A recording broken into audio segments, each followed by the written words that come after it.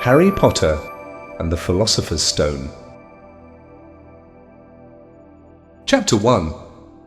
The Boy Who Lived. Mr.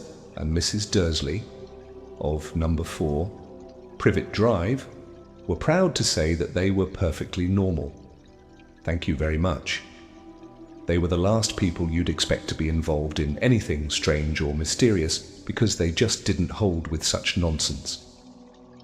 Mr. Dursley was the director of a firm called Grunnings, which made drills. He was a big, beefy man with hardly any neck, although he did have a very large moustache.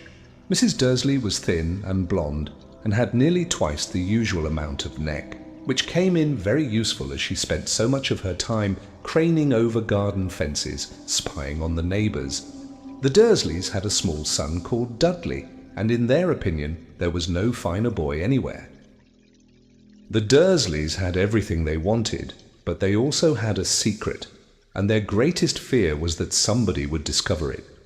They didn't think they could bear it if anyone found out about the Potters.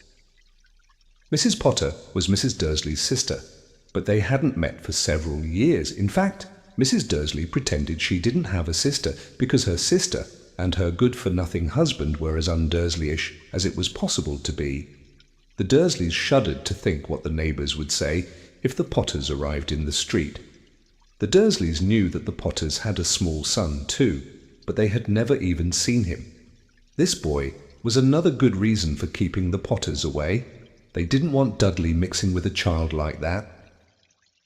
When Mr. and Mrs. Dursley woke up on the dull, grey Tuesday, our story starts. There was nothing about the cloudy sky outside to suggest that strange and mysterious things would soon be happening all over the country. Mr. Dursley hummed as he picked out his most boring tie for work, and Mrs. Dursley gossiped away happily as she wrestled a screaming Dudley into his high chair. None of them noticed a large, tawny owl flutter past the window. At 8:30, Mr. Dursley picked up his briefcase, pecked Mrs. Dursley on the cheek, and tried to kiss Dudley goodbye, but missed, because Dudley was now having a tantrum and throwing his cereal at the walls. "Little tyke," chortled Mr. Dursley. As he left the house, he got into his car and backed out of number 4's drive. It was on the corner of the street that he noticed the first sign of something peculiar: a cat reading a map. For a second, Mr. Dursley didn't realize what he had seen. Then he jerked his head around to look again. There was a tabby cat standing on the corner of Privet Drive, but there wasn't a map in sight. What could he have been thinking of? It must have been a trick of the light. Mr. Dursley blinked and stared at the cat. It stared back. As Mr. Dursley drove around the corner and up the road, he watched the cat in his mirror. It was now reading the sign that said Privet Drive. No, looking at the sign. Cats couldn't read maps or signs. Mr. Dursley gave himself a little shake and put the cat out of his mind. As he drove toward town, he thought of nothing except a large order of drills he was hoping to get that day. But on the edge of town, drills were driven out of his mind by something else. As he sat in the usual morning traffic jam, he couldn't help noticing that there seemed to be a lot of strangely dressed people about, people in cloaks. Mr. Dursley couldn't bear people who dressed in funny clothes. The get-ups you saw on young people, he supposed this was some stupid new fashion. He drummed his fingers on the steering wheel, and his eyes fell on a huddle of these weirdos standing quite close by. They were whispering excitedly together. Mr. Dursley was enraged to see that a couple of them weren't young at all. Why, that man had to be older than he was, and wearing an emerald green cloak. The nerve of him! But then it struck Mr. Dursley that this was probably some silly stunt. These people were obviously collecting for something. Yes, that would be it. The traffic moved on, and a few minutes later, Mr. Dursley arrived in the Grunnings parking lot, his mind back on drills. Mr. Dursley always sat with his back to the window in his office on the 9th floor. If he hadn't, he might have found it harder to concentrate on drills that morning. He didn't see the owls swooping past in broad daylight, though people down in the street did. They pointed and gazed open-mouthed as owl after owl sped overhead. Most of them had never seen an owl even at night time. Mr. Dursley's team, however, had a perfectly normal, owl-free morning. He yelled at 5 different people. He made several important telephone calls and shouted a bit more. He was in a very good mood until lunchtime, when he thought he'd stretch his legs and walk across the road to buy himself a bun from the bakery. He'd forgotten all about the people in cloaks until he passed a group of them next to the baker's. He eyed them angrily as he passed. He didn't know why, but they made him uneasy. This bunch were whispering excitedly, too, and he couldn't see a single collecting tin. It was on his way back past them, clutching a large doughnut in a bag, that he caught a few words of what they were saying. The Potters, that's right, that's what I heard, yes, their son, Harry. Mr. Dursley stopped dead. Fear flooded him. He looked back at the whisperers as if he wanted to say something to them, but thought better of it. He dashed back across the road, hurried up to his office, snapped at his secretary not to disturb him, seized his telephone, and had almost finished dialing his home number when he changed his mind. He put the receiver back down and stroked his moustache, thinking, no, he was being stupid. Potter wasn't such an unusual name. He was sure there were lots of people called Potter who had a son called Harry. Come to think of it, he wasn't even sure his nephew was called Harry. He'd never even seen the boy. It might have been Harvey or Harold. There was no point in worrying Mrs. Dursley. She always got so upset at any mention of her sister. He didn't blame her if he'd had a sister like that. But all the same, those people in cloaks. He found it a lot harder to concentrate on drills that afternoon, and when he left the building at 5 o'clock, he was still so worried that he walked straight into someone just outside the door. "Sorry," he grunted, as the tiny old man stumbled and almost fell. It was a few seconds before Mr. Dursley realized that the man was wearing a violet cloak. He didn't seem at all upset at being almost knocked to the ground. On the contrary, his face split into a wide smile, and he said in a squeaky voice that made passers-by stare, "Don't be sorry, my dear sir, for nothing could upset me today. Rejoice, for you know who has gone at last. Even muggles like yourself should be celebrating this happy, happy day." And the old man hugged Mr. Dursley around the middle and walked off. Mr. Dursley stood rooted to the spot. He had been hugged by a complete stranger. He also thought he had been called a muggle, whatever that was. He was rattled. He hurried to his car and set off for home, hoping he was imagining things, which he had never hoped before because he didn't approve of imagination. As he pulled into the driveway of number 4, the first thing he saw, and it didn't improve his mood, was the tabby cat he'd spotted that morning. It was now sitting on his garden wall. He was sure it was the same one. It had the same markings around its eyes. "Shoo!" said Mr. Dursley loudly. The cat didn't move. It just gave him a stern look. Was this normal cat behavior? Mr. Dursley wondered, trying to pull himself together. He let himself into the house. He was still determined not to mention anything to his wife. Mrs. Dursley had had a nice, normal day. She told him over dinner all about Mrs. Next Door's problems with her daughter and how Dudley had learned a new word. "Won't..." Mr. Dursley tried to act normally. When Dudley had been put to bed, he went into the living room in time to catch the last report on the evening news. And finally, bird watchers everywhere have reported that the nation's owls have been behaving very unusually today. Although owls normally hunt at night and are hardly ever seen in daylight, there have been hundreds of sightings of these birds flying in every direction since sunrise. Experts are unable to explain why the owls have suddenly changed their sleeping pattern. The newscaster allowed himself a grin. Most mysterious. And now, over to Jim McGuffin with the weather. Going to be any more showers of owls tonight, Jim? "Well, Ted," said the weatherman, I don't know about that, but it's not only the owls that have been acting oddly today.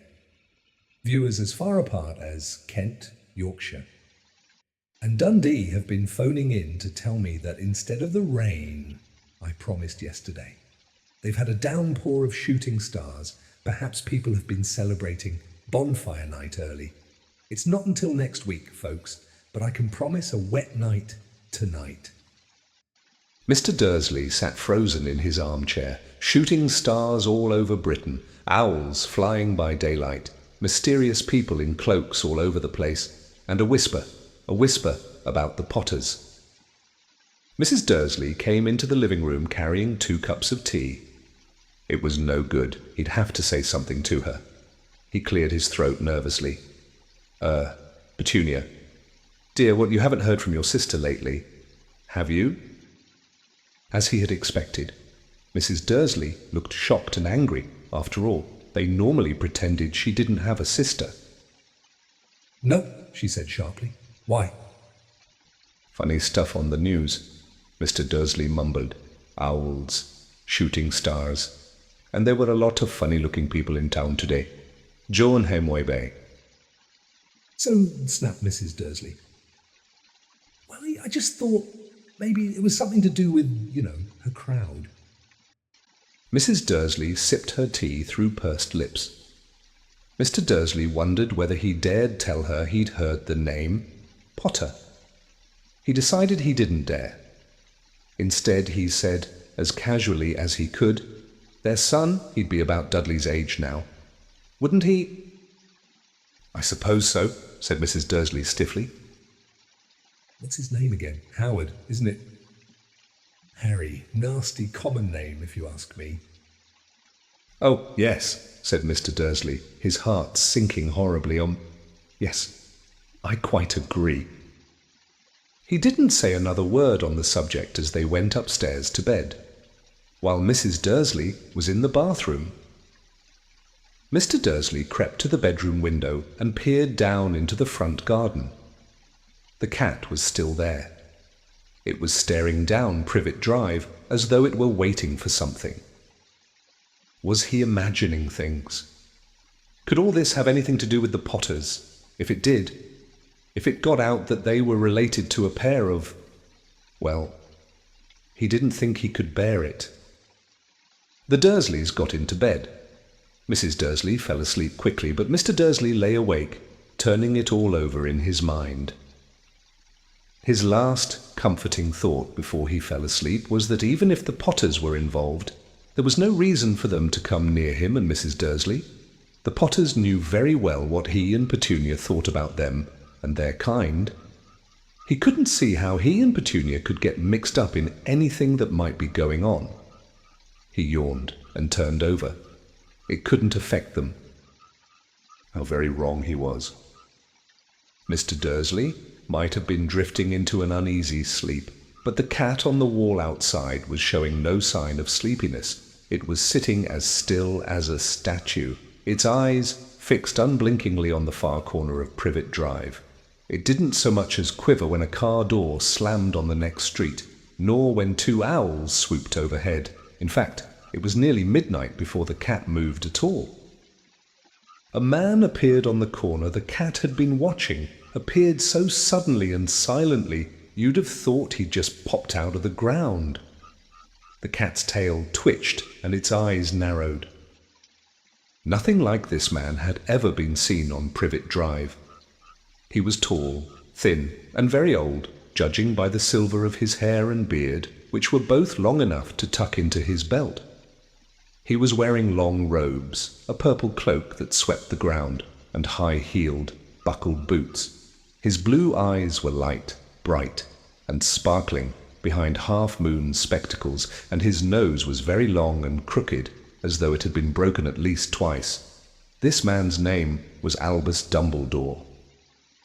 Albus Dumbledore didn't seem to realize that he had just arrived in a street where everything from his name to his boots was unwelcome.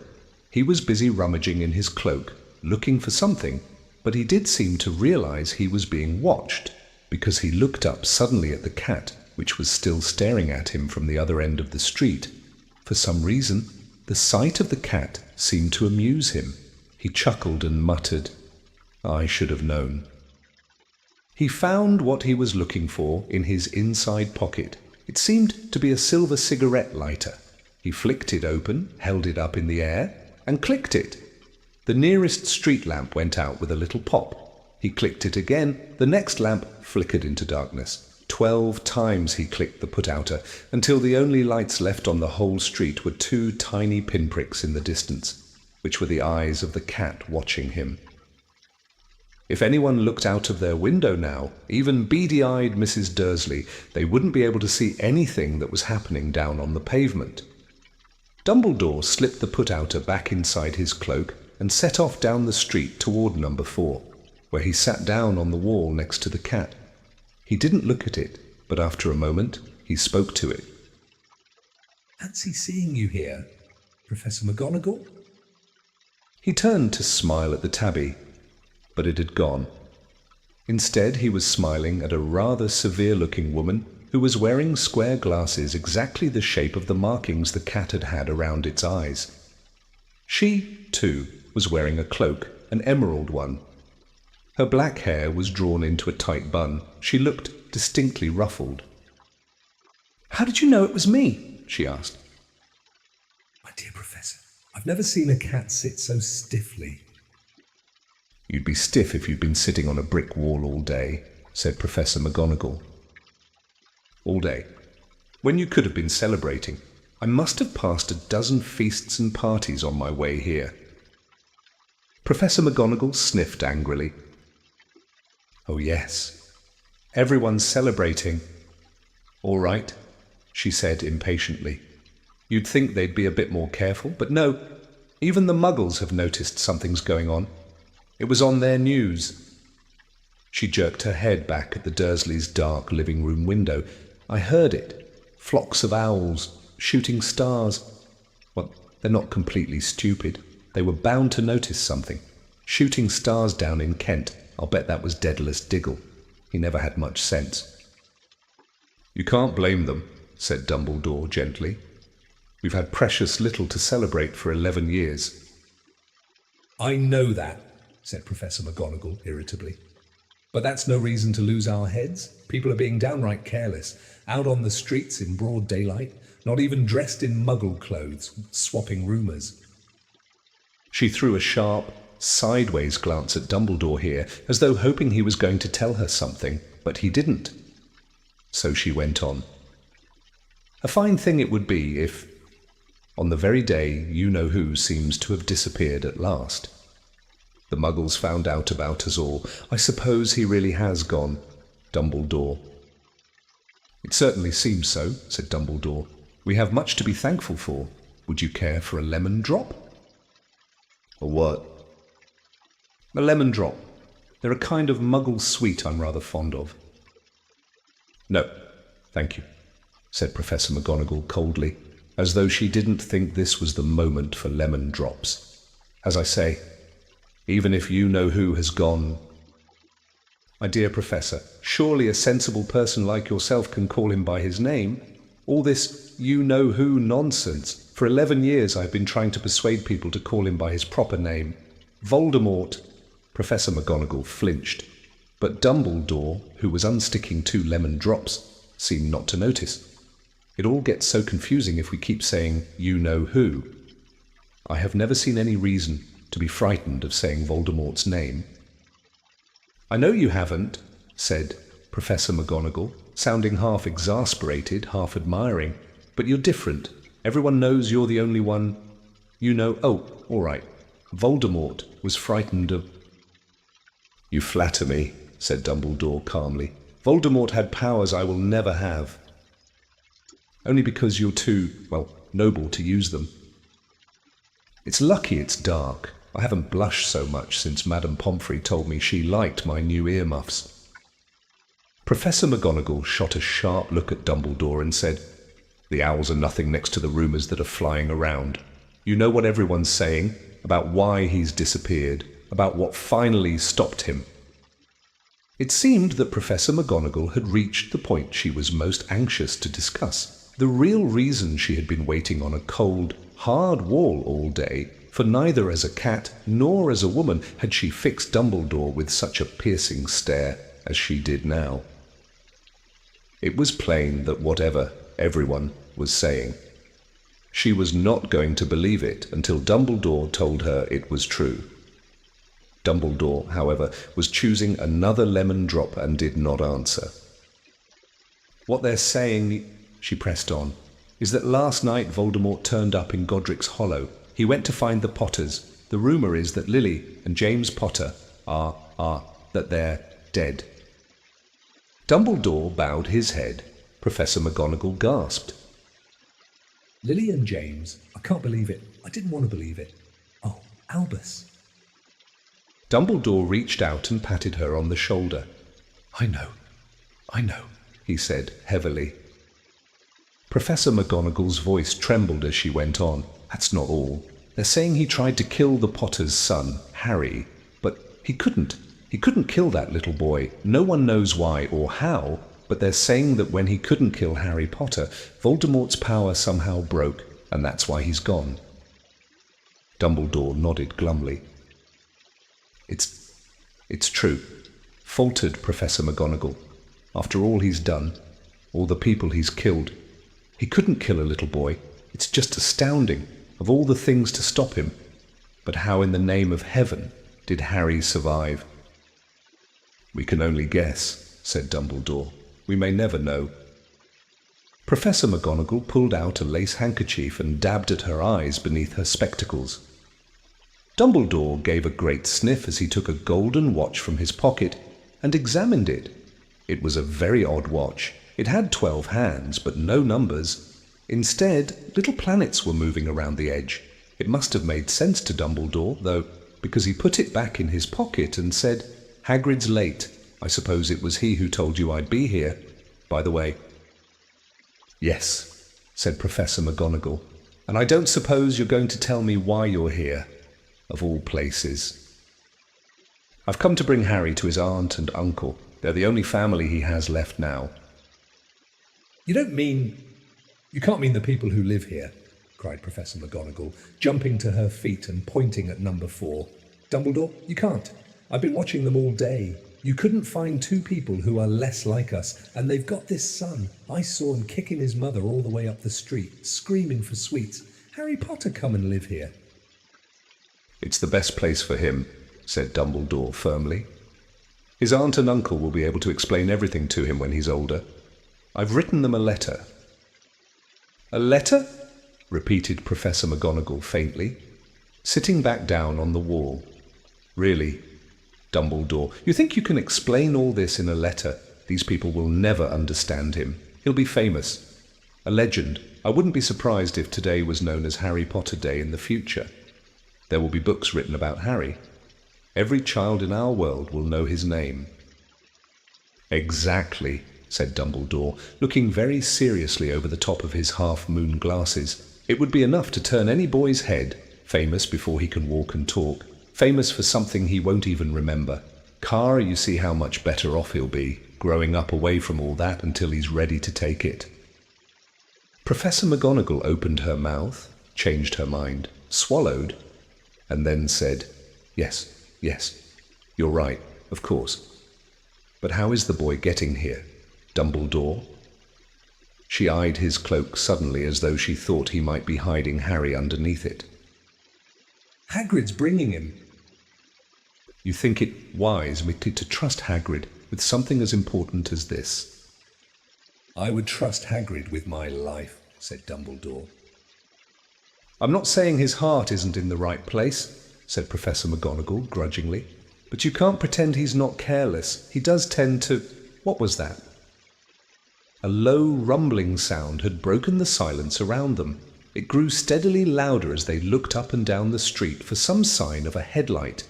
It swelled to a roar as they both looked up at the sky, and a huge motorcycle fell out of the air and landed on the road in front of them.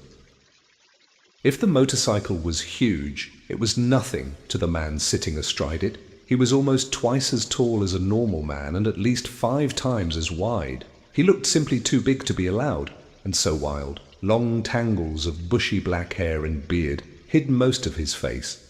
He had hands the size of trash can lids, and his feet in their leather boots were like baby dolphins. In his vast, muscular arms he was holding a bundle of blankets. "Hagrid," said Dumbledore, sounding relieved. "At last! And where did you get that motorcycle?"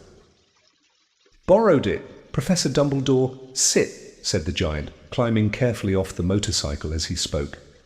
"Young Sirius Black lent it to me. I've got him, sir." "No problems, were there?" "No, sir. House was almost destroyed, but I got him out all right before the muggles started swarming around. He fell asleep as we was flying over Bristol." Dumbledore and Professor McGonagall bent forward over the bundle of blankets. Inside, just visible, was a baby boy, fast asleep. Under a tuft of jet-black hair over his forehead, they could see a curiously shaped cut, like a bolt of lightning. "Is that where—" whispered Professor McGonagall. "Yes," said Dumbledore. "He'll have that scar forever." "Couldn't you do something about it, Dumbledore?" "Even if I could, I wouldn't. Scars can come in handy. I have one myself above my left knee that is a perfect map of the London Underground. Well, give him here, Hagrid. We'd better get this over with."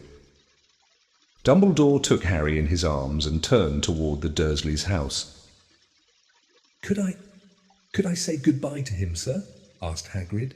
He bent his great shaggy head over Harry and gave him what must have been a very scratchy, whiskery kiss. Then, suddenly, Hagrid let out a howl like a wounded dog. "Shh!" hissed Professor McGonagall. "You'll wake the muggles." "Sorry," sobbed Hagrid, taking out a large, spotted handkerchief and burying his face in it. "But I can't stand it. Lily and James dead, and poor little Harry off to live with muggles." Yes. It's all very sad, but get a grip on yourself, Hagrid, or we'll be found," Professor McGonagall whispered, patting Hagrid gingerly on the arm as Dumbledore stepped over the low garden wall and walked to the front door. He laid Harry gently on the doorstep, took a letter out of his cloak, tucked it inside Harry's blankets, and then came back to the other two. For a full minute, the three of them stood and looked at the little bundle. Hagrid's shoulders shook, Professor McGonagall blinked furiously, and the twinkling light that usually shone from Dumbledore's eyes seemed to have gone out. "Well," said Dumbledore finally, "that's that. We've no business staying here. We may as well go and join the celebrations." "Yeah," said Hagrid in a very muffled voice. "I'll be taking Sirius his bike back. Good night, Professor McGonagall, Professor Dumbledore, sir." Wiping his streaming eyes on his jacket sleeve, Hagrid swung himself onto the motorcycle and kicked the engine into life. With a roar, it rose into the air and off into the night. "I shall see you soon. I expect—" "Professor McGonagall," said Dumbledore, nodding to her. Professor McGonagall blew her nose in reply. Dumbledore turned and walked back down the street. On the corner, he stopped and took out the silver put-outer. He clicked it once, and 12 balls of light sped back to their street lamps, so that Privet Drive glowed suddenly orange, and he could make out a tabby cat slinking around the corner at the other end of the street. He could just see the bundle of blankets on the step of number 4. "Good luck, Harry," he murmured. He turned on his heel, and with a swish of his cloak, he was gone. A breeze ruffled the neat hedges of Privet Drive, which lay silent and tidy under the inky sky. The very last place you would expect astonishing things to happen. Harry Potter rolled over inside his blankets without waking up. One small hand closed on the letter beside him, and he slept on, not knowing he was special, not knowing he was famous, not knowing he would be woken in a few hours' time by Mrs. Dursley's scream as she opened the front door to put out the milk bottles, nor that he would spend the next few weeks being prodded and pinched by his cousin Dudley. He couldn't know that at this very moment, People meeting in secret all over the country were holding up their glasses and saying in hushed voices, "To Harry Potter, the boy who lived." Chapter 2. The Vanishing Glass. Nearly 10 years had passed since the Dursleys had woken up to find their nephew on the front step, but Privet Drive had hardly changed at all. The sun rose on the same tidy front gardens and lit up the brass number 4 on the Dursleys' front door. It crept into their living room, which was almost exactly the same as it had been on the night when Mr. Dursley had seen that fateful news report about the owls. Only the photographs on the mantelpiece really showed how much time had passed. 10 years ago, there had been lots of pictures of what looked like a large pink beach ball wearing different coloured bonnets. But Dudley Dursley was no longer a baby. And now the photographs showed a large blonde boy riding his first bicycle on a carousel at the fair, playing a computer game with his father, being hugged and kissed by his mother. The room held no sign at all that another boy lived in the house, too. Yet Harry Potter was still there, asleep at the moment, but not for long. His Aunt Petunia was awake, and it was her shrill voice that made the first noise of the day. "Up! Get up! Now!" Harry woke with a start. His aunt rapped on the door again. "Up!" she screeched. Harry heard her walking toward the kitchen, and then the sound of the frying pan being put on the stove. He rolled onto his back and tried to remember the dream he had been having. It had been a good one. There had been a flying motorcycle in it. He had a funny feeling he'd had the same dream before. His aunt was back outside the door. "Are you up yet?" she demanded. "Nearly," said Harry. "Well, get a move on. I want you to look after the bacon, and don't you dare let it burn. I want everything perfect on Duddy's birthday." Harry groaned. "What did you say?" his aunt snapped through the door. Nothing. Dudley's birthday. How could he have forgotten? Harry got slowly out of bed and started looking for socks. He found a pair under his bed and, after pulling a spider off one of them, put them on. Harry was used to spiders because the cupboard under the stairs was full of them, and that was where he slept. When he was dressed, he went down the hall into the kitchen. The table was almost hidden beneath all Dudley's birthday presents. It looked as though Dudley had gotten the new computer he wanted, not to mention the second television and the racing bike. Exactly why Dudley wanted a racing bike was a mystery to Harry, as Dudley was very fat and hated exercise, unless of course it involved punching somebody. Dudley's favourite punching bag was Harry, but he couldn't often catch him. Harry didn't look it, but he was very fast. Perhaps it had something to do with living in a dark cupboard, but Harry had always been small and skinny for his age. He looked even smaller and skinnier than he really was, because all he had to wear were old clothes of Dudley's, and Dudley was about 4 times bigger than he was. Harry had a thin face, knobbly knees, black hair, and bright green eyes. He wore round glasses held together with a lot of Scotch tape because of all the times Dudley had punched him on the nose. The only thing Harry liked about his own appearance was a very thin scar on his forehead that was shaped like a bolt of lightning. He had had it as long as he could remember, and the first question he could ever remember asking his Aunt Petunia was how he had gotten it. "In the car crash when your parents died," she had said, "and don't ask questions." Don't ask questions. That was the first rule for a quiet life with the Dursleys. Uncle Vernon entered the kitchen as Harry was turning over the bacon. "Comb your hair," he barked, by way of a morning greeting. About once a week, Uncle Vernon looked over the top of his newspaper and shouted that Harry needed a haircut. Harry must have had more haircuts than the rest of the boys in his class put together. But it made no difference. His hair simply grew that way, all over the place. Harry was frying eggs by the time Dudley arrived in the kitchen with his mother.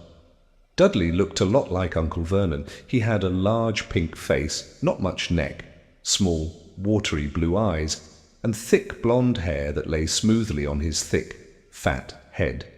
Aunt Petunia often said that Dudley looked like a baby angel. Harry often said that Dudley looked like a pig in a wig. Harry put the plates of egg and bacon on the table, which was difficult as there wasn't much room. Dudley, meanwhile, was counting his presents. His face fell. 36, he said, looking up at his mother and father. That's 2 less than last year. Darling, you haven't counted Auntie Marge's present. See, it's here under this big one from Mommy and Daddy.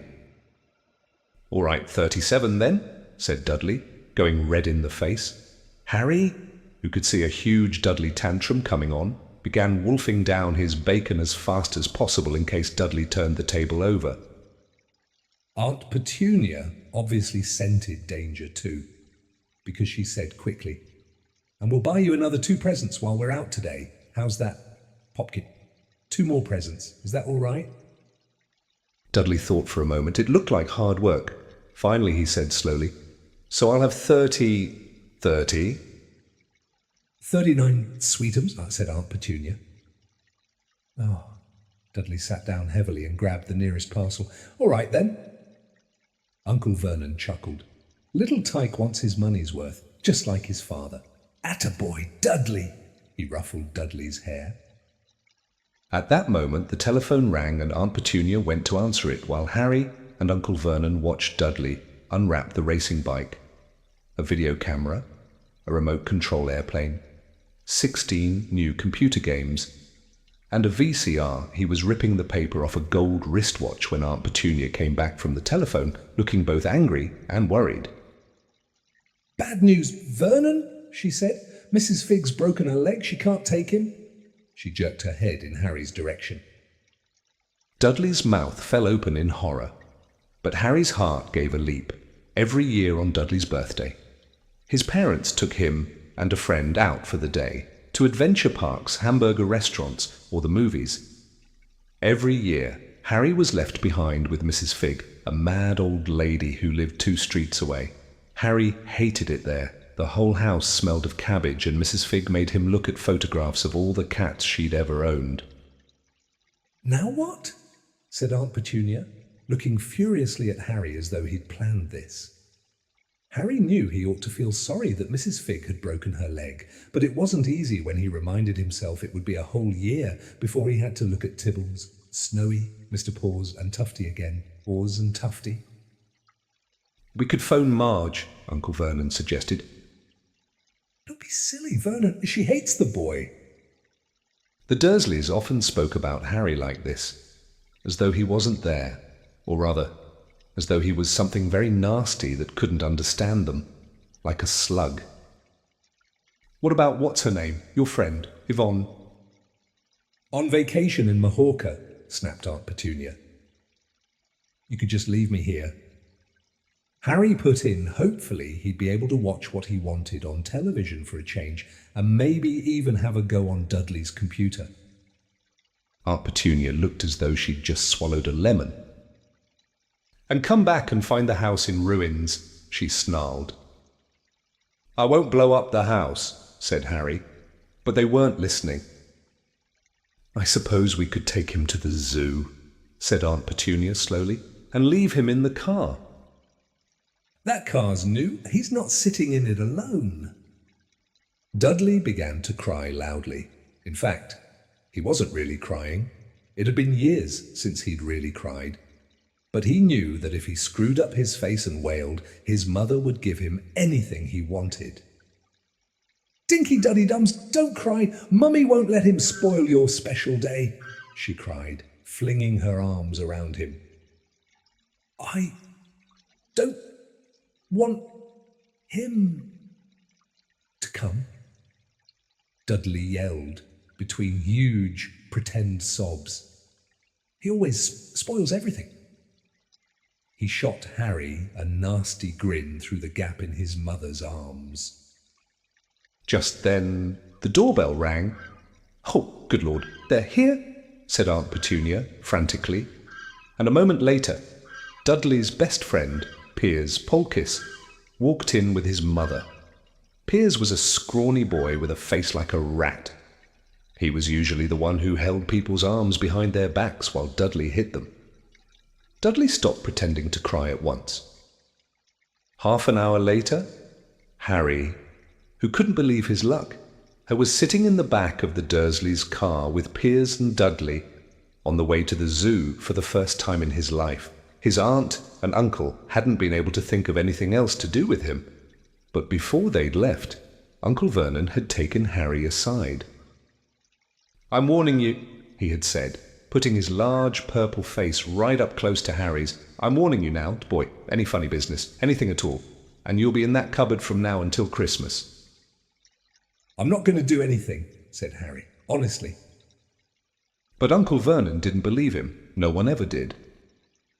The problem was, strange things often happened around Harry, and it was just no good telling the Dursleys he didn't make them happen. Once, Aunt Petunia, tired of Harry coming back from the barber's looking as though he hadn't been at all, had taken a pair of kitchen scissors and cut his hair so short he was almost bald except for his bangs, which she left to hide that horrible scar. Dudley had laughed himself silly at Harry, who spent a sleepless night imagining school the next day, where he was already laughed at for his baggy clothes and taped glasses. Next morning, however, he had gotten up to find his hair exactly as it had been before Aunt Petunia had sheared it off.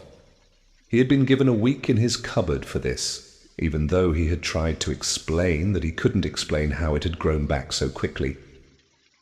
Another time, Aunt Petunia had been trying to force him into a revolting old sweater of Dudley's brown with orange puffballs.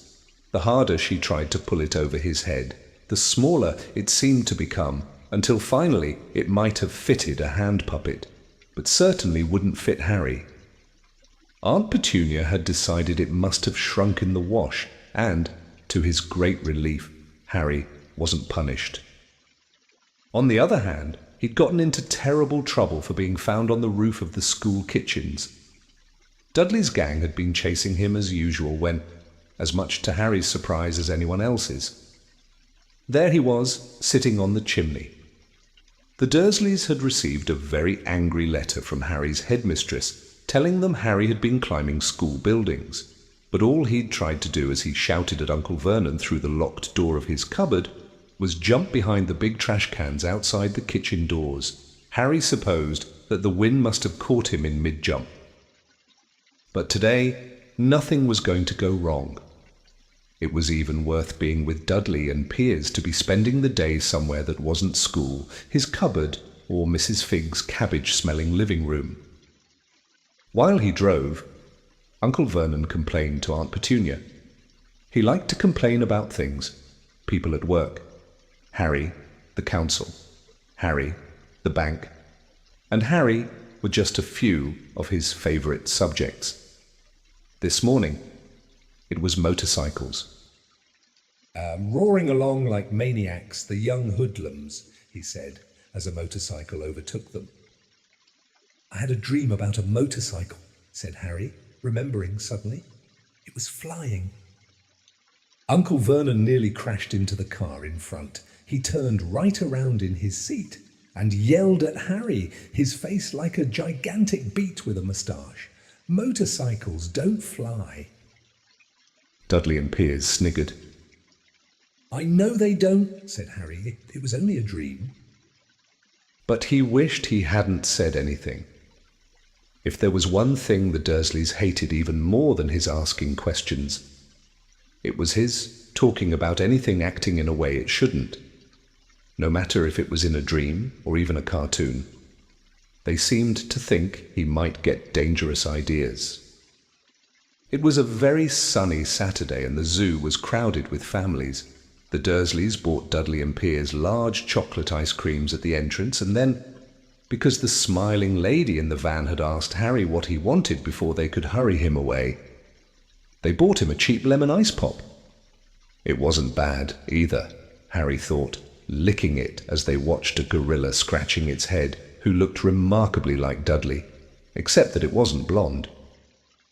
Harry had the best morning he'd had in a long time. He was careful to walk a little way apart from the Dursleys, so that Dudley and Piers, who were starting to get bored with the animals by lunchtime, wouldn't fall back on their favourite hobby of hitting him.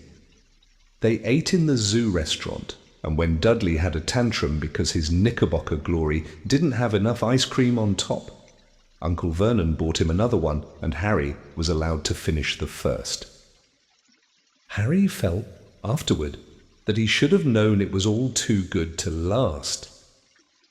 After lunch they went to the reptile house. It was cool and dark in there, with lit windows all along the walls. Behind the glass, all sorts of lizards and snakes were crawling and slithering over bits of wood and stone. Dudley and Piers wanted to see huge, poisonous cobras and thick, man-crushing pythons.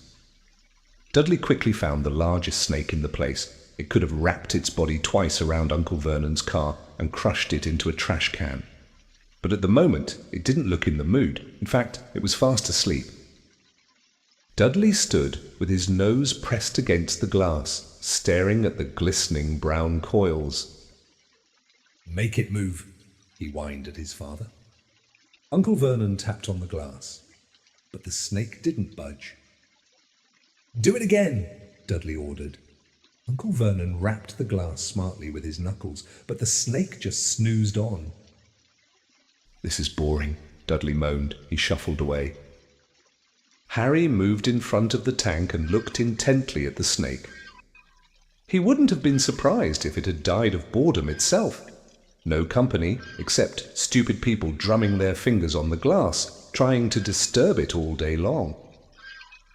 It was worse than having a cupboard as a bedroom, where the only visitor was Aunt Petunia hammering on the door to wake you up. At least he got to visit the rest of the house. The snake suddenly opened its beady eyes. Slowly, very slowly, it raised its head until its eyes were on a level with Harry's. It winked. Harry stared. Then he looked quickly around to see if anyone was watching. They weren't. He looked back at the snake and winked, too. The snake jerked its head toward Uncle Vernon and Dudley, then raised its eyes to the ceiling. It gave Harry a look that said quite plainly, "I get that all the time." "I know," Harry murmured through the glass, though he wasn't sure the snake could hear him. It must be really annoying. The snake nodded vigorously. "Where do you come from, anyway?" Harry asked. The snake jabbed its tail at a little sign next to the glass. Harry peered at it. "Boa constrictor, Brasil." Was it nice there? The boa constrictor jabbed its tail at the sign again, and Harry read on. This specimen was bred in the zoo. Oh, I see. So you've never been to Brazil? As the snake shook its head, a deafening shout behind Harry made both of them jump. "Dudley, Mr. Dursley, come and look at this snake. You won't believe what it's doing." Dudley came waddling toward them as fast as he could. "Out of the way, you," he said, punching Harry in the ribs. Caught by surprise, Harry fell hard on the concrete floor. What came next happened so fast no one saw how it happened. 1 second. Piers and Dudley were leaning right up close to the glass. The next, they had leapt back with howls of horror. Harry sat up and gasped. The glass front of the boa constrictor's tank had vanished. The great snake was uncoiling itself rapidly, slithering out onto the floor. People throughout the reptile house screamed and started running for the exits.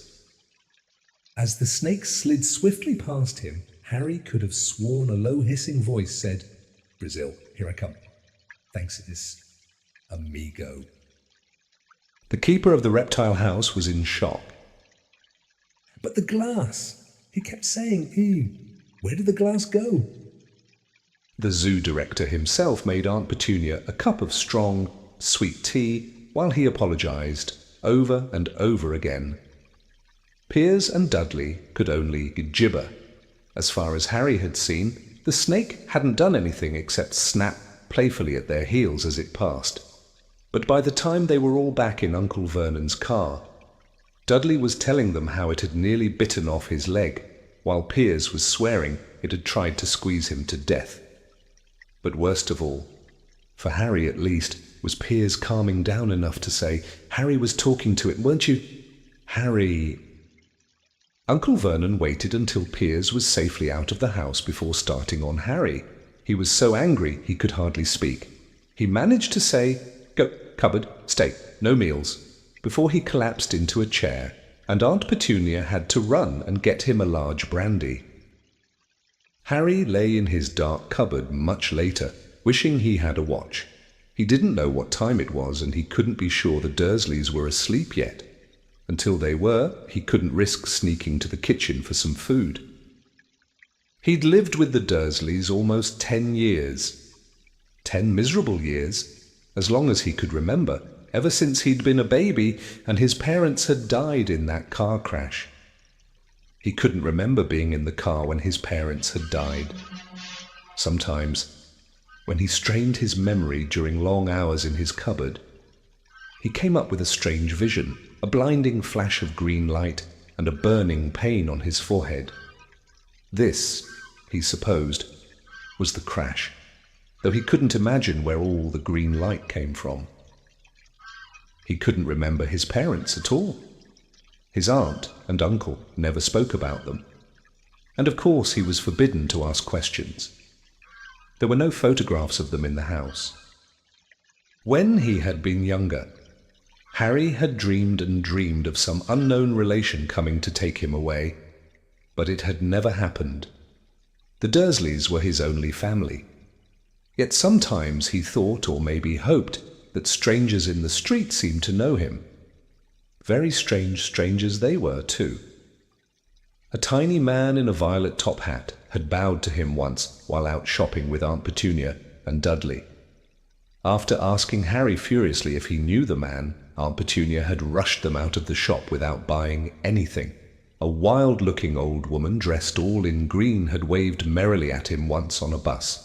A bald man in a very long purple coat had actually shaken his hand in the street the other day and then walked away without a word. The weirdest thing about all these people was the way they seemed to vanish the second Harry tried to get a closer look. At school, Harry had no one. Everybody knew that Dudley's gang hated that odd Harry Potter in his baggy old clothes and broken glasses, and nobody liked to disagree with Dudley's gang. Chapter 3. The Letters from No One. The escape of the Brazilian boa constrictor earned Harry his longest ever punishment. By the time he was allowed out of his cupboard again, the summer holidays had started and Dudley had already broken his new video camera, crashed his remote control airplane, and, first time out on his racing bike, knocked down old Mrs. Fig as she crossed Privet Drive on her crutches. Harry was glad school was over, but there was no escaping Dudley's gang, who visited the house every single day. Piers, Dennis, Malcolm, and Gordon were all big and stupid, but as Dudley was the biggest and stupidest of the lot, he was the leader. The rest of them were all quite happy to join in Dudley's favourite sport, Harry hunting. This was why Harry spent as much time as possible out of the house, wandering around and thinking about the end of the holidays, where he could see a tiny ray of hope. When September came, he would be going off to secondary school and, for the first time in his life, he wouldn't be with Dudley. Dudley had been accepted at Uncle Vernon's old private school, Smeltings. Piers Polkiss was going there too. Harry, on the other hand, was going to Stonewall High, the local public school. Dudley thought this was very funny.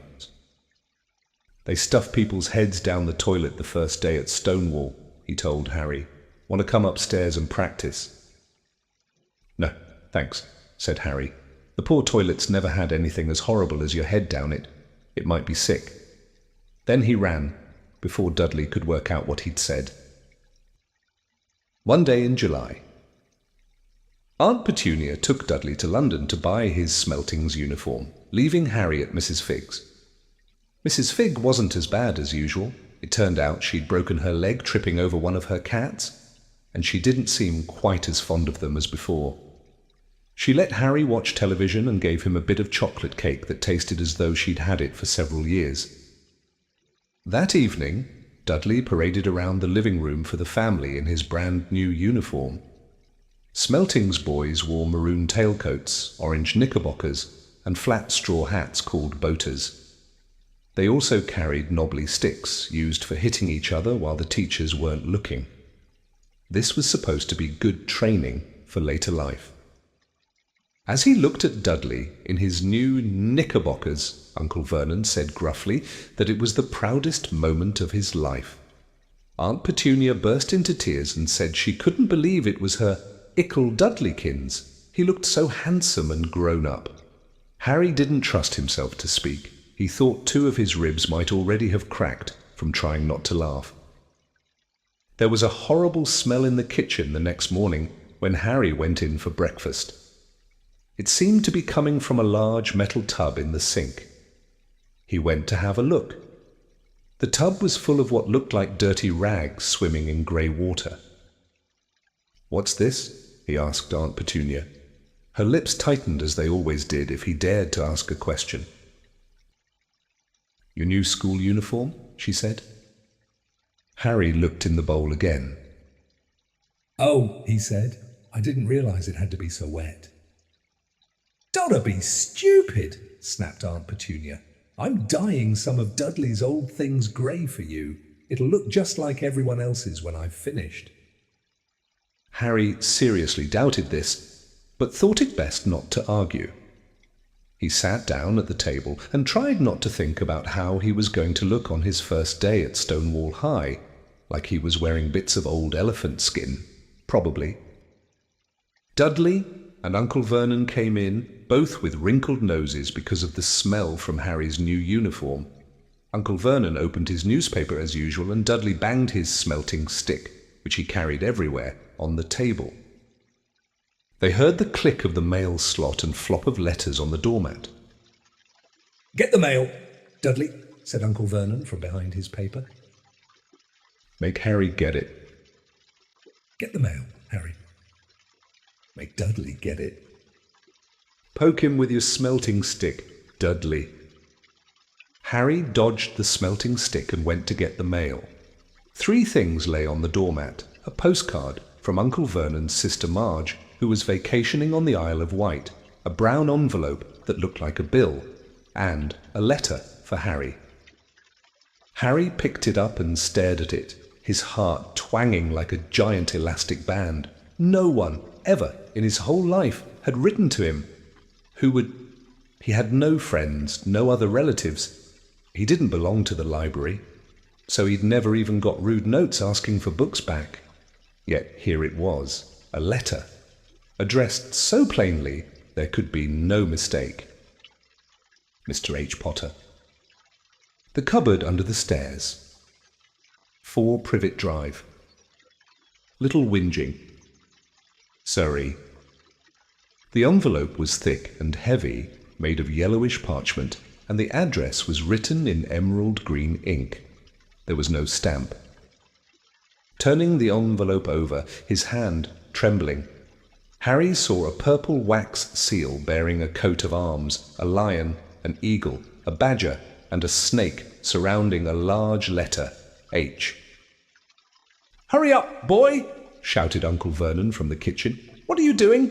Checking for letter bombs!" He chuckled at his own joke. Harry went back to the kitchen, still staring at his letter. He handed Uncle Vernon the bill and the postcard, sat down, and slowly began to open the yellow envelope.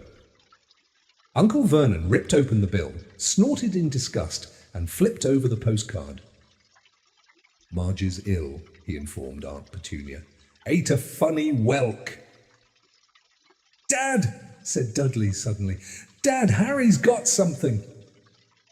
Harry was on the point of unfolding his letter, which was written on the same heavy parchment as the envelope, when it was jerked sharply out of his hand by Uncle Vernon. "That's mine," said Harry, trying to snatch it back. "Who'd be writing to you?" sneered Uncle Vernon, shaking the letter open with one hand and glancing at it. His face went from red to green faster than a set of traffic lights. And it didn't stop there. Within seconds, it was the greyish white of old porridge. Petunia, he gasped. Dudley tried to grab the letter to read it, but Uncle Vernon held it high out of his reach. Aunt Petunia took it curiously and read the first line. For a moment it looked as though she might faint. She clutched her throat and made a choking noise. Vernon, oh my goodness, Vernon! They stared at each other, seeming to have forgotten that Harry and Dudley were still in the room. Dudley wasn't used to being ignored. He gave his father a sharp tap on the head with his smelting stick. I want to read that letter, he said loudly. Want to read it, said Harry furiously, as it's mine. Get out, both of you, croaked Uncle Vernon, stuffing the letter back inside its envelope. Harry didn't move. I want my letter, he shouted. Let me see it, demanded Dudley. Out, roared Uncle Vernon. And he took both Harry and Dudley by the scruffs of their necks and threw them into the hall, slamming the kitchen door behind them. Harry and Dudley promptly had a furious but silent fight over who would listen at the keyhole. Dudley won, so Harry, his glasses dangling from one ear, lay flat on his stomach to listen at the crack between door and floor. Vernon, Aunt Petunia was saying in a quivering voice, look at the address. How could they possibly know where he sleeps? You don't think they're watching the house? Watching, spying, might be following us, muttered Uncle Vernon wildly. But what should we do? Vernon, should we write back? Tell them we don't want... Harry could see Uncle Vernon's shiny black shoes pacing up and down the kitchen. No, he said finally. No, we'll ignore it if they don't get an answer. Yes, that's best. We won't do anything. But, I'm not having one in the house. Petunia, didn't we swear when we took him in we'd stamp out that dangerous nonsense? That evening, when he got back from work, Uncle Vernon did something he'd never done before. He visited Harry in his cupboard. "Where's my letter?" said Harry, the moment Uncle Vernon had squeezed through the door. "Who's writing to me?" "No one. It was addressed to you by mistake," said Uncle Vernon shortly. "I have burned it." "It was not a mistake," said Harry angrily. "It had my cupboard on it." Silence! Yelled Uncle Vernon, and a couple of spiders fell from the ceiling. He took a few deep breaths and then forced his face into a smile which looked quite painful. Yes, Harry, about this cupboard. Your aunt and I have been thinking you're really getting a bit big for it. We think it might be nice if you moved into Dudley's second bedroom." "Why," said Harry. "Don't ask questions," snapped his uncle. "Take this stuff upstairs, now." The Dursleys' house had 4 bedrooms, one for Uncle Vernon and Aunt Petunia, one for visitors, usually Uncle Vernon's sister, Marge, one where Dudley slept, and one where Dudley kept all the toys and things that wouldn't fit into his first bedroom. It only took Harry one trip upstairs to move everything he owned from the cupboard to this room. He sat down on the bed and stared around him. Nearly everything in here was broken. The month-old video camera was lying on top of a small, working tank Dudley had once driven over the next-door neighbour's dog. In the corner was Dudley's first-ever television set, which he'd put his foot through when his favourite programme had been cancelled. There was a large birdcage, which had once held a parrot that Dudley had swapped at school for a real air rifle, which was up on a shelf with the end all bent because Dudley had sat on it. Other shelves were full of books. They were the only things in the room that looked as though they'd never been touched. From downstairs came the sound of Dudley bawling at his mother. "I don't want him in there. I need that room. Make him get out." Harry sighed and stretched out on the bed. Yesterday he'd have given anything to be up here. Today he'd rather be back in his cupboard with that letter than up here without it. Next morning at breakfast, everyone was rather quiet. Dudley was in shock. He'd screamed, whacked his father with his smelting stick, been sick on purpose, kicked his mother, and thrown his tortoise through the greenhouse roof, and he still didn't have his room back. Harry was thinking about this time yesterday and bitterly wishing he'd opened the letter in the hall. Uncle Vernon and Aunt Petunia kept looking at each other darkly. When the mail arrived, Uncle Vernon, who seemed to be trying to be nice to Harry, made Dudley go and get it. They heard him banging things with his smelting stick all the way down the hall. Then he shouted, "There's another one. Mr. H. Potter, the smallest bedroom, 4 Privet Drive, E." With a strangled cry, Uncle Vernon leapt from his seat and ran down the hall, Harry right behind him. Uncle Vernon had to wrestle Dudley to the ground to get the letter from him, which was made difficult by the fact that Harry had grabbed Uncle Vernon around the neck from behind, after a minute of confused fighting in which everyone got hit a lot by the smelting stick. Uncle Vernon straightened up, gasping for breath, with Harry's letter clutched in his hand. "Go to your cupboard, your bedroom," he wheezed at Harry. "Dudley, go, just go." Harry walked round and round his new room. Someone knew he had moved out of his cupboard, and they seemed to know he hadn't received his first letter. Surely that meant they'd try again, and this time he'd make sure they didn't fail. He had a plan. The repaired alarm clock rang at 6 o'clock the next morning. Harry turned it off quickly and dressed silently. He mustn't wake the Dursleys. He stole downstairs without turning on any of the lights. He was going to wait for the postman on the corner of Privet Drive and get the letters for number 4 first.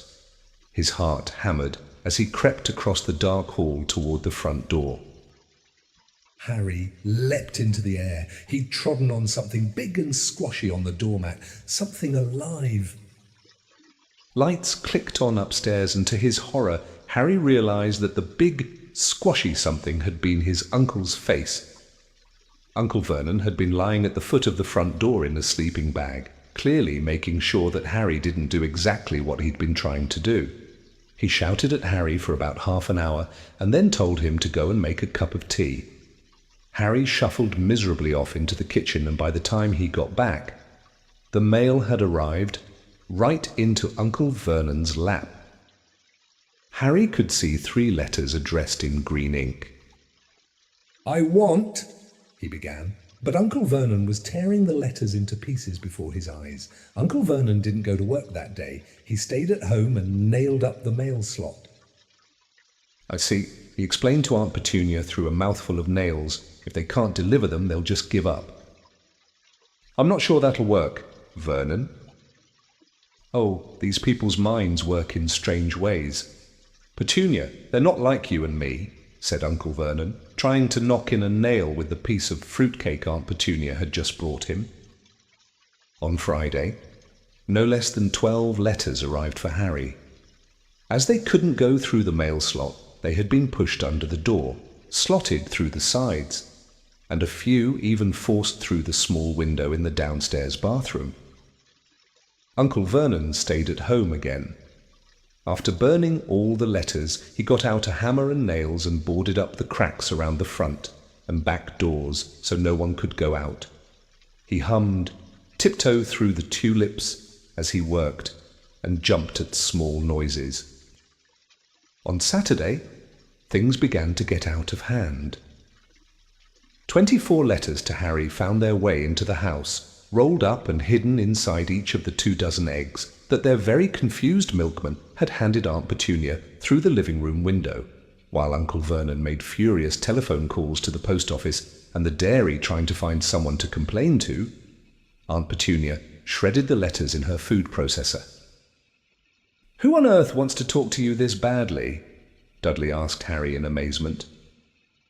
On Sunday morning, Uncle Vernon sat down at the breakfast table looking tired and rather ill, but happy.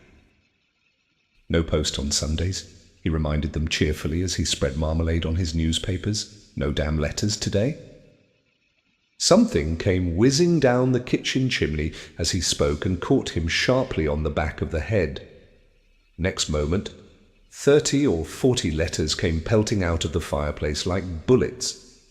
The Dursleys ducked, but Harry leapt into the air, trying to catch one. Ow! Ow! Uncle Vernon seized Harry around the waist and threw him into the hall. When Aunt Petunia and Dudley had run out with their arms over their faces, Uncle Vernon slammed the door shut. They could hear the letters still streaming into the room, bouncing off the walls and floor. "That does it," said Uncle Vernon, trying to speak calmly but pulling great tufts out of his moustache at the same time. "I'll want you all back here in 5 minutes, ready to leave. We're going away. Just pack some clothes. No arguments." He looked so dangerous with half his moustache missing that no one dared argue. 10 minutes later they had wrenched their way through the boarded-up doors and were in the car, speeding toward the highway. Dudley was sniffling in the back seat. His father had hit him round the head for holding them up while he tried to pack his television, VCR and computer in his sports bag. They drove. And they drove. Even Aunt Petunia didn't dare ask where they were going. Every now and then Uncle Vernon would take a sharp turn and drive in the opposite direction for a while. "Shake 'em off, shake 'em off," he would mutter whenever he did this. They didn't stop to eat or drink all day.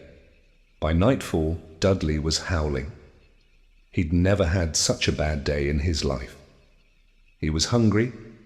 He'd missed 5 television programs he'd wanted to see, and he'd never gone so long without blowing up an alien on his computer. Uncle Vernon stopped at last outside a gloomy-looking hotel on the outskirts of a big city. Dudley and Harry shared a room with twin beds and damp, musty sheets. Dudley snored, but Harry stayed awake, sitting on the windowsill, staring down at the lights of passing cars and wondering. They ate stale cornflakes and cold tinned tomatoes on toast for breakfast the next day. They had just finished when the owner of the hotel came over to their table. "Excuse me, but is one of you Mr. H. Potter? Only I got about 100 of these at the front desk." She held up a letter so they could read the green ink address. Mr. H. Potter. Room 17. Railview Hotel. Cokeworth. Harry made a grab for the letter, but Uncle Vernon knocked his hand out of the way. The woman stared. "I'll take them," said Uncle Vernon, standing up quickly and following her from the dining room. "Wouldn't it be better just to go home, dear?" Aunt Petunia suggested timidly. Hours later. But Uncle Vernon didn't seem to hear her. Exactly what he was looking for. None of them knew. He drove them into the middle of a forest, got out, looked around, shook his head, got back in the car, and off they went again.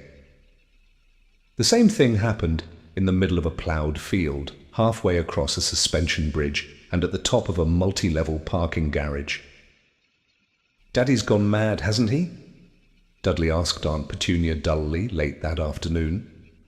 Uncle Vernon had parked at the coast, locked them all inside the car, and disappeared. It started to rain. Great drops beat on the roof of the car. Dudley snivelled. "It's Monday," he told his mother. "The great Humberto's on tonight. I want to stay somewhere with a television." Monday. This reminded Harry of something. If it was Monday, and you could usually count on Dudley to know the days of the week because of television, then tomorrow, Tuesday, was Harry's 11th birthday. Of course, his birthdays were never exactly fun. Last year, the Dursleys had given him a coat hanger and a pair of Uncle Vernon's old socks. Still, you weren't 11 every day. Uncle Vernon was back, and he was smiling. He was also carrying a long, thin package, and didn't answer Aunt Petunia when she asked what he'd bought. "Found the perfect place," he said. "Come on, everyone out." It was very cold outside the car. Uncle Vernon was pointing at what looked like a large rock way out at sea. Perched on top of the rock was the most miserable little shack you could imagine. One thing was certain, there was no television in there. "Storm forecast for tonight," said Uncle Vernon gleefully, clapping his hands together. "And this gentleman's kindly agreed to lend us his boat." A toothless old man came ambling up to them, pointing with a rather wicked grin at an old rowboat bobbing in the iron-grey water below them. "I've already got us some rations," said Uncle Vernon, "so all aboard." It was freezing in the boat. Icy sea spray and rain crept down their necks, and a chilly wind whipped their faces. After what seemed like hours, they reached the rock, where Uncle Vernon, slipping and sliding, led the way to the broken-down house. The inside was horrible. It smelled strongly of seaweed. The wind whistled through the gaps in the wooden walls, and the fireplace was damp and empty. There were only 2 rooms. Uncle Vernon's rations turned out to be a bag of chips, each, and 4 bananas. He tried to start a fire, but the empty chip bags just smoked and shriveled up.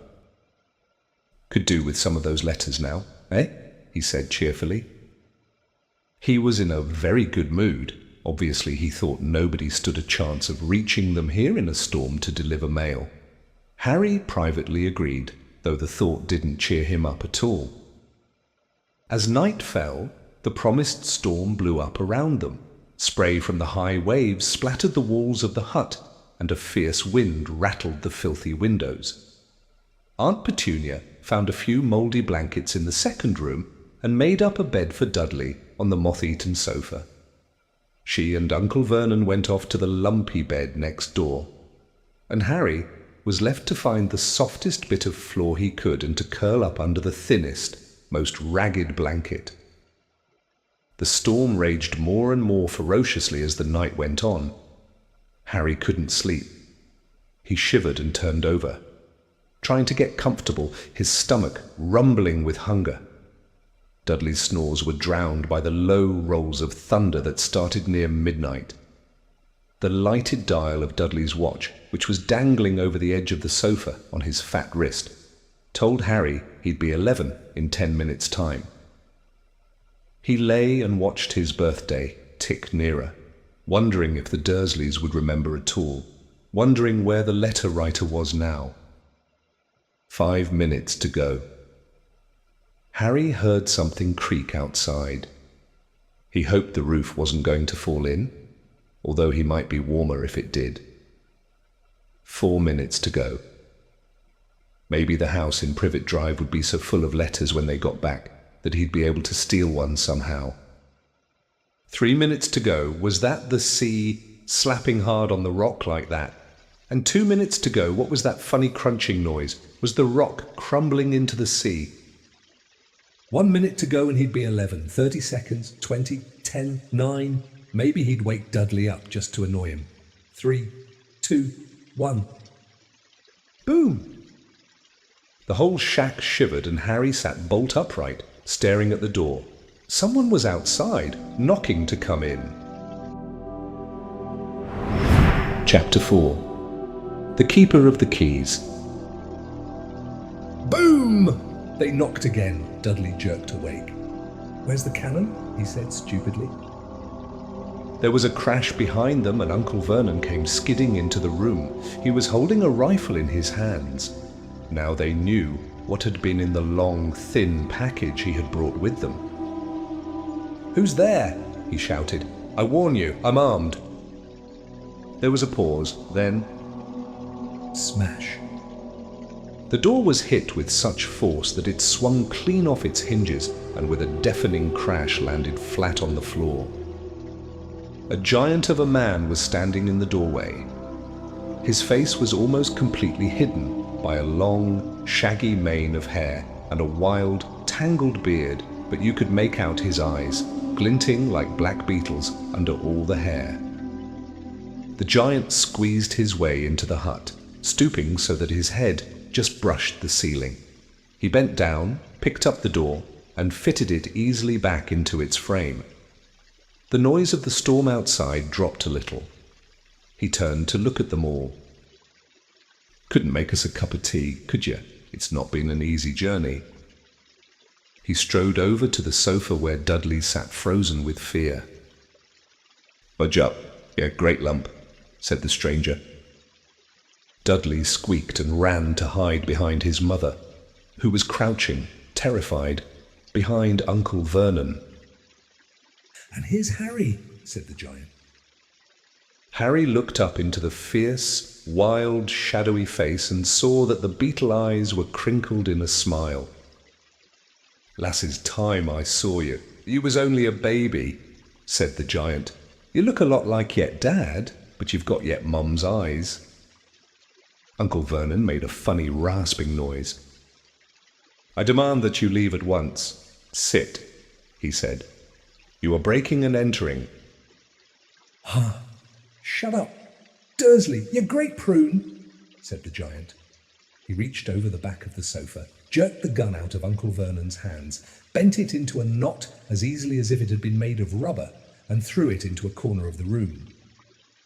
Uncle Vernon made another funny noise, like a mouse being trodden on. "Anyway, Harry," said the giant, turning his back on the Dursleys, "a very happy birthday to you.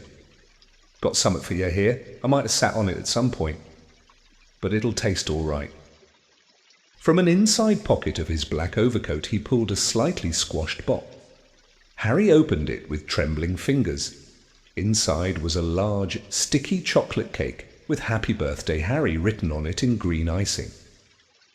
Harry looked up at the giant. He meant to say thank you, but the words got lost on the way to his mouth, and what he said instead was, "Who are you?" The giant chuckled. "True, I haven't introduced myself. Rubeus Hagrid, keeper of keys and grounds at Hogwarts." He held out an enormous hand and shook Harry's whole arm. "What about that tea then, eh?" he said, rubbing his hands together. "I'd not say no to summat stronger if you've got it, mind." His eyes fell on the empty grate with the shriveled chip bags in it, and he snorted. He bent down over the fireplace. They couldn't see what he was doing, but when he drew back a second later, there was a roaring fire there. It filled the whole damp hut with flickering light, and Harry felt the warmth wash over him as though he'd sunk into a hot bath. The giant sat back down on the sofa, which sagged under his weight, and began taking all sorts of things out of the pockets of his coat: a copper kettle, a squashy package of sausages, a poker, a teapot, several chipped mugs, and a bottle of some amber liquid that he took a swig from before starting to make tea. Soon the hut was full of the sound and smell of sizzling sausage. Nobody said a thing while the giant was working, but as he slid the first 6 fat, juicy, slightly burnt sausages from the poker, Dudley fidgeted a little. Uncle Vernon said sharply, "Is don't touch anything he gives you, Dudley." The giant chuckled darkly. "Your great pudding of a son don't need fattening any more. Dursley, don't worry." He passed the sausages to Harry, who was so hungry he had never tasted anything so wonderful, but he still couldn't take his eyes off the giant. Finally, as nobody seemed about to explain anything, he said, "I'm sorry, but I still don't really know who you are." The giant took a gulp of tea and wiped his mouth with the back of his hand. "Call me Hagrid," he said. "Everyone does. And like I told you, I'm keeper of keys at Hogwarts. You'll know all about Hogwarts, of course." No," said Harry. Hagrid looked shocked. "Sorry," Harry said quickly. "Sony!" barked Hagrid, turning to stare at the Dursleys, who shrank back into the shadows. "It's them as should be sorry. I knew you weren't getting your letters, but I never thought you wouldn't even know about Hogwarts. For crying out loud. Did you never wonder where yet parents learned it all?" "Or what?" asked Harry. "Or what?" Hagrid thundered. "Now wait just 1 second." He had leapt to his feet. In his anger, he seemed to fill the whole hut. The Dursleys were cowering against the wall. Do you mean to tell me," he growled at the Dursleys, that this boy knows nothing about anything?" Harry thought this was going a bit far. He had been to school after all, and his marks weren't bad. "I know some things," he said. "I can, do math and stuff." But Hagrid simply waved his hand and said, "About our world. I mean, your world. My world. Your parents' world. What world? Hagrid looked as if he was about to explode. Dursley, he boomed. Uncle Vernon, who had gone very pale, whispered something that sounded like Mimble Wimble. Hagrid stared wildly at Harry. But you must know about yet Mom and Dad, he said. I mean, they're famous. You're famous. What? My mom and dad weren't famous, were they? You don't know. You don't know. Hagrid ran his fingers through his hair, fixing Harry with a bewildered stare. You don't know what ye are, he said finally. Uncle Vernon suddenly found his voice. Stop, he commanded. Stop right there. Sit. I forbid you to tell the boy anything. A braver man than Vernon Dursley would have quailed under the furious look Hagrid now gave him. When Hagrid spoke, his every syllable trembled with rage. You never told him. Never told him what was in the letter Dumbledore left for him. I was there. I saw Dumbledore leave it. Dursley. And you've kept it from him all these years. Kept what from me? Said Harry eagerly. Stop! I forbid you!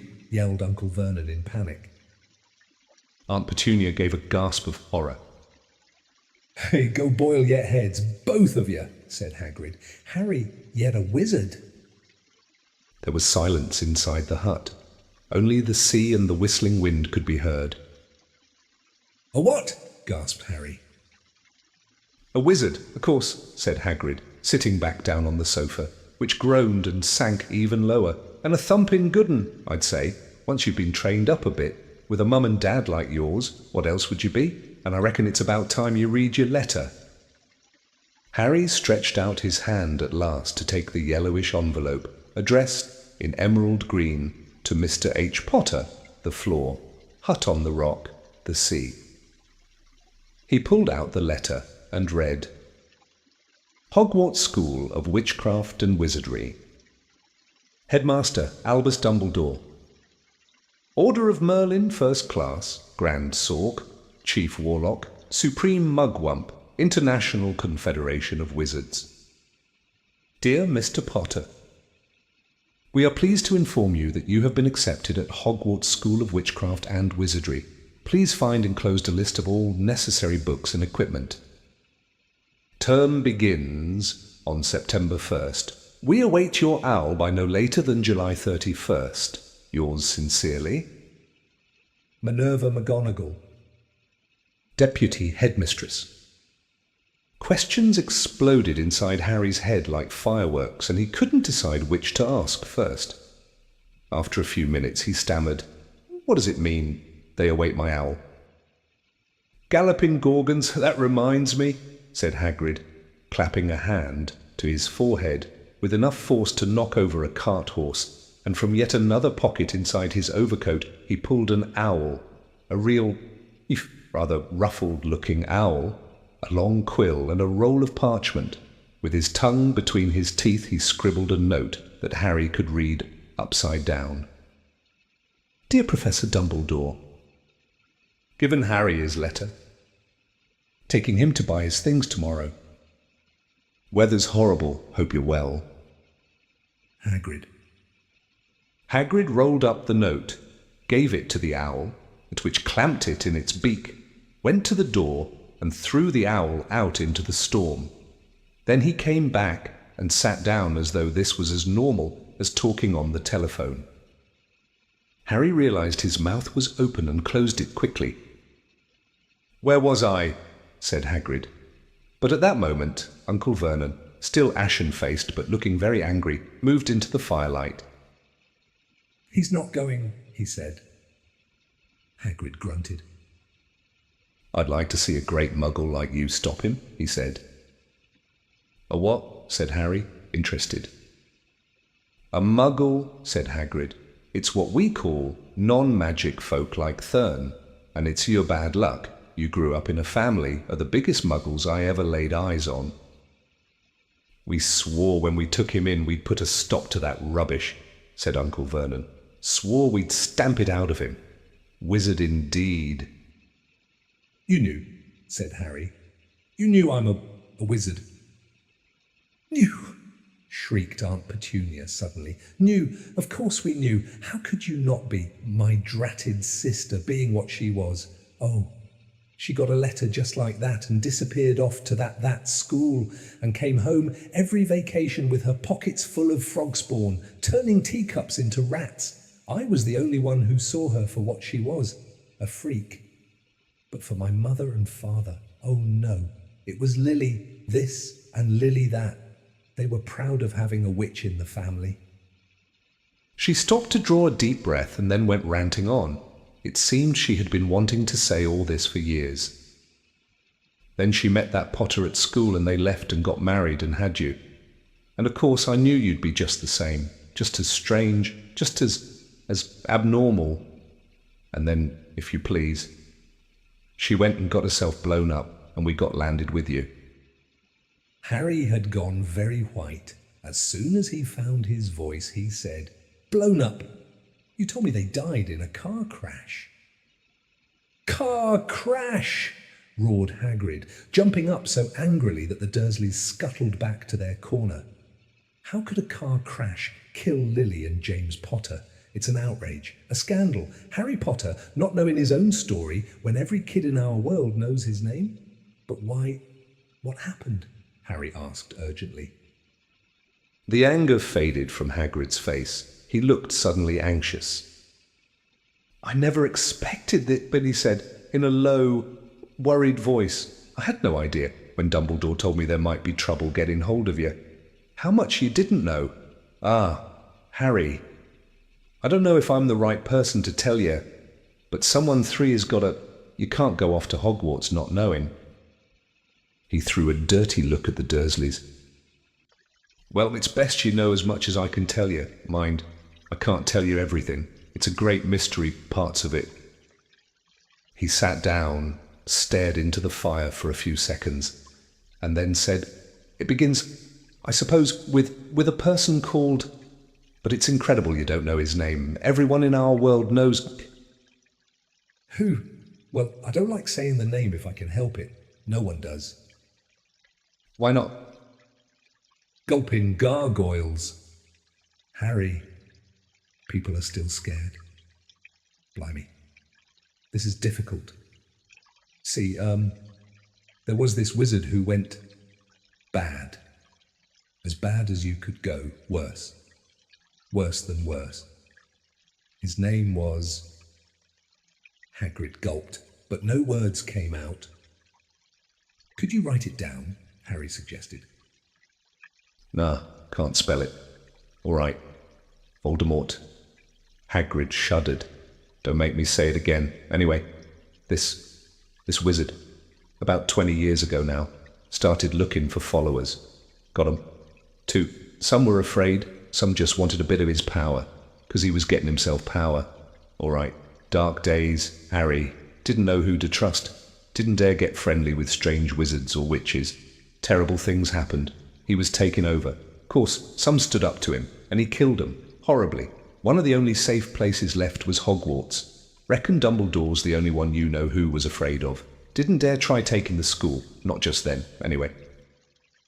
Now, while your mum and dad were as good a witch and wizard as I ever knew, head boy and girl at Hogwarts in their day, suppose the mystery is why you know who never tried to get 'em on his side before. Probably knew they were too close to Dumbledore to want anything to do with the dark side. Maybe he thought he could persuade 'em. Maybe he just wanted 'em out of the way. All anyone knows is he turned up in the village where you was all living. On Halloween 10 years ago, you was just a year old. He came to your house and... Hagrid suddenly pulled out a very dirty, spotted handkerchief and blew his nose with a sound like a foghorn.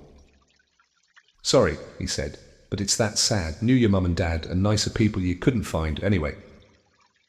You know who killed 'em, and then, and this is the real mystery of the thing, when he tried to kill you too, wanted to make a clean job of it, I suppose, or maybe he just liked killing by then, but he couldn't do it. Never wondered how you got that mark on your forehead. That was no ordinary cut. That's what you get when a powerful, evil curse touches ye. Took care of your mum and dad and your house, even. But it didn't work on you, and that's why you're famous, Harry. No one ever lived after he decided to kill 'em, no one except you. And he'd killed some of the best witches and wizards of the age, the McKinnons, the Bones, the Prewets. And you was only a baby. And you lived. Something very painful was going on in Harry's mind. As Hagrid's story came to a close, he saw again the blinding flash of green light, more clearly than he had ever remembered it before, and he remembered something else for the first time in his life, a high, cold, cruel laugh. Hagrid was watching him sadly. Took you from the ruined house myself, on Dumbledore's orders, brought you to this lot. Load of old tosh, said Uncle Vernon. Harry jumped. He had almost forgotten that the Dursleys were there. Uncle Vernon certainly seemed to have got back his courage. He was glaring at Hagrid, and his fists were clenched. Now, you listen here. Boy, he snarled. I accept there's something strange about you. Probably nothing a good beating wouldn't have cured. And as for all this about your parents, well, they were weirdos. No denying it. And the world's better off without them, in my opinion. Asked for all they got. Getting mixed up with these wizarding types. Just what I expected. Always knew they'd come to a sticky end. But at that moment, Hagrid leapt from the sofa and drew a battered pink umbrella from inside his coat. Pointing this at Uncle Vernon like a sword, he said, I'm warning you. Dursley, I'm warning you. One more word. In danger of being speared on the end of an umbrella by a bearded giant, Uncle Vernon's courage failed again. He flattened himself against the wall and fell silent. That's better, said Hagrid, breathing heavily and sitting back down on the sofa, which this time sagged right down to the floor. Harry, meanwhile, still had questions to ask, hundreds of them. But what happened to you know who? Good question. Harry disappeared? Vanished? Same night he tried to kill you, makes you even more famous. That's the biggest mystery, you see. He was getting more and more powerful. Why'd he go? Some say he died. Codswallop, in my opinion. Dunno if he had enough human left in him to die. Some say he's still out there, biding his time, but I don't believe it. People who was on his side came back to ours. Some of them came out of kind of trances. Don't reckon they could have done if he was coming back. Most of us reckon he's still out there somewhere but lost his powers. Too weak to carry on. 'Cause something about you finished him, Harry. There was something going on that night he hadn't counted on. I don't know what it was. No one does. But something about you stumped him. All right. Hagrid looked at Harry with warmth and respect blazing in his eyes. But Harry, instead of feeling pleased and proud, felt quite sure there had been a horrible mistake. A wizard. Him. How could he possibly be? He'd spent his life being clouted by Dudley and bullied by Aunt Petunia and Uncle Vernon. If he was really a wizard, why hadn't they been turned into warty toads every time they'd tried to lock him in his cupboard if he'd once defeated the greatest sorcerer in the world? How come Dudley had always been able to kick him around like a football? Hagrid, he said quietly, I think you must have made a mistake. I don't think I can be a wizard. To his surprise, Hagrid chuckled. Not a wizard, eh? Never made things happen when you was scared or angry. Harry looked into the fire. Now he came to think about it. Every odd thing that had ever made his aunt and uncle furious with him had happened when he, Harry, had been upset or angry, chased by Dudley's gang. He had somehow found himself out of their reach, dreading going to school with that ridiculous haircut. He'd managed to make it grow back, and the very last time Dudley had hit him, hadn't he got his revenge without even realizing he was doing it? Hadn't he set a boa constrictor on him? Harry looked back at Hagrid, smiling, and saw that Hagrid was positively beaming at him. See, said Hagrid, Harry Potter, not a wizard. You wait, you'll be right famous at Hogwarts. But Uncle Vernon wasn't going to give in without a fight. "Haven't I told you he's not going?" he hissed. "He's going to Stonewall High, and he'll be grateful for it. I've read those letters, and he needs all sorts of rubbish. Spell books and wands and—" If he wants to go, a great muggle like you won't stop him," growled Hagrid. "Stop Lily and James Potter's son going to Hogwarts. You're mad. His name's been down ever since he was born. He's off to the finest school of witchcraft and wizardry in the world. 7 years there and he won't know himself. He'll be with youngsters of his own sort, for a change, and he'll be under the greatest headmaster Hogwarts ever had, Albus Dumbledore." "I am not paying for some crackpot old fool to teach him magic tricks," yelled Uncle Vernon. But he had finally gone too far. Hagrid seized his umbrella and whirled it over his head. "Never!" he thundered. "Insult! Albus Dumbledore, front of me!" He brought the umbrella swishing down through the air to point at Dudley. There was a flash of violet light, a sound like a firecracker, a sharp squeal, and the next second, Dudley was dancing on the spot with his hands clasped over his fat bottom, howling in pain. When he turned his back on them, Harry saw a curly pig's tail poking through a hole in his trousers. Uncle Vernon roared. Pulling Aunt Petunia and Dudley into the other room, he cast one last terrified look at Hagrid and slammed the door behind them. Hagrid looked down at his umbrella and stroked his beard. "Shouldn't have lost me temper," he said ruefully.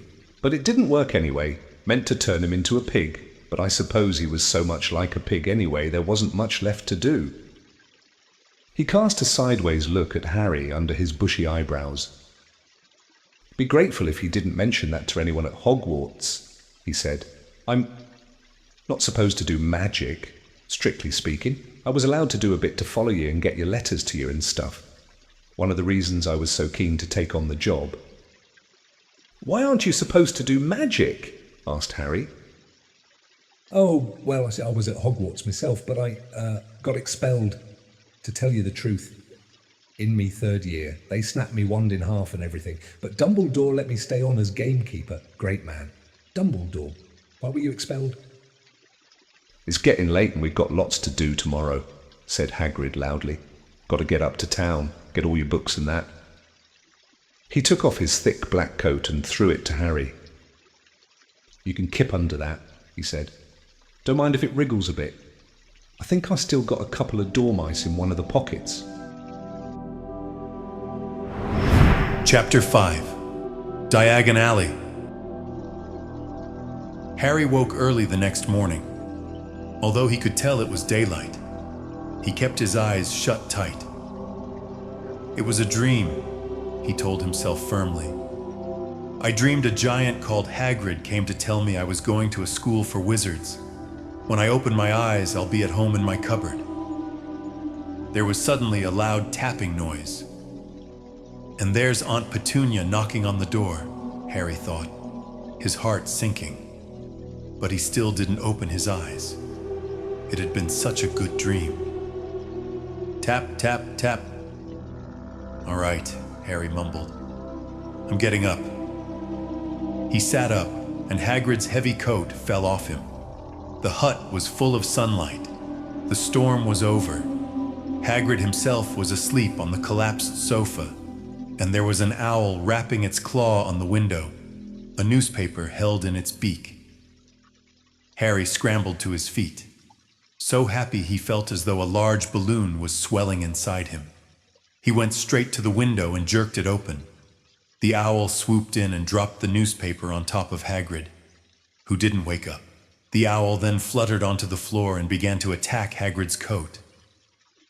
"Don't do that." Harry tried to wave the owl out of the way, but it snapped its beak fiercely at him and carried on savaging the coat. "Hagrid," said Harry loudly, "there's an owl." "Pay him," Hagrid grunted into the sofa. "What?" "He wants payin' for delivering the paper. Look in the pockets." Hagrid's coat seemed to be made of nothing but pockets, bunches of keys, slug pellets, balls of string, peppermint humbugs, tea bags. Finally, Harry pulled out a handful of strange-looking coins. "Give him 5 knuts," said Hagrid sleepily. Nuts. The little bronze ones. Harry counted out 5 little bronze coins, and the owl held out his leg so Harry could put the money into a small leather pouch tied to it. Then he flew off through the open window. Hagrid yawned loudly, sat up, and stretched. "Best be off. Harry, lots to do today. Gotta get up to London and buy all your stuff for school." Harry was turning over the wizard coins and looking at them. He had just thought of something that made him feel as though the happy balloon inside him had got a puncture. Hagrid. Said Hagrid, who was pulling on his huge boots. "I haven't got any money. And you heard Uncle Vernon last night. He won't pay for me to go and learn magic." "Don't worry about that," said Hagrid, standing up and scratching his head. "Do you think your parents didn't leave you anything? But if their house was destroyed, they didn't keep their gold in the house. Boy. Nah. First stop for us is Gringotts, Wizard's Bank. Have a sausage. They're not bad cold. And I wouldn't say no to a bit of your birthday cake. Neither. Wizards have banks. Just the one. Gringotts, run by goblins." Harry dropped the bit of sausage he was holding. "Goblins. Yeah, so you'd be mad to try and rob it. I'll tell you that. Never mess with goblins. Harry, Gringotts is the safest place in the world for anything you want to keep safe. Except maybe Hogwarts. As a matter of fact, I gotta visit Gringotts anyway. For Dumbledore. Hogwarts business." Hagrid drew himself up proudly. He usually gets me to do important stuff for him. Fetching you getting things from Gringotts. Knows he can trust me. See? "Got everything. Come on, then." Harry followed Hagrid out onto the rock. The sky was quite clear now, and the sea gleamed in the sunlight. The boat Uncle Vernon had hired was still there, with a lot of water in the bottom after the storm. "How did you get here?" Harry asked, looking around for another boat. "Flew," said Hagrid. "Flew. Yeah, but we'll go back in this. Not supposed to use magic now I've got you." They settled down in the boat, Harry still staring at Hagrid, trying to imagine him flying. "Seems a shame to row, though," said Hagrid, giving Harry another of his sideways looks. "If I was to, speed things up a bit. Would you mind not mentioning it at Hogwarts?" "Of course not," said Harry, eager to see more magic. Hagrid pulled out the pink umbrella again, tapped it twice on the side of the boat, and they sped off toward land. "Why would you be mad to try and rob Gringotts?" Harry asked. "Spells, enchantments," said Hagrid, unfolding his newspaper as he spoke. "They say there's dragons guarding the high-security vaults, and then you gotta find your way. Gringotts is hundreds of miles under London.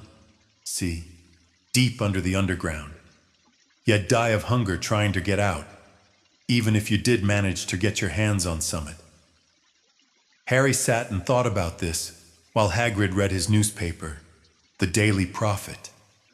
Harry had learned from Uncle Vernon that people liked to be left alone while they did this. But it was very difficult. He'd never had so many questions in his life. "Ministry of Magic messing things up as usual," Hagrid muttered, turning the page. "There's a Ministry of Magic?" Harry asked, before he could stop himself. "Course," said Hagrid. "They wanted Dumbledore for minister, 0 course. But he'd never leave Hogwarts. So old Cornelius Fudge got the job. Bungler if ever there was one. So he pelts Dumbledore with owls every morning. asking for advice. But what does a Ministry of Magic do? Well, their main job is to keep it from the muggles that there's still witches and wizards up and down the country.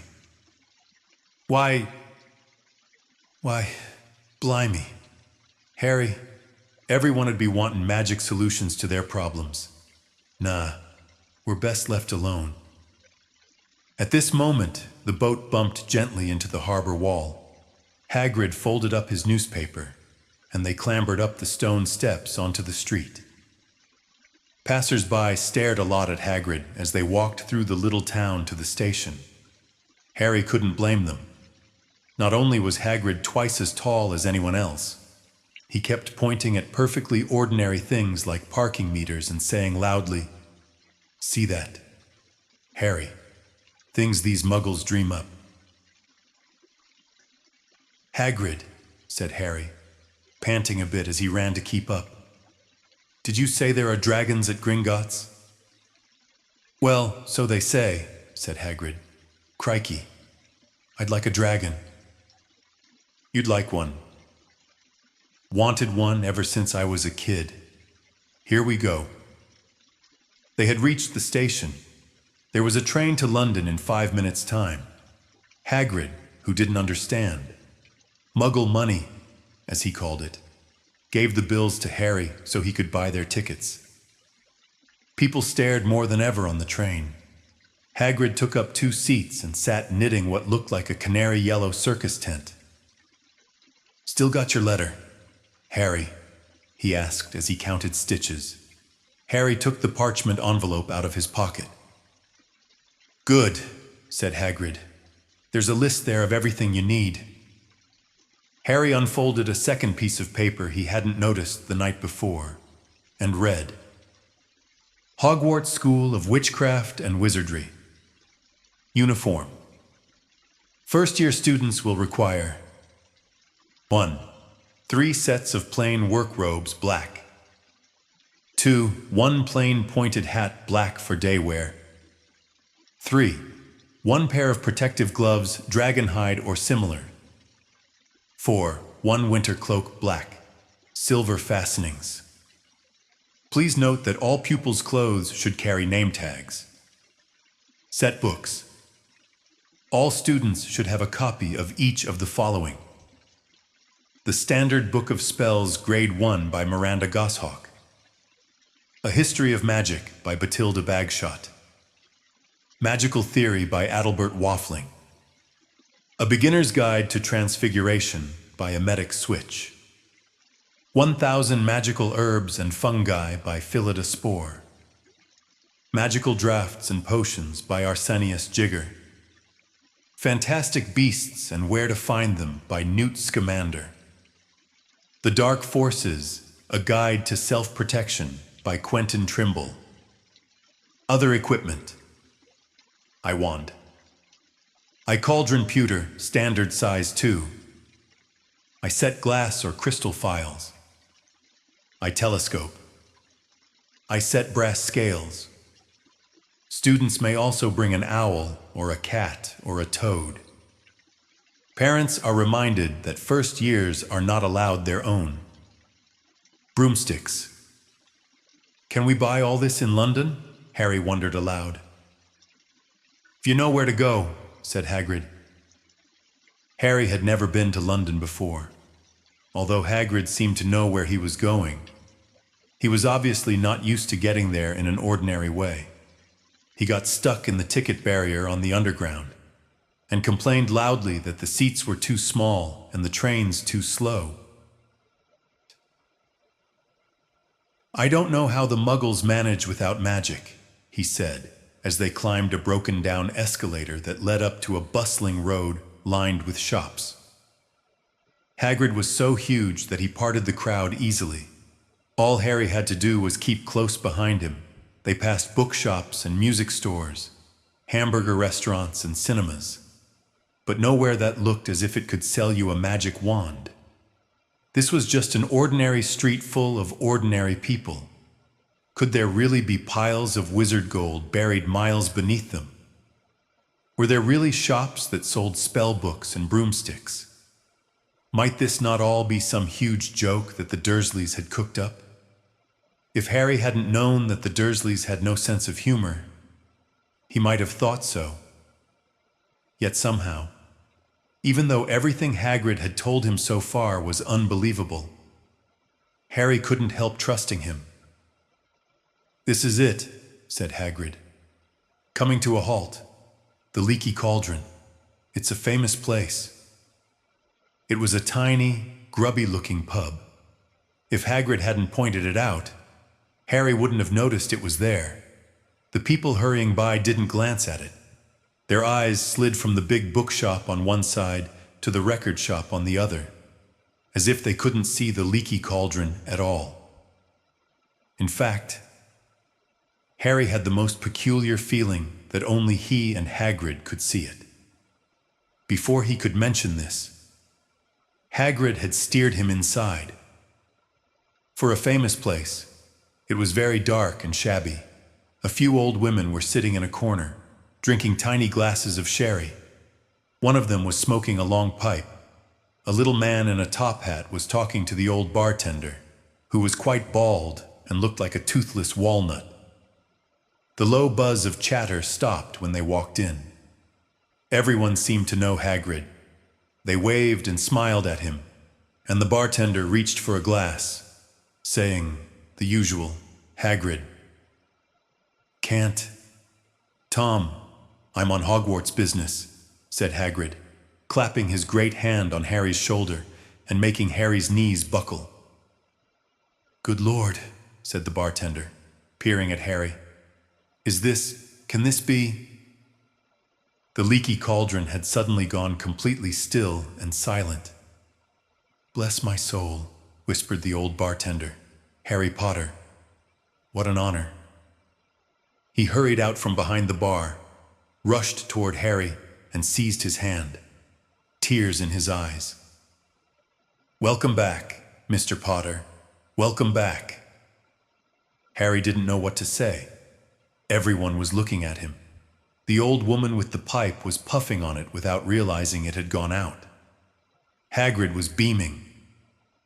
Then there was a great scraping of chairs, and the next moment, Harry found himself shaking hands with everyone in the Leaky Cauldron. "Doris Crockford, Mr. Potter. Can't believe I'm meeting you at last." "So proud, Mr. Potter. I'm just so proud." "Always wanted to shake your hand. I'm all of a flutter." "Delighted. Mr. Potter. Just can't tell you. Diggle's the name. Daedalus Diggle." "I've seen you before," said Harry, as Daedalus Diggle's top hat fell off in his excitement. "You bowed to me once in a shop." "He remembers," cried Daedalus Diggle, looking around at everyone. "Did you hear that? He remembers me." Harry shook hands again and again. Doris Crockford kept coming back for more. A pale young man made his way forward, very nervously. One of his eyes was twitching. "Professor Quirrell," said Hagrid. "Harry, Professor Quirrell will be one of your teachers at Hogwarts." "Potter," stammered Professor Quirrell, grasping Harry's hand. "Can't tell you how pleased I am to meet you." "What sort of magic do you teach, Professor Quirrell?" "DA Defense Against the DD Dark Arts," muttered Professor Quirrell, as though he'd rather not think about it. "Not that you need it. Potter," he laughed nervously. "You'll be getting all your equipment, I suppose. I've got to pick up a new book on vampires. Myself." He looked terrified at the very thought. But the others wouldn't let Professor Quirrell keep Harry to himself. It took almost 10 minutes to get away from them all. At last, Hagrid managed to make himself heard over the babble. "Must get on. Lots to buy. Come on, Harry." Doris Crockford shook Harry's hand one last time, and Hagrid led them through the bar and out into a small, walled courtyard, where there was nothing but a trash can and a few weeds. Hagrid grinned at Harry. "Told you, didn't I? Told you was famous. Even Professor Quirrell was trembling to meet you. Mind you, he's usually trembling. Is he always that nervous?" "Oh, yeah. Poor bloke. Brilliant mind. He was fine while he was studying out of books, but then he took a year off to get some first-hand experience. They say he met vampires in the Black Forest, and there was a nasty bit of trouble with a hag. Never been the same since. Scared of the students. Scared of his own subject now. Where's me umbrella?" Vampires. Hags. Harry's head was swimming. Hagrid, meanwhile, was counting bricks in the wall above the trash can. "3 up, 2 across," he muttered. "Right, stand back.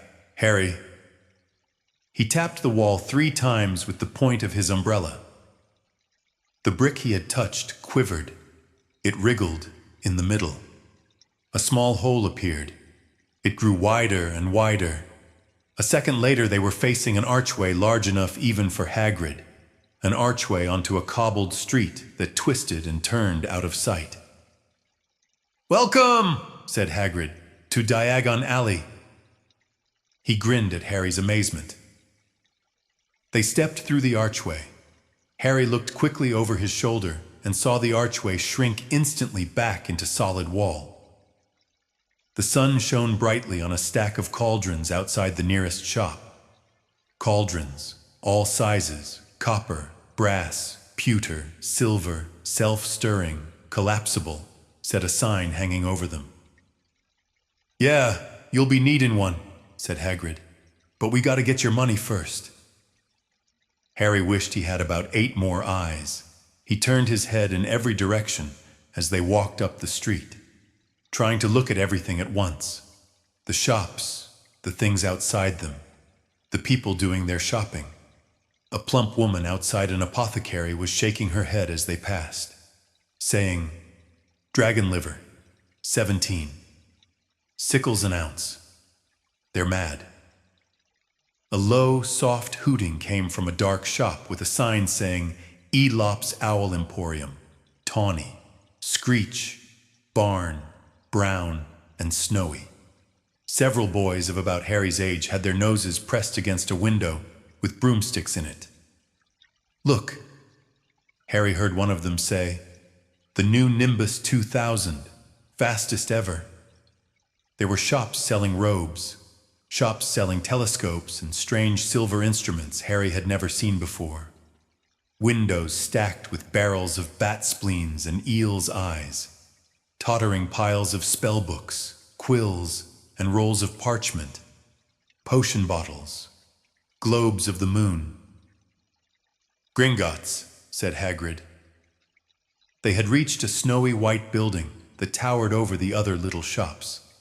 Standing beside its burnished bronze doors, wearing a uniform of scarlet and gold, was...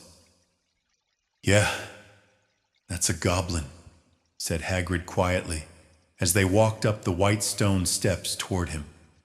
The goblin was about a head shorter than Harry. He had a swarthy, clever face, a pointed beard, and, Harry noticed, very long fingers and feet. He bowed as they walked inside. Now they were facing a second pair of doors, silver this time, with words engraved upon them. "Enter, stranger, but take heed of what awaits the sin of greed. For those who take, but do not earn, must pay most dearly in their turn. So if you seek beneath our floors a treasure that was never yours, thief, you have been warned, beware of finding more than treasure there. Like I said, you'd be mad to try and rob it," said Hagrid. A pair of goblins bowed them through the silver doors, and they were in a vast marble hall. About 100 more goblins were sitting on high stools behind a long counter, scribbling in large ledgers, weighing coins in brass scales, examining precious stones through eyeglasses. There were too many doors to count leading off the hall, and yet more goblins were showing people in and out of these. Hagrid and Harry made for the counter. "Morning," said Hagrid to a free goblin. "We've come to take some money out of Mr. Harry Potter's safe." "You have his key, sir." "Got it here somewhere," said Hagrid, and he started emptying his pockets onto the counter, scattering a handful of moldy dog biscuits over the goblin's book of numbers. The goblin wrinkled his nose. Harry watched the goblin on their right, weighing a pile of rubies as big as glowing coals. "Got it," said Hagrid at last, holding up a tiny golden key. The goblin looked at it closely. "That seems to be in order. And I've also got a letter here from Professor Dumbledore," said Hagrid importantly, throwing out his chest. "It's about the you-know-what in Vault 713. The goblin read the letter carefully. "Very well," he said, handing it back to Hagrid. "I will have someone take you down to both vaults. Griphook." Griphook was yet another goblin. Once Hagrid had crammed all the dog biscuits back inside his pockets. He and Harry followed Griphook toward one of the doors leading off the hall. "What's the you-know-what in Vault 713? Harry asked. "Can't tell you that," said Hagrid mysteriously. "Very secret. Hogwarts business. Dumbledore's trusted me. More than my job's worth to tell you that." Griphook held the door open for them. Harry, who had expected more marble, was surprised. They were in a narrow stone passageway lit with flaming torches. It sloped steeply downward, and there were little railway tracks on the floor. Griphook whistled, and a small cart came hurtling up the tracks toward them. They climbed in, Hagrid with some difficulty, and were off. At first, they just hurtled through a maze of twisting passages. Harry tried to remember. Left, right, left, middle fork, right, left. But it was impossible. The rattling cart seemed to know its own way, because Griphook wasn't steering. Harry's eyes stung as the cold air rushed past them, but he kept them wide open. Once, he thought he saw a burst of fire at the end of a passage and twisted around to see if it was a dragon. But too late. They plunged even deeper, passing an underground lake where huge stalactites and stalagmites grew from the ceiling and floor. "I never know," Harry called to Hagrid over the noise of the cart. "What's the difference between a stalagmite and a stalactite?" "Stalagmite's got an M in it," said Hagrid. "And don't ask me questions just now. I think I'm going to be sick." He did look very green, and when the cart stopped at last beside a small door in the passage wall, Hagrid got out and had to lean against the wall to stop his knees from trembling. Griphook unlocked the door. A lot of green smoke came billowing out, and as it cleared, Harry gasped. Inside were mounds of gold coins, columns of silver, heaps of little bronze nuts. "All yours," smiled Hagrid. "All Harry's." It was incredible. The Dursleys couldn't have known about this, or they'd have had it from him faster than blinking. How often had they complained how much Harry cost them to keep? And all the time there had been a small fortune belonging to him, buried deep under London.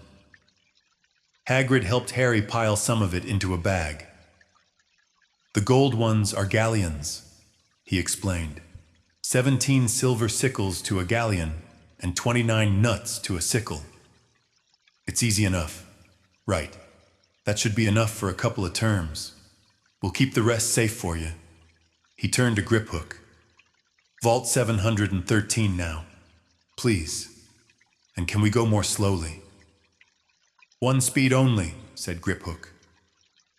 They were going even deeper now and gathering speed. The air became colder and colder as they hurtled round tight corners. They went rattling over an underground ravine, and Harry leaned over the side to try to see what was down at the dark bottom. But Hagrid groaned and pulled him back by the scruff of his neck. Vault 713 had no keyhole. "Stand back," said Griphook importantly. He stroked the door gently with one of his long fingers, and it simply melted away. If anyone but a Gringotts goblin tried that, they'd be sucked through the door and trapped in there, said Griphook. "How often do you check to see if anyone's inside?" Harry asked. "About once every 10 years, said Griphook with a rather nasty grin. Something really extraordinary had to be inside this top security vault. Harry was sure, and he leaned forward eagerly, expecting to see fabulous jewels at the very least. But at first he thought it was empty. Then he noticed a grubby little package wrapped up in brown paper lying on the floor. Hagrid picked it up and tucked it deep inside his coat. Harry longed to know what it was, but knew better than to ask. "Come on, back in this infernal cart, and don't talk to me on the way back. It's best if I keep me mouth shut," said Hagrid. One wild cart ride later, they stood blinking in the sunlight outside Gringotts. Harry didn't know where to run first, now that he had a bag full of money. He didn't have to know how many galleons there were to a pound to know that he was holding more money than he'd had in his whole life. More money than even Dudley had ever had. "Might as well get your uniform," said Hagrid, nodding toward Madame Malkin's robes for all occasions. "Listen, Harry, would you mind if I slipped off for a pick-me-up in the leaky cauldron? I hate them Gringotts carts." He did still look a bit sick, so Harry entered Madame Malkin's shop alone, feeling nervous.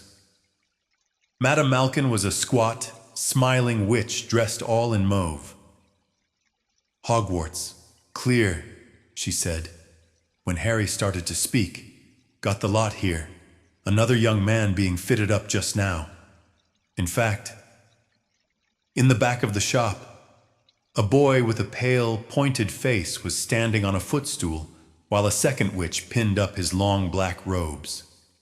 Madame Malkin stood Harry on a stool next to him, slipped a long robe over his head, and began to pin it to the right length.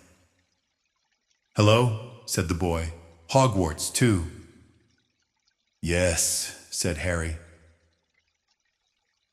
"My father's next door buying my books and mother's up the street looking at wands," said the boy.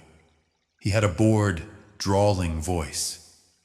"Then I'm going to drag them off to Took at racing brooms. I don't see why first years can't have their own. I think I'll bully father into getting me one, and I'll smuggle it in somehow." Harry was strongly reminded of Dudley. "Have you got your own broom?" the boy went on. "No," said Harry. "Play Quidditch at all?" "No," Harry said again, wondering what on earth Quidditch could be. "I do. Father says it's a crime if I'm not picked to play for my house. And I must say, I agree. Know what house you'll be in yet?" "No," said Harry, feeling more stupid by the minute. "Well, no one really knows until they get there, do they? But I know I'll be in Slytherin. All our family have been. Imagine being in Hufflepuff. I think I'd leave. Wouldn't you?" said Harry, wishing he could say something a bit more interesting. "I say." "Look at that man," said the boy suddenly, nodding toward the front window. Hagrid was standing there, grinning at Harry and pointing at 2 large ice creams to show he couldn't come in. "That's Hagrid," said Harry, pleased to know something the boy didn't. "He works at Hogwarts." "Oh," said the boy. "I've heard of him. He's a sort of servant, isn't he?" "He's the gamekeeper," said Harry. He was liking the boy less and less every second. "Yes, exactly. I heard he's a sort of savage, Lives in a hut on the school grounds, and every now and then he gets drunk, tries to do magic, and ends up setting fire to his bed. I think he's brilliant, said Harry coldly. Do you, said the boy, with a slight sneer. Why is he with you? Where are your parents? They're dead, said Harry shortly. He didn't feel much like going into the matter with this boy. Oh, sorry, said the other, not sounding sorry at all. But they were our kind, weren't they? They were a witch and wizard, if that's what you mean.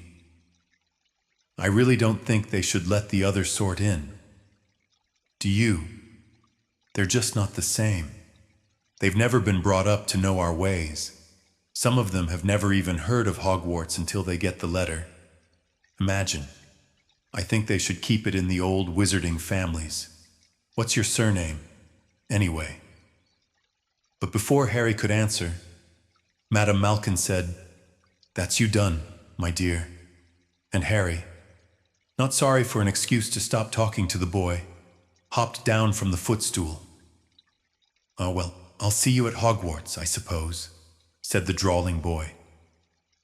Harry was rather quiet as he ate the ice cream Hagrid had bought him, chocolate and raspberry with chopped nuts. What's up? Said Hagrid. Nothing. Harry lied. They stopped to buy parchment and quills. Harry cheered up a bit when he found a bottle of ink that changed color as you wrote. When they had left the shop, he said, Hagrid, what's Quidditch? Blimey, Harry. I keep forgetting how little you know, not knowing about Quidditch. Don't make me feel worse, said Harry. He told Hagrid about the pâté boy and Madame Malkin's. And he said people from Muggle families shouldn't even be allowed in. You're not from a Muggle family. If he'd known who you were, he's grown up knowing your name if his parents are wizarding folk. You saw what everyone in the Leaky Cauldron was like when they saw you. Anyway, what does he know about it? Some of the best I ever saw were the only ones with magic in them and a long line 0 muggles. Look at your mum. Look what she had for a sister. So what is Quidditch? It's our sport. Wizard sport. It's like soccer in the Muggle world. Everyone follows Quidditch. Played up in the air on broomsticks, and there's 4 balls. Sorta hard to explain the rules. And what are Slytherin and Hufflepuff? Schoolhouses. There's 4. Everyone says Hufflepuff are a lot of duffers, but I bet I'm in Hufflepuff, said Harry gloomily. Better Hufflepuff than Slytherin, said Hagrid darkly. There's not a single witch or wizard who went bad who wasn't in Slytherin. You know who was one. You know who was at Hogwarts. Years and years ago, said Hagrid. They bought Harry's school books in a shop called Flourish and Blots, where the shelves were stacked to the ceiling, with books as large as paving stones bound in leather. Books the size of postage stamps in covers of silk. Books full of peculiar symbols, and a few books with nothing in them at all.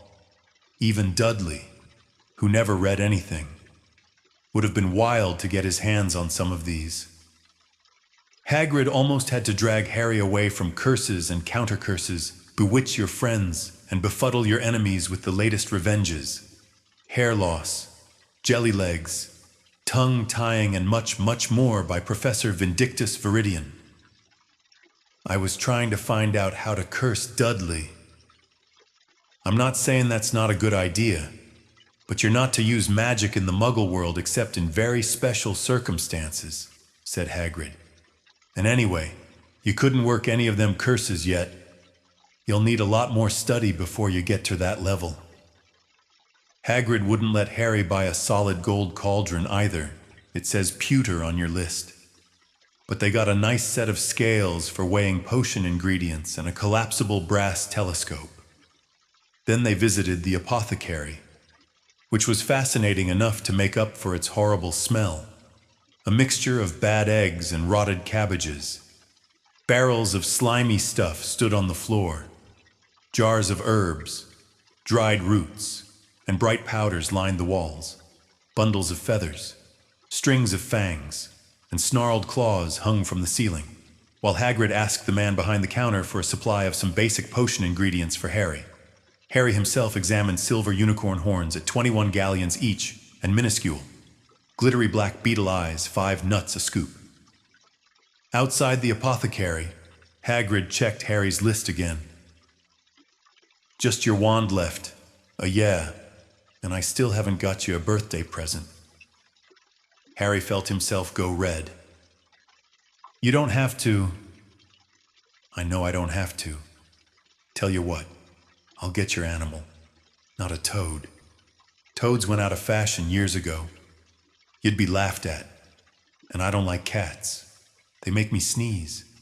I'll get you an owl. All the kids want owls. They're dead useful.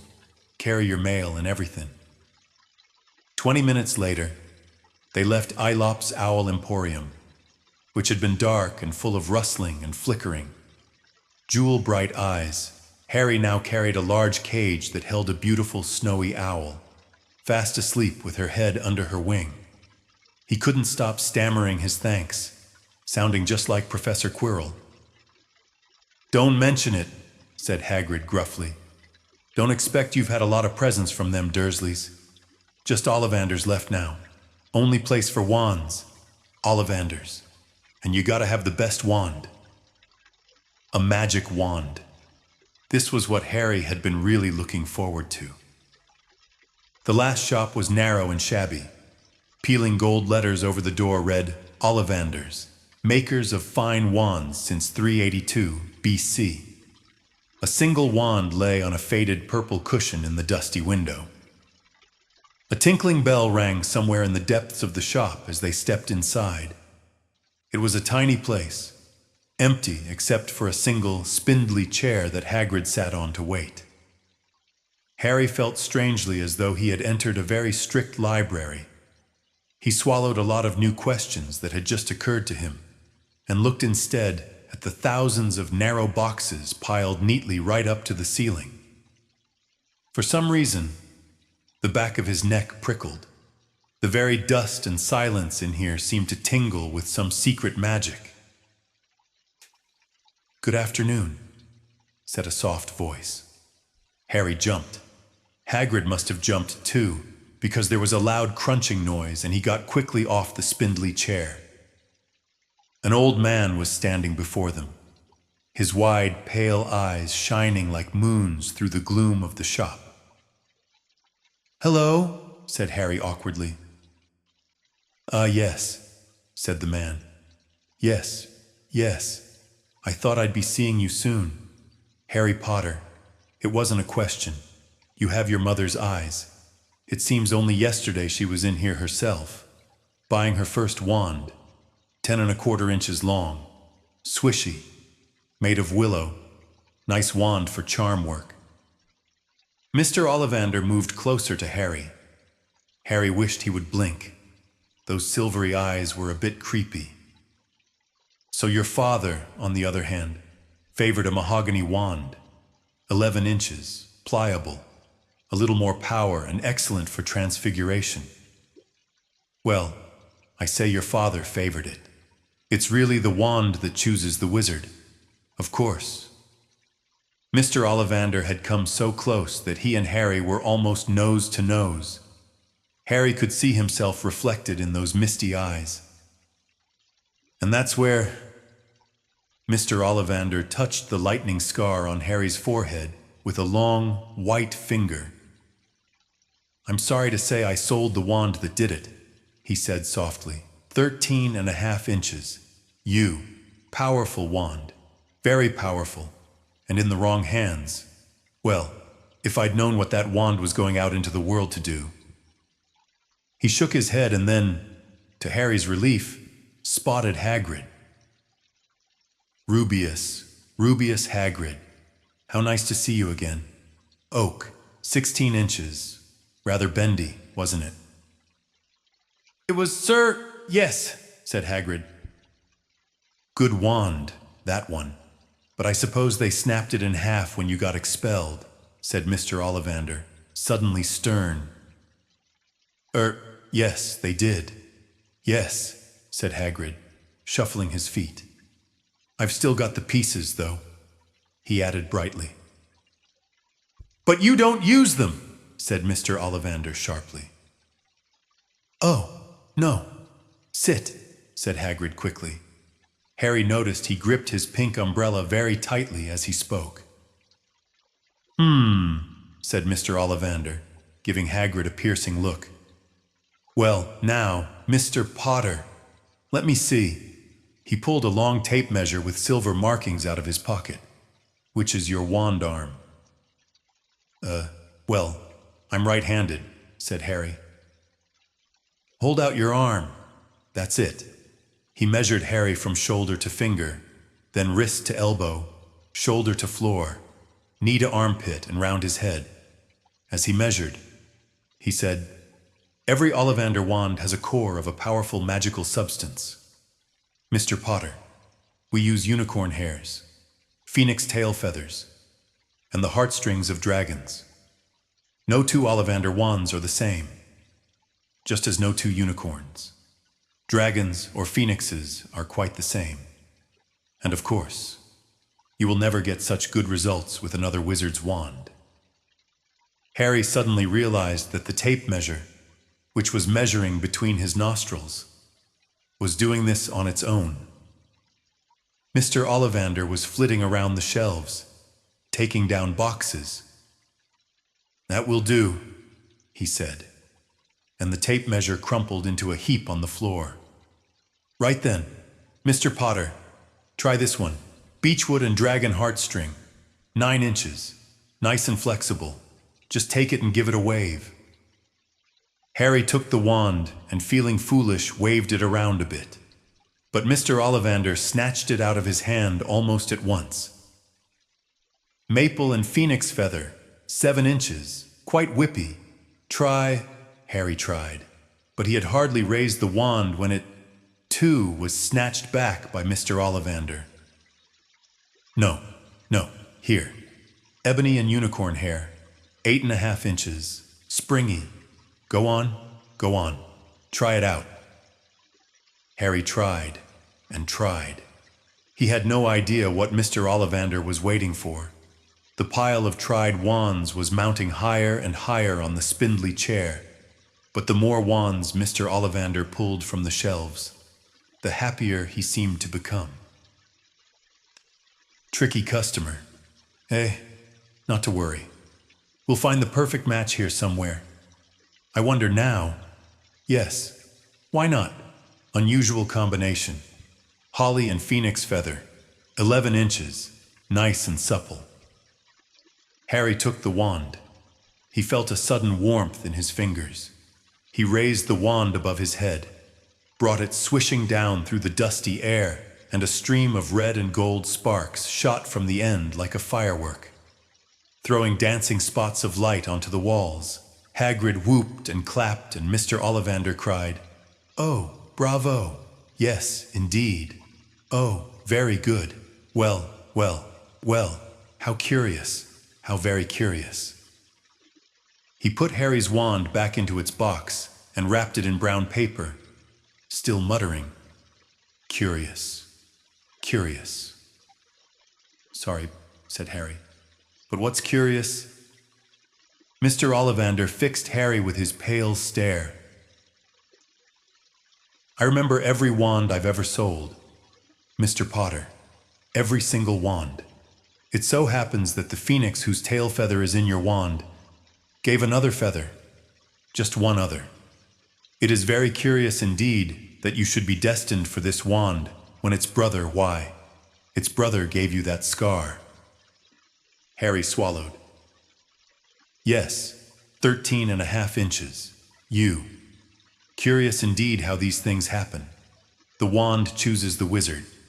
Remember, I think we must expect great things from you, Mr. Potter. After all, he who must not be named did great things. Terrible, yes, but great." Harry shivered. He wasn't sure he liked Mr. Ollivander too much. He paid 7 gold galleons for his wand, and Mr. Ollivander bowed them from his shop. The late afternoon sun hung low in the sky as Harry and Hagrid made their way back down Diagon Alley, back through the wall, back through the leaky cauldron, now empty. Harry didn't speak at all as they walked down the road. He didn't even notice how much people were gawking at them on the underground, laden as they were with all their funny-shaped packages, with the snowy owl asleep in its cage on Harry's lap, up another escalator, out into Paddington Station. Harry only realized where they were when Hagrid tapped him on the shoulder. "Got time for a bite to eat before your train leaves," he said. He bought Harry a hamburger, and they sat down on plastic seats to eat them. Harry kept looking around. Everything looked so strange, somehow. "You all right, Harry?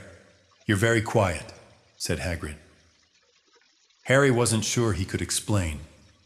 He'd just had the best birthday of his life, and yet he chewed his hamburger, trying to find the words. "Everyone thinks I'm special," he said at last. "All those people in the leaky cauldron, Professor Quirrell, Mr. Ollivander, but I don't know anything about magic at all. How can they expect great things? I'm famous, and I can't even remember what I'm famous for. I don't know what happened when the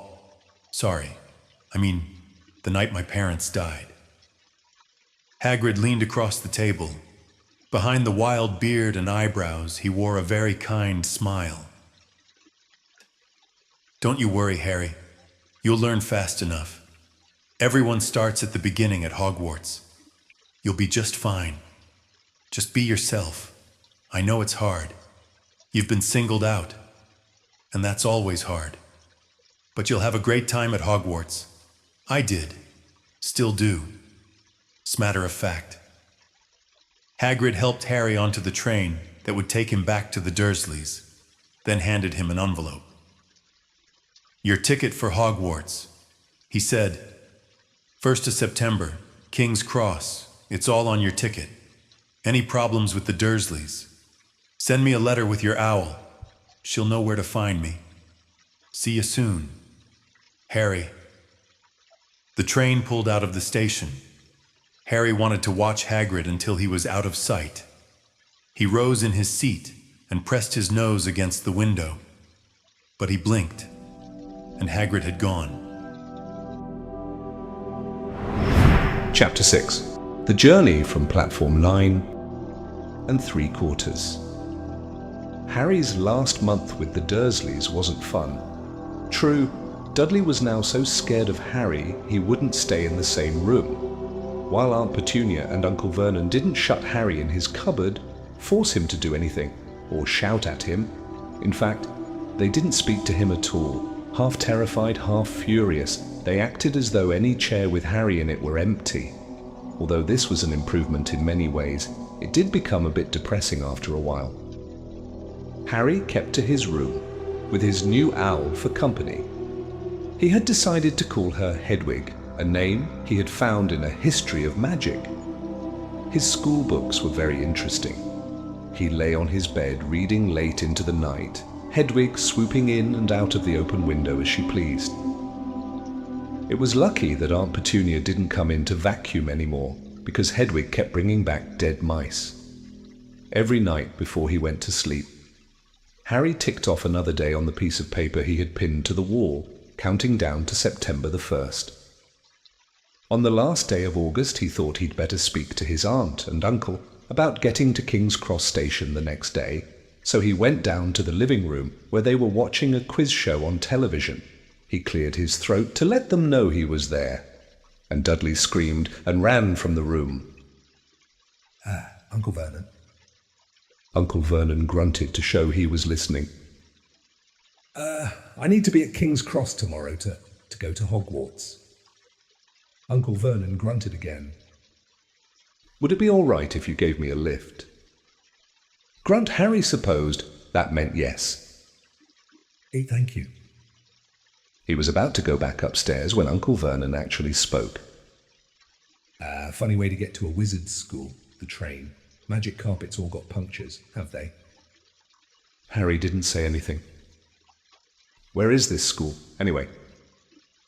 I don't know, said Harry, realizing this for the first time. He pulled the ticket Hagrid had given him out of his pocket. "I'll just take the train from platform 9 3/4 at 11 o'clock, he read. His aunt and uncle stared. Platform what? 9 3/4. Don't talk rubbish, said Uncle Vernon. There is no platform 9 3/4. It's on my ticket. Barking, said Uncle Vernon, howling mad. The lot of them. You'll see. You just wait. All right. We'll take you to King's Cross. We're going up to London tomorrow anyway, or I wouldn't bother. Why are you going to London? Harry asked, trying to keep things friendly. Taking Dudley to the hospital, growled Uncle Vernon. Got to have that ruddy tail removed before he goes to Smeltings. Harry woke at 5 o'clock the next morning and was too excited and nervous to go back to sleep. He got up and pulled on his jeans because he didn't want to walk into the station in his wizard's robes. He'd change on the train. He checked his Hogwarts list yet again to make sure he had everything he needed, saw that Hedwig was shut safely in her cage, and then paced the room, waiting for the Dursleys to get up. 2 hours later, Harry's huge, heavy trunk had been loaded into the Dursleys' car. Aunt Petunia had talked Dudley into sitting next to Harry, and they had set off. They reached King's Cross at 10:30. Uncle Vernon dumped Harry's trunk onto a cart and wheeled it into the station for him. Harry thought this was strangely kind until Uncle Vernon stopped dead, facing the platforms with a nasty grin on his face. Well, there you are, boy. Platform 9, platform 10. Your platform should be somewhere in the middle, but they don't seem to have built it yet, do they? He was quite right. Of course, there was a big plastic number 9 over one platform and a big plastic number 10 over the one next to it, and in the middle, nothing at all. Have a good term, said Uncle Vernon with an even nastier smile. He left without another word. Harry turned and saw the Dursleys drive away. All three of them were laughing. Harry's mouth went rather dry. What on earth was he going to do? He was starting to attract a lot of funny looks because of Hedwig. He'd have to ask someone. He stopped a passing guard, but didn't dare mention platform 9 3/4. The guard had never heard of Hogwarts, and when Harry couldn't even tell him what part of the country it was in, he started to get annoyed, as though Harry was being stupid on purpose, getting desperate. Harry asked for the train that left at 11 o'clock, but the guard said there wasn't one. In the end, the guard strode away, muttering about time wasters. Harry was now trying hard not to panic. According to the large clock over the arrivals board, he had 10 minutes left to get on the train to Hogwarts, and he had no idea how to do it. He was stranded in the middle of a station with a trunk he could hardly lift, a pocket full of wizard money, and a large owl. Hagrid must have forgotten to tell him something you had to do, like tapping the third brick on the left to get into Diagon Alley. He wondered if he should get out his wand and start tapping the ticket inspector's stand between platforms 9 and 10. At that moment, a group of people passed just behind him, and he caught a few words of what they were saying. Packed with muggles, of course. Harry swung round. The speaker was a plump woman who was talking to 4 boys, all with flaming red hair. Each of them was pushing a trunk like Harry's in front of him, and they had an owl. Heart hammering. Harry pushed his cart after them. They stopped, and so did he, just near enough to hear what they were saying. Now, what's the platform number? Said the boy's mother. 9 3/4, piped a small girl, also red-headed, who was holding her hand. Mom, can't I go? You're not old enough, Ginny. Now be quiet. All right, Percy, you go first. What looked like the oldest boy marched toward platforms 9 and 10. Harry watched, careful not to blink in case he missed it. But just as the boy reached the dividing barrier between the two platforms, a large crowd of tourists came swarming in front of him, and by the time the last backpack had cleared away, the boy had vanished. Fred, you next, the plump woman said. I'm not Fred, I'm George, said the boy. Honestly, woman, you call yourself our mother. Cara, you tell I'm George. Sorry, George, dear. Only joking. I am Fred, said the boy, and off he went. His twin called after him to hurry up, and he must have done so, because a second later he had gone. But how had he done it? Now the third brother was walking briskly toward the barrier. He was almost there. And then, quite suddenly, he wasn't anywhere. There was nothing else for it. Excuse me, Harry said to the plump woman. Hello, dear, she said. First time at Hogwarts? Ron's new too. She pointed at the last and youngest of her sons. He was tall, thin and gangling, with freckles, big hands and feet, and a long nose. Yes, said Harry. The thing is, I don't know how to... How to get onto the platform, she said kindly, and Harry nodded. Not to worry, she said. All you have to do is walk straight at the barrier between platforms 9 and 10. Don't stop, and don't be scared you'll crash into it. That's very important. Best do it at a bit of a run if you're nervous. Go on, go now, before Ron. Okay, said Harry. He pushed his trolley around and stared at the barrier. It looked very solid.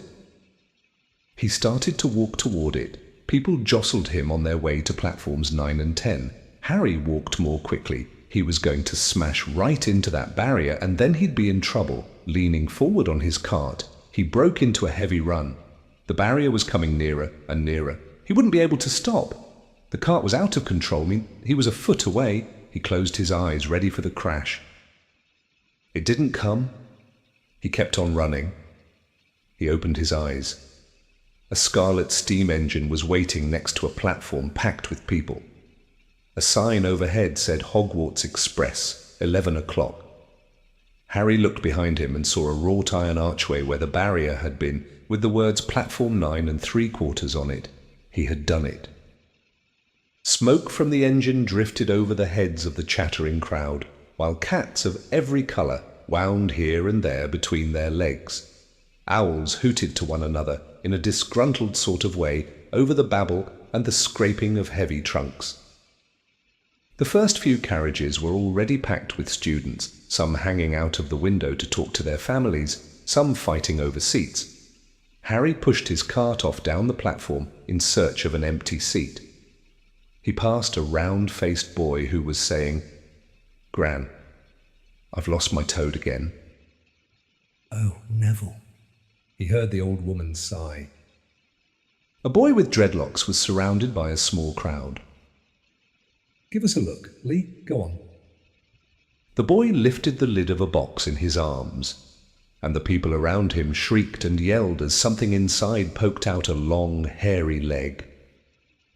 Harry pressed on through the crowd until he found an empty compartment near the end of the train. He put Hedwig inside first, and then started to shove and heave his trunk toward the train door. He tried to lift it up the steps, but could hardly raise one end, and twice he dropped it painfully on his foot. Want a hand? It was one of the red-haired twins he'd followed through the barrier. Yes, please, Harry panted. Oi, Fred, come here and help. With the twins' help, Harry's trunk was at last tucked away in a corner of the compartment. Thanks, said Harry, pushing his sweaty hair out of his eyes. What's that? Said one of the twins suddenly, pointing at Harry's lightning scar. Blimey, said the other twin. Are you... He is, said the first twin. Aren't you? He added to Harry. What? Said Harry. Harry Potter, chorused the twins.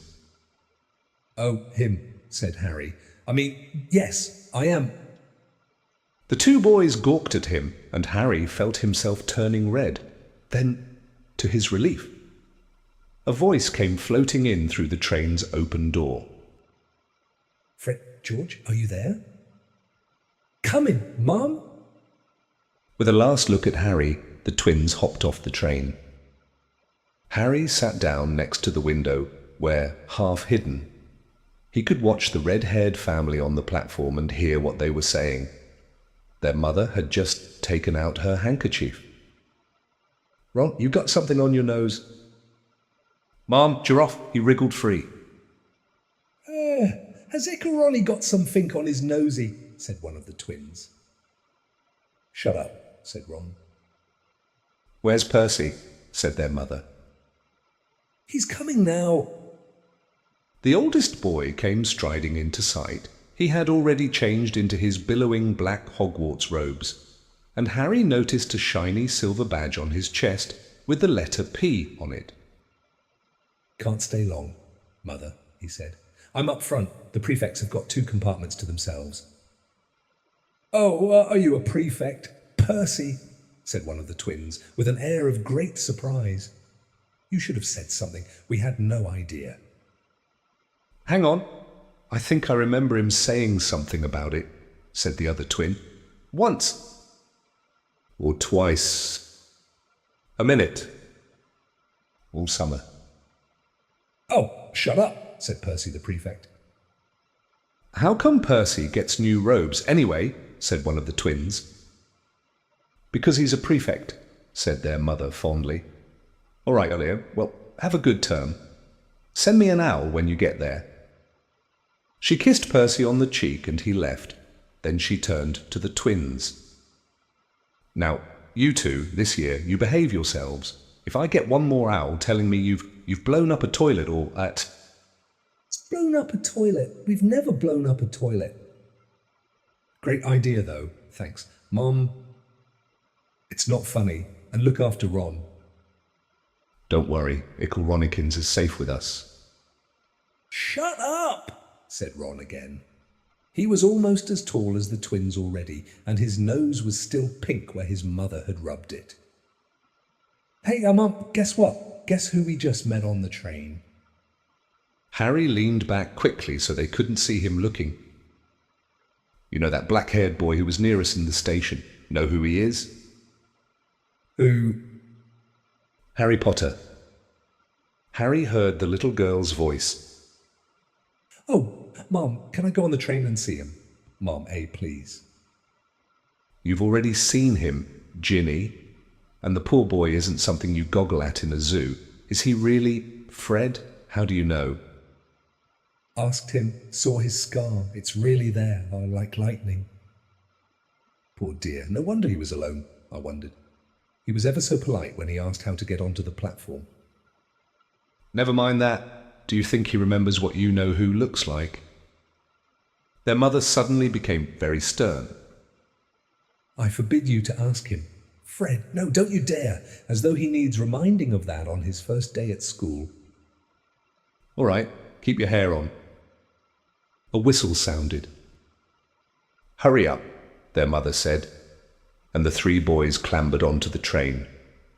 They leaned out of the window for her to kiss them goodbye, and their younger sister began to cry. "Don't, Ginny, we'll send you loads of owls." "We'll send you a Hogwarts toilet seat." "George?" "Only joking, Mom." The train began to move. Harry saw the boy's mother waving and their sister, half laughing, half crying, running to keep up with the train until it gathered too much speed. Then she fell back and waved. Harry watched the girl and her mother disappear as the train rounded the corner. Houses flashed past the window. Harry felt a great leap of excitement. He didn't know what he was going to, but it had to be better than what he was leaving behind. The door of the compartment slid open and the youngest red-headed boy came in. "Anyone sitting there?" he asked, pointing at the seat opposite Harry. "Everywhere else is full." Harry shook his head and the boy sat down. He glanced at Harry and then looked quickly out of the window, pretending he hadn't looked. Harry saw he still had a black mark on his nose. "Hey, Ron." The twins were back. Listen, Noel, we're going down the middle of the train. Lee Jordan's got a giant tarantula down there. Right, mumbled Ron. Harry, said the other twin. Do we introduce ourselves? Fred and George Weasley? And this is Ron, our brother. See you later, then. Bye, said Harry and Ron. The twins slid the compartment door shut behind them. Are you really Harry Potter? Ron blurted out. Harry nodded. Oh, well, I thought it might be one of Fred and George's jokes, said Ron. And have you really got, you know... He pointed at Harry's forehead.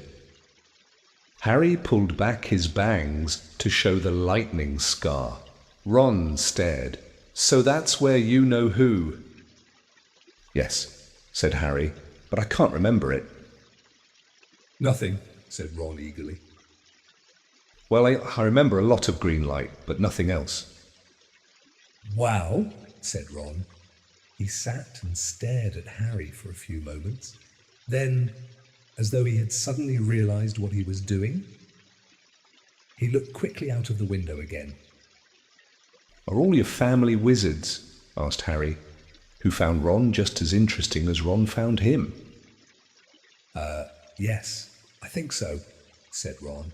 I think Mom's got a second cousin who's an accountant, but we never talk about him. So you must know loads of magic already. The Weasleys were clearly one of those old wizarding families the pale boy in Diagon Alley had talked about. I heard you went to live with Muggles, said Ron. What are they like? Horrible. Well, not all of them. My aunt and uncle and cousin are, though. Wish I'd had 3 wizard brothers. 5, said Ron. For some reason, he was looking gloomy. I'm the 6th in our family to go to Hogwarts. You could say I've got a lot to live up to. Bill and Charlie have already left. Bill was head boy and Charlie was captain of Quidditch. Now Percy's a prefect.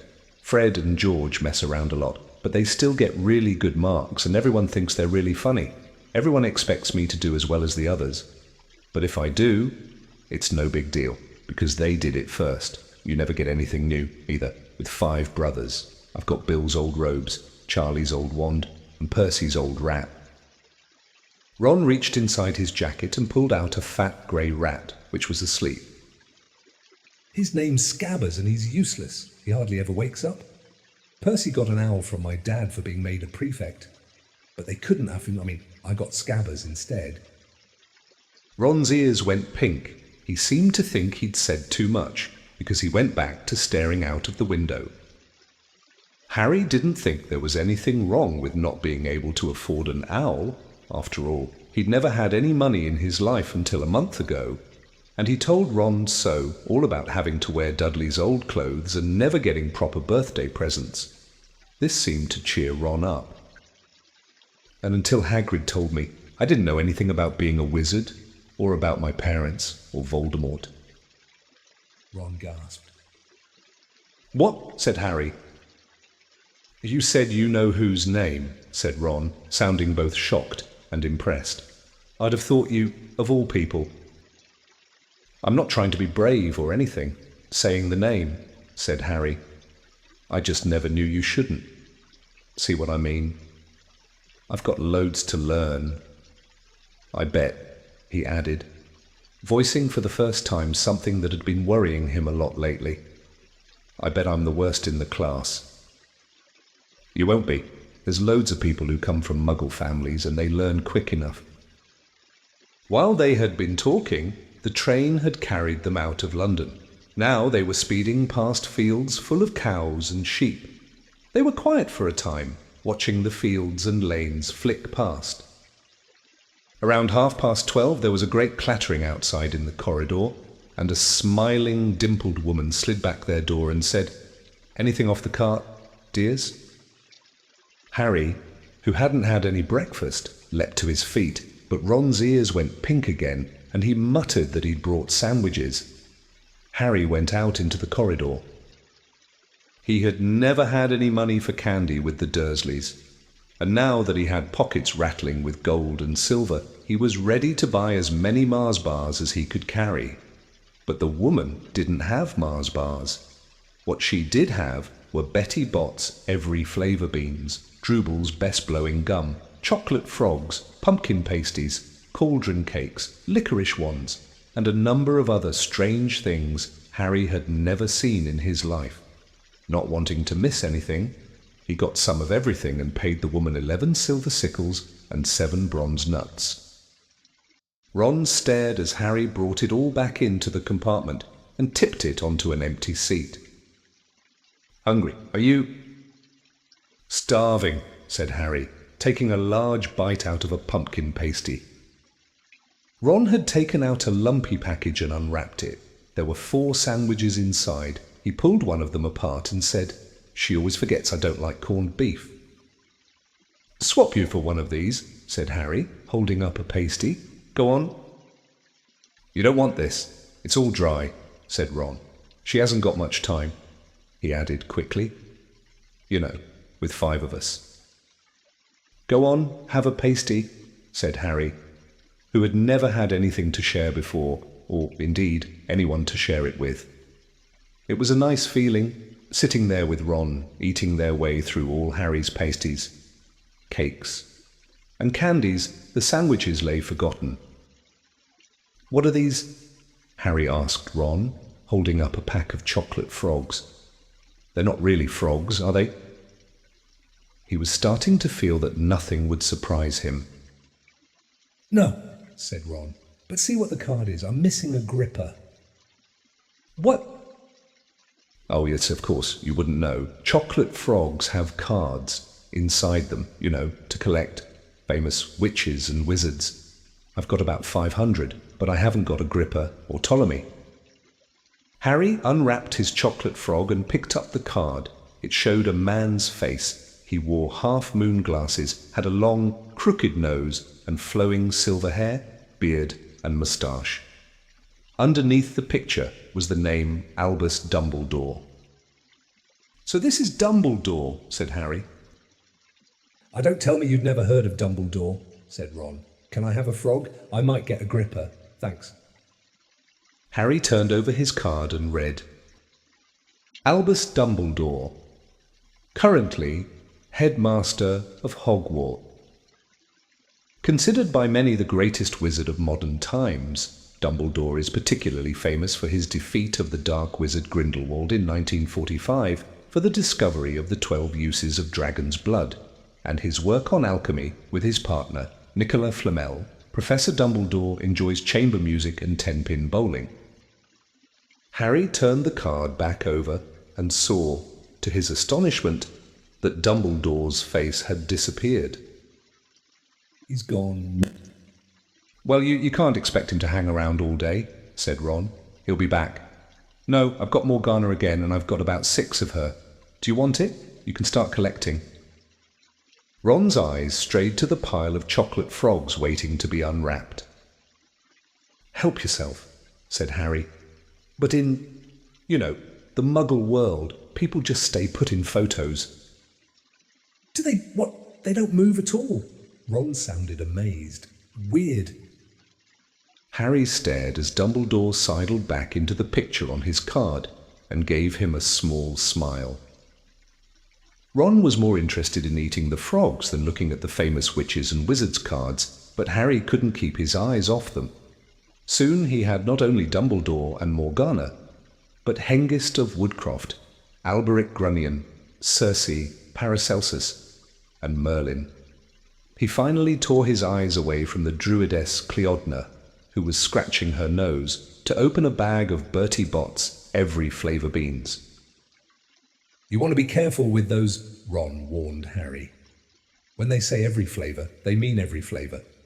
You know, you get all the ordinary ones like chocolate and peppermint and marmalade, but then you can get spinach and liver and tripe.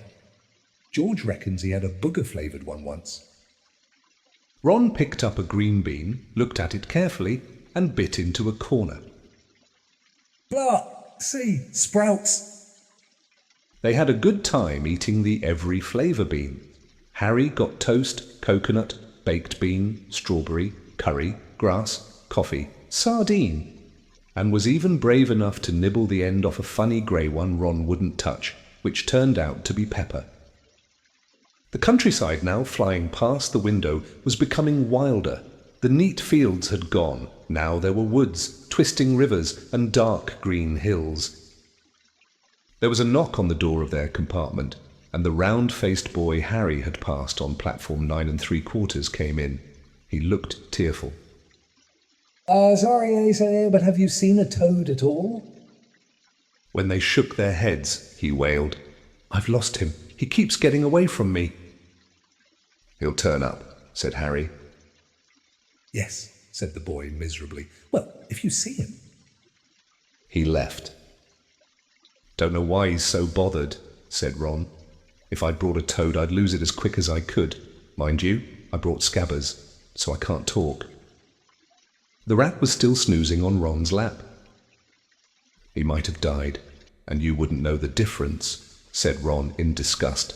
"I tried to turn him yellow yesterday to make him more interesting, but the spell didn't work. I'll show you. Look." He rummaged around in his trunk and pulled out a very battered-looking wand. It was chipped in places, and something white was glinting at the end. Unicorn hairs nearly poking out. Anyway, he had just raised his wand when the compartment door slid open again. The toadless boy was back, but this time he had a girl with him. She was already wearing her new Hogwarts robes. "Has anyone seen a toad? Neville's lost one," she said. She had a bossy sort of voice, lots of bushy brown hair, and rather large front teeth. "We've already told him we haven't seen it," said Ron, but the girl wasn't listening. She was looking at the wand in his hand. "Oh, are you doing magic? Let's see it, then." She sat down. Ron looked taken aback. All right. He cleared his throat. "Sunshine, daisies, buttermellow. Turn this stupid fat rat yellow." He waved his wand, but nothing happened. Scabbers stayed grey and fast asleep. "Are you sure that's a real spell?" said the girl. "Well, it's not very good, is it? I've tried a few simple spells just for practice, and it's all worked for me. Nobody in my family's magic at all. It was ever such a surprise when I got my letter. But I was ever so pleased. Of course, it's the very best school of witchcraft there is. I've learned all our course books by heart. Of course, I just hope it will be enough. I'm Hermione Granger. By the way, who are you?" She said all this very fast. Harry looked at Ron and was relieved to see by his stunned face that he hadn't learned all the course books by heart either. "I'm Ron Weasley," Ron muttered. "Harry Potter," said Harry. "Are you really?" said Hermione. "I know all about you. Of course, I got a few extra books for background reading, and you're in modern magical history and the rise and fall of the dark arts and great wizarding events of the 20th century. "Am I?" said Harry, feeling dazed. "Goodness, didn't you know I'd have found out everything I could if it was me?" said Hermione. "Do either of you know what house you'll be in? I've been asking around. And I hope I'm in Gryffindor. It sounds by far the best. I hear Dumbledore himself was in it, but I suppose Ravenclaw wouldn't be too bad. Anyway, we'd better go and look for Neville's toad. You two had better change, I expect we'll be there soon." And she left, taking the toadless boy with her. "Whatever house I'm in, I hope she's not in it," said Ron. He threw his wand back into his trunk. "Stupid spell. George gave it to me. Bet he knew it was a dud." "What house are your brothers in?" asked Harry. "Gryffindor," said Ron. Gloom seemed to be settling on him again. Mom and Dad were in it too. I don't know what they'll say if I'm not. I don't suppose Ravenclaw would be too bad, but imagine if they put me in Slytherin. "That's the house vault. You know who was in." "Yeah," said Ron. He flopped back into his seat, looking depressed. "I think the ends of Scabbers' whiskers are a bit lighter," said Harry, trying to take Ron's mind off houses. "So what do your oldest brothers do now that they've left? Anyway." Harry was wondering what a wizard did once he'd finished school. "Charlie's in Romania studying dragons," And Bill's in Africa doing something for Gringotts, said Ron. Did you hear about Gringotts? It's been all over the Daily Prophet. But I don't suppose you get that with the Muggles. Someone tried to rob a high-security vault. Harry stared. Really? What happened to them? Nothing. That's why it's such big news. They haven't been caught. My dad says it must have been a powerful dark wizard to get round Gringotts. But they don't think they took anything. That's what's odd. Of course, everyone gets scared when something like this happens in case you know who's behind it. Harry turned this news over in his mind. He was starting to get a prickle of fear every time you know who was mentioned. He supposed this was all part of entering the magical world, but it had been a lot more comfortable saying Voldemort without worrying. What's your Quidditch team? Ron asked. I don't know any, Harry confessed. What? Ron looked dumbfounded. Oh, you wait, it's the best game in the world, and he was off, explaining all about the 4 balls and the positions of the 7 players, describing famous games he'd been to with his brothers, and the broomstick he'd like to get if he had the money. He was just taking Harry through the finer points of the game when the compartment door slid open yet again. But it wasn't Neville the Toadless boy, or Hermione Granger this time. 3 boys entered, and Harry recognized the middle one at once. It was the pale boy from Madame Malkin's robe shop. He was looking at Harry with a lot more interest than he'd shown back in Diagon Alley. "Is it true?" he said. "They're saying all down the train that Harry Potter's in this compartment. So it's you, is it?" "Yes," said Harry. He was looking at the other boys. Both of them were thick-set and looked extremely mean. Standing on either side of the pale boy, they looked like bodyguards. "Oh, this is Crabbe and this is Goyle," said the pale boy carelessly, noticing where Harry was looking. "And my name's Malfoy, Draco Malfoy." Ron gave a slight cough, which might have been hiding a snigget. Draco Malfoy looked at him. "Think my name's funny? Do you... No need to ask who you are. My father told me all the Weasleys have red hair, freckles, and more children than they can afford." He turned back to Harry. "You'll soon find out some wizarding families are much better than others. Potter, you don't want to go making friends with the wrong sort. I can help you there." He held out his hand to shake Harry's, but Harry didn't take it. "I think I can tell who the wrong sort are for myself. Thanks," he said coolly. Draco Malfoy didn't go red, but a pink tinge appeared in his pale cheeks. "I'd be careful if I were you, Potter," he said slowly. "Unless you're a bit politer, you'll go the same way as your parents. They didn't know what was good for them, either. You hang around with riffraff like the Weasleys and that Hagrid, and it'll rub off on you." Both Harry and Ron stood up. "Say that again," Ron said, his face as red as his hair. "Oh, you're going to fight us, are you?" Malfoy sneered. "Unless you get out now," said Harry, more bravely than he felt, because Crabbe and Goyle were a lot bigger than him or Ron. "But we don't feel like leaving, do we, you boys? We've eaten all our food and you still seem to have some..." Goyle reached toward the chocolate frogs next to Ron. Ron leapt forward, but before he'd so much as touched Goyle, Goyle let out a horrible yell. Scabbers the rat was hanging off his finger, sharp little teeth sunk deep into Goyle's knuckle. Crabbe and Malfoy backed away as Goyle swung Scabbers round and round, howling, and when Scabbers finally flew off and hit the window, all 3 of them disappeared at once. Perhaps they thought there were more rats lurking among the sweets, or perhaps they'd heard footsteps, because a second later Hermione Granger had come in. "What has been going on?" she said, looking at the sweets all over the floor, and Ron picking up Scabbers by his tail. "I think he's been knocked out," Ron said to Harry. He looked closer at Scabbers. "No, I don't believe it. He's gone back to sleep." And so he had... You've met Malfoy before? Harry explained about their meeting in Diagon Alley. I've heard of his family, said Ron darkly. They were some of the first to come back to our side after you-know-who disappeared. Said they'd been bewitched. My dad doesn't believe it. He says Malfoy's father didn't need an excuse to go over to the dark side. He turned to Hermione.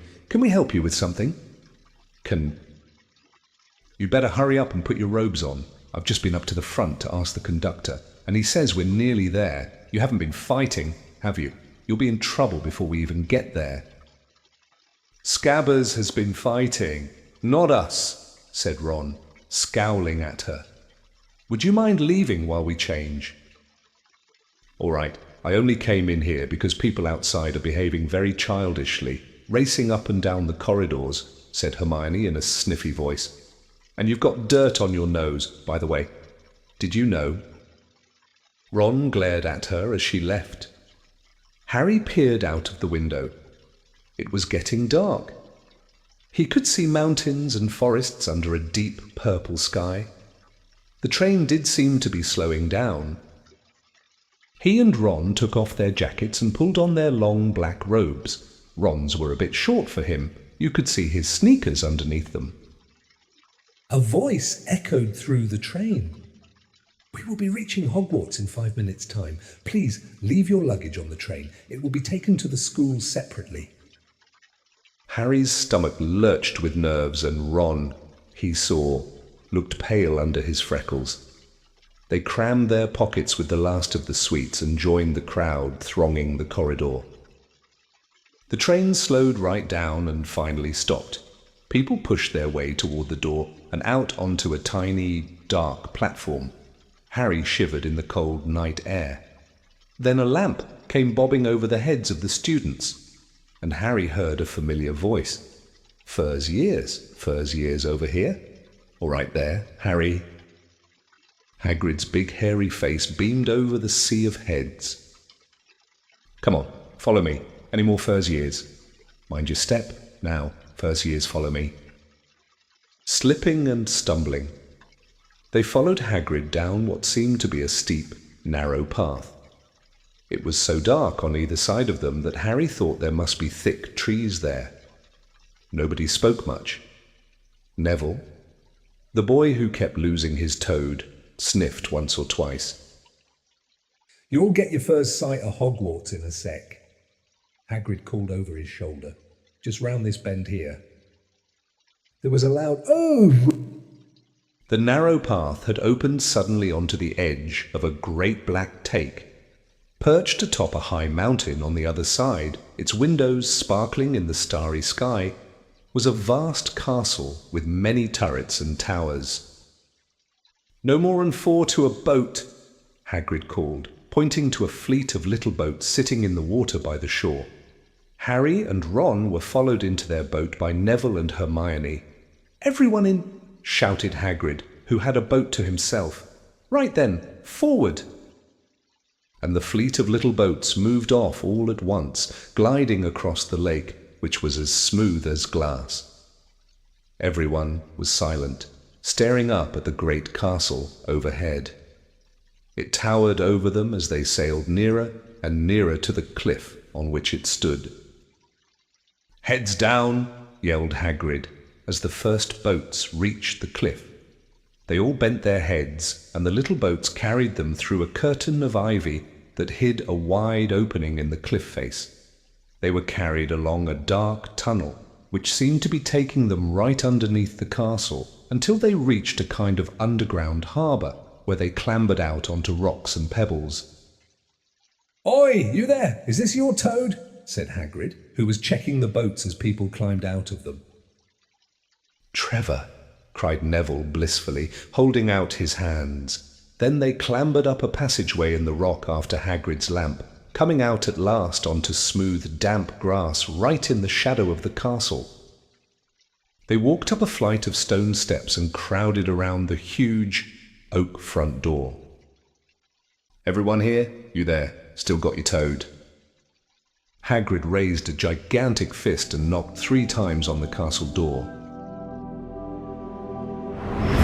Chapter 7. The Sorting Hat. The door swung open at once. A tall, black-haired witch in emerald green robes stood there. She had a very stern face, and Harry's first thought was that this was not someone to cross. "The first years, Professor McGonagall," said Hagrid. "Thank you, Hagrid. I will take them from here." She pulled the door wide. The entrance hall was so big you could have fit the whole of the Dursleys' house in it. The stone walls were lit with flaming torches like the ones at Gringotts. The ceiling was too high to make out, and a magnificent marble staircase facing them led to the upper floors. They followed Professor McGonagall across the flagged stone floor. Harry could hear the drone of hundreds of voices from a doorway to the right. The rest of the school must already be here. But Professor McGonagall showed the first years into a small, empty chamber of the hall.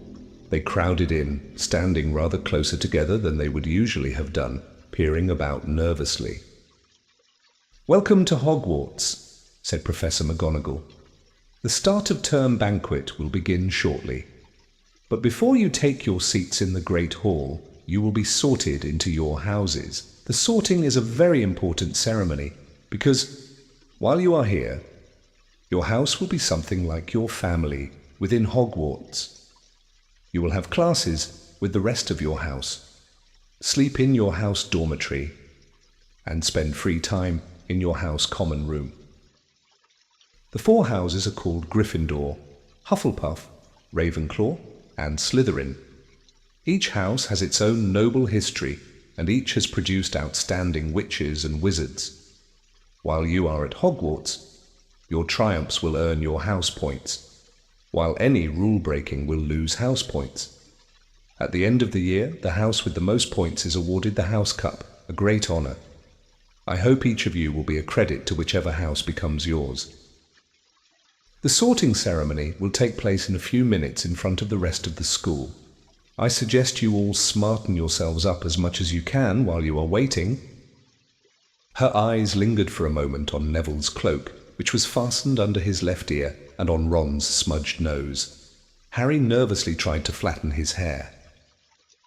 "I shall return when we are ready for you," said Professor McGonagall. "Please wait quietly." She left the chamber. Harry swallowed.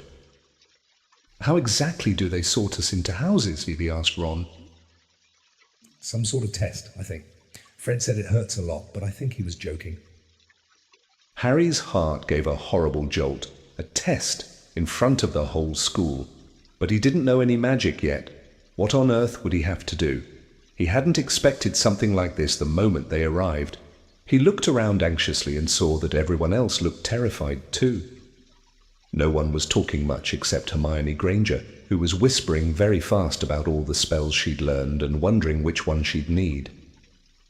Harry tried hard not to listen to her. He'd never been more nervous, never. Not even when he'd had to take a school report home to the Dursleys saying that he'd somehow turned his teacher's wig blue. He kept his eyes fixed on the door. Any second now, Professor McGonagall would come back and lead him to his doom. Then something happened that made him jump about a foot in the air. Several people behind him screamed. "What the—" he gasped. So did the people around him. About 20 ghosts had just streamed through the back wall, pearly white and slightly transparent. They glided across the room, talking to one another and hardly glancing at the first years. They seemed to be arguing.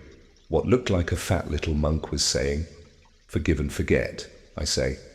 We ought to give him a second chance."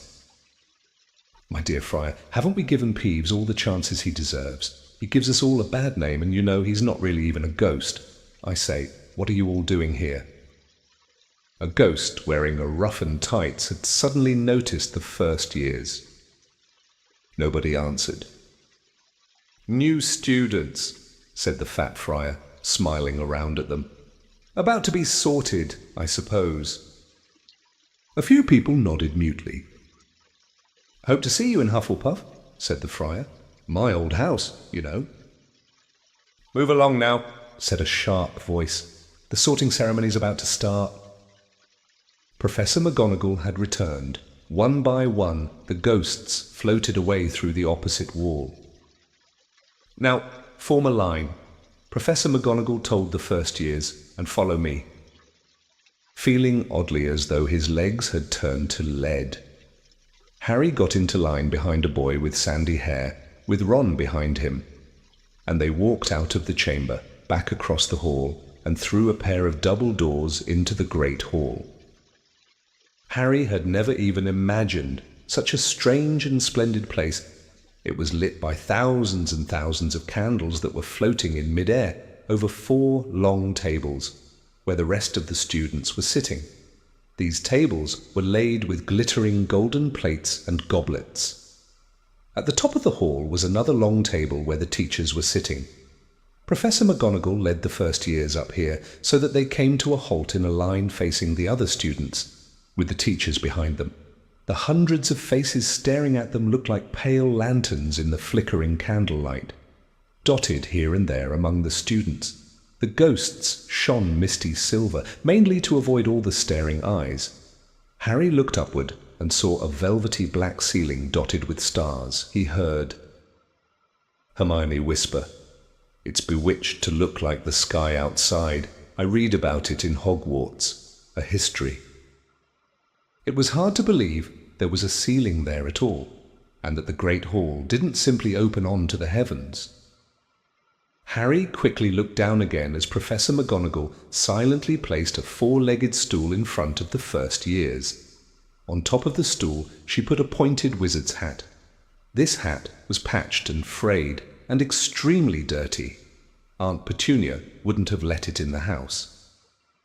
Maybe they had to try and get a rabbit out of it, Harry thought wildly. So that seemed the sort of thing. Noticing that everyone in the hall was now staring at the hat, he stared at it too. For a few seconds, there was complete silence. Then the hat twitched. A rip near the brim opened wide like a mouth, and the hat began to sing. "Oh, you may not think I'm pretty. But don't judge on what you see. I'll eat myself if you can find a smarter hat than me." You can keep your bowlers black, your top hat sleek and tall. For I'm the Hogwarts sorting hat, and I can cap them all. There's nothing hidden in your head. The sorting hat can't see. So try me on and I will tell you where you ought to be. You might belong in Gryffindor, where dwell the brave at heart. Their daring, nerve, and chivalry set Gryffindors apart. You might belong in Hufflepuff, Where they are just and loyal. those patient Hufflepuffies are true and unafraid of toil. Or yet in wise old Ravenclaw, if you've a ready mind, where those of wit and learning will always find their kind. Or perhaps in Slytherin, you'll make your real friends. Those cunning folk use any means to achieve their ends. So put me on, but don't be afraid. And don't get in a flap. You're in safe hands, though I have none. For I'm a thinking cap. The whole hall burst into applause as the hat finished its song. It bowed to each of the 4 tables and then became quite still again. "So we've just got to try on the hat," Ron whispered to Harry. "I'll kill Fred. He was going on about wrestling a troll." Harry smiled weakly. Yes. Trying on the hat was a lot better than having to do a spell, but he did wish they could have tried it on without everyone watching. The hat seemed to be asking rather a lot. Harry didn't feel brave or quick-witted or any of it at the moment. If only the hat had mentioned a house for people who felt a bit queasy. That would have been the one for him. Professor McGonagall now stepped forward holding a long roll of parchment. "When I call your name, you'll put on the hat and sit on the stool to be sorted," she said. "Abbott, Hannah." A pink-faced girl with blonde pigtails stumbled out of line, put on the hat, which fell right down over her eyes, and sat down. A moment's pause. "Hufflepuff!" shouted the hat. The table on the right cheered and clapped as Hannah went to sit down at the Hufflepuff table. Harry saw the ghost of the fat friar waving merrily at her. "Bones, Susan!" "Hufflepuff!" shouted the hat again, and Susan scuttled off to sit next to Hannah. "But Terry!" Ravenclaw. The table second from the left clapped this time. Several Ravenclaws stood up to shake hands with Terry as he joined them. Brocklehurst, Mandy went to Ravenclaw too, but Brown, Lavender became the first new Gryffindor, and the table on the far left exploded with cheers. Harry could see Ron's twin brothers catcalling. Bulstrode, Millicent, then became a Slytherin. Perhaps it was Harry's imagination, after all he'd heard about Slytherin. But he thought they looked like an unpleasant lot. He was starting to feel definitely sick now. He remembered being picked for teams during gym at his old school. He had always been last to be chosen, not because he was no good, but because no one wanted Dudley to think they liked him. Finch Fletchley, Justin. Hufflepuff. Sometimes, Harry noticed, the hat shouted out the house at once, but at others it took a little while to decide.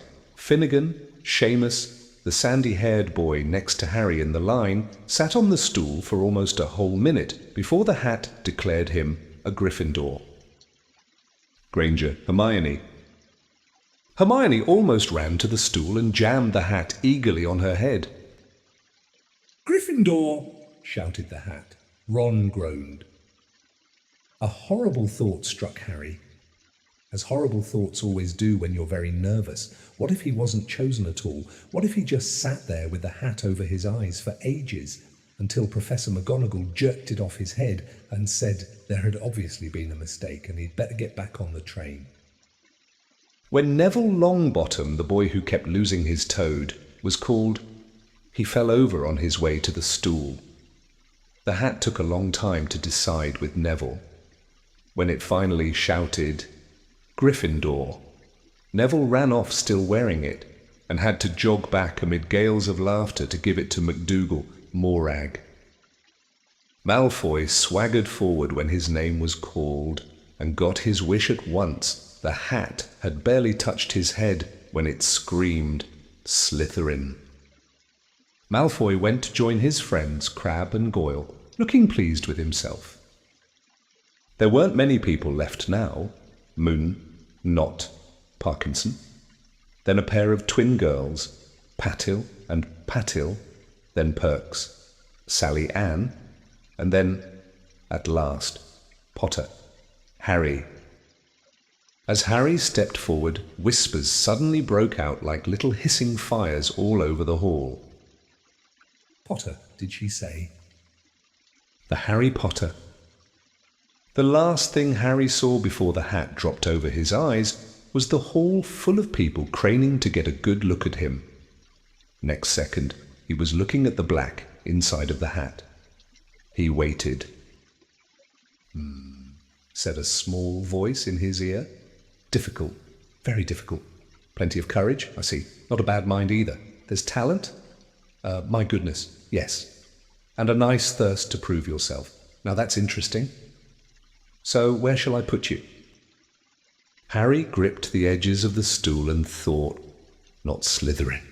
Not Slytherin. "Not Slytherin," said the small voice. "Are you sure? You could be great. You know, it's all here in your head. And Slytherin will help you on the way to greatness. No doubt about that. No.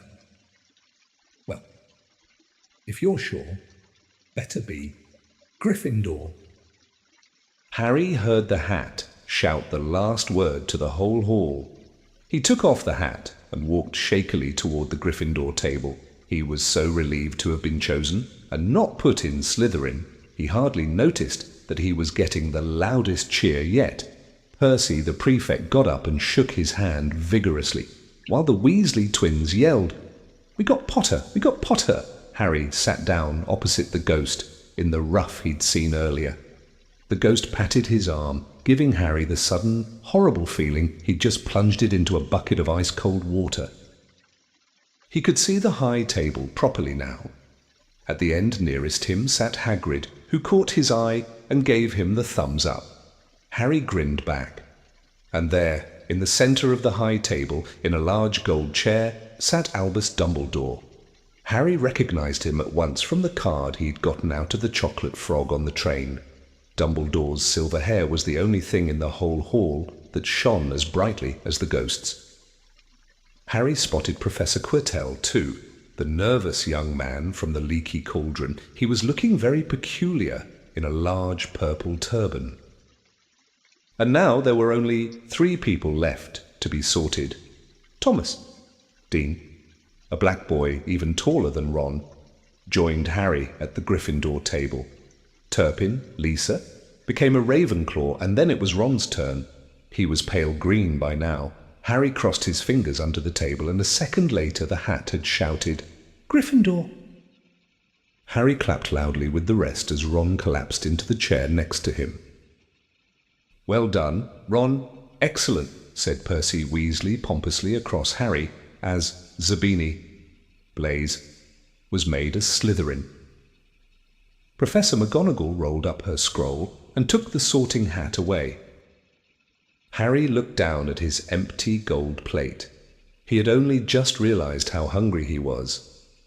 The pumpkin pasties seemed ages ago. Albus Dumbledore had gotten to his feet. He was beaming at the students, his arms opened wide, as if nothing could have pleased him more than to see them all there. "Welcome," he said. "Welcome to a new year at Hogwarts. Before we begin our banquet, I would like to say a few words. And here they are: Nitwit, Blubber, Oddment, Tweak."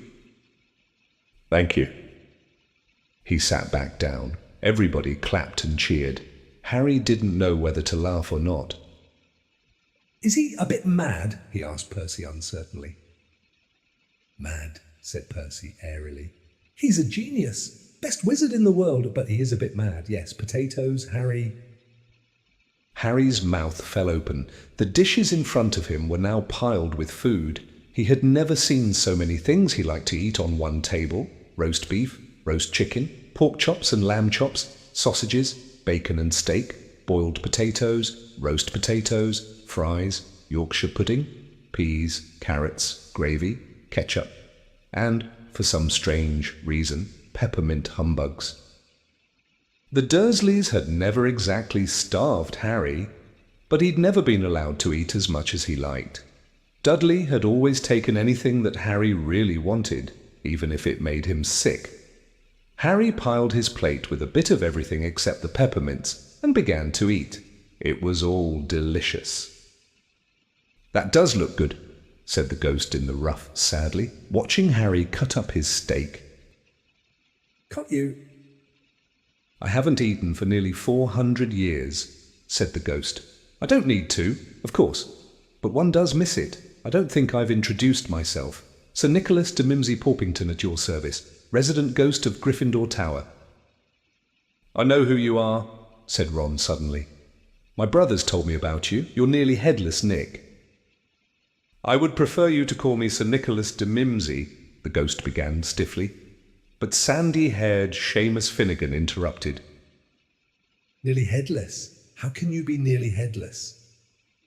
Sir Nicholas looked extremely miffed, as if their little chat wasn't going at all the way he wanted. "Like this," he said irritably.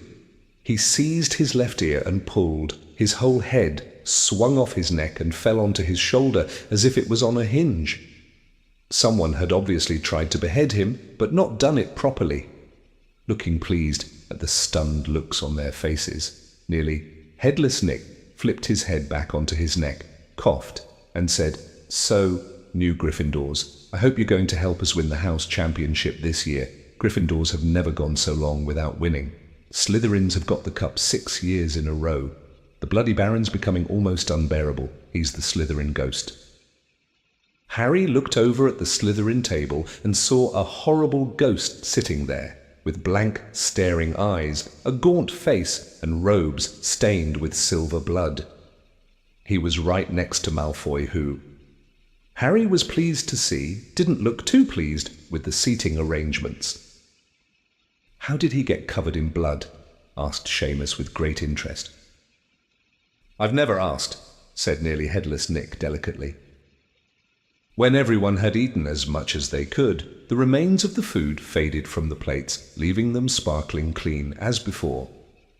A moment later, the desserts appeared, blocks of ice cream in every flavour you could think of, apple pies, treacle tarts, chocolate eclairs and jam donuts, trifle, strawberries, jello, rice pudding. As Harry helped himself to a treacle tart, the talk turned to their families. "I'm half and half," said Seamus. "Me dad's a muggle. Mum didn't tell him she was a witch till after they were married. Bit of a nasty shock for him." The others laughed. "What about you, Neville?" said Ron. "Well, my gran brought me up and she's a witch," said Neville. "But the family thought I was all muggle for ages. My great-uncle Algy kept trying to catch me off my guard and force some magic out of me. He pushed me off the end of Blackpool Pier once. I nearly drowned. But nothing happened until I was 8. Great-uncle Algy came round for dinner, and he was hanging me out of an upstairs window by the ankles when my great-auntie Enid offered him a meringue, and he accidentally let go. But I bounced all the way down the garden and into the road. They were all really pleased. Gran was crying. She was so happy. And you should have seen their faces when I got in here. They thought I might not be magic enough to come, you see. Great-uncle Algy was so pleased he bought me my toad."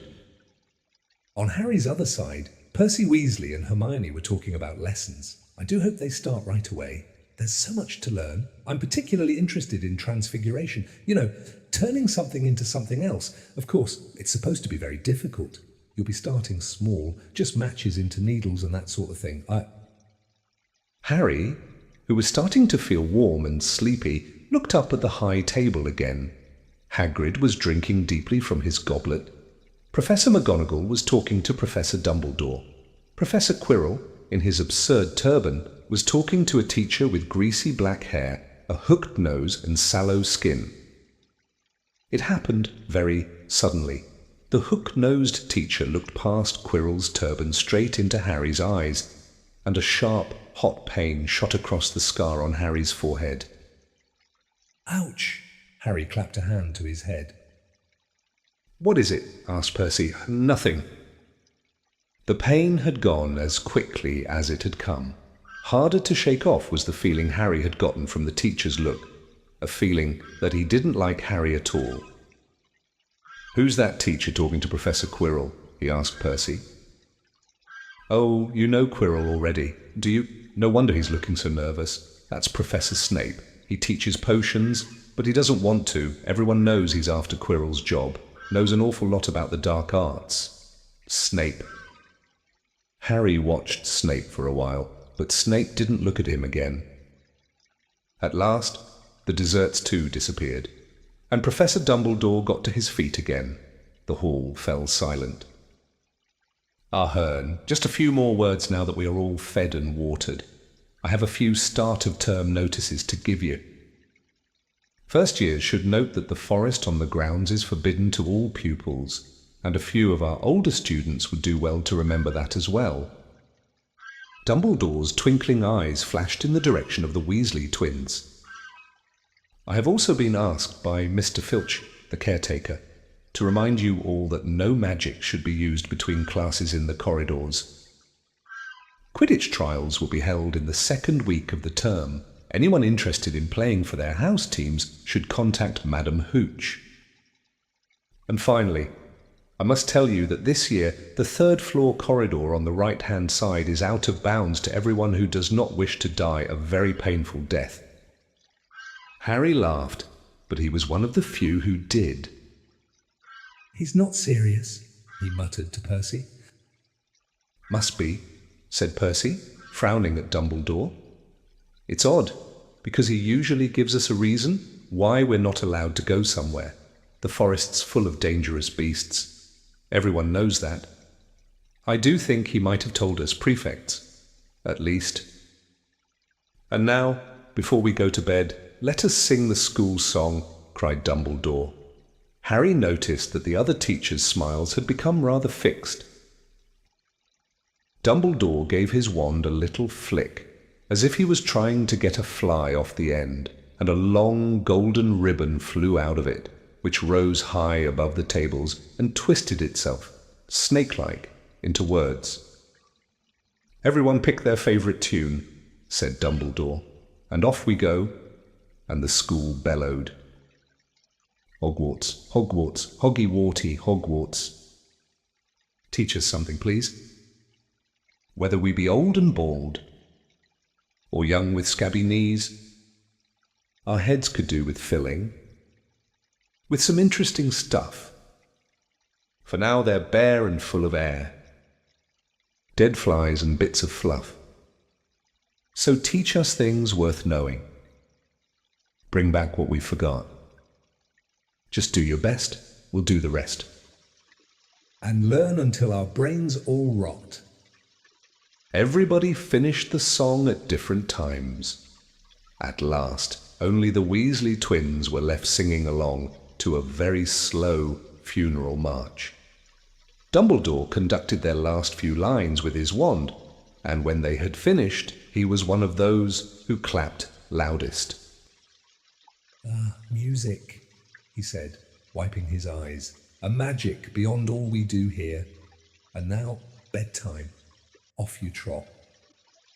The Gryffindor first years followed Percy through the chattering crowds, out of the great hall, and up the marble staircase.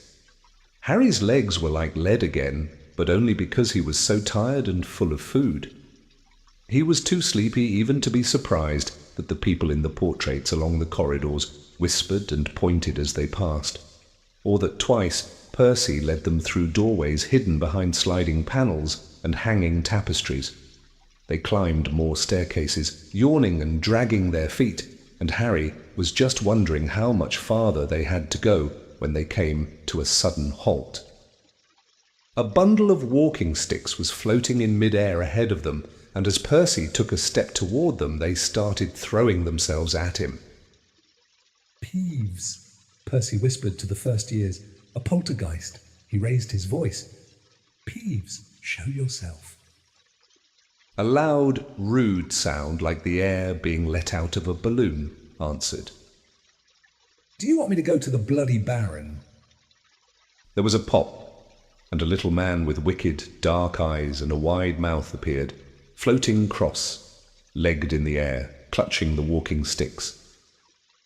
"Oh," he said, with an evil cackle, "ickle firsties, what fun." He swooped suddenly at them. They all ducked. "Go away, Peeves, or the Baron'll hear about this. I mean it," barked Percy. Peeves stuck out his tongue and vanished, dropping the walking sticks on Neville's head. They heard him zooming away, rattling coats of armour as he passed. "You want to watch out for Peeves," said Percy, as they set off again. "The bloody Baron's the only one who can control him. He won't even listen to us prefects. Here we are." At the very end of the corridor hung a portrait of a very fat woman in a pink silk dress. "Password," she said. "Caput Draconis," said Percy, and the portrait swung forward to reveal a round hole in the wall. They all scrambled through it. Neville needed a leg up, and found themselves in the Gryffindor common room, a cosy, round room full of squashy armchairs. Percy directed the girls through one door to their dormitory, and the boys through another. At the top of a spiral staircase, they were obviously in one of the towers, they found their beds at last. 5 four-posters hung with deep red velvet curtains. Their trunks had already been brought up, too tired to talk much. They pulled on their pyjamas and fell into bed. "Great food, isn't it?" Ron muttered to Harry through the hangings. "Get off! Scabbers! He's chewing my sheets!" Harry was going to ask Ron if he'd had any of the treacle tart, but he fell asleep almost at once. Perhaps Harry had eaten a bit too much, because he had a very strange dream. He was wearing Professor Quirrell's turban, which kept talking to him, telling him he must transfer to Slytherin at once, because it was his destiny. Harry told the turban he didn't want to be in Slytherin. It got heavier and heavier. He tried to pull it off, but it tightened painfully. And there was Malfoy, laughing at him as he struggled with it. Then Malfoy turned into the hook-nosed teacher, Snape, whose laugh became high and cold. There was a burst of green light, and Harry woke, sweating and shaking. He rolled over and fell asleep again, and when he woke next day, he didn't remember the dream at all. Chapter 8. The Potions Master. There, look. Where? Next to the tall kid with the red hair. Wearing the glasses. Did you see his face? Did you see his scar? Whispers followed Harry from the moment he left his dormitory the next day. People lining up outside classrooms stood on tiptoe to get a look at him, or doubled back to pass him in the corridors again, staring. Harry wished they wouldn't, because he was trying to concentrate on finding his way to classes. There were 142 staircases at Hogwarts. Wide, sweeping ones, narrow, rickety ones. Some that led somewhere different on a Friday, some with a vanishing step halfway up that you had to remember to jump. Then there were doors that wouldn't open unless you asked politely, or tickled them in exactly the right place, and doors that weren't really doors at all, but solid walls just pretending. It was also very hard to remember where anything was, because it all seemed to move around a lot. The people in the portraits kept going to visit each other, and Harry was sure the coats of armor could walk. The ghosts didn't help either. It was always a nasty shock when one of them glided suddenly through a door you were trying to open. Nearly Headless Nick was always happy to point new Gryffindors in the right direction, but Peeves, the poltergeist, was worth 2 locked doors and a trick staircase if you met him when you were late for class. He would drop waste paper baskets on your head, pull rugs from under your feet, pelt you with bits of chalk, or sneak up behind you, invisible, grab your nose, and screech, got your conch. Even worse than Peeves, if that was possible, was the caretaker, Argus Filch. Harry and Ron managed to get on the wrong side of him on their very first morning. Filch found them trying to force their way through a door that unluckily turned out to be the entrance to the out-of-bounds corridor on the 3rd floor. He wouldn't believe they were lost, was sure they were trying to break into it on purpose, and was threatening to lock them in the dungeons when they were rescued by Professor Quirrell, who was passing. Filch owned a cat called Mrs. Norris, a scrawny, dust-coloured creature with bulging, lamp-like eyes just like Filch's. She patrolled the corridors alone, break a rule in front of her, put just one toe out of line, and she'd whisk off for Filch, who'd appear, wheezing, 2 seconds later. Filch knew the secret passageways of the school better than anyone except perhaps the Weasley twins, and could pop up as suddenly as any of the ghosts. The students all hated him, and it was the dearest ambition of many to give Mrs. Norris a good kick. And then once you had managed to find them, there were the classes themselves. There was a lot more to magic, as Harry quickly found out, than waving your wand and saying a few funny words. They had to study the night skies through their telescopes every Wednesday at midnight, and learn the names of different stars and the movements of the planets. 3 times a week, they went out to the greenhouses behind the castle to study herbology, with a dumpy little witch called Professor Sprout, where they learned how to take care of all the strange plants and fungi and found out what they were used for. Easily the most boring class was History of Magic, which was the only one taught by a ghost. Professor Binns had been very old indeed when he had fallen asleep in front of the staff room fire and got up next morning to teach, leaving his body behind him. Binns droned on while they scribbled down names and dates and got Emetic the Evil and Uric the Oddball mixed up. Professor Flitwick the charms teacher, was a tiny little wizard who had to stand on a pile of books to see over his desk. At the start of their first class, he took the roll call, and when he reached Harry's name, he gave an excited squeak and toppled out of sight. Professor McGonagall was again different. Harry had been quite right to think she wasn't a teacher to cross, strict and clever. She gave them a talking to the moment they sat down in her first class. Transfiguration is some of the most complex and dangerous magic you will learn at Hogwarts, she said. Anyone messing around in my class will leave and not come back. You have been warned. Then she changed her desk into a pig and back again. They were all very impressed and couldn't wait to get started, but soon realized they weren't going to be changing the furniture into animals for a long time. After taking a lot of complicated notes, they were each given a match and started trying to turn it into a needle. By the end of the lesson, only Hermione Granger had made any difference to her match. Professor McGonagall showed the class how it had gone all silver and pointy and gave Hermione a rare smile.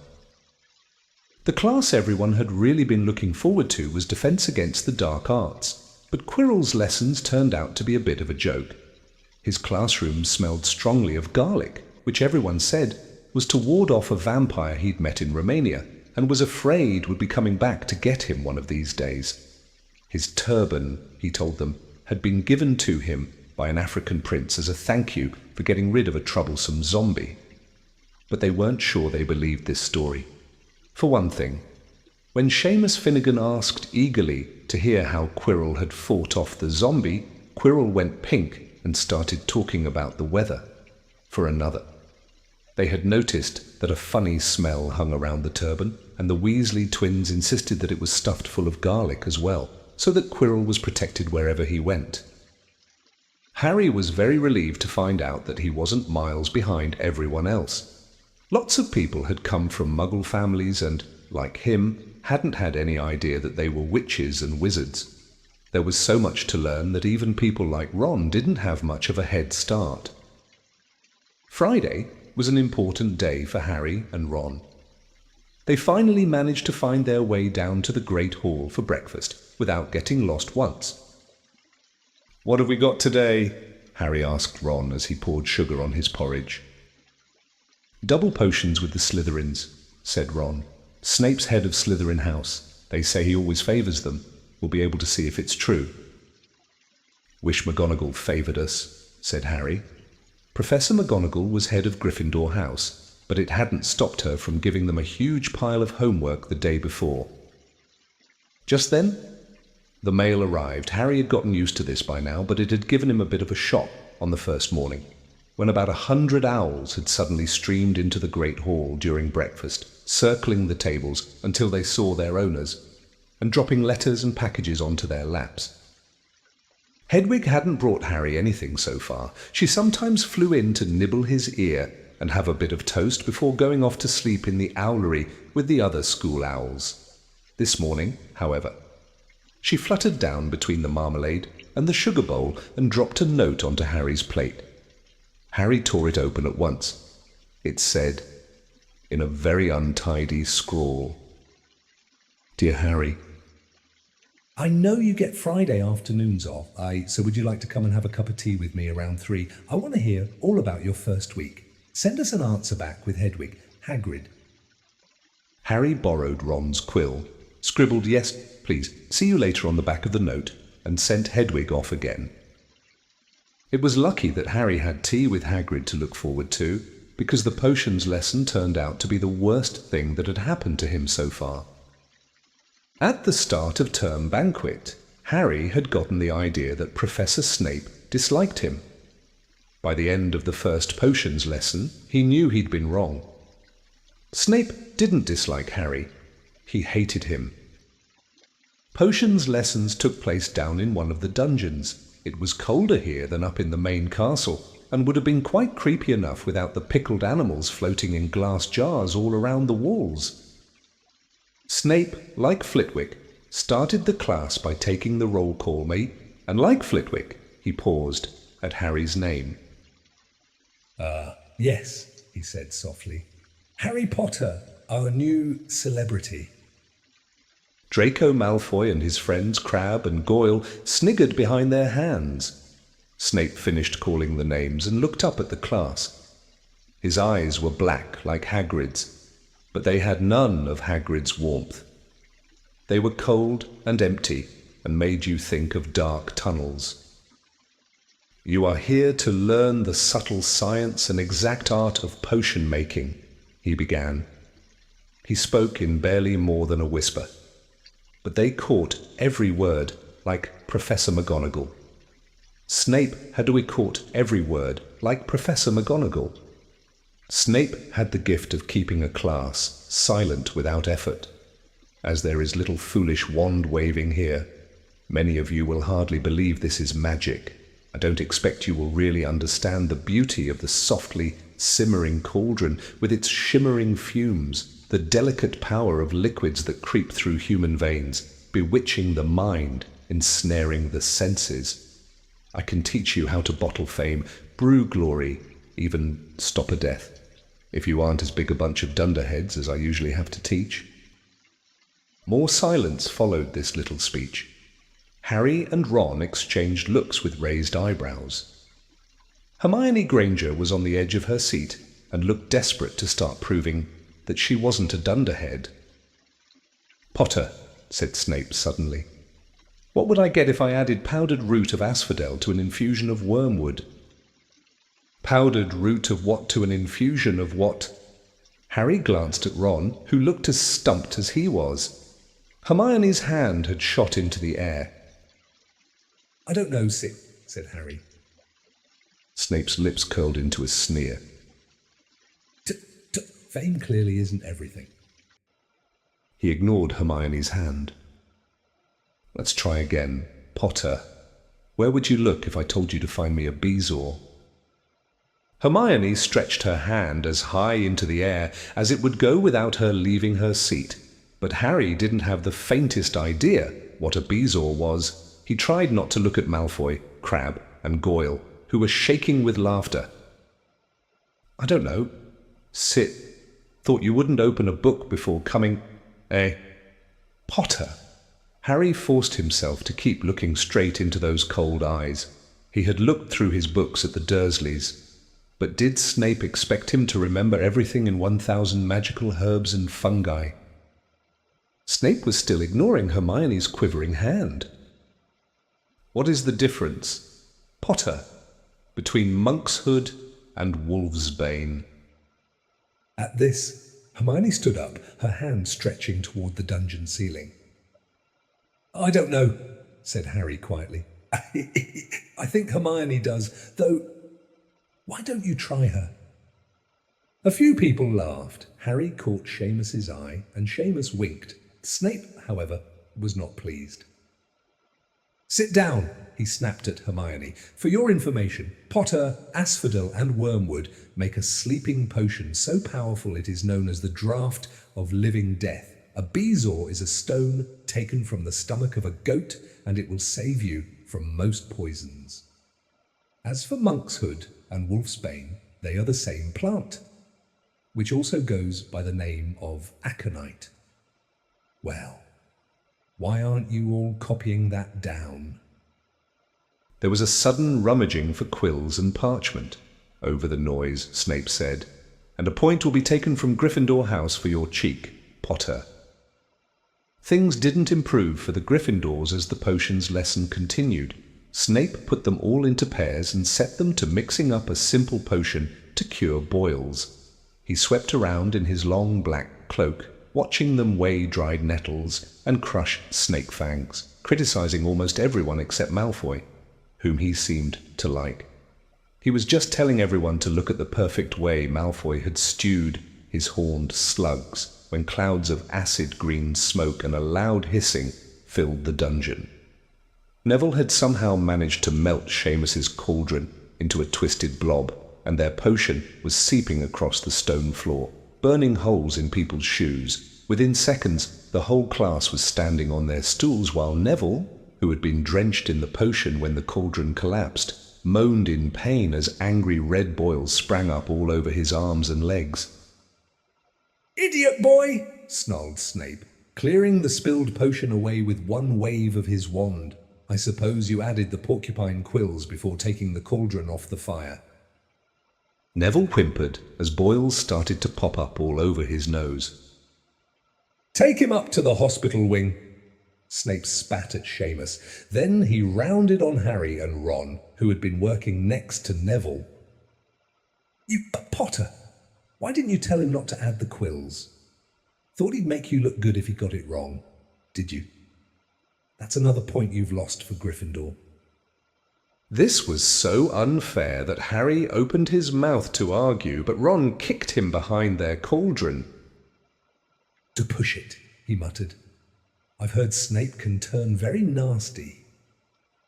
As they climbed the steps out of the dungeon an hour later, Harry's mind was racing and his spirits were low. He'd lost 2 points for Gryffindor in his very first week. Why did Snape hate him so much? Cheer up, said Ron. Snape's always taking points off Fred and George. Can I come and meet Hagrid with you?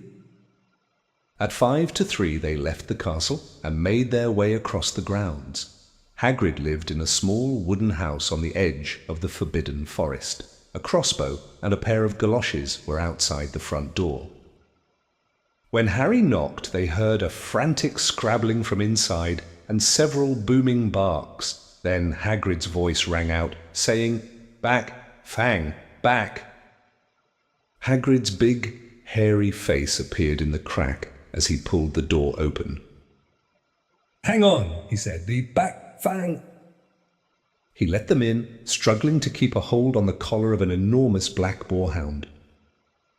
There was only one room inside. Hams and pheasants were hanging from the ceiling. A copper kettle was boiling on the open fire, and in the corner stood a massive bed with a patchwork quilt over it. "Make yourselves at home," said Hagrid, letting go of Fang, who bounded straight at Ron and started licking his ears. Like Hagrid, Fang was clearly not as fierce as he looked. "This is Ron," Harry told Hagrid, who was pouring boiling water into a large teapot and putting rock cakes onto a plate. "Another Weasley." Said Hagrid, glancing at Ron's freckles. "I spent half me life chasing your twin brothers away from the forest." The rock cakes were shapeless lumps with raisins that almost broke their teeth, but Harry and Ron pretended to be enjoying them as they told Hagrid all about their first lessons. Fang rested his head on Harry's knee and drooled all over his robes. Harry and Ron were delighted to hear Hagrid call Fitch that old git. "And as for that cat, Mrs. Norris, I'd like to introduce her to Fang sometime. Do you know, every time I go up to the school, she follows me everywhere. Can't get rid of her. Fitch puts her up to it." Harry told Hagrid about Snape's lesson. Hagrid, like Ron, told Harry not to worry about it, that Snape liked hardly any of the students. "But he seemed to really hate me." "Rubbish," said Hagrid. "Why should he?" Yet Harry couldn't help thinking that Hagrid didn't quite meet his eyes when he said that. "How's your brother, Charlie?" Hagrid asked Ron. "I liked him a lot. Great with animals." Harry wondered if Hagrid had changed the subject on purpose. While Ron told Hagrid all about Charlie's work with dragons, Harry picked up a piece of paper that was lying on the table under the tea cosy. It was a cutting from the Daily Prophet. Gringotts break-in latest. Investigations continue into the break-in at Gringotts on July 31st, widely believed to be the work of dark wizards or witches unknown. Gringotts goblins today insisted that nothing had been taken. The vault that was searched had in fact been emptied the same day. "But we're not telling you what was in there, so keep your noses out if you know what's good for you," said a Gringotts spokesgoblin this afternoon. Harry remembered Ron telling him on the train that someone had tried to rob Gringotts, but Ron hadn't mentioned the date. "Hagrid," said Harry, "that Gringotts break-in happened on my birthday. It might have been happening while we were there." There was no doubt about it. Hagrid definitely didn't meet Harry's eyes this time. He grunted and offered him another rock cake. Harry read the story again. The vault that was searched had in fact been emptied earlier that same day. Hagrid had emptied Vault 713, if you could call it emptying, taking out that grubby little package. Had that been what the thieves were looking for? As Harry and Ron walked back to the castle for dinner, their pockets weighed down with rock cakes they'd been too polite to refuse. Harry thought that none of the lessons he'd had so far had given him as much to think about as tea with Hagrid. Had Hagrid collected that package just in time? Where was it now? And did Hagrid know something about Snape that he didn't want to tell Harry? Chapter 9. The Midnight Duel. Harry had never believed he would meet a boy he hated more than Dudley, but that was before he met Draco Malfoy. Still, first-year Gryffindors only had potions with the Slytherins, so they didn't have to put up with Malfoy much, or at least they didn't until they spotted a notice pinned up in the Gryffindor common room that made them all groan. Flying lessons would be starting on Thursday, and Gryffindor and Slytherin would be learning together. Typical, said Harry darkly. Just what I always wanted, to make a fool of myself on a broomstick in front of Malfoy. He had been looking forward to learning to fly more than anything else. You don't know that you'll make a fool of yourself, said Ron reasonably. Anyway, I know Malfoy's always going on about how good he is at Quidditch, but I bet that's all talk.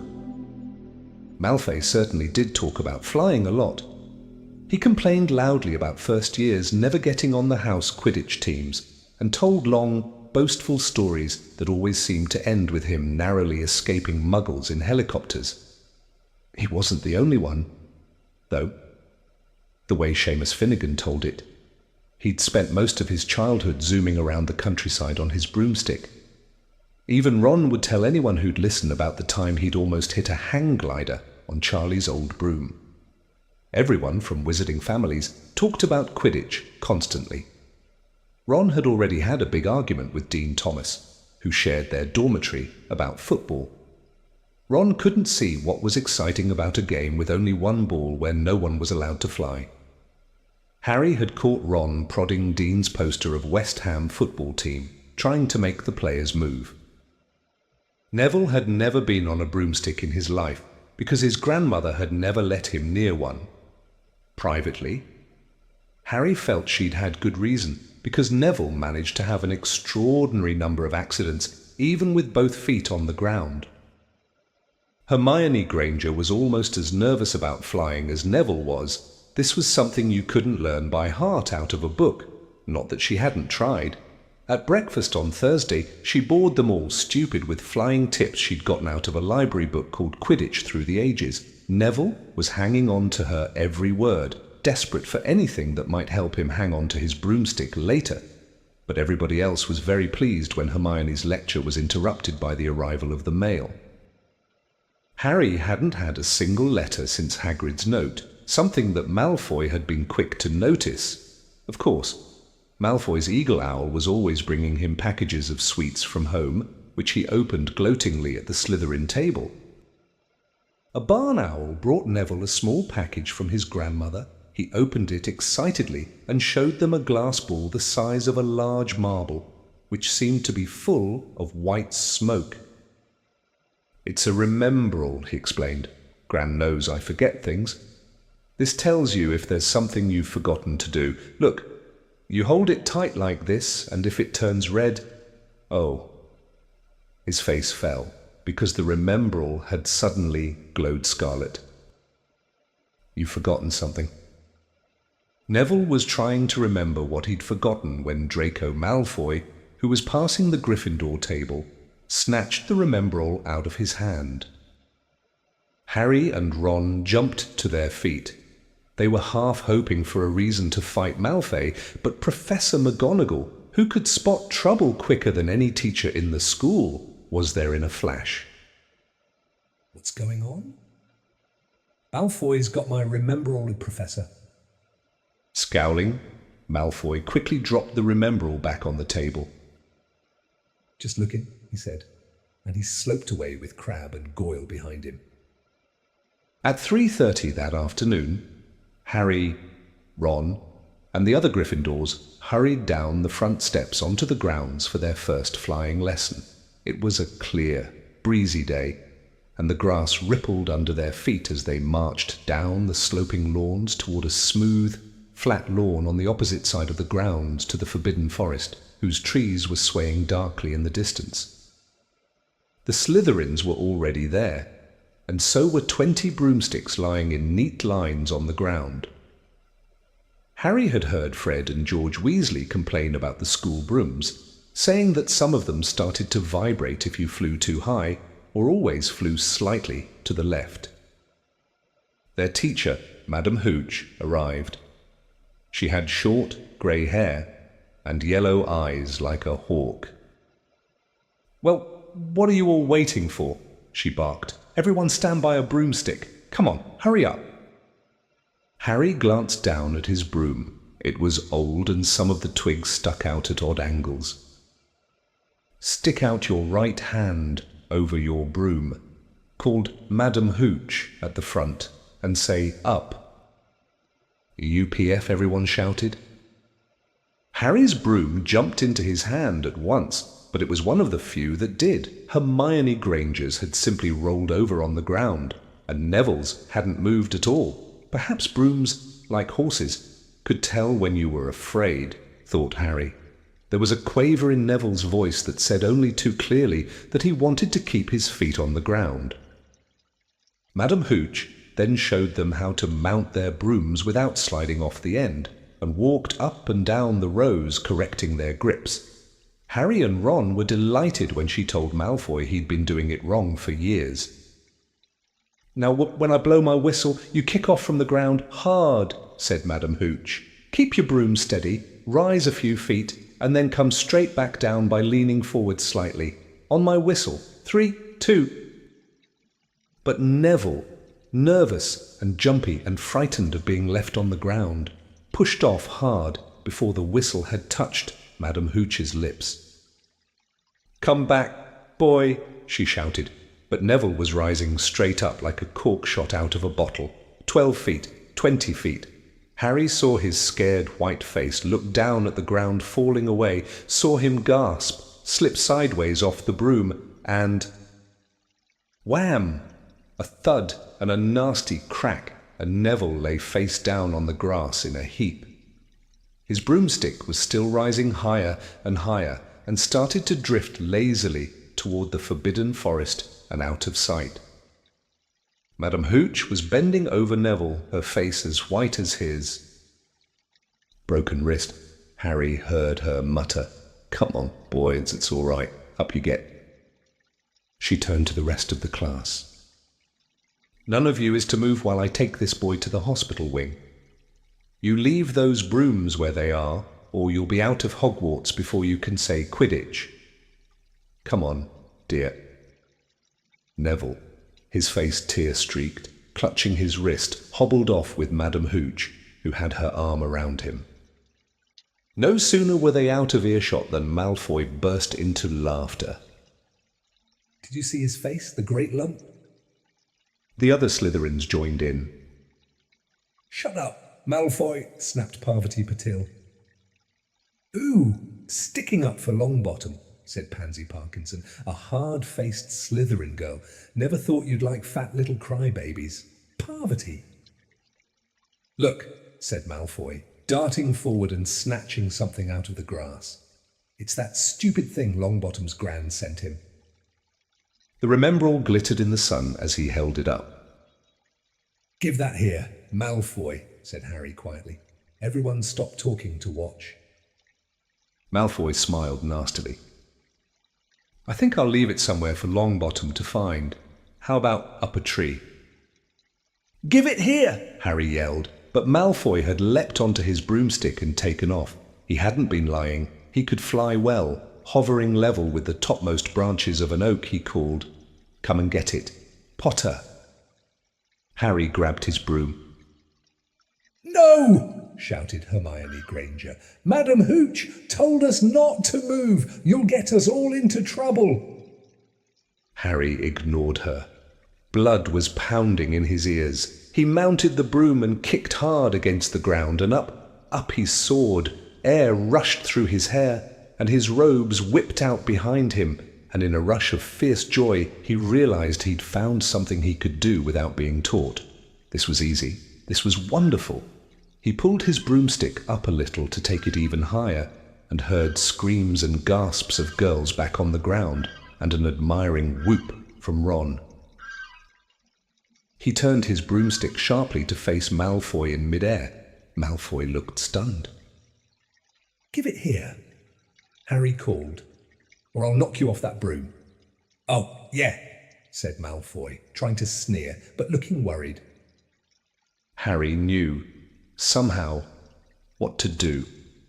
He leaned forward and grasped the broom tightly in both hands, and it shot toward Malfoy like a javelin.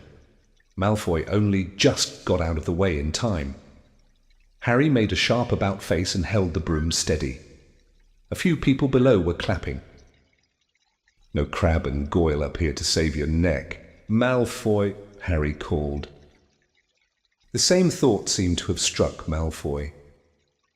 "Catch it if you can, then," he shouted, and he threw the glass ball high into the air and streaked back toward the ground. Harry saw, as though in slow motion, the ball rise up in the air and then start to fall. He leaned forward and pointed his broom handle down. Next second, he was gathering speed in a steep dive, racing the ball. Wind whistled in his ears. Mingled with the screams of people watching, he stretched out his hand. A foot from the ground he caught it, just in time to pull his broom straight, and he toppled gently onto the grass, with the Remembrall clutched safely in his fist. Harry Potter. His heart sank faster than he'd just dived. Professor McGonagall was running toward them. He got to his feet, trembling. "Never, nor my time at Hogwarts." Professor McGonagall was almost speechless with shock, and her glasses flashed furiously. "How dare you? We might have broken your neck." "It wasn't his fault, Professor." "Be quiet, Miss Patil." "But Malfoy will—" "That's enough. Mr. Weasley, Potter, follow me, now." Harry caught sight of Malfoy, Crabbe, and Goyle's triumphant faces as he left, walking numbly in Professor McGonagall's wake as she strode toward the castle. He was going to be expelled. He just knew it. He wanted to say something to defend himself, but there seemed to be something wrong with his voice. Professor McGonagall was sweeping along without even looking at him. He had to jog to keep up. Now he'd done it. He hadn't even lasted 2 weeks. He'd be packing his bags in 10 minutes. What would the Dursleys say when he turned up on the doorstep? Up the front steps, up the marble staircase inside, and still Professor McGonagall didn't say a word to him.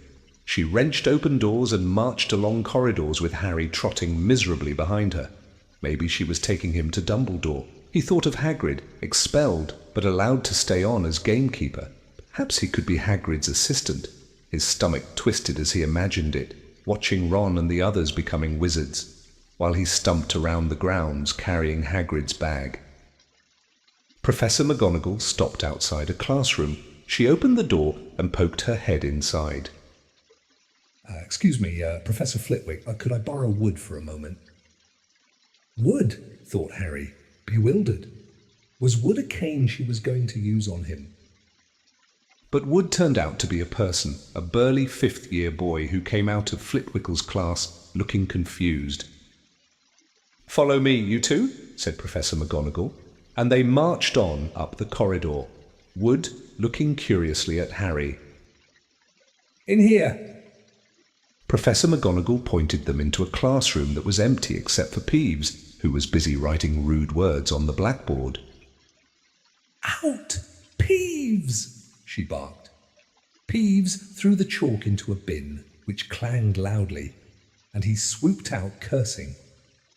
Professor McGonagall slammed the door behind him and turned to face the two boys. "Potter, this is Oliver Wood. Wood, I've found you a seeker." Wood's expression changed from puzzlement to delight. "Are you serious, Professor?" "Absolutely," said Professor McGonagall crisply. "The boy's a natural. I've never seen anything like it. Was that your first time on a broomstick, Potter?" Harry nodded silently. He didn't have a clue what was going on, but he didn't seem to be being expelled, and some of the feeling started coming back to his legs.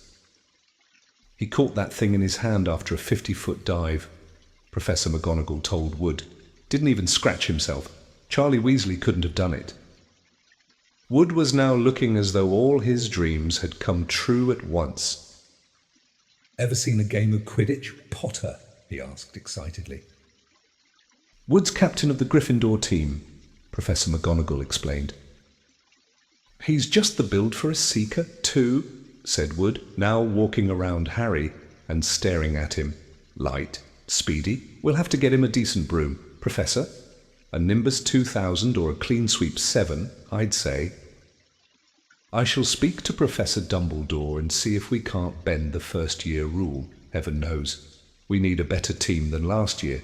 Flattened in that last match by Slytherin, I couldn't look Severus Snape in the face for weeks." Professor McGonagall peered sternly over her glasses at Harry. "I want to hear you're training hard, Potter, or I may change my mind about punishing you." Then she suddenly smiled. "Your father would have been proud," she said. "He was an excellent Quidditch player himself." "You're joking." It was dinner time. Harry had just finished telling Ron what had happened when he'd left the grounds with Professor McGonagall. Ron had a piece of steak and kidney pie halfway to his mouth, but he'd forgotten all about it. "Seeker," he said. "But first years never wait. You must be the youngest house player in about a century," said Harry, shoveling pie into his mouth. He felt particularly hungry after the excitement of the afternoon. Wood told me. Ron was so amazed, so impressed, he just sat and gaped at Harry. "I start training next week," said Harry. "Only don't tell anyone. Wood wants to keep it a secret."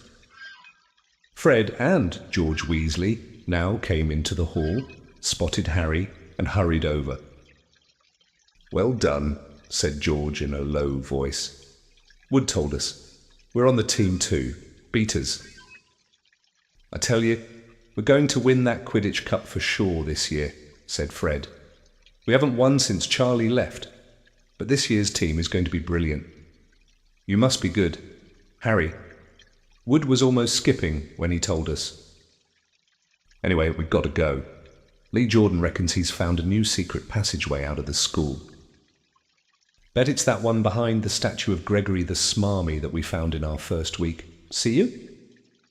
Fred and George had hardly disappeared when someone far less welcome turned up, Malfoy, flanked by Crabbe and Goyle.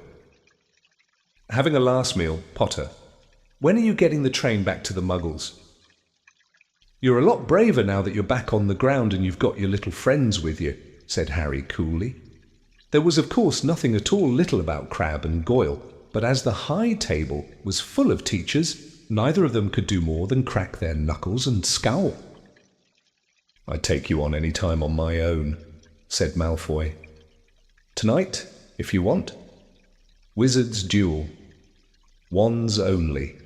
No contact. What's the matter? Never heard of a wizard's duel before. I suppose."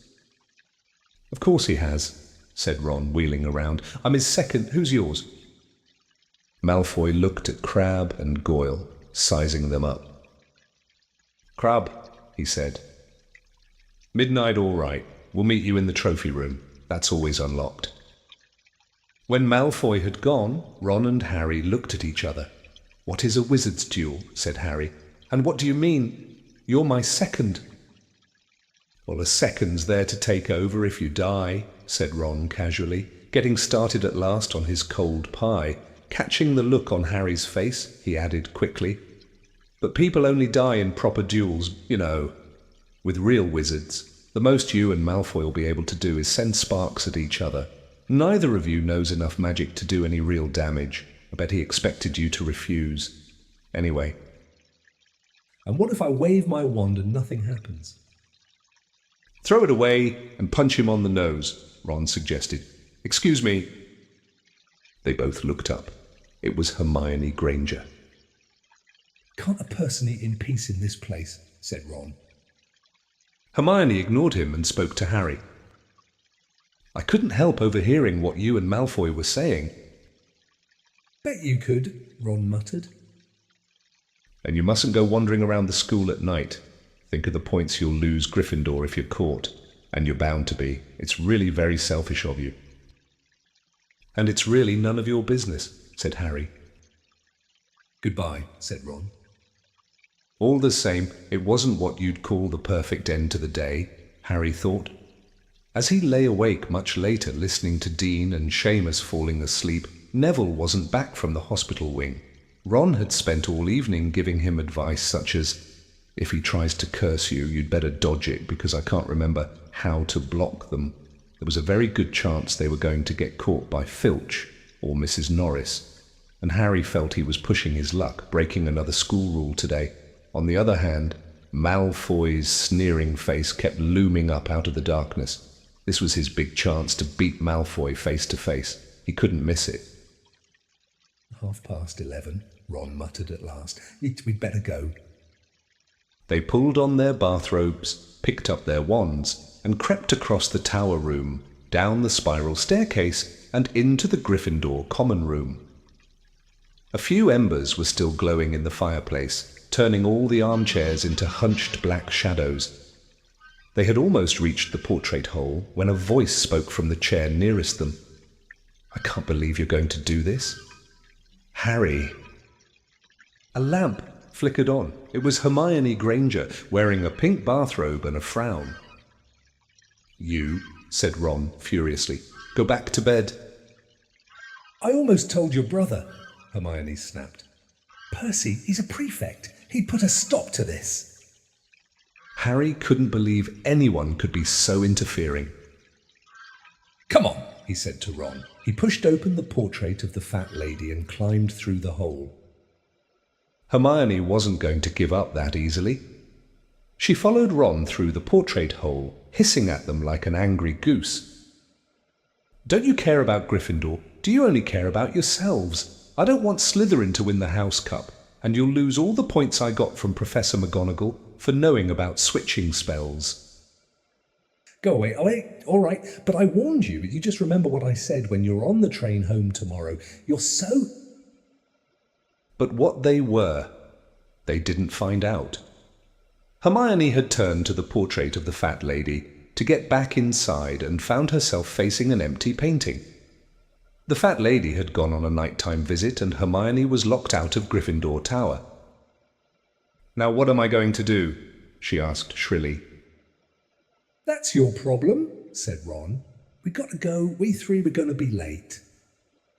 They hadn't even reached the end of the corridor when Hermione caught up with them. "I'm coming with you," she said. "You are not..." "Do you think I'm going to stand out here and wait for Filch to catch me? If he finds all three of us, I'll tell him the truth, that I was trying to stop you, and you can back me up." "You've got some nerve," said Ron loudly. "Shut up, both of you," said Harry sharply. "I heard something." It was a sort of snuffling. "Mrs. Norris?" breathed Ron, squinting through the dark. It wasn't Mrs. Norris, it was Neville. He was curled up on the floor, fast asleep, but jerked suddenly awake as they crept nearer. "Thank goodness you found me. I've been out here for hours. I couldn't remember the new password to get into bed." "Keep your voice down, Neville. The password's pig snout, but it won't help you now. The fat lady's gone off somewhere." "How's your arm?" said Harry. "Fine," said Neville, showing them. "Madame Pomfrey mended it in about a minute." "Good. Well, look, Neville, we've got to be somewhere. We'll see you later."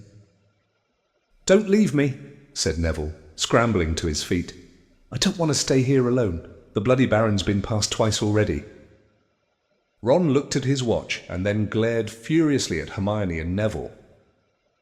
"If either of you get us caught, I'll never rest until I've learned that curse of the bogies Quirrell told us about and used it on you."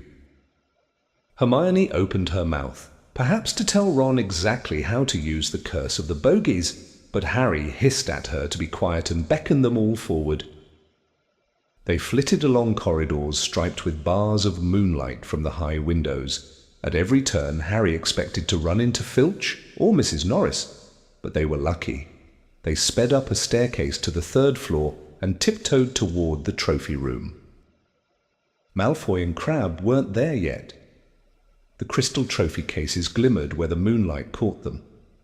Cups, shields, plates, and statues winked silver and gold in the darkness. They edged along the walls, keeping their eyes on the doors at either end of the room. Harry took out his wand in case Malfoy leapt in and started at once. The minutes crept by. "He's late. Maybe he's chickened out," Ron whispered. Then a noise in the next room made them jump. Harry had only just raised his wand when they heard someone speak, and it wasn't Malfoy. "Sniff around, my sweet. They might be lurking in a corner." It was Filch speaking to Mrs. Norris, horror-struck. Harry waved madly at the other 3 to follow him as quickly as possible. They scurried silently toward the door, away from Filch's voice. Neville's robes had barely whipped round the corner when they heard Filch enter the trophy room. "They're in here somewhere," they heard him mutter. "Probably hiding." "This way?" Harry mouthed to the others, and, petrified, they began to creep down a long gallery full of suits of armour. They could hear Filch getting nearer. Neville suddenly let out a frightened squeak and broke into a run. He tripped, grabbed Ron around the waist, and the pair of them toppled right into a suit of armour.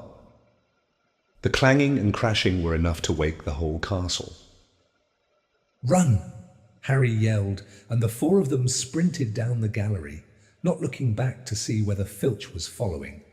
They swung around the doorpost and galloped down one corridor, then another, Harry in the lead. Without any idea where they were or where they were going, they ripped through a tapestry and found themselves in a hidden passageway, hurtled along it, and came out near their charms classroom, which they knew was miles from the trophy room. "I think we've lost him," Harry panted, leaning against the cold wall and wiping his forehead. Neville was bent double, wheezing and spluttering. "I told you," Hermione gasped, clutching at the stitch in her chest. "I told you." "We've got to get back to Gryffindor Tower," said Ron, quickly as possible. "Malfoy tricked you," Hermione said to Harry. "You realise that, don't you? He was never going to meet you. Filch knew someone was going to be in the trophy room. Malfoy must have tipped him off." Harry thought she was probably right, but he wasn't going to tell her that. "Let's go." It wasn't going to be that simple. They hadn't gone more than a dozen paces when a doorknob rattled and something came shooting out of a classroom in front of them. It was Peeves. He caught sight of them and gave a squeal of delight. "Shut up, Peeves, please, you'll get us thrown out." Peeves cackled. "Wandering around at midnight? Ickle thirsties. Tut, tut, tut, naughty, naughty. You'll get caughty." "Well, if you don't give us away, Peeves, please."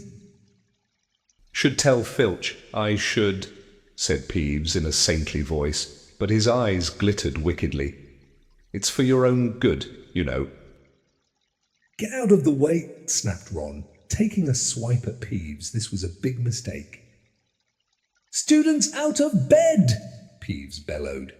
"Students out of bed, down the charms corridor." Ducking under Peeves, they ran for their lives, right to the end of the corridor, where they slammed into a door, and it was locked.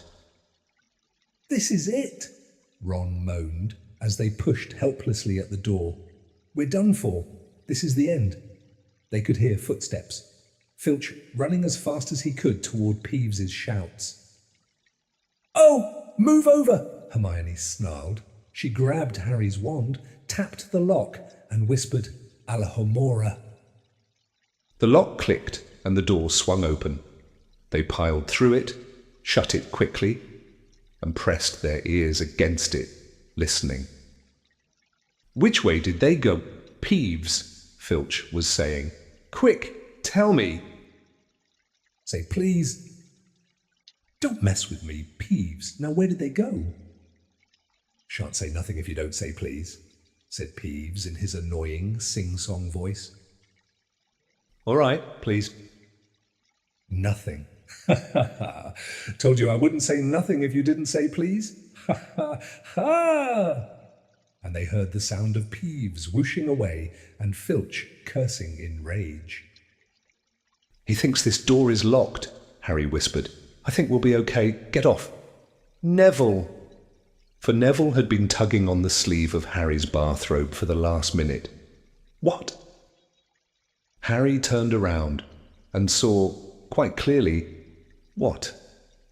For a moment, he was sure he'd walked into a nightmare. This was too much, on top of everything that had happened so far. They weren't in a room, as he had supposed. They were in a corridor, the forbidden corridor, on the 3rd floor. And now they knew why it was forbidden. They were looking straight into the eyes of a monstrous dog, a dog that filled the whole space between ceiling and floor. It had 3 heads, 3 pairs of rolling, mad eyes, 3 noses, twitching and quivering in their direction, 3 drooling mouths, saliva hanging in slippery ropes from yellowish fangs. It was standing quite still, all 6 eyes staring at them, and Harry knew that the only reason they weren't already dead was that their sudden appearance had taken it by surprise. But it was quickly getting over that. There was no mistaking what those thunderous growls meant. Harry groped for the doorknob. Between Filch and death, he'd take Filch. They fell backward. Harry slammed the door shut, and they ran. They almost flew back down the corridor. Filch must have hurried off to look for them somewhere else, because they didn't see him anywhere, but they hardly cared. All they wanted to do was put as much space as possible between them and that monster.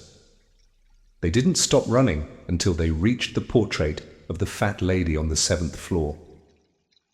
"Where on earth have you all been?" she asked, looking at their bathrobes hanging off their shoulders and their flushed, sweaty faces. "Never mind that. Pig snout, panted Harry, and the portrait swung forward. They scrambled into the common room and collapsed, trembling, into armchairs.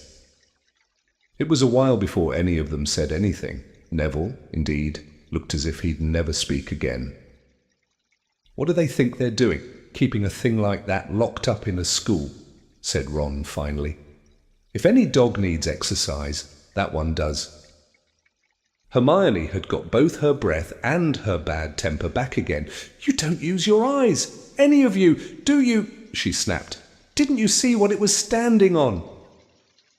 "The floor," Harry suggested. "I wasn't looking at its feet. I was too busy with its heads." "No, not the floor. It was standing on a trap door. It's obviously guarding something." She stood up, glaring at them. "I hope you're pleased with yourselves. We could all have been killed, or worse, expelled. Now, if you don't mind, I'm going to bed." Ron stared after her, his mouth open. "No, we don't mind," he said. "You'd think we dragged her along, wouldn't you?" But Hermione had given Harry something else to think about as he climbed back into bed. The dog was guarding something. What had Hagrid said? Gringotts was the safest place in the world for something you wanted to hide, except perhaps Hogwarts. It looked as though Harry had found out where the grubby litty package from Vault 713 was. Chapter 10. Halloween. Malfoy couldn't believe his eyes when he saw that Harry and Ron were still at Hogwarts the next day, looking tired but perfectly cheerful. Indeed, by the next morning Harry and Ron thought that meeting the 3-headed dog had been an excellent adventure, and they were quite keen to have another one. In the meantime, Harry filled Ron in about the package that seemed to have been moved from Gringotts to Hogwarts, and they spent a lot of time wondering what could possibly need such heavy protection. "It's either really valuable or really dangerous," said Ron. "Or both," said Harry. But as all they knew for sure about the mysterious object was that it was about 2 inches long, they didn't have much chance of guessing what it was without further clues.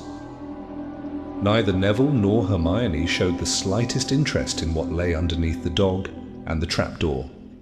All Neville cared about was never going near the dog again. Hermione was now refusing to speak to Harry and Ron, but she was such a bossy know-it-all that they saw this as an added bonus. All they really wanted now was a way of getting back at Malfoy, and to their great delight, just such a thing arrived in the mail about a week later. As the owls flooded into the great hall as usual, everyone's attention was caught at once by a long, thin package carried by 6 large screech owls. Harry was just as interested as everyone else to see what was in this large parcel, and was amazed when the owls soared down and dropped it right in front of him, knocking his bacon to the floor. They had hardly fluttered out of the way when another owl dropped a letter on top of the parcel. Harry ripped open the letter first, which was lucky because it said, "Do not open the parcel at the table. It contains your new Nimbus 2000 toy.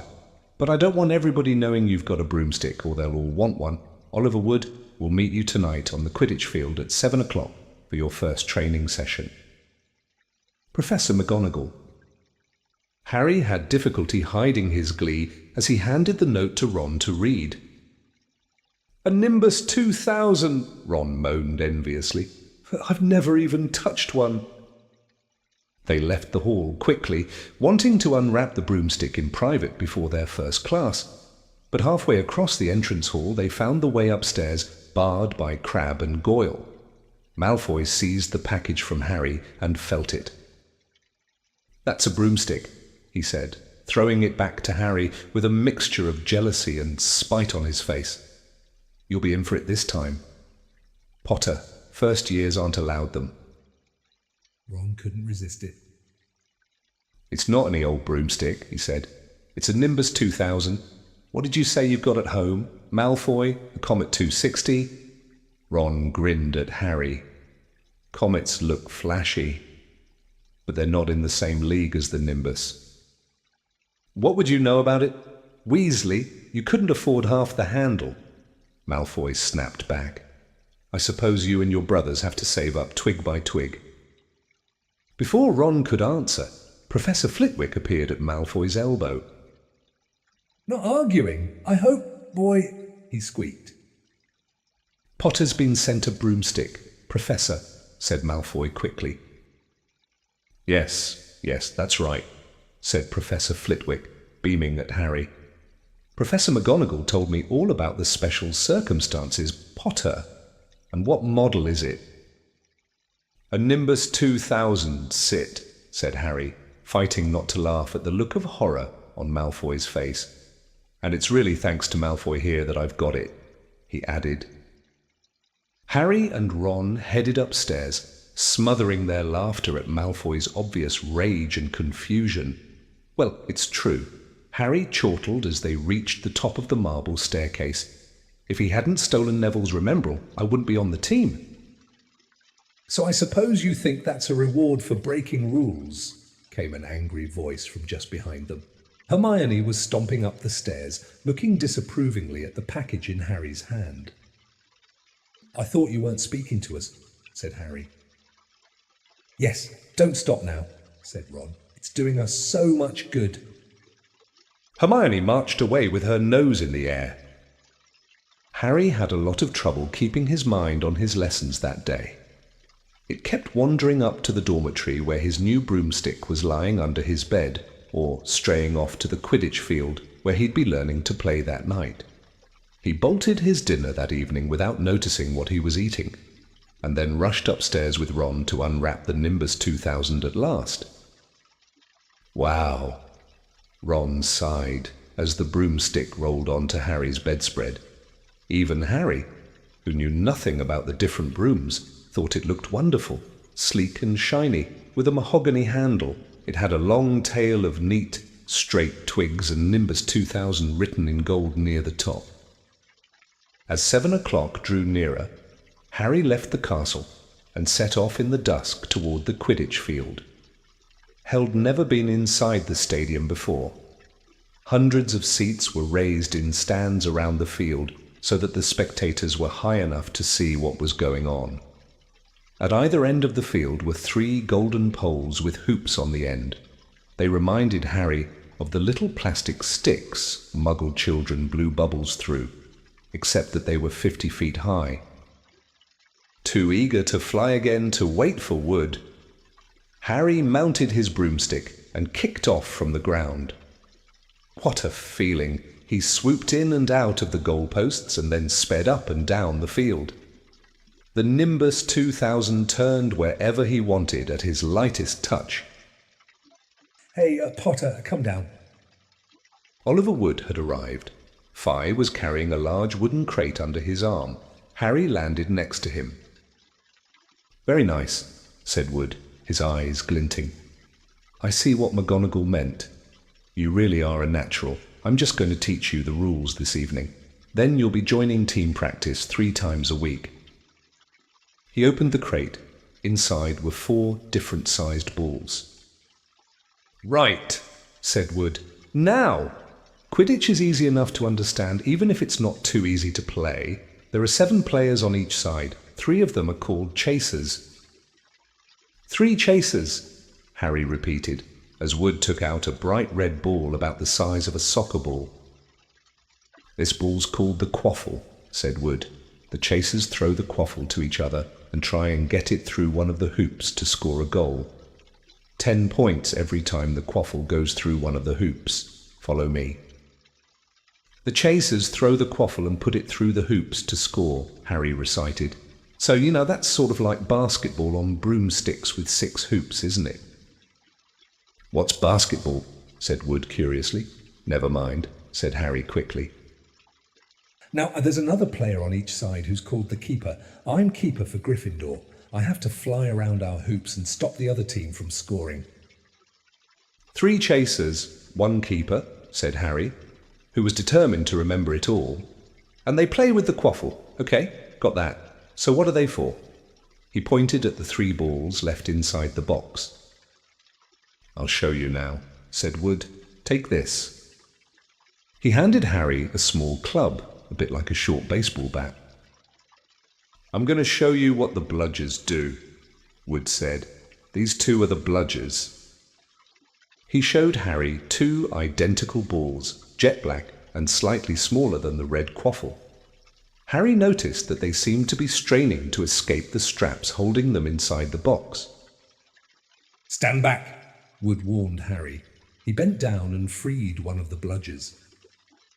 At once, the black ball rose high in the air and then pelted straight at Harry's face. Harry swung at it with the bat to stop it from breaking his nose and sent it zigzagging away into the air. It zoomed around their heads and then shot at Wood, who dived on top of it and managed to pin it to the ground. Wood panted, forcing the struggling bludger back into the crate and strapping it down safely. The bludgers rocket around, trying to knock players off their brooms. That's why you have 2 beaters on each team. The Weasley twins are ours. It's their job to protect their side from the bludgers and try and knock them toward the other team. So, think you got all that? 3 chasers try and score with the quaffle. The keeper guards the goalposts. The beaters keep the bludgers away from their team. Harry reeled off. "Very good," said Wood. Have the bludgers ever killed anyone?" Harry asked, hoping he sounded offhand. "Never at Hogwarts. We've had a couple of broken jaws, but nothing worse than that. Now, the last member of the team is the Seeker. That's you. And you don't have to worry about the quaffle or the bludgers unless they crack my head open. Don't worry. The Weasleys are more than a match for the bludgers. I mean, they're like a pair of human bludgers themselves." Wood reached into the crate and took out the 4th and last ball. Compared with the quaffle and the bludgers, it was tiny, about the size of a large walnut. It was bright gold and had little fluttering silver wings. "This," said Wood, "is the golden snitch, and it's the most important ball of the lot. It's very hard to catch because it's so fast, and difficult to see. It's the seeker's job to catch it. You've got to weave in and out of the chasers, beaters, bludgers, and quaffle to get it before the other team's seeker, because whichever seeker catches the snitch wins his team an extra 150 points. So they nearly always win. That's why seekers get fouled so much. A game of Quidditch only ends when the snitch is caught, so it can go on for ages, and I think the record is 3 months. They had to keep bringing on substitutes so the players could get some sleep. Well, that's it. Any questions? Harry shook his head. He understood what he had to do all right. It was doing it that was going to be the problem. "We won't practice with the snitch yet," said Wood, carefully shutting it back inside the crate. "It's too dark. We might lose it. Let's try you out with a few of these." He pulled a bag of ordinary golf balls out of his pocket, and a few minutes later, he and Harry were up in the air. Wood throwing the golf balls as hard as he could in every direction for Harry to catch. Harry didn't miss a single one, and Wood was delighted.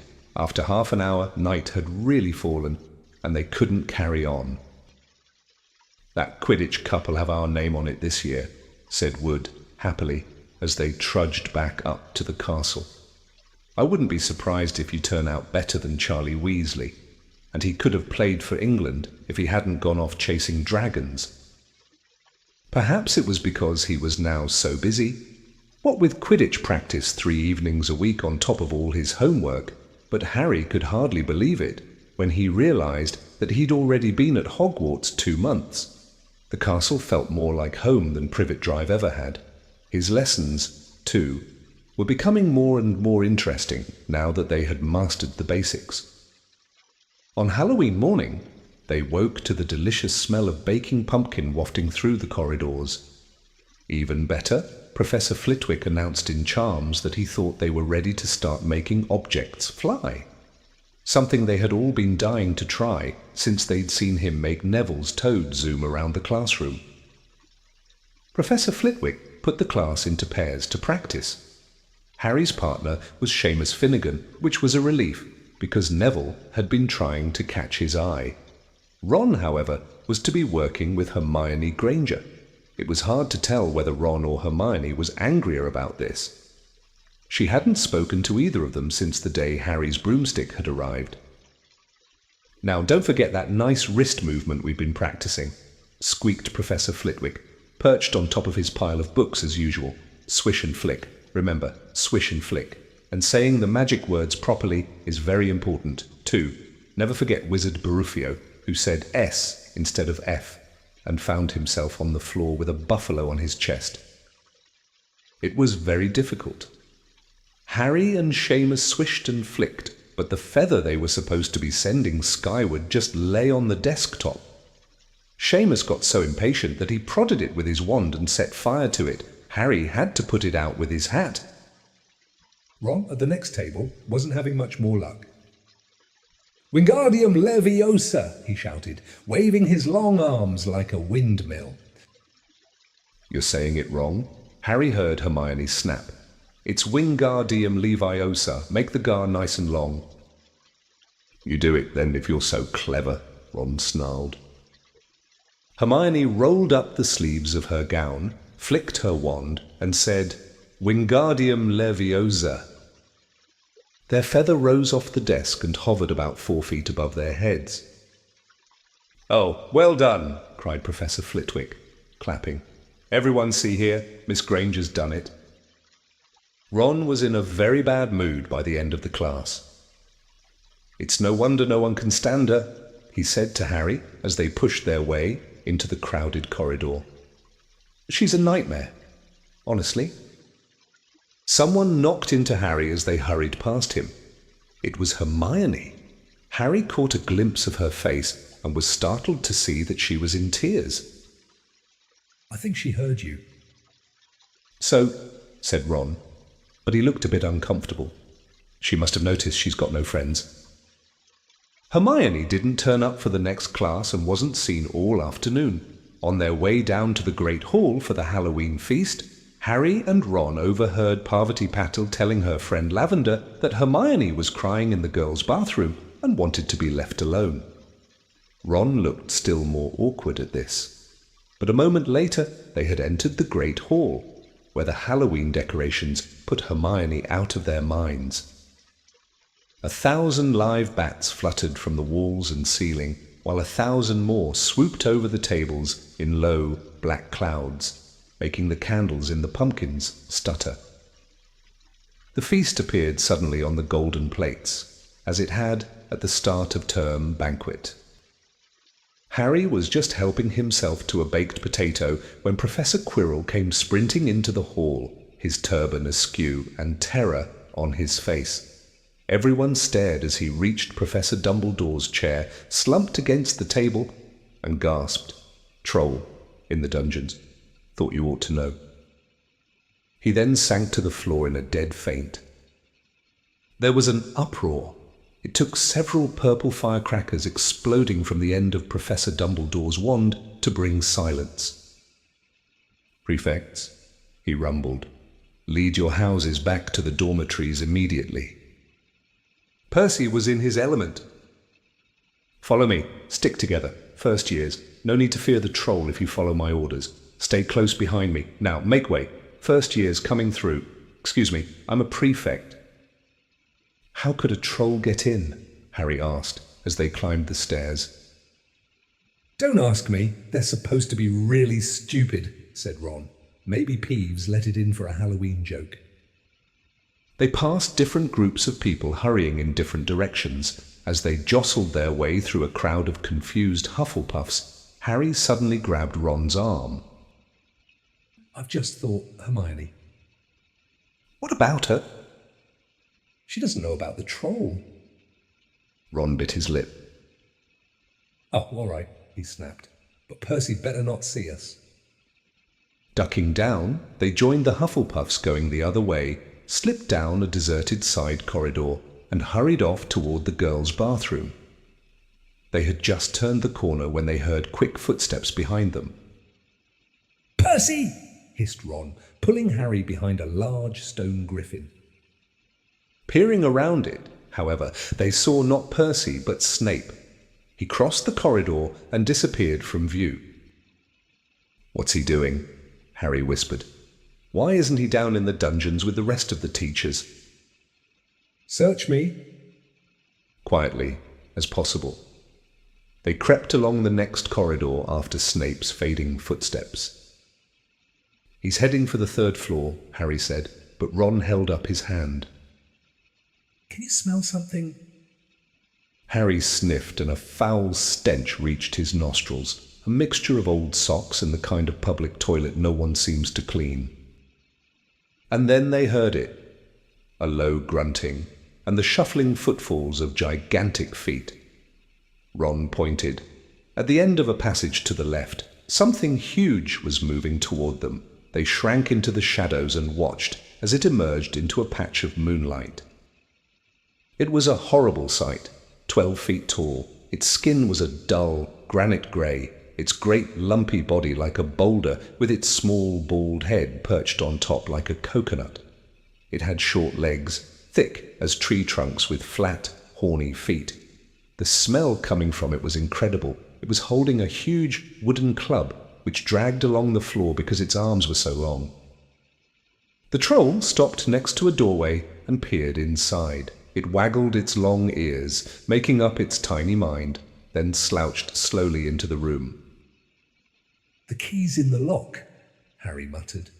"We could lock it in." "Good idea," said Ron nervously. They edged toward the open door, mouths dry, praying the troll wasn't about to come out of it. With one great leap, Harry managed to grab the key, slam the door, and lock it. Yes. Flushed with their victory, they started to run back up the passage. But as they reached the corner, they heard something that made their hearts stop. A high, petrified scream, and it was coming from the chamber they'd just chained up. "Oh, no," said Ron, pale as the bloody Baron. "It's the girls' bathroom," Harry gasped. "Hermione," they said together. It was the last thing they wanted to do. But what choice did they have? Wheeling around, they sprinted back to the door and turned the key, fumbling in their panic. Harry pulled the door open and they ran inside. Hermione Granger was shrinking against the wall opposite, looking as if she was about to faint. The troll was advancing on her, knocking the sinks off the walls as it went. "Confuse it," Harry said desperately to Ron, and, seizing a tap, he threw it as hard as he could against the wall. The troll stopped a few feet from Hermione. It lumbered around, blinking stupidly to see what had made the noise. Its mean little eyes saw Harry. It hesitated, then made for him instead, lifting its club as it went. "Oi, pea-brain!" yelled Ron from the other side of the chamber, and he threw a metal pipe at it. The troll didn't even seem to notice the pipe hitting its shoulder, but it heard the yell and paused again, turning its ugly snout toward Ron instead, giving Harry time to run around it. "Come on, run, run!" Harry yelled at Hermione, trying to pull her toward the door, but she couldn't move. She was still flat against the wall, her mouth open with terror. The shouting and the echoes seemed to be driving the troll berserk. It roared again and started toward Ron, who was nearest and had no way to escape. Harry then did something that was both very brave and very stupid. He took a great running jump and managed to fasten his arms around the troll's neck from behind. The troll couldn't feel Harry hanging there, but even a troll will notice if you stick a long bit of wood up its nose. And Harry's wand had still been in his hand when he'd jumped. It had gone straight up one of the troll's nostrils. Howling with pain, the troll twisted and flailed its club, with Harry clinging on for dear life. Any second, the troll was going to rip him off or catch him a terrible blow with the club. Hermione had sunk to the floor in fright. Ron pulled out his own wand, not knowing what he was going to do. He heard himself cry the first spell that came into his head. Wingardium Leviosa. The club flew suddenly out of the troll's hand, rose high, high up into the air, turned slowly over and dropped with a sickening crack onto its owner's head. The troll swayed on the spot and then fell flat on its face with a thud that made the whole room tremble. Harry got to his feet. He was shaking and out of breath. Ron was standing there with his wand still raised, staring at what he had done. It was Hermione who spoke first. "Is it dead?" "I don't think so," said Harry. "I think it's just been knocked out." He bent down and pulled his wand out of the troll's nose. It was covered in what looked like lumpy grey glue. Troll boogers. He wiped it on the troll's trousers. A sudden slamming and loud footsteps made the three of them look up. They hadn't realized what a racket they had been making, but of course someone downstairs must have heard the crashes and the troll's roars. A moment later, Professor McGonagall had come bursting into the room, closely followed by Snape, with Quirrell bringing up the rear. Quirrell took one look at the troll, let out a faint whimper, and sat quickly down on a toilet, clutching his heart. Snape bent over the troll. Professor McGonagall was looking at Ron and Harry. Harry had never seen her look so angry. Her lips were white. Hopes of winning 50 points for Gryffindor faded quickly from Harry's mind. "What on earth were you thinking of?" said Professor McGonagall, with cold fury in her voice. Harry looked at Ron, who was still standing with his wand in the air. "You're lucky you weren't killed. Why aren't you in your dormitory?" Snape gave Harry a swift, piercing look. Harry looked at the floor. He wished Ron would put his wand down. Then a small voice came out of the shadows. "Please, Professor McGonagall, they were looking for me." "Miss Granger." Hermione had managed to get to her feet at last. "I went looking for the troll because I thought I could deal with it on my own. You know, because I've read all about them." Ron dropped his wand. Hermione Granger, telling a downright lie to a teacher? If they hadn't found me, I'd be dead now. Harry stuck his wand up its nose and Ron knocked it out with its own club. They didn't have time to come and fetch anyone. It was about to finish me off when they arrived. Harry and Ron tried to look as though this story wasn't new to them. "Well, in that case," said Professor McGonagall, staring at the three of them. "Miss Granger, you foolish girl, how could you think of tackling a mountain troll on your own?" Hermione hung her head. Harry was speechless. Hermione was the last person to do anything against the rules, and here she was, pretending she had to get them out of trouble. It was as if Snape had started handing out sweets. "Miss Granger, 5 points will be taken from Gryffindor for this," said Professor McGonagall. "I'm very disappointed in you. If you're not hurt at all, you'd better get off to Gryffindor Tower. Students are finishing the feast in their houses." Hermione left. Professor McGonagall turned to Harry and Ron. "Well, I still say you were lucky, but not many first years could have taken on a full-grown mountain troll. You each win Gryffindor 5 points. Professor Dumbledore will be informed of this. You may go." They hurried out of the chamber and didn't speak at all until they had climbed 2 floors up. It was a relief to be away from the smell of the troll, quite apart from anything else. "We should have gotten more than 10 points, Ron grumbled. 5? You mean once she's taken off Hermione's? Good of her to get us out of trouble like that, Ron admitted. Mind you, we did save her. She might not have needed saving if we hadn't locked the thing in with her, Harry reminded him. They had reached the portrait of the fat lady. "Big snout," they said, and entered. The common room was packed and noisy. Everyone was eating the food that had been sent up. Hermione, however, stood alone by the door, waiting for them. There was a very embarrassed pause. Then, none of them looking at each other, they all said thanks and hurried off to get plates. But from that moment on, Hermione Granger became their friend. There are some things you can't share without ending up liking each other, and knocking out a 12-foot mountain troll is one of them. Chapter 11. Quidditch. As they entered November, the weather turned very cold. The mountains around the school became icy grey, and the lake like chilled steel. Every morning, the ground was covered in frost.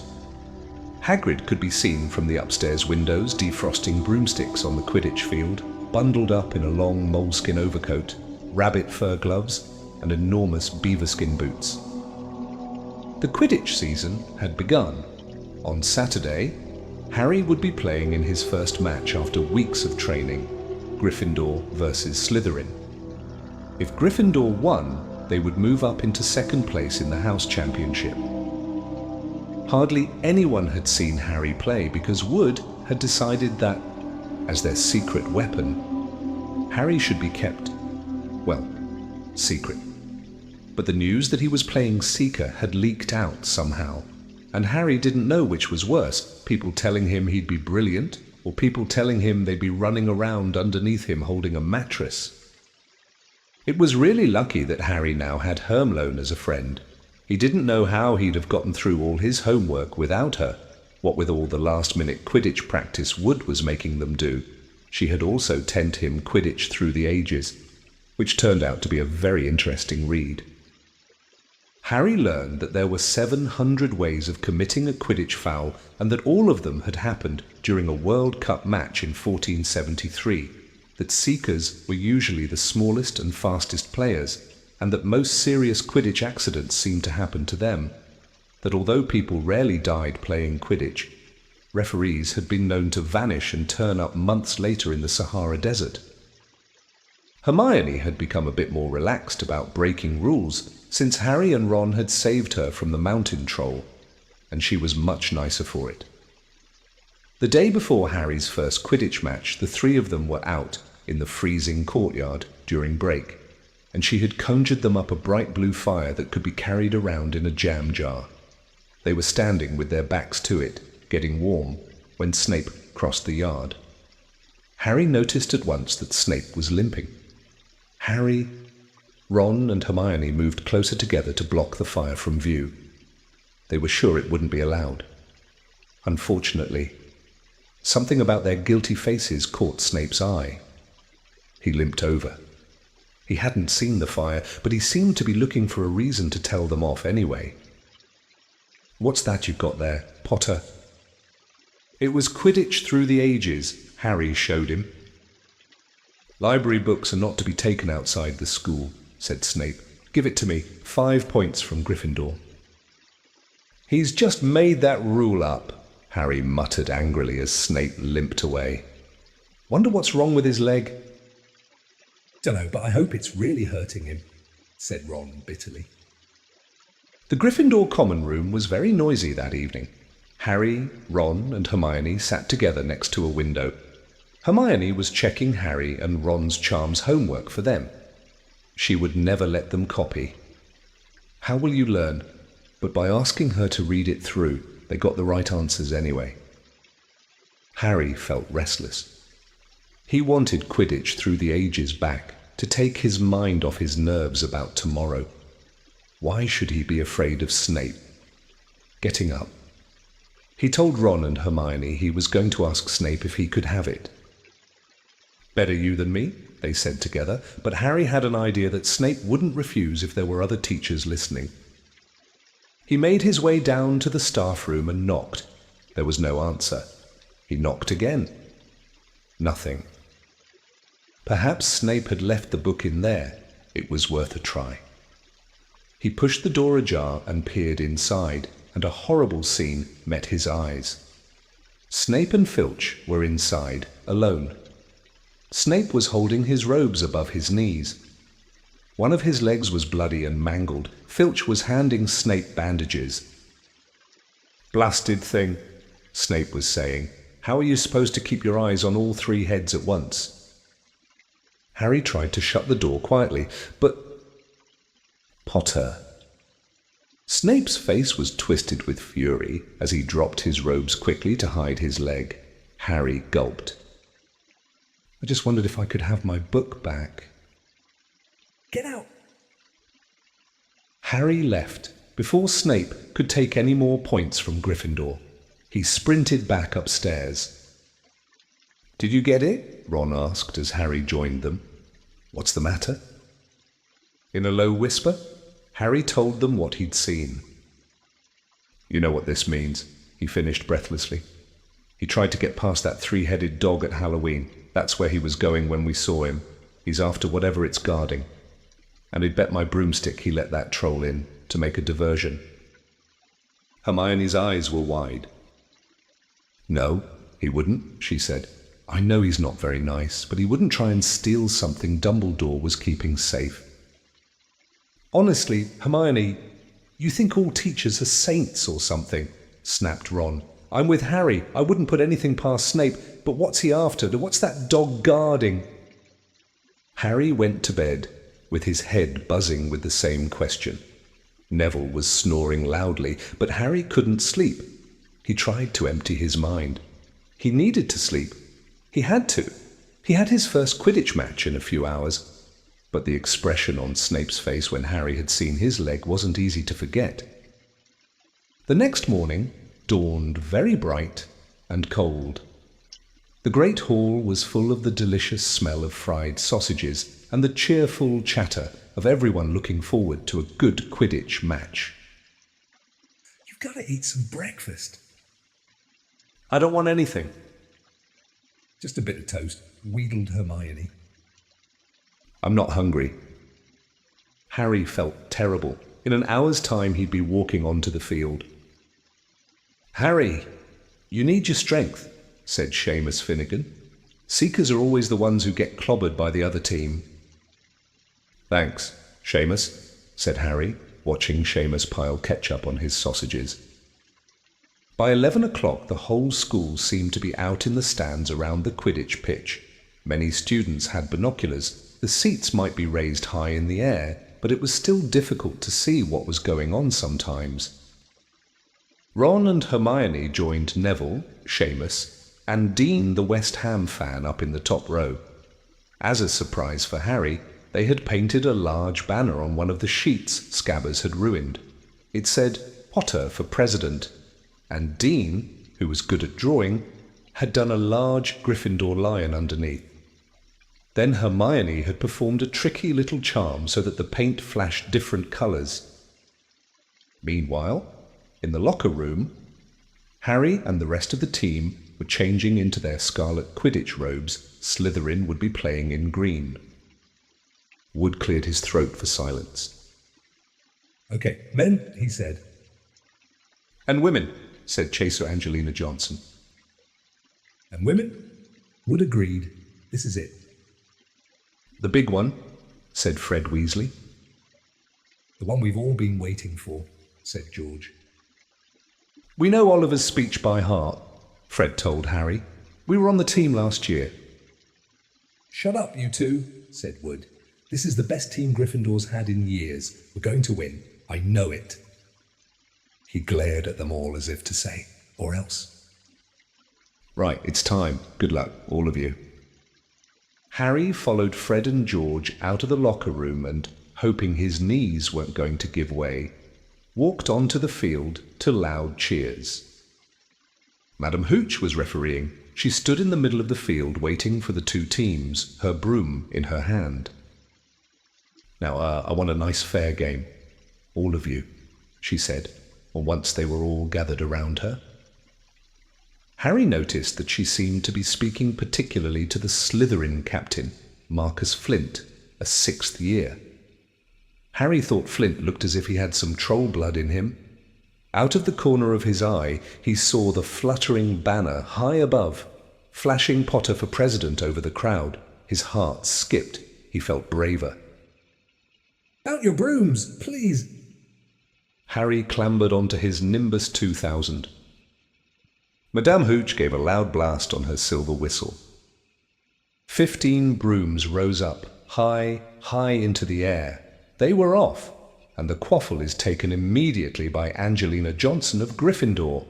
What an excellent chaser that girl is, and rather attractive, too. "Jordan." "Sorry, Professor." The Weasley twins' friend, Lee Jordan, was doing the commentary for the match, closely watched by Professor McGonagall. And she's really belting along up there. A neat pass to Alicia Spinett, a good find of Oliver Woods, last year only a reserve, back to Johnson.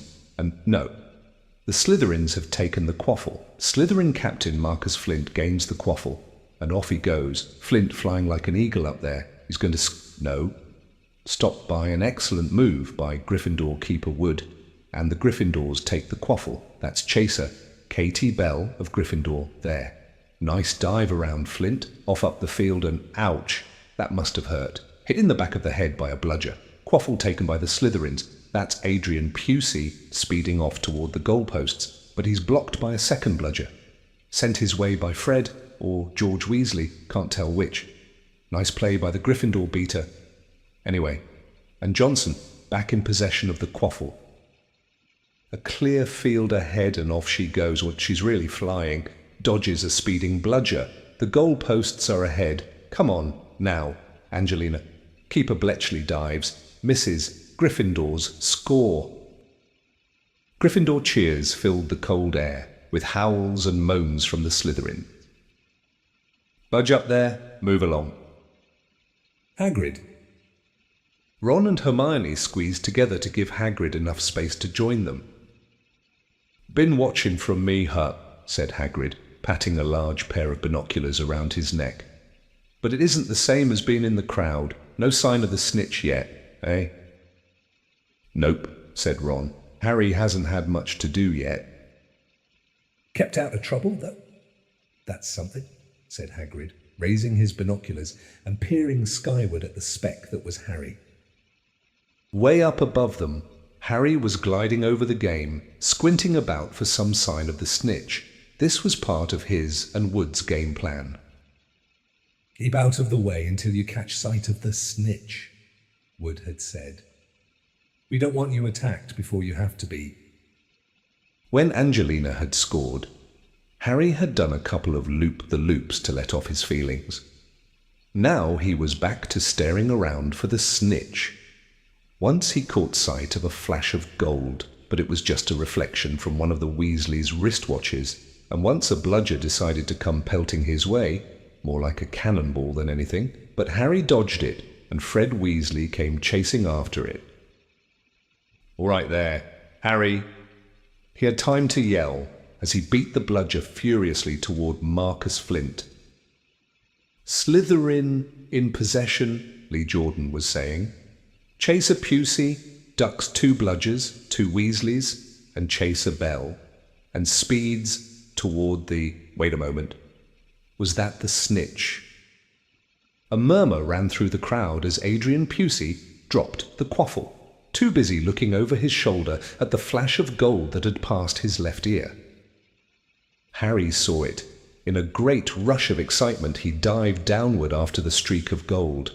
Slytherin Seeker. Terence Higgs had seen it too. Neck and neck they hurtled toward the snitch. All the chasers seemed to have forgotten what they were supposed to be doing as they hung in midair to watch. Harry was faster than Higgs. He could see the little round ball, wings fluttering, darting up ahead. He put on an extra spurt of speed. Wham! A roar of rage echoed from the Gryffindors below. Marcus Flint had blocked Harry on purpose, and Harry's broom spun off course, Harry holding on for dear life. "Foul!" screamed the Gryffindors. Madam Hooch spoke angrily to Flint, and then ordered a free shot at the goalposts for Gryffindor. But in all the confusion, of course, the golden snitch had disappeared from sight again. Down in the stands, Dean Thomas was yelling, "Send him off, ref, red card." "What are you talking about, Dean?" said Ron. "Red card," said Dean furiously. "In soccer, you get shown the red card and you're out of the game." "But this isn't soccer, Dean," Ron reminded him. Hagrid, however, was on Dean's side. They ought to change the rules. Flint could have knocked Harry out of the air. Lee Jordan was finding it difficult not to take sides. "So did after that obvious and disgusting bit of cheating." "Jordan," growled Professor McGonagall. "I mean, after that open and revolting foul." "Jordan, I'm warning you." All right, Flint nearly kills the Gryffindor Seeker, which could happen to anyone, I'm sure. So a penalty to Gryffindor, taken by Spinner, who puts it away, no trouble. And we continue play, Gryffindor still in possession. It was as Harry dodged another bludger, which went spinning dangerously past his head, that it happened. His broom gave a sudden, frightening lurch. For a split second, he thought he was going to fall. He gripped the broom tightly with both his hands and knees. He'd never felt anything like that, It happened again. It was as though the broom was trying to buck him off. But Nimbus 2000s did not suddenly decide to buck their riders off. Harry tried to turn back toward the Gryffindor goalposts. He had half a mind to ask Wood to call time out. And then he realized that his broom was completely out of his control. He couldn't turn it. He couldn't direct it at all. It was zigzagging through the air, and every now and then making violent swishing movements that almost unseated him. Lee was still commentating. Slytherin in possession, Flint with the quaffle, passes Spinnet, passes Bell, hit hard in the face by a bludger, hope it broke his nose, only joking. Professor, Slytherin's score, a no. The Slytherins were cheering. No one seemed to have noticed that Harry's broom was behaving strangely. It was carrying him slowly higher, away from the game, jerking and twitching as it went. "Dunno what Harry thinks he's doing," Hagrid mumbled. He stared through his binoculars. "If I didn't know better, I'd say he'd lost control of his broom, but he can't have." Suddenly, people were pointing up at Harry all over the stands. His broom had started to roll over and over, with him only just managing to hold on. Then the whole crowd gasped. Harry's broom had given a wild jerk, and Harry swung off it. He was now dangling from it, holding on with only one hand. Did something happen to it when Flint blocked him? Seamus whispered. Can't have, Hagrid said, his voice shaking. Can't nothing interfere with a broomstick except powerful dark magic. No kid could do that to a Nimbus 2000. At these words, Hermione seized Hagrid's binoculars, but instead of looking up at Harry, she started looking frantically at the crowd. What are you doing? Moaned Ron, grey-faced. I knew it, Hermione gasped. Snape, look. Ron grabbed the binoculars. Snape was in the middle of the stands opposite them.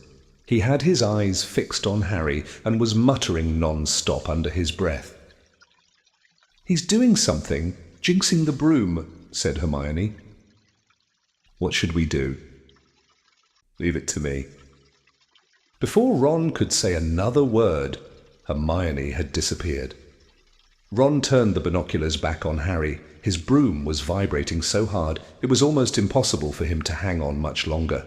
The whole crowd was on its feet, watching, terrified, as the Weasleys flew up to try and pull Harry safely onto one of their brooms. But it was no good. Every time they got near him, the broom would jump higher still.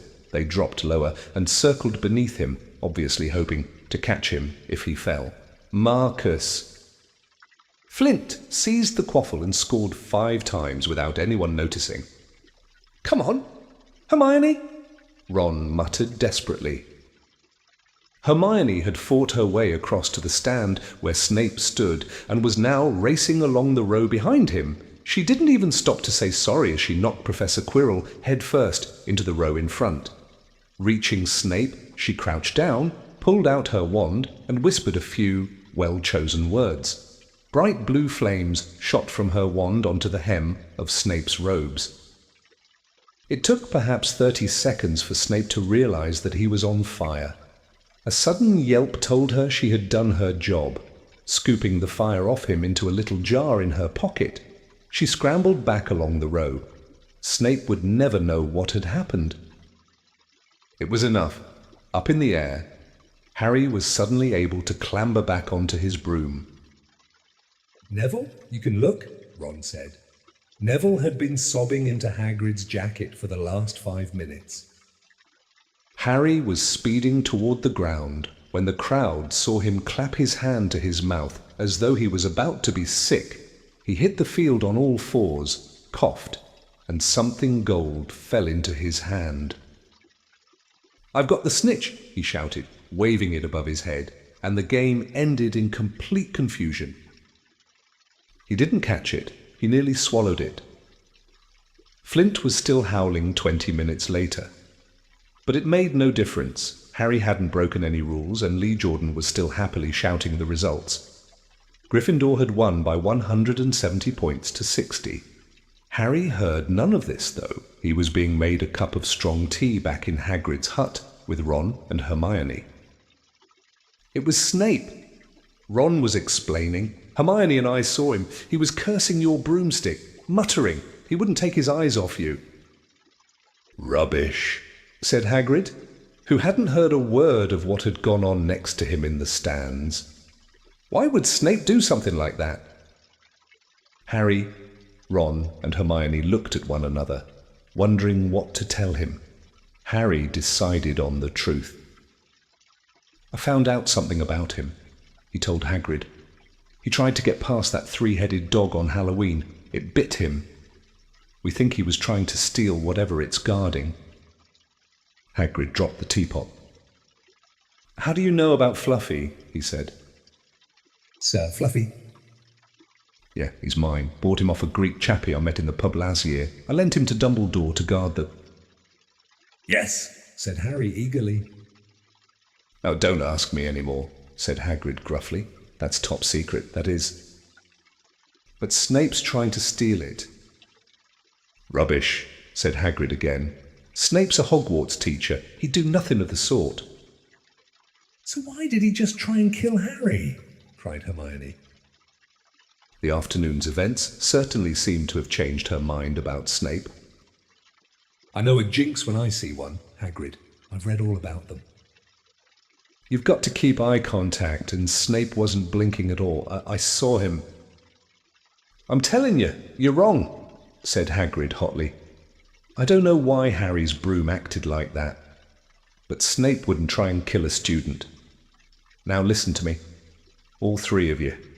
You're meddling in things that don't concern you. It's dangerous. You forget that dog, and you forget what it's guarding. That's between Professor Dumbledore and Nicholas Flamel. Uh-huh, said Harry. So there's someone called Nicholas Flamel involved, is there? Hagrid looked furious with himself.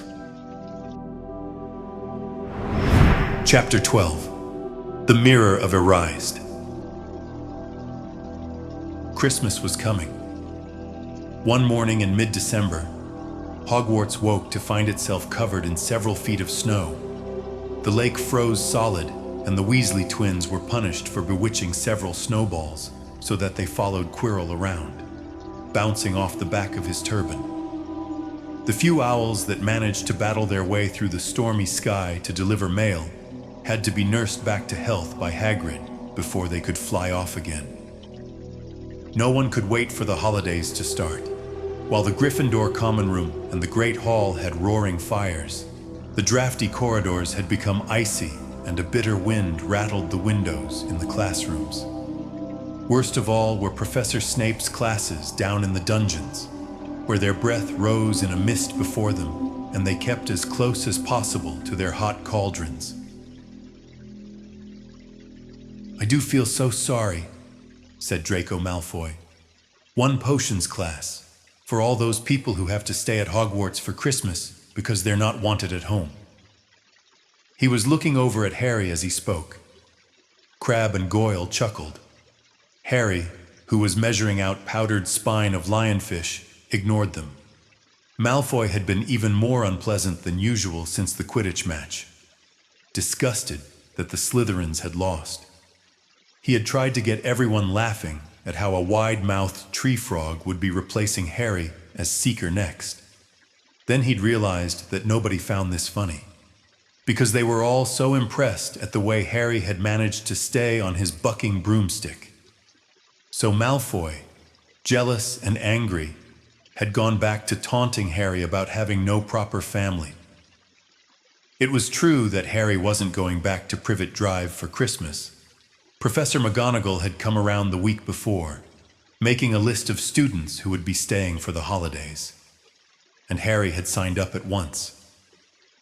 He didn't feel sorry for himself at all. This would probably be the best Christmas he'd ever had. Ron and his brothers were staying too, because Mr. and Mrs. Weasley were going to Romania to visit Charlie. When they left the dungeons at the end of potions, they found a large fir tree blocking the corridor ahead. Two enormous feet sticking out at the bottom, and a loud puffing sound told them that Hagrid was behind it. "Hi, Hagrid. Want any help?" Ron asked, sticking his head through the branches. "Nah, I'm all right, thanks, Ron." "Would you mind moving out of the way?" came Malfoy's cold drawl from behind them. "Are you trying to earn some extra money? Weasley, hoping to be gamekeeper yourself when you leave Hogwarts. I suppose that hut of Hagrid's must seem like a palace compared to what your family's used to." Ron dived at Malfoy just as Snape came up the stairs. "Weasley." Ron let go of the front of Malfoy's robes. He was provoked. "Professor Snape," said Hagrid, sticking his huge, hairy face out from behind the tree. Malfoy was insulting his family. "Be that as it may, fighting is against Hogwarts rules." "Hagrid," said Snape silkily, 5 points from Gryffindor, Weasley, and be grateful it isn't more. Move along, all of you." Malfoy, Crabbe, and Goyle pushed roughly past the tree, scattering needles everywhere and smirking. "I'll get him," said Ron, grinding his teeth at Malfoy's back. "One of these days, I'll get him." "I hate them both," said Harry. "Malfoy and Snape." "Come on, cheer up. It's nearly Christmas," said Hagrid.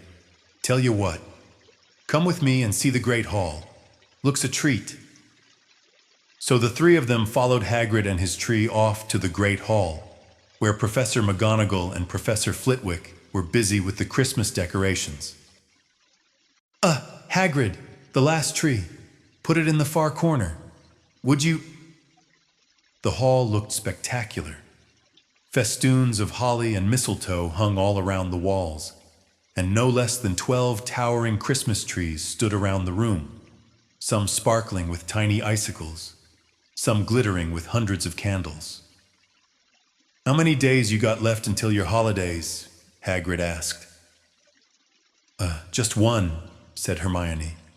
"And that reminds me, Harry, Ron, we've got half an hour before lunch. We should be in the library."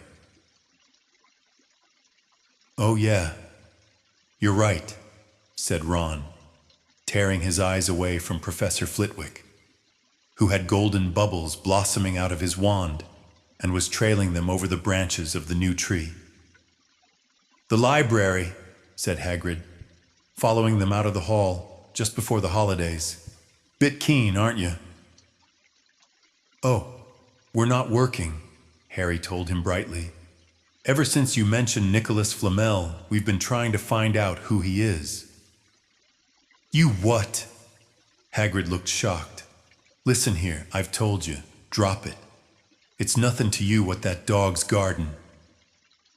We just want to know who Nicholas Flamel is, that's all," said Hermione. "Unless you'd like to tell us and save us the trouble," Harry added. "We must have been through hundreds of books already, and we can't find him anywhere. Just give us a hint. I know I've read his name somewhere." "I'm saying nothing," said Hagrid flatly. "Not to just have to find out for ourselves." "Then," said Ron, and they left Hagrid looking disgruntled and hurried off to the library. They had indeed been searching books for Flamel's name ever since Hagrid had let it slip, because how else were they going to find out what Snape was trying to steal? The trouble was, it was very hard to know where to begin, not knowing what Flamel might have done to get himself into a book. He wasn't in great wizards of the 20th century, or notable magical names of our time. He was missing, too, from important modern magical discoveries and a study of recent developments in wizardry. And then, of course, there was the sheer size of the library. Tens of thousands of books, thousands of shelves, hundreds of narrow rows. Hermione took out a list of subjects and titles she had decided to search, while Ron strode off down a row of books and started pulling them off the shelves at random. Harry wandered over to the restricted section. He had been wondering for a while if Flamel wasn't somewhere in there. Unfortunately, you needed a specially signed note from one of the teachers to look in any of the restricted books, and he knew he'd never get one. These were the books containing powerful dark magic never taught at Hogwarts, and only read by older students studying advanced defense against the dark arts. "What are you looking for, boy?" "Nothing," said Harry. Madame Pince, the librarian, brandished a feather duster at him. "You'd better get out, then. Go on, out." Wishing he'd been a bit quicker at thinking up some story, Harry left the library. He, Ron, and Hermione had already agreed they'd better not ask Madame Pince where they could find Flamel.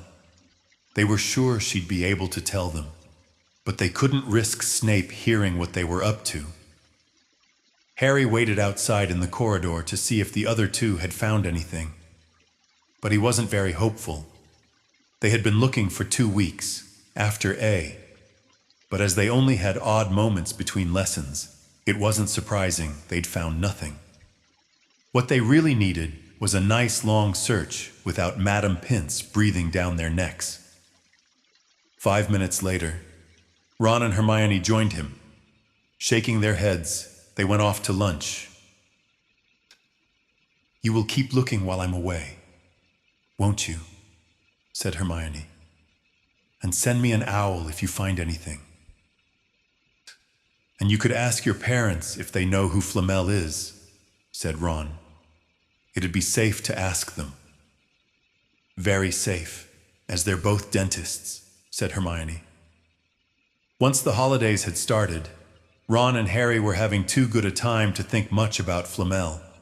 They had the dormitory to themselves, and the common room was far emptier than usual, so they were able to get the good armchairs by the fire. They sat by the hour eating anything they could spear on a toasting fork: bread, English muffins, marshmallows, and plotting ways of getting Malfoy expelled, which were fun to talk about even if they wouldn't work. Ron also started teaching Harry wizard chess.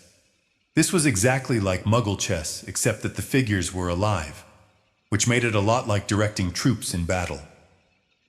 Ron's set was very old and battered, like everything else he owned.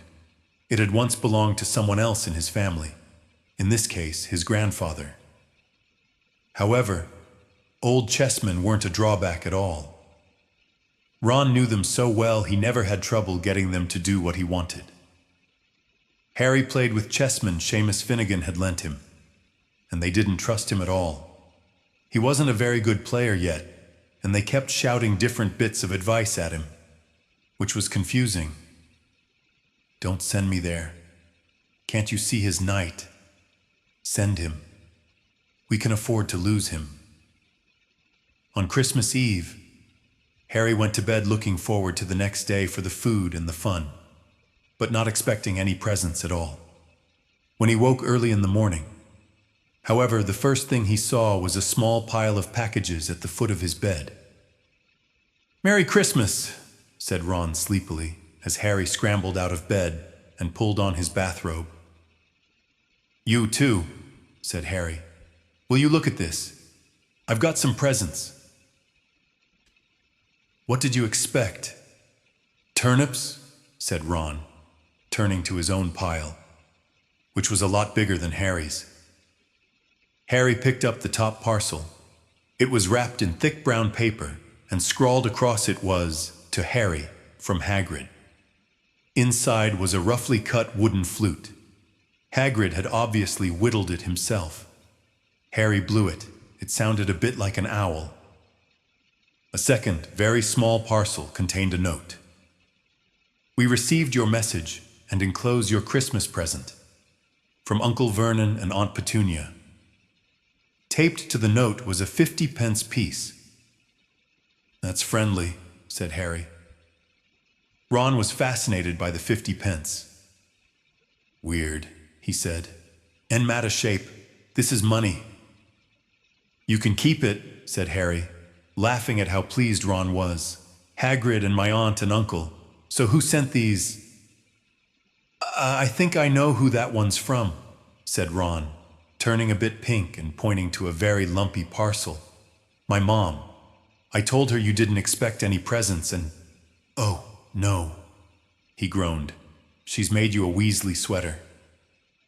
Harry had torn open the parcel to find a thick, hand-knitted sweater in emerald green and a large box of homemade fudge.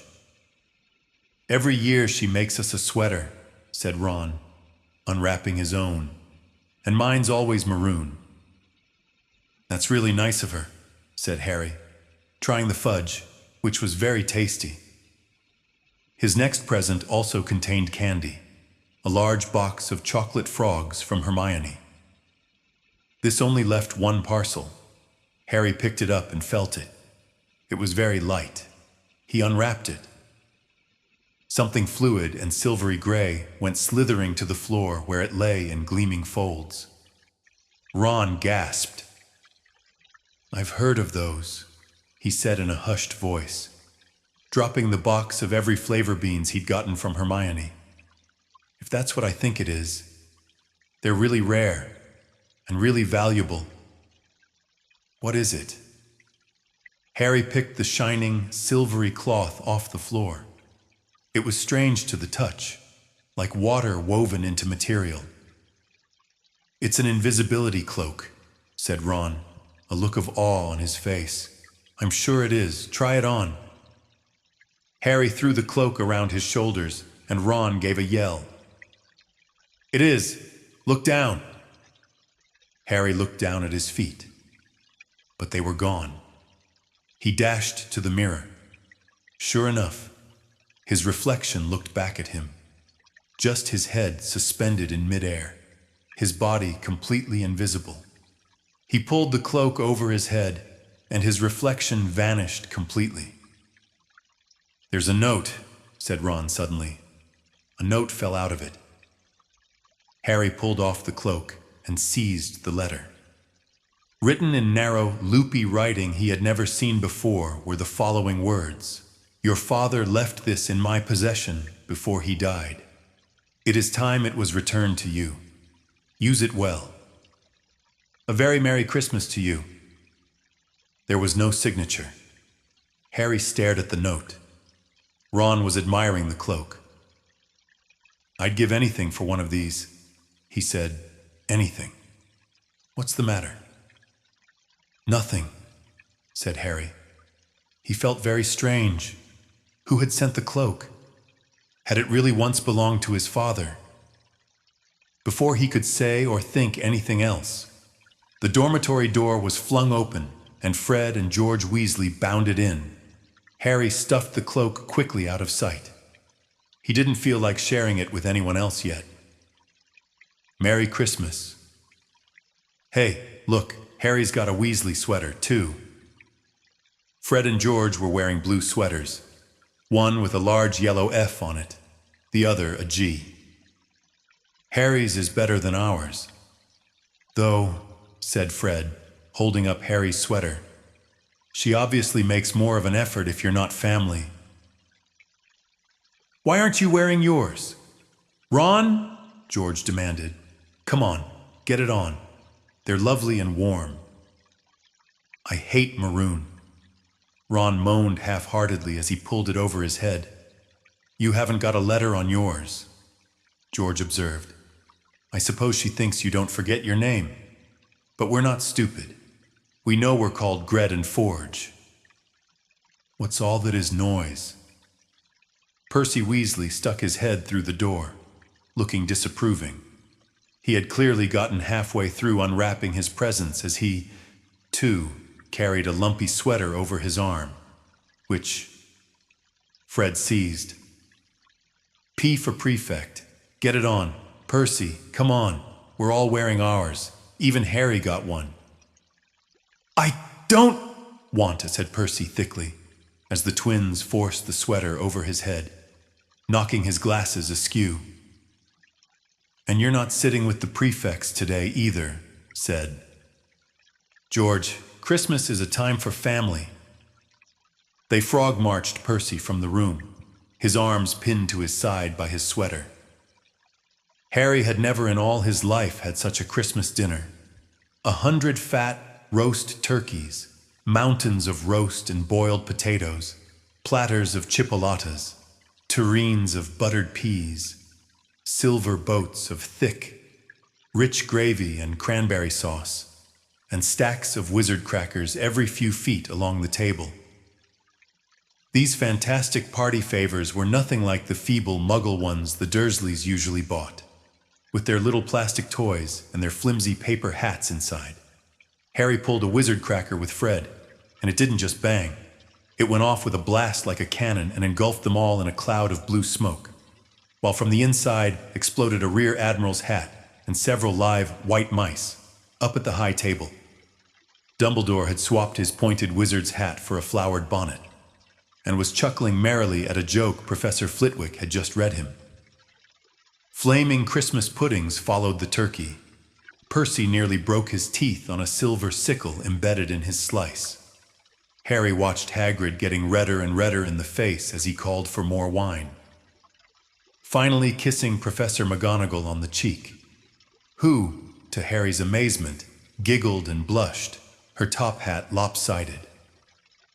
When Harry finally left the table, he was laden down with a stack of things out of the crackers, including a pack of non-explodable luminous balloons, a grow-your-own-warts kit, and his own new wizard chess set. The white mice had disappeared, and Harry had a nasty feeling they were going to end up as Mrs. Norris's Christmas dinner. Harry and the Weasleys spent a happy afternoon having a furious snowball fight on the grounds.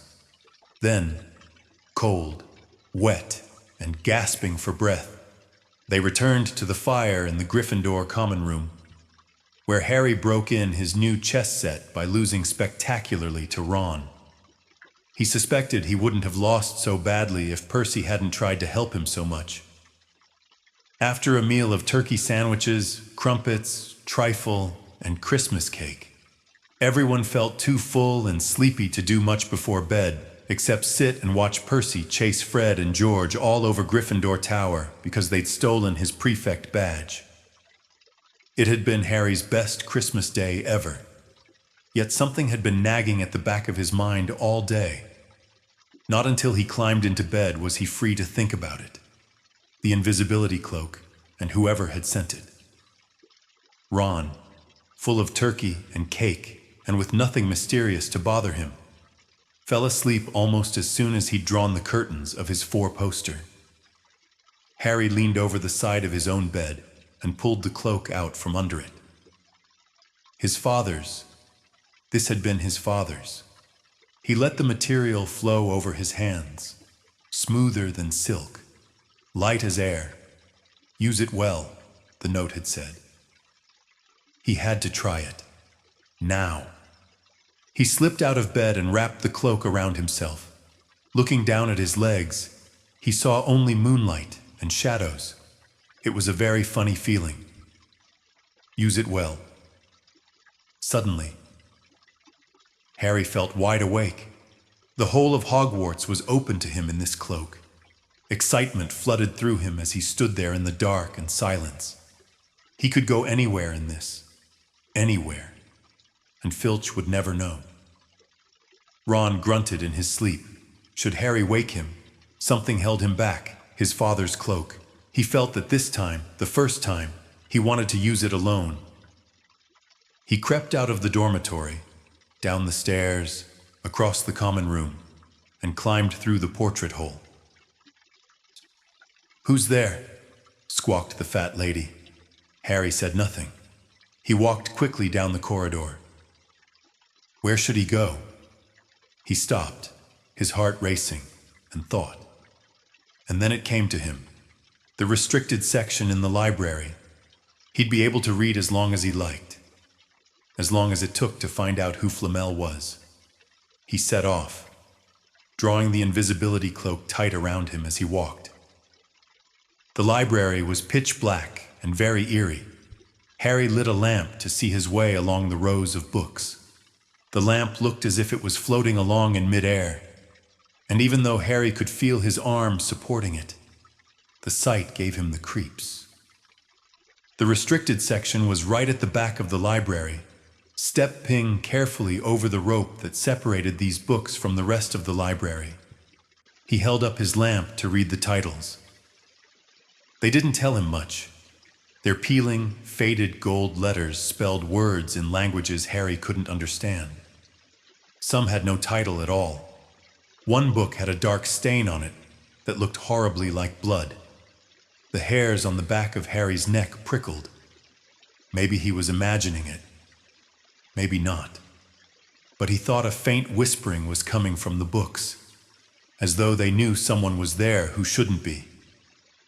He had to start somewhere. Setting the lamp down carefully on the floor, he looked along the bottom shelf for an interesting-looking book.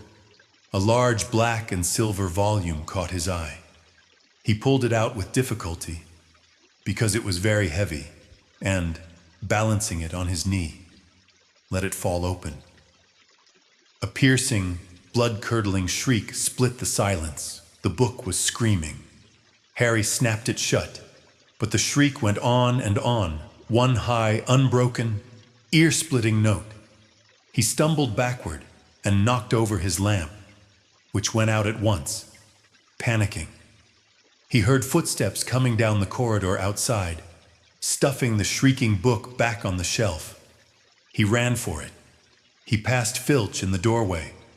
Filch's pale, wild eyes looked straight through him, and Harry slipped under Filch's outstretched arm and streaked off up the corridor, the book's shrieks still ringing in his ears. He came to a sudden halt in front of a tall suit of armor. He had been so busy getting away from the library, he hadn't paid attention to where he was going. Perhaps because it was dark, he didn't recognize where he was at all. There was a suit of armor near the kitchens. He knew, but he must be 5 floors above there. You asked me to come directly to you, Professor, if anyone was wandering around at night, and somebody's been in the library restricted section. Harry felt the blood drain out of his face. Wherever he was, Filch must know a shortcut, because his soft, greasy voice was getting nearer, and to his horror, it was Snape who replied, "The restricted section.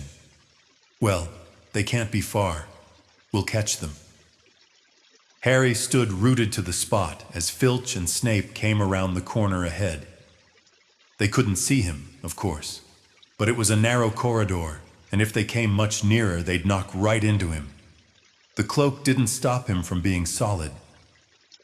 He backed away as quietly as he could. A door stood ajar to his left. It was his only hope. He squeezed through it, holding his breath, trying not to move it, and to his relief, he managed to get inside the room without their noticing anything. They walked straight past, and Harry leaned against the wall, breathing deeply, listening to their footsteps dying away. That had been close. Very close. It was a few seconds before he noticed anything about the room he had hidden in. It looked like an unused classroom. The dark shapes of desks and chairs were piled against the walls, and there was an upturned wastepaper basket. But propped against the wall facing him was something that didn't look as if it belonged there. Something that looked as if someone had just put it there to keep it out of the way. It was a magnificent mirror, as high as the ceiling, with an ornate gold frame. Standing on 2 clawed feet, there was an inscription carved around the top. Erist stra eru oit ube kafru oit on wohsi. His panic fading now that there was no sound of Filch and Snape. Harry moved nearer to the mirror, wanting to look at himself but see no reflection again. He stepped in front of it. He had to clap his hands to his mouth to stop himself from screaming. He whirled around.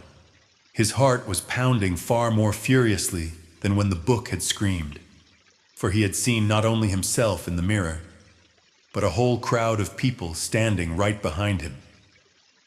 But the room was empty, breathing very fast. He turned slowly back to the mirror. There he was, reflected in it, white and scared looking. And there, reflected behind him, were at least 10 others. Harry looked over his shoulder, but still, no one was there. Or were they all invisible, too? Was he in fact in a room full of invisible people, and this mirror's trick was that it reflected them, invisible or not? He looked in the mirror again. A woman standing right behind his reflection was smiling at him and waving. He reached out a hand and felt the air behind him. If she was really there, he'd touch her. Their reflections were so close together, but he felt only air. She and the others existed only in the mirror. She was a very pretty woman. She had dark red hair, and her eyes are just like mine, Harry thought, edging a little closer to the glass. Bright green, exactly the same shape. But then he noticed that she was crying, smiling, but crying at the same time. The tall, thin, black-haired man standing next to her put his arm around her. He wore glasses, and his hair was very untidy. It stuck up at the back, just as Harry's did. Harry was so close to the mirror now that his nose was nearly touching that of his reflection. "Mom," he whispered. "Dad." They just looked at him, smiling, and slowly, Harry looked into the faces of the other people in the mirror and saw other pairs of green eyes like his, other noses like his, even a little old man who looked as though he had Harry's knobbly knees. Harry was looking at his family for the first time in his life. The Potters smiled and waved at Harry, and he stared hungrily back at them. His hands pressed flat against the glass, as though he was hoping to fall right through it and reach them. He had a powerful kind of ache inside him, half joy, half terrible sadness. How long he stood there, he didn't know.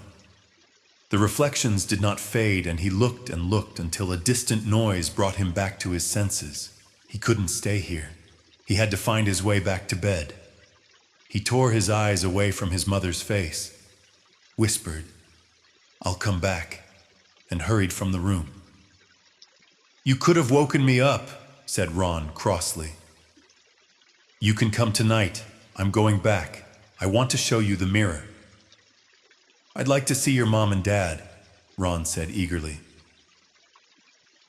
"And I want to see all your family, all the Weasleys. You'll be able to show me your other brothers and everyone. You can see them any old time," said Ron. "Just come round my house this summer. Anyway, maybe it only shows dead people. Shame about not finding Flamel, though. Have some bacon or something. Why aren't you eating anything?" Harry couldn't eat. He had seen his parents and would be seeing them again tonight. He had almost forgotten about Flamel.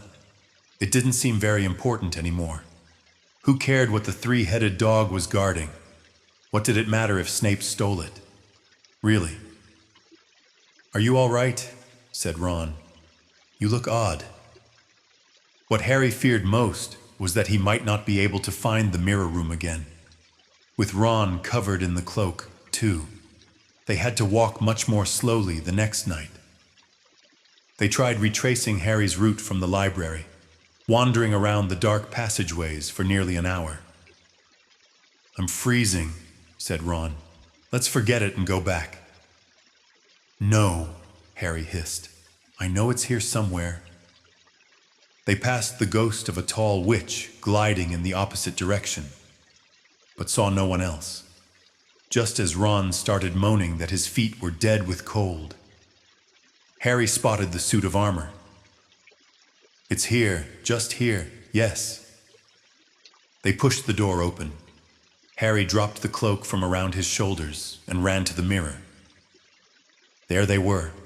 His mother and father beamed at the sight of him. "See?" Harry whispered. "I can't see anything." Look at them all. There are loads of them." "I can only see you." "Look in it properly. Go on. Stand where I am." Harry stepped aside, but with Ron in front of the mirror. He couldn't see his family anymore. Just Ron in his paisley pajamas.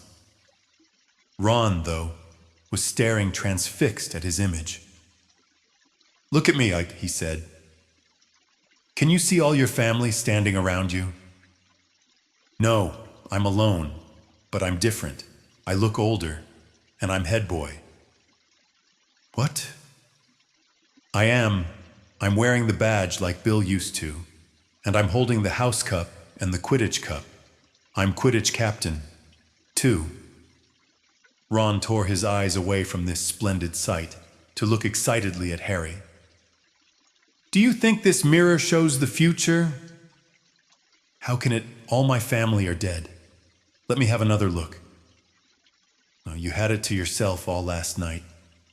Give me a bit more time." "You're only holding the Quidditch cup. What's interesting about that? I want to see my parents." "Don't push me." A sudden noise outside in the corridor put an end to their discussion. They hadn't realized how loudly they had been talking. "Quick!" Ron threw the cloak back over them as the luminous eyes of Mrs. Norris came round the door.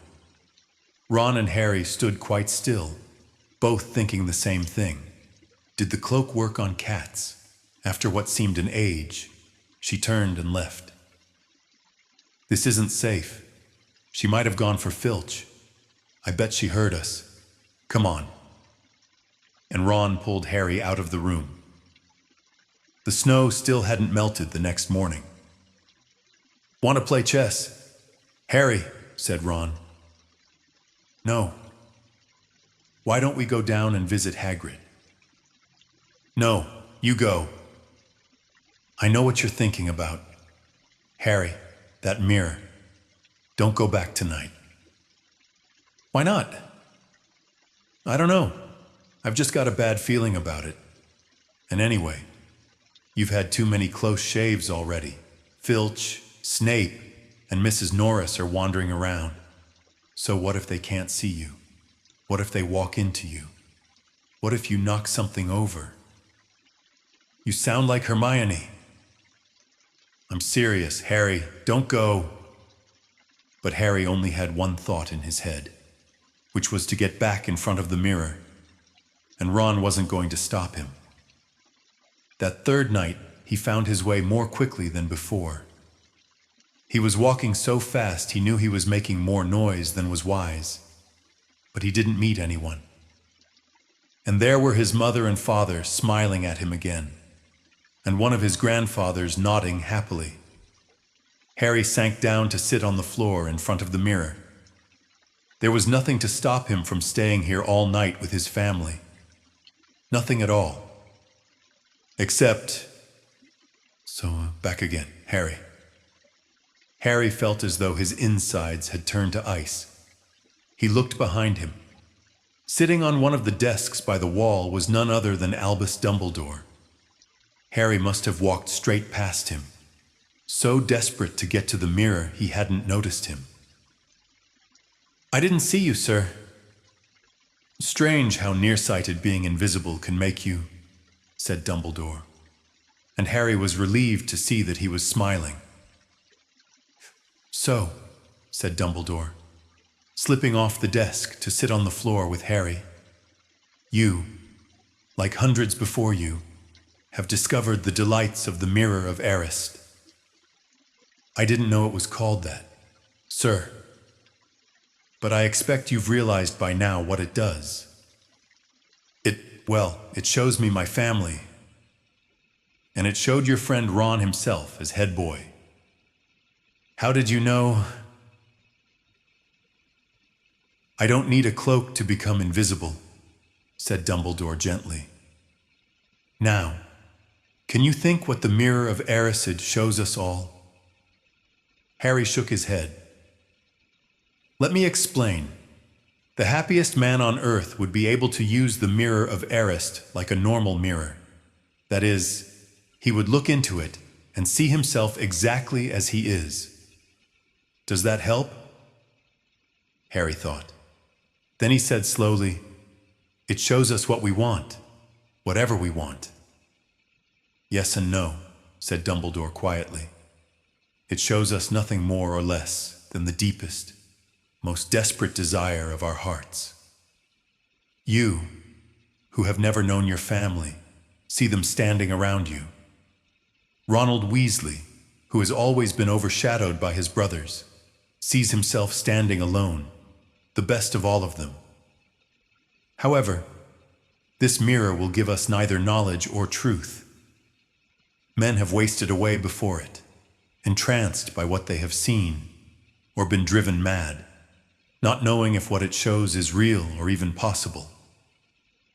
The mirror will be moved to a new home tomorrow, Harry, and I ask you not to go looking for it again. If you ever do run across it, you will now be prepared. It does not do to dwell on dreams and forget to live. Remember that. Now, why don't you put that admirable cloak back on and get off to bed?" Harry stood up. "Sir, Professor Dumbledore, can I ask you something?" "Obviously, you've just done so." Dumbledore smiled. "You may ask me one more thing. However, what do you see when you look in the mirror?"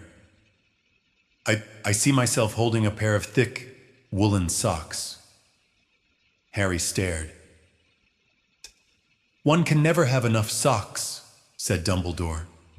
"Another Christmas has come and gone, and I didn't get a single pair. People will insist on giving me books."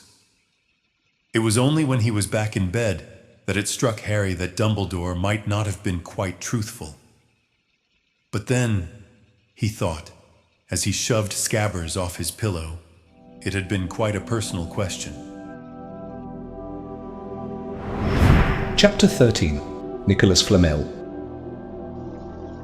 Dumbledore had convinced Harry not to go looking for the Mirror of Erised again. And for the rest of the Christmas holidays, the invisibility cloak stayed folded at the bottom of his trunk. Harry wished he could forget what he'd seen in the mirror as easily, but he couldn't. He started having nightmares. Over and over again he dreamed about his parents disappearing in a flash of green light while a high voice cackled with laughter. "You see, Dumbledore was right. That mirror could drive you mad," said Ron, when Harry told him about these drones. Hermione, who came back the day before term started, took a different view of things. She was torn between horror at the idea of Harry being out of bed, roaming the school 3 nights in a row, if Filch had caught you, and disappointment that he hadn't at least found out who Nicola Flamel was. They had almost given up hope of ever finding Flamel in a library book, even though Harry was still sure he'd read the name somewhere. Once term had started, they were back to skimming through books for 10 minutes during their breaks. Harry had even less time than the other two, because Quidditch practice had started again. Wood was working the team harder than ever. Even the endless rain that had replaced the snow couldn't dampen his spirits. The Weasleys complained that Wood was becoming a fanatic, but Harry was on Wood's side. If they won their next match against Hufflepuff, they would overtake Slytherin in the House Championship for the first time in 7 years. Quite apart from wanting to win, Harry found that he had fewer nightmares when he was tired out after training. Then, during one particularly wet and muddy practice session, Wood gave the team a bit of bad news. He'd just gotten very angry with the Weasleys, who kept dive-bombing each other and pretending to fall off their brooms. "Will you stop messing around?" he yelled. "That's exactly the sort of thing that'll lose us the match. Snape's refereeing this time, and he'll be looking for any excuse to knock points off Gryffindor." George Weasley really did fall off his broom at these words. Snape's refereeing," he spluttered through a mouthful of mud. "When's he ever refereed a Quidditch match? He's not going to be fair if we might overtake Slytherin." The rest of the team landed next to George to complain, too. "It's not my fault," said Wood.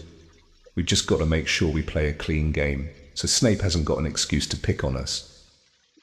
Which was all very well, thought Harry, but he had another reason for not wanting Snape near him while he was playing Quidditch. The rest of the team hung back to talk to one another as usual at the end of practice, but Harry headed straight back to the Gryffindor common room, where he found Ron and Hermione playing chess. Chess was the only thing Hermione ever lost at, something Harry and Ron thought was very good for her. "Don't talk to me for a moment," said Ron when Harry sat down next to him. "I need to consent." He caught sight of Harry's face. "What's the matter with you? You look terrible." Speaking quietly so that no one else would hear, Harry told the other two about Snape's sudden, sinister desire to be a Quidditch referee. "Don't play," said Hermione at once. "Say you're ill," said Ron. Pretend to break your leg," Hermione suggested. "Really break your leg," said Ron. "I can't," said Harry. "There isn't a reserve seeker. If I back out, Gryffindor can't play at all." At that moment, Neville toppled into the common room. How he had managed to climb through the portrait hole was anyone's guess, because his legs had been stuck together with what they recognized at once as the leg locker curse. He must have had to bunny hop all the way up to Gryffindor Tower. Everyone fell over laughing except Hermione, who leapt up and performed the counter-curse. Neville's legs sprang apart and he got to his feet, trembling. "What happened?" Hermione asked him, leading him over to sit with Harry and Ron. "Malfoy," said Neville shakily. "I met him outside the library. He said he'd been looking for someone to practice that on." "Go to Professor McGonagall," Hermione urged Neville. "Report him." Neville shook his head. "I don't want more trouble," he mumbled. "You've got to stand up to him, Neville," said Ron. "He's used to walking all over people, but that's no reason to lie down in front of him and make it easier."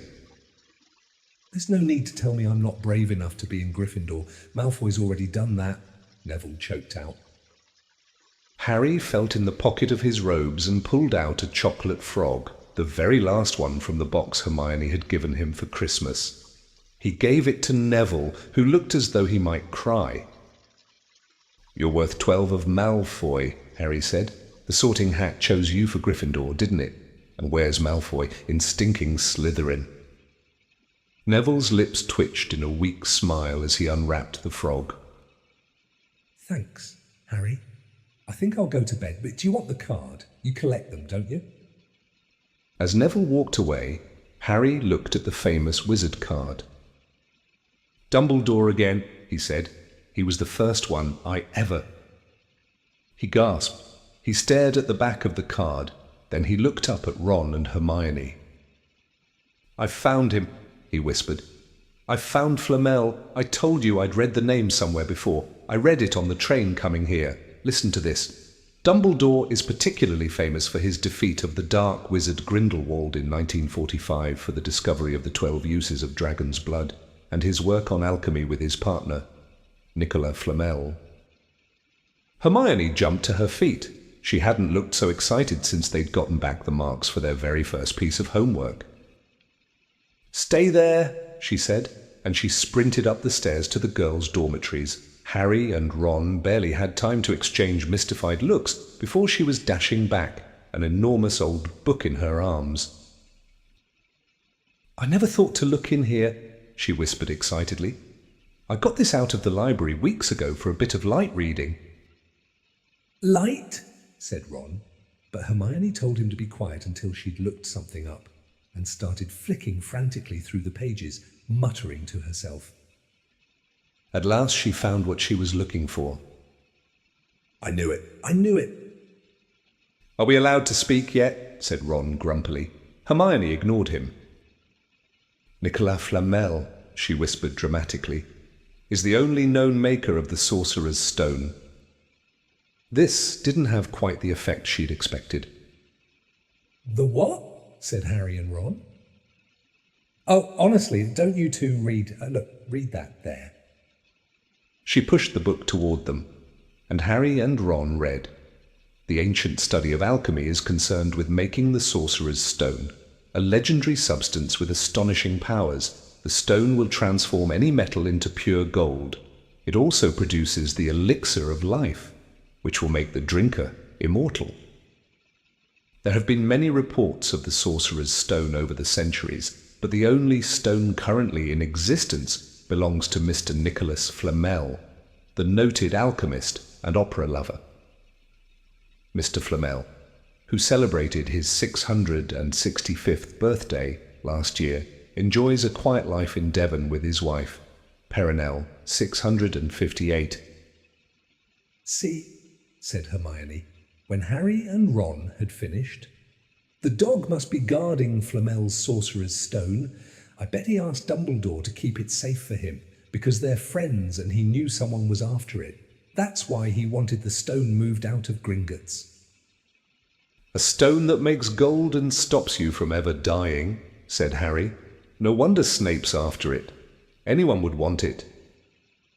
And no wonder we couldn't find Flamel in that study of recent developments in wizardry," said Ron. "He's not exactly recent if he's 665, is he?" The next morning, in defense against the dark arts while copying down different ways of treating werewolf bites, Harry and Ron were still discussing what they'd do with the Sorcerer's Stone if they had one. It wasn't until Ron said he'd buy his own Quidditch team that Harry remembered about Snape and the coming match. "I'm going to play," he told Ron and Hermione. "If I don't, all the Slytherins will think I'm just too scared to face Snape. I'll show them. It'll really wipe the smiles off their faces if we win. Just as long as we're not wiping you off the field," said Hermione. As the match drew nearer, however, Harry became more and more nervous. Whatever he told Ron and Hermione, the rest of the team wasn't too calm either. The idea of overtaking Slytherin in the House Championship was wonderful. No one had done it for 7 years. But would they be allowed to, with such a biased referee? Harry didn't know whether he was imagining it or not, but he seemed to keep running into Snape wherever he went. At times, he even wondered whether Snape was following him, trying to catch him on his own. Potions lessons were turning into a sort of weekly torture. Snape was so horrible to Harry. Could Snape possibly know they'd found out about the Sorcerer's Stone? Harry didn't see how he could. Yet he sometimes had the horrible feeling that Snape could read minds. Harry knew, when they wished him good luck outside the locker rooms the next afternoon, that Ron and Hermione were wondering whether they'd ever see him alive again. This wasn't what you'd call comforting. Harry hardly heard a word of Wood's pep talk as he pulled on his Quidditch robes and picked up his Nimbus 2000. Ron and Hermione, meanwhile, had found a place in the stands next to Neville, who couldn't understand why they looked so grim and worried, or why they had both brought their wands to the match. Little did Harry know that Ron and Hermione had been secretly practicing the Leglocker curse. They'd gotten the idea from Malfoy using it on Neville, and were ready to use it on Snape if he showed any sign of wanting to hurt Harry. "Now, don't forget, it's Locomotor Mortis," Hermione muttered as Ron slipped his wand up his sleeve. "I know," Ron snapped. "Don't nag." Back in the locker room, Wood had taken Harry aside. "Don't want to pressure you, Potter, but if we ever need an early capture of the snitch, it's now. Finish the game before Snape can favour Hufflepuff too much." "The whole school's out there," said Fred Weasley, peering out of the door. Blimey, Dumbledore's come to watch." Harry's heart did a somersault. "Dumbledore," he said, dashing to the door to make sure. Fred was right. There was no mistaking that silver beard. Harry could have laughed out loud with relief. He was safe. There was simply no way that Snape would dare to try to hurt him if Dumbledore was watching. Perhaps that was why Snape was looking so angry as the teams marched onto the field, something that Ron noticed too. "I've never seen Snape look so mean," he told Hermione. "Look, they're off, ouch." Someone had poked Ron in the back of the head. It was Malfoy. "Oh, sorry, Weasley, didn't see you there." Malfoy grinned broadly at Crabbe and Goyle. "Wonder how long Potter's going to stay on his broom this time. Anyone want to bet? What about you, Weasley?" Ron didn't answer. Snape had just awarded Hufflepuff a penalty because George Weasley had hit a bludger at him. Hermione, who had all her fingers crossed in her lap, was squinting fixedly at Harry, who was circling the game like a hawk, looking for the snitch. "You know how I think they choose people for the Gryffindor team," said Malfoy loudly a few minutes later, as Snape awarded Hufflepuff another penalty for no reason at all. "It's people they feel sorry for. See, there's Potter, who's got no parents. Then there's the Weasleys, who've got no money. You should be on the team, Longbottom. You've got no brains." Neville went bright red but turned in his seat to face Malfoy. "I'm worth 12 of you, Malfoy," he stammered. "Malfoy," Crabbe, and Goyle howled with laughter, but Ron, still not daring to take his eyes from the game, said, "You tell him. Neville." "Longbottom, if brains were gold, you'd be poorer than Weasley, and that's saying something." Ron's nerves were already stretched to the breaking point with anxiety about Harry. "I'm warning you, Malfoy, one more word." "Ron," said Hermione suddenly. Where? Harry had suddenly gone into a spectacular dive, which drew gasps and cheers from the crowd. Hermione stood up, her crossed fingers in her mouth, as Harry streaked toward the ground like a bullet. "You're in luck, Weasley. Potter's obviously spotted some money on the ground," said Malfoy. Ron snapped. Before Malfoy knew what was happening, Ron was on top of him, wrestling him to the ground. Neville hesitated, then clambered over the back of his seat to help. "Come on, Harry!" Hermione screamed, leaping onto her seat to watch as Harry sped straight at Snape. She didn't even notice Malfoy and Ron rolling around under her seat, or the scuffles and yelps coming from the whirl of fists that was Neville, Crabbe, and Goyle. Up in the air, Snape turned on his broomstick just in time to see something scarlet shoot past him, missing him by inches. The next second, Harry had pulled out of the dive, his arm raised in triumph, the snitch clasped in his hand. The stands erupted. It had to be a record. No one could ever remember the snitch being caught so quickly. Ron, where are you? The game's over. Harry's won. We've won. Gryffindor is in the lead, shrieked Hermione, dancing up and down on her seat and hugging Parvati Patil in the row in front. Harry jumped off his broom, a foot from the ground. He couldn't believe it. He'd done it. The game was over. It had barely lasted 5 minutes. As Gryffindors came spilling onto the field, he saw Snape land nearby, white-faced and tight-lipped. Then Harry felt a hand on his shoulder and looked up into Dumbledore's smiling face. "Well done," said Dumbledore quietly, so that only Harry could hear. "Nice to see you haven't been brooding about that mirror. Been keeping busy. Excellent." Snape spat bitterly on the ground. Harry left the locker room alone some time later to take his Nimbus 2000 back to the broom shed. He couldn't ever remember feeling happier. He'd really done something to be proud of now. No one could say he was just a famous name anymore. The evening air had never smelled so sweet. He walked over the damp grass, reliving the last hour in his head, which was a happy blur. Gryffindors running to lift him onto their shoulders. Ron and Hermione in the distance, jumping up and down. Ron cheering through a heavy nosebleed. Harry had reached the shed.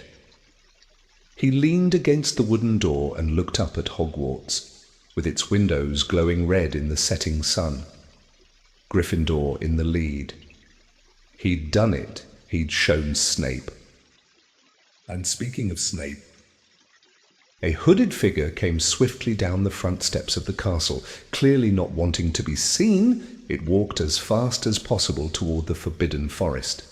Harry's victory faded from his mind as he watched. He recognized the figure's prowling walk. Snape, sneaking into the forest while everyone else was at dinner. What was going on? Harry jumped back on his Nimbus 2000 and took off. Gliding silently over the castle, he saw Snape enter the forest at a run. He followed. The trees were so thick he couldn't see where Snape had gone. He flew in circles, lower and lower, brushing the top branches of trees until he heard voices. He glided toward them and landed noiselessly in a towering beech tree. He climbed carefully along one of the branches, holding tight to his broomstick, trying to see through the leaves. Below, in a shadowy clearing, stood Snape, but he wasn't alone. Quirrell was there, too. Harry couldn't make out the look on his face, but he was stuttering worse than ever. Harry strained to catch what they were saying. I don't know why you wanted to meet here of all places. Severus? "Oh, I thought we'd keep this private," said Snape, his voice icy. "Students aren't supposed to know about the Sorcerer's Stone, after all." Harry leaned forward. Quirrell was mumbling something. Snape interrupted him. "Have you found out how to get past that beast of Hagrid's yet?" "But Severus, You don't want me as your enemy, Quirrell," said Snape, taking a step toward him. I don't know what you... You know perfectly well what I mean. An owl hooted loudly, and Harry nearly fell out of the tree. He steadied himself in time to hear Snape say, "Your little bit of hocus pocus. I'm waiting." But I don't... Very well, Snape cut in. We'll have another little chat soon, when you've had time to think things over and decided where your loyalties lie. He threw his cloak over his head and strode out of the clearing. It was almost dark now, but Harry could see Quirrell, standing quite still as though he was petrified. "Harry, where have you been?" Hermione squeaked. We won! You won! We won! Shouted Ron, thumping Harry on the back. And I gave Malfoy a black eye, and Neville tried to take on Crabbe and Goyle single-handed. He's still out cold, but Madame Pomfrey says he'll be all right. Talk about showing Slytherin. Everyone's waiting for you in the common room. We're having a party. Fred and George stole some cakes and stuff from the kitchens. Never mind that now, said Harry breathlessly. Let's find an empty room. You wait till you hear this. He made sure Peeves wasn't inside before shutting the door behind them. Then he told them what he'd seen and heard. So we were right. It is the Sorcerer's Stone, and Snape's trying to force Quirrell to help him get it. He asked if he knew how to get past Fluffy, and he said something about Quirrell's hocus pocus. I reckon there are other things guarding the stone apart from Fluffy. Loads of enchantments, probably. And Quirrell would have done some anti-dark arts spell that Snape needs to break through. So you mean the stone's only safe as long as Quirrell stands up to Snape? Said Hermione in alarm. It'll be gone by next Tuesday, said Ron. Chapter 14. Norbert the Norwegian Ridgeback. Quirrell, however, must have been braver than they'd thought. In the weeks that followed, he did seem to be getting paler and thinner, but it didn't look as though he'd cracked yet. Every time they passed the third-floor corridor, Harry, Ron, and Hermione would press their ears to the door to check that Fluffy was still growling inside. Snape was sweeping about in his usual bad temper, which surely meant that the stone was still safe. Whenever Harry passed Quirrell these days, he gave him an encouraging sort of smile, and Ron had started telling people off for laughing at Quirrell's stutter. Hermione, however, had more on her mind than the Sorcerer's Stone. She had started drawing up study schedules and colour-coding all her notes. Harry and Ron wouldn't have minded, but she kept nagging them to do the same. Hermione, the exams are ages away. 10 weeks, Hermione snapped. That's not ages. That's like a second to Nicholas Flamel. But we're not 600 years old, Ron reminded her. Anyway, what are you studying for? You already know it. What am I studying for? Are you crazy? You realise we need to pass these exams to get into the second year, and they're very important. I should have started studying a month ago. I don't know what's gotten into me. Unfortunately, the teachers seem to be thinking along the same lines as Hermione. They piled so much homework on them that the Easter holidays weren't nearly as much fun as the Christmas ones. It was hard to relax with Hermione next to you, reciting the 12 uses of dragon's blood, or practicing wand movements, moaning and yawning. Harry and Ron spent most of their free time in the library with her, trying to get through all their extra work. I'll never remember this. Ron burst out one afternoon, throwing down his quill and looking longingly out of the library window. It was the first really fine day they'd had in months. The sky was a clear, forget-me-not blue, and there was a feeling in the air of summer coming. Harry, who was looking up, didn't he, under 1,000 magical herbs and fungi, didn't look up until he heard Ron say, "Hagrid, what are you doing in the library?" Hagrid shuffled into view, hiding something behind his back. He looked very out of place in his moleskin overcoat. "Just looking," he said, in a shifty voice that got their interest at once. "And what are you lot up to?" He looked suddenly suspicious. "You're not still looking for Nicholas Flamel? Are you... Oh, We found out who he is ages ago, said Ron impressively. And we know what that dog's guarding. It's a sorcerer's saint. Shh. Hagrid looked around quickly to see if anyone was listening. Don't go shouting about it. What's the matter with you? There are a few things we wanted to ask you, as a matter of fact, said Harry, about what's guarding the stone apart from Fluffy. Shh, said Hagrid again. Listen, come and see me later. I'm not promising I'll tell you anything. Mind, but don't go rabbiting about it in here. Students aren't supposed to know. They'll think I've told you. See you later then, said Harry. Hagrid shuffled off. What was he hiding behind his back? Said Hermione thoughtfully. Do you think it had anything to do with the stone? I'm going to see what section he was in, said Ron, who'd had enough of working. He came back a minute later with a pile of books in his arms and slammed them down on the table. Dragons, he whispered. Hagrid was looking up stuff about dragons. Look at these, dragon species of Great Britain and Ireland, from egg to inferno, a dragon keeper's guide. Hagrid's always wanted a dragon. He told me so the first time I ever met him, said Harry. But it's against our laws, said Ron. Dragon breeding was outlawed by the Warlocks Convention of 1709, everyone knows that. It's hard to stop muggles from noticing us if we're keeping dragons in the back garden. Anyway, you can't tame dragons, it's dangerous. You should see the burns Charlie's got off wild ones in Romania. But there aren't wild dragons in Britain, said Harry. Of course there are, said Ron. Common Welsh Green and Hebridean Blacks. The Ministry of Magic has a job hushing them up, I can tell you. Our kind have to keep putting spells on muggles who've spotted them, to make them forget. So what on earth's Hagrid up to? Said Hermione. When they knocked on the door of the gamekeeper's hut an hour later, they were surprised to see that all the curtains were closed. Hagrid called, "Who is it?" before he let them in, and then shut the door quickly behind them. It was stifling hot inside, even though it was such a warm day. There was a blazing fire in the grate.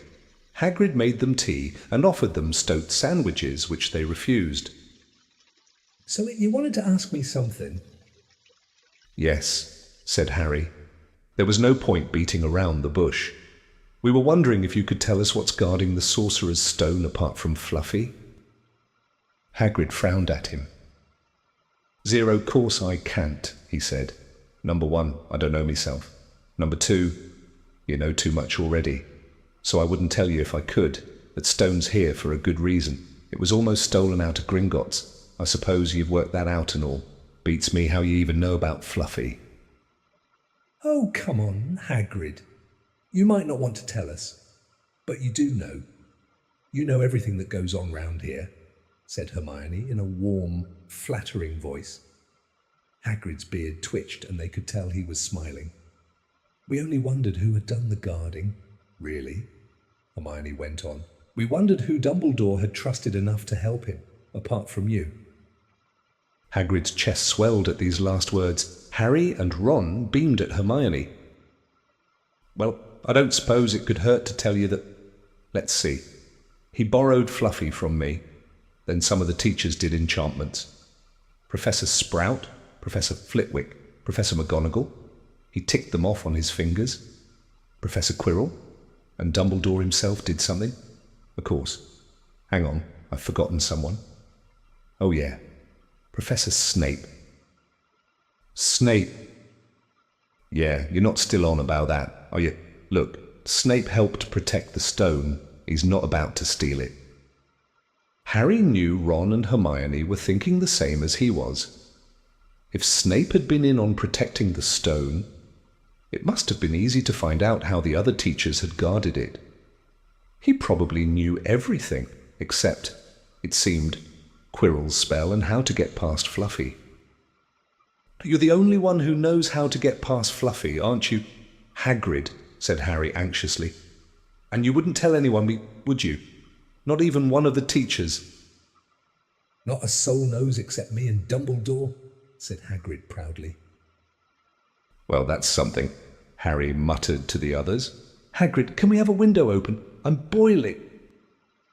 Can't, Harry, sorry, said Hagrid. Harry noticed him glance at the fire. Harry looked at it too. Hagrid, what's that? But he already knew what it was. In the very heart of the fire, underneath the kettle, was a huge black egg. Ah, said Hagrid, fiddling nervously with his beard. That's a... Where did you get it? Hagrid, said Ron, crouching over the fire to get a closer look at the egg. It must have cost you a fortune. Won it, said Hagrid. Lass's night. I was down in the village having a few drinks and got into a game of cards with a stranger. Think he was quite glad to get rid of it, to be honest. But what are you going to do with it when it's hatched? Said Hermione. Well, mate, I've been doing some reading, said Hagrid, pulling a large book from under his pillow. Got this out of the library, Dragon Breeding for Pleasure and Profit. It's a bit out of date, of course, but it's all in here.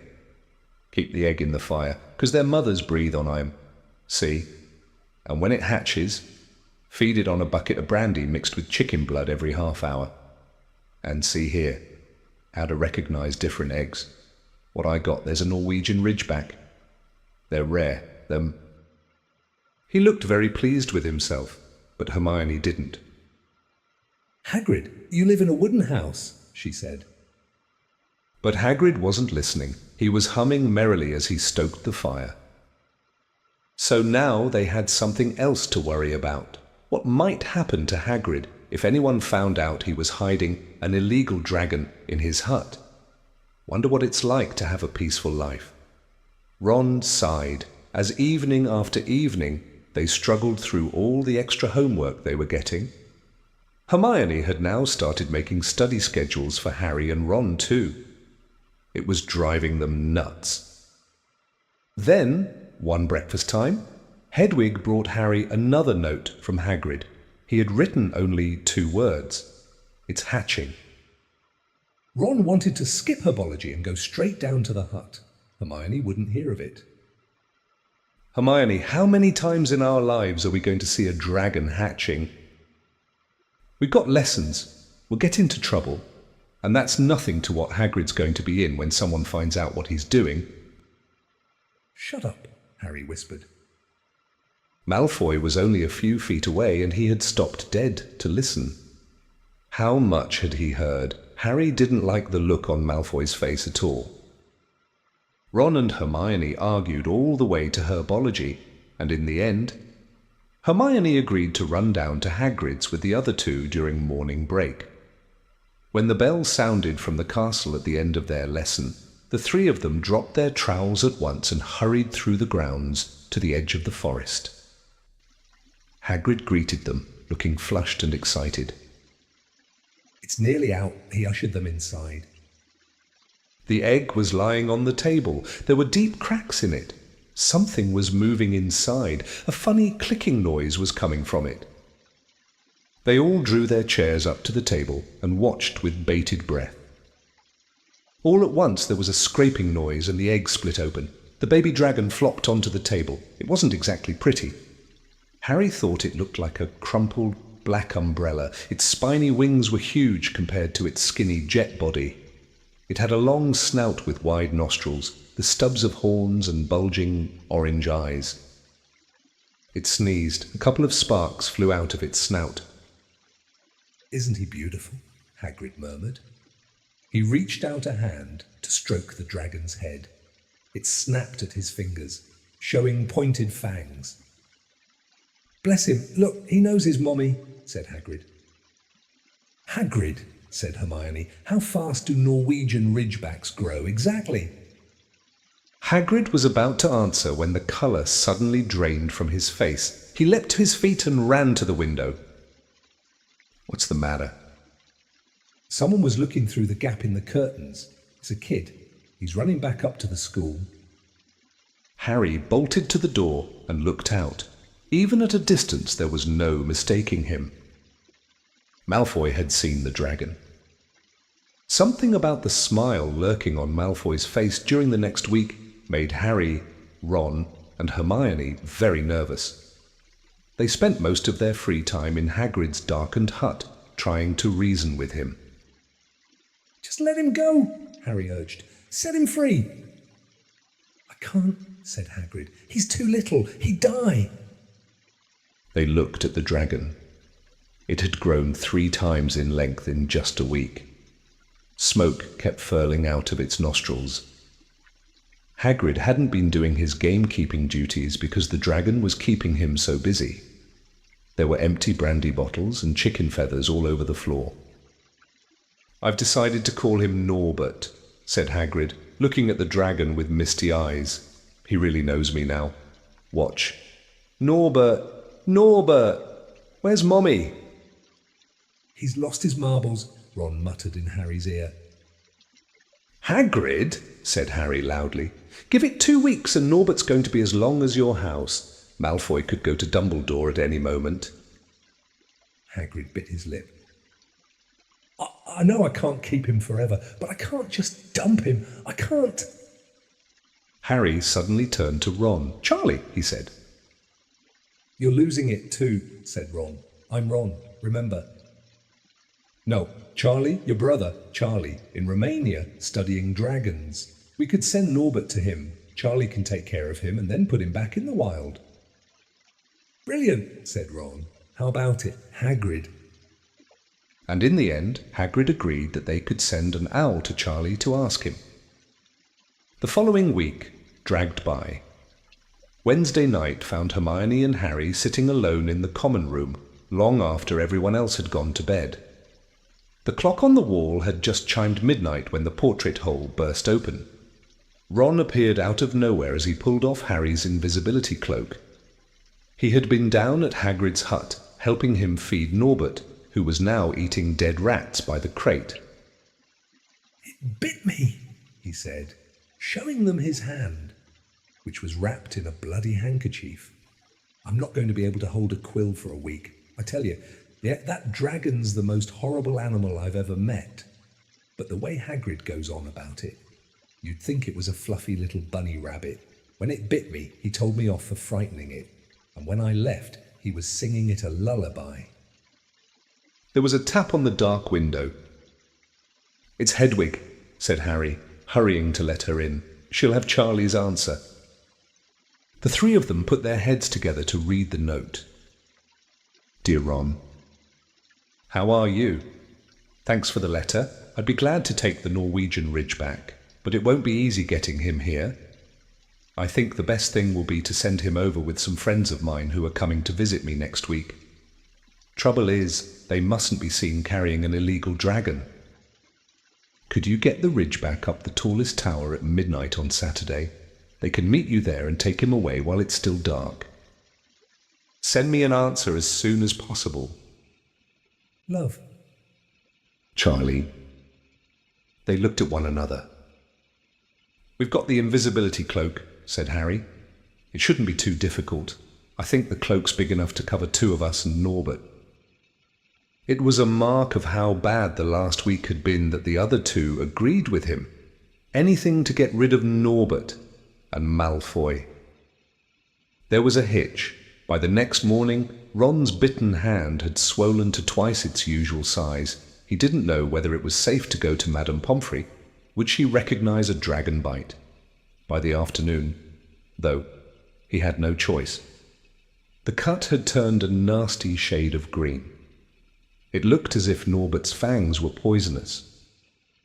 Harry and Hermione rushed up to the hospital wing at the end of the day to find Ron in a terrible state in bed. "It's not just my hand," he whispered, "although that feels like it's about to fall off. Malfoy told Madame Pomfrey he wanted to borrow one of my books so he could come and have a good laugh at me. He kept threatening to tell her what really bit me. I've told her it was a dog, but I don't think she believes me. I shouldn't have hit him at the Quidditch match. That's why he's doing this." Harry and Hermione tried to calm Ron down. "It'll all be over at midnight on Saturday," said Hermione, but this didn't soothe Ron at all. On the contrary, he sat bolt upright and broke into a sweat. Midnight on Saturday, he said in a hoarse voice. Oh, no, I've just remembered. Charlie's letter was in that book Malfoy took. He's going to know we're getting rid of Norbert. Harry and Hermione didn't get a chance to answer. Madame Pomfrey came over at that moment and made them leave, saying Ron needed sleep. "It's too late to change the plan now," Harry told Hermione. "We haven't got time to send Charlie another owl, and this could be our only chance to get rid of Norbert. We'll have to risk it, and we have got the invisibility cloak. Malfoy doesn't know about that." They found Fang, the boarhound, sitting outside with a bandaged tail when they went to tell Hagrid, who opened a window to talk to them. "I won't let you in," he puffed. "Norbert's at a tricky stage, nothing I can't handle." When they told him about Charlie's letter, his eyes filled with tears, although that might have been because Norbert had just bitten him on the leg. Oh, it's all right. He only got my boot. Just playing. He's only a baby, after all. The baby banged its tail on the wall, making the windows rattle. Harry and Hermione walked back to the castle, feeling Saturday couldn't come quickly enough. They would have felt sorry for Hagrid when the time came for him to say goodbye to Norbert if they hadn't been so worried about what they had to do. It was a very dark, cloudy night, and they were a bit late arriving at Hagrid's hut because they'd had to wait for Peeves to get out of their way in the entrance hall, where he'd been playing tennis against the wall. Hagrid had Norbert packed and ready in a large crate. "He's got lots of rats and some brandy for the journey," said Hagrid in a muffled voice. "And I've packed his teddy bear in case he gets lonely." From inside the crate came ripping noises that sounded to Harry as though the teddy was having his head torn off. "Bye-bye, Norbert," Hagrid sobbed as Harry and Hermione covered the crate with the invisibility cloak and stepped underneath it themselves. "Mommy will never forget you." How they managed to get the crate back up to the castle, they never knew. Midnight ticked nearer as they heaved Norbert up the marble staircase in the entrance hall and along the dark corridors. Up another staircase, then another. Even one of Harry's shortcuts didn't make the work much easier. Nearly there. Harry panted as they reached the corridor beneath the tallest tower. Then a sudden movement ahead of them made them almost drop the crate. Forgetting that they were already invisible, they shrank into the shadows, staring at the dark outlines of two people grappling with each other 10 feet away. A lamp flared. Professor McGonagall, in a tartan bathrobe and a hairnet, had Malfoy by the ear. "Detention!" she shouted. "And 20 points from Slytherin, wandering around in the middle of the night. How dare you?" "You don't understand, Professor. Harry Potter's coming. He's got a dragon." "What utter rubbish! How dare you tell such lies? Come on, I shall see Professor Snape about you. Malfoy." The steep, spiral staircase up to the top of the tower seemed the easiest thing in the world after that. Not until they'd stepped out into the cold night air did they throw off the cloak, glad to be able to breathe properly again. Hermione did a sort of jig. "Malfoy's got detention, I could sing." "Don't," Harry advised her. Chuckling about Malfoy, they waited, Norbert thrashing about in his crate. About 10 minutes later, 4 broomsticks came swooping down out of the darkness. Charlie's friends were a cheery lot.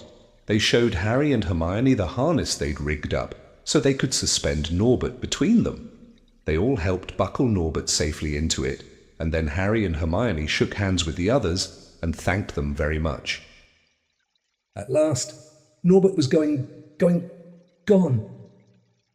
They slipped back down the spiral staircase, their hearts as light as their hands, now that Norbert was off them. No more dragon, Malfoy in detention. What could spoil their happiness? The answer to that was waiting at the foot of the stairs. As they stepped into the corridor, Filch's face loomed suddenly out of the darkness. Well, he whispered. "We are in trouble." They'd left the invisibility cloak on top of the tower. Chapter 15. The Forbidden Forest. Things couldn't have been worse. Filch took them down to Professor McGonagall's study on the first floor, where they sat and waited without saying a word to each other. Hermione was trembling. Excuses, alibis, and wild cover-up stories chased each other around Harry's brain, each more feeble than the last. He couldn't see how they were going to get out of trouble this time. They were cornered. How could they have been so stupid as to forget the cloak? There was no reason on earth that Professor McGonagall would accept for their being out of bed and creeping around the school in the dead of night, let alone being up the tallest astronomy tower, which was out of bounds except for classes. Add Norbert and the invisibility cloak, and they might as well be packing their bags already. Had Harry thought that things couldn't have been worse? He was wrong. When Professor McGonagall appeared, she was leading Neville. Harry, Neville burst out the moment he saw the other two. I was trying to find you to warn you. I heard Malfoy saying he was going to catch you. He said you had a drag. Harry shook his head violently to shut Neville up, but Professor McGonagall had seen. She looked more likely to breathe fire than Norbert as she towered over the three of them. I would never have believed it of any of you. Mr. Filch says you were up in the astronomy tower. It's 1 o'clock in the morning. Explain yourselves. It was the first time Hermione had ever failed to answer a teacher's question. She was staring at her slippers, as still as a statue. I think I've got a good idea of what's been going on, said Professor McGonagall. It doesn't take a genius to work it out. You fed Draco Malfoy some cock and bull story about a dragon, trying to get him out of bed and into trouble. I've already caught him. I suppose you think it's funny that Longbottom here heard the story and believed it too. Harry caught Neville's eye and tried to tell him without words that this wasn't true, because Neville was looking stunned and hurt. Poor, blundering Neville. Harry knew what it must have cost him to try and find them in the dark, to warn them. I'm disgusted, said Professor McGonagall. 4 students out of bed in one night. I've never heard of such a thing before. You, Miss Granger, I thought you had more sense. As for you, Mr. Potter, I thought Gryffindor meant more to you than this. All 3 of you will receive detentions. Yes, you too, Mr. Longbottom. Nothing gives you the right to walk around school at night, especially these days. It's very dangerous, and 50 points will be taken from Gryffindor. 50? Harry gasped. They would lose the lead he'd won in the last Quidditch match. 50 points each, said Professor McGonagall, breathing heavily through her long, pointed nose. Professor, please. You can't... Don't tell me what I can and can't do, Potter. Now get back to bed, all of you. I've never been more ashamed of Gryffindor students. 150 points lost. That put Gryffindor in last place. In one night, they'd ruined any chance Gryffindor had had for the House Cup. Harry felt as though the bottom had dropped out of his stomach. How could they ever make up for this? Harry didn't sleep all night. He could hear Neville sobbing into his pillow for what seemed like hours. Harry couldn't think of anything to say to comfort him. He knew Neville, like himself, was dreading the dawn. What would happen when the rest of Gryffindor found out what they'd done? At first, Gryffindors passing the giant hourglasses that recorded the house points the next day thought there'd been a mistake. How could they suddenly have 150 points, fewer than yesterday? And then the story started to spread. Harry Potter, the famous Harry Potter, their hero of 2 Quidditch matches, had low-synced them all those points. Him and a couple of other stupid first years. From being one of the most popular and admired people at the school, Harry was suddenly the most hated. Even Ravenclaws and Hufflepuffs turned on him because everyone had been longing to see Slytherin lose the House Cup. Everywhere Harry went, people pointed and didn't trouble to lower their voices as they insulted him. Slytherin's Mitiddle, on the other hand, clapped as he walked past them, whistling and cheering. "Thanks, Potter. We owe you one." Only Ron stood by him. They'll all forget this in a few weeks. Fred and George have lost loads of points in all the time they've been here, and people still like them.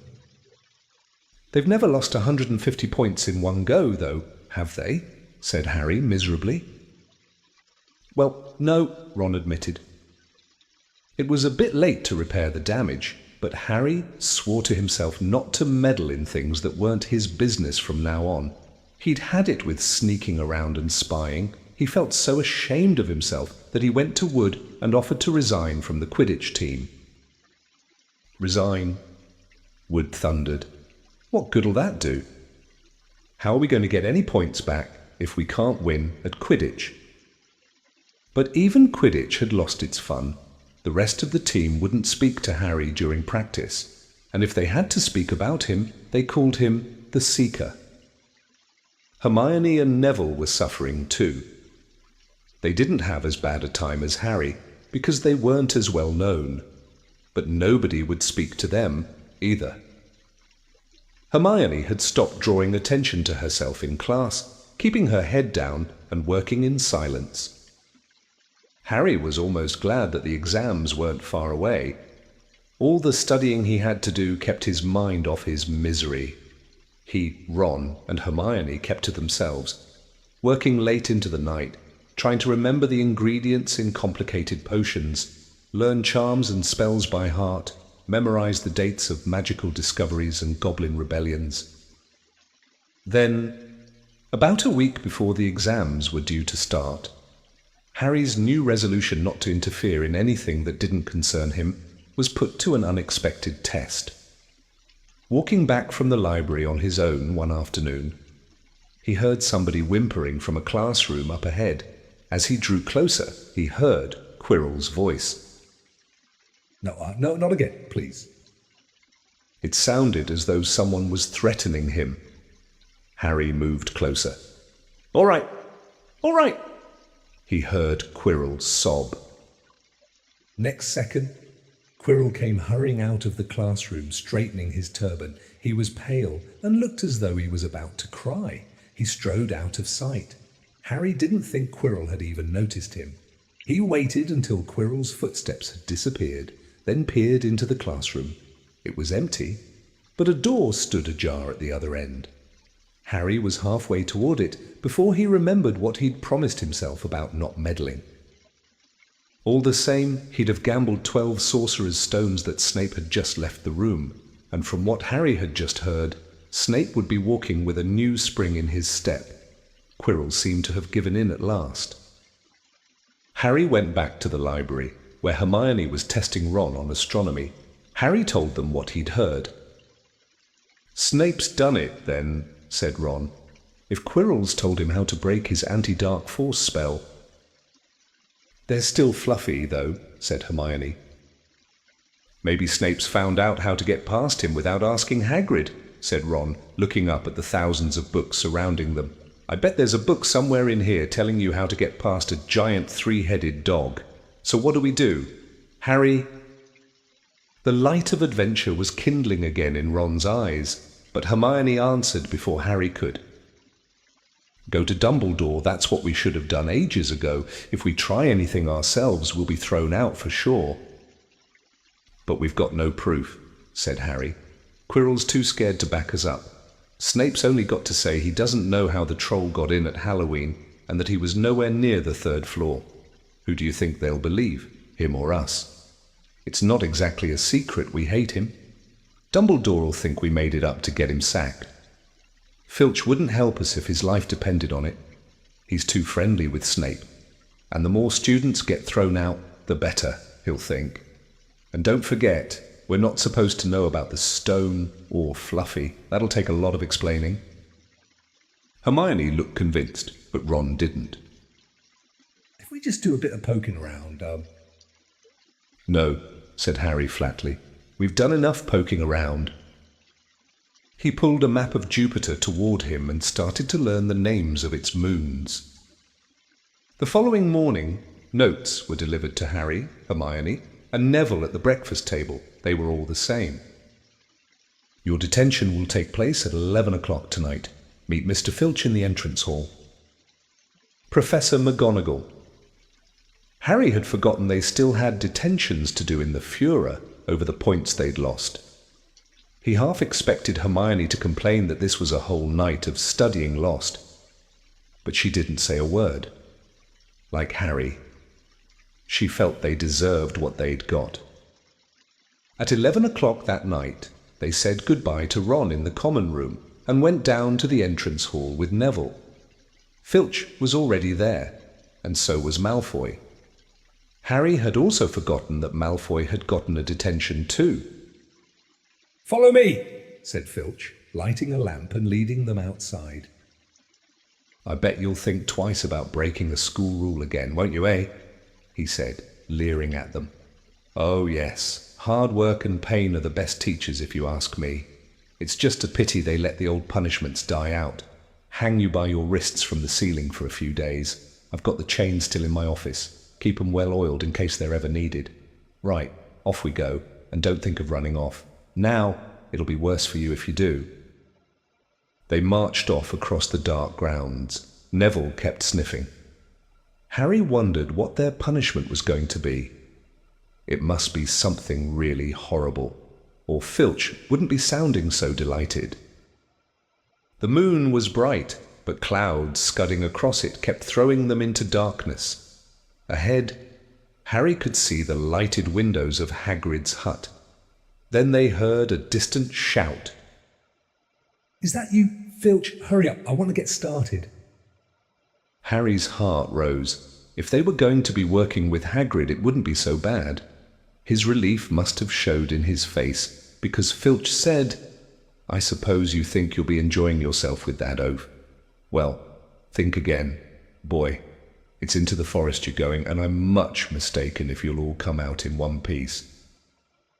At this, Neville let out a little moan, and Malfoy stopped dead in his tracks. "The forest," he repeated, and he didn't sound quite as cool as usual. "We can't go in there at night. There's all sorts of things in there. Werewolves. I heard—" Neville clutched the sleeve of Harry's robe and made a choking noise. "That's your problem, isn't it?" said Filch, his voice cracking with glee. "Should have thought of them werewolves before you got in trouble, shouldn't you?" Hagrid came striding toward them out of the dark, Fang at his heel. He was carrying his large crossbow, and a quiver of arrows hung over his shoulder. "About time," he said. "I've been waiting for half an hour already. All right, Harry, Hermione." "I shouldn't be too friendly to them, Hagrid," said Filch coldly. "They're here to be punished, after all." "That's why you're late, is it?" said Hagrid, frowning at Filch. "Been lecturing them, eh? It's not your place to do that. You've done your bit. I'll take over from here." "I'll be back at dawn," said Filch, "for what's left of them," he added nastily. And he turned and started back toward the castle, his lamp bobbing away in the darkness. Malfoy now turned to Hagrid. "I'm not going in that forest," he said, and Harry was pleased to hear the note of panic in his voice. "Yeah, or if you want to stay at Hogwarts," said Hagrid fiercely. "You've done wrong, and now you've got to pay for it." "But this is servant stuff, and it's not for students to do. I thought we'd be copying lines or something. If my father knew I was doing this, he'd tell you that's how it is at Hogwarts," Hagrid growled. "Copying lines? What good's that to anyone? You'll do summat useful or you'll get out. If you think your father'd rather you were expelled, then get back off to the castle and pack. Go on." Malfoy didn't move. He looked at Hagrid furiously, but then dropped his gaze. "Right then," said Hagrid. "Now, listen carefully, 'cause it's dangerous what we're going to do tonight, and I don't want no one taking risks. Follow me over here a moment." He led them to the very edge of the forest. Holding his lamp up high, he pointed down a narrow, winding earth track that disappeared into the thick, black trees. A light breeze lifted their hair as they looked into the forest. "Look there," said Hagrid. "See that stuff shining on the ground? Silvery stuff. That's unicorn blood. There's a unicorn in there, been hurt badly by Summit. This is the second time in a week. I found one dead last Wednesday. We're going to try and find the poor thing. We might have to put it out of its misery. And what if whatever hurt the unicorn finds us first? Said Malfoy, unable to keep the fear out of his voice. There's nothing that lives in the forest that'll hurt you if you're with me or Fang, said Hagrid, and keep to the path. Right. Now, we're going to split into 2 parties and follow the trail in different directions. There's blood all over the place. It must have been staggering around since last night at least. I want Fang, said Malfoy quickly, looking at Fang's long teeth. All right, but I warn you, he's a coward, said Hagrid. So me, Harry, and Hermione'll go one way, and Draco, Neville, and Fang'll go the other. Now, if any of us finds the unicorn, we'll send up green sparks, right? Get your wands out and practice now, and that's it. And if anyone gets in trouble, send up red sparks, and we'll all come and find you. So be careful. Let's go. The forest was black and silent. A little way into it, they reached a fork in the earth path, and Harry, Hermione, and Hagrid took the left path, while Malfoy, Neville, and Fang took the right. They walked in silence, their eyes on the ground. Every now and then a ray of moonlight through the branches above lit a spot of silver-blue blood on the fallen leaves. Harry saw that Hagrid looked very worried. Could a werewolf be killing the unicorns? Harry asked. Not fast enough, said Hagrid. It's not easy to catch a unicorn. They're powerful magic creatures. I never knew one to be hurt before. They walked past a mossy tree stump. Harry could hear running water. There must be a stream somewhere close by. There were still spots of unicorn blood here and there along the winding path. You all right, Hermione? Hagrid whispered. Don't worry. It can't have gone far if it's this badly hurt, and then we'll be able to get behind that tree. Hagrid seized Harry and Hermione and hoisted them off the path behind a towering oak. He pulled out an arrow and fitted it into his crossbow, raising it, ready to fire. The 3 of them listened. Something was slithering over dead leaves nearby. It sounded like a cloak trailing along the ground. Hagrid was squinting up the dark path, but after a few seconds, the sound faded away. I knew it, he murmured. There's summer in here that shouldn't be. A werewolf, Harry suggested. That wasn't no werewolf, and it wasn't no unicorn. Neither, said Hagrid grimly. Right, follow me. But careful, now. They walked more slowly, ears straining for the faintest sound. Suddenly, in a clearing ahead, something definitely moved. Who's there? Hagrid called. Show yourself, I'm armed. And into the clearing came, was it a man or a horse? To the waist, a man with red hair and beard, but below that was a horse's gleaming chestnut body with a long reddish tail. Harry and Hermione's jaws dropped. Oh, it's you, Ronan, said Hagrid in relief. How are you? He walked forward and shook the centaur's hand. Good evening to you, Hagrid, said Ronan. He had a deep, sorrowful voice. Were you going to shoot me? Can't be too careful. Ronan, said Hagrid, patting his crossbow. There's summat bad loose in this forest. This is Harry Potter and Hermione Granger, by the way. Students up at the school. And this is Ronan. You too. He's a centaur. We'd noticed, said Hermione faintly. Good evening, said Ronan. Students, are you, and do you learn much up at the school? A bit, said Hermione timidly. A bit. Well, that's something. Ronan sighed. He flung back his head and stared at the sky. Mars is bright tonight. Yeah, said Hagrid, glancing up. 2. Listen, I'm glad we've run into you, Ronan, because there's a unicorn been hurt. You seen anything? Ronan didn't answer immediately. He stared unblinkingly upward, then sighed again. Always the innocent are the first victims, he said. So it has been for ages past. So it is now. Yeah, said Hagrid. But have you seen anything, Ronan, anything unusual? Ours is bright tonight, Ronan repeated, while Hagrid watched him impatiently. Unusually bright. Yeah, but I was meaning anything unusual a bit nearer home, said Hagrid. So you haven't noticed anything strange? Yet again, Ronan took a while to answer. At last, he said, "The forest hides many secrets." A movement in the trees behind Ronan made Hagrid raise his bow again, but it was only a second centaur, black-haired and bodied and wilder looking than Ronan. "Hello, Bane," said Hagrid. "All right." "Good evening. Hagrid, I hope you are well." "Well enough. Look, I've just been asking Ronan, you seen anything odd in here lately? There's a unicorn been injured. Would you know anything about it?" Bane walked over to stand next to Ronan. He looked skyward. "Mars is bright tonight," he said simply. "We've heard," said Hagrid grumpily.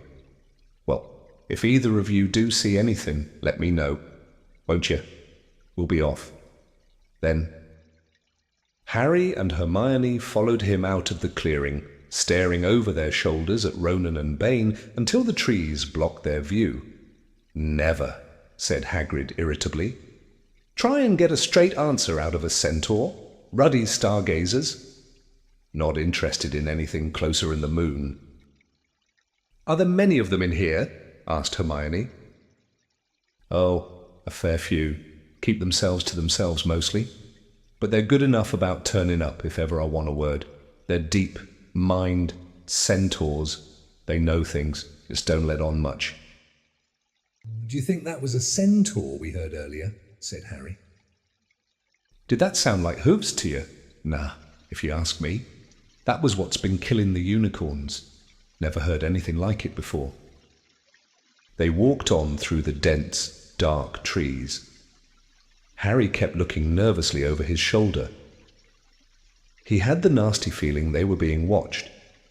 He was very glad they had Hagrid and his crossbow with them.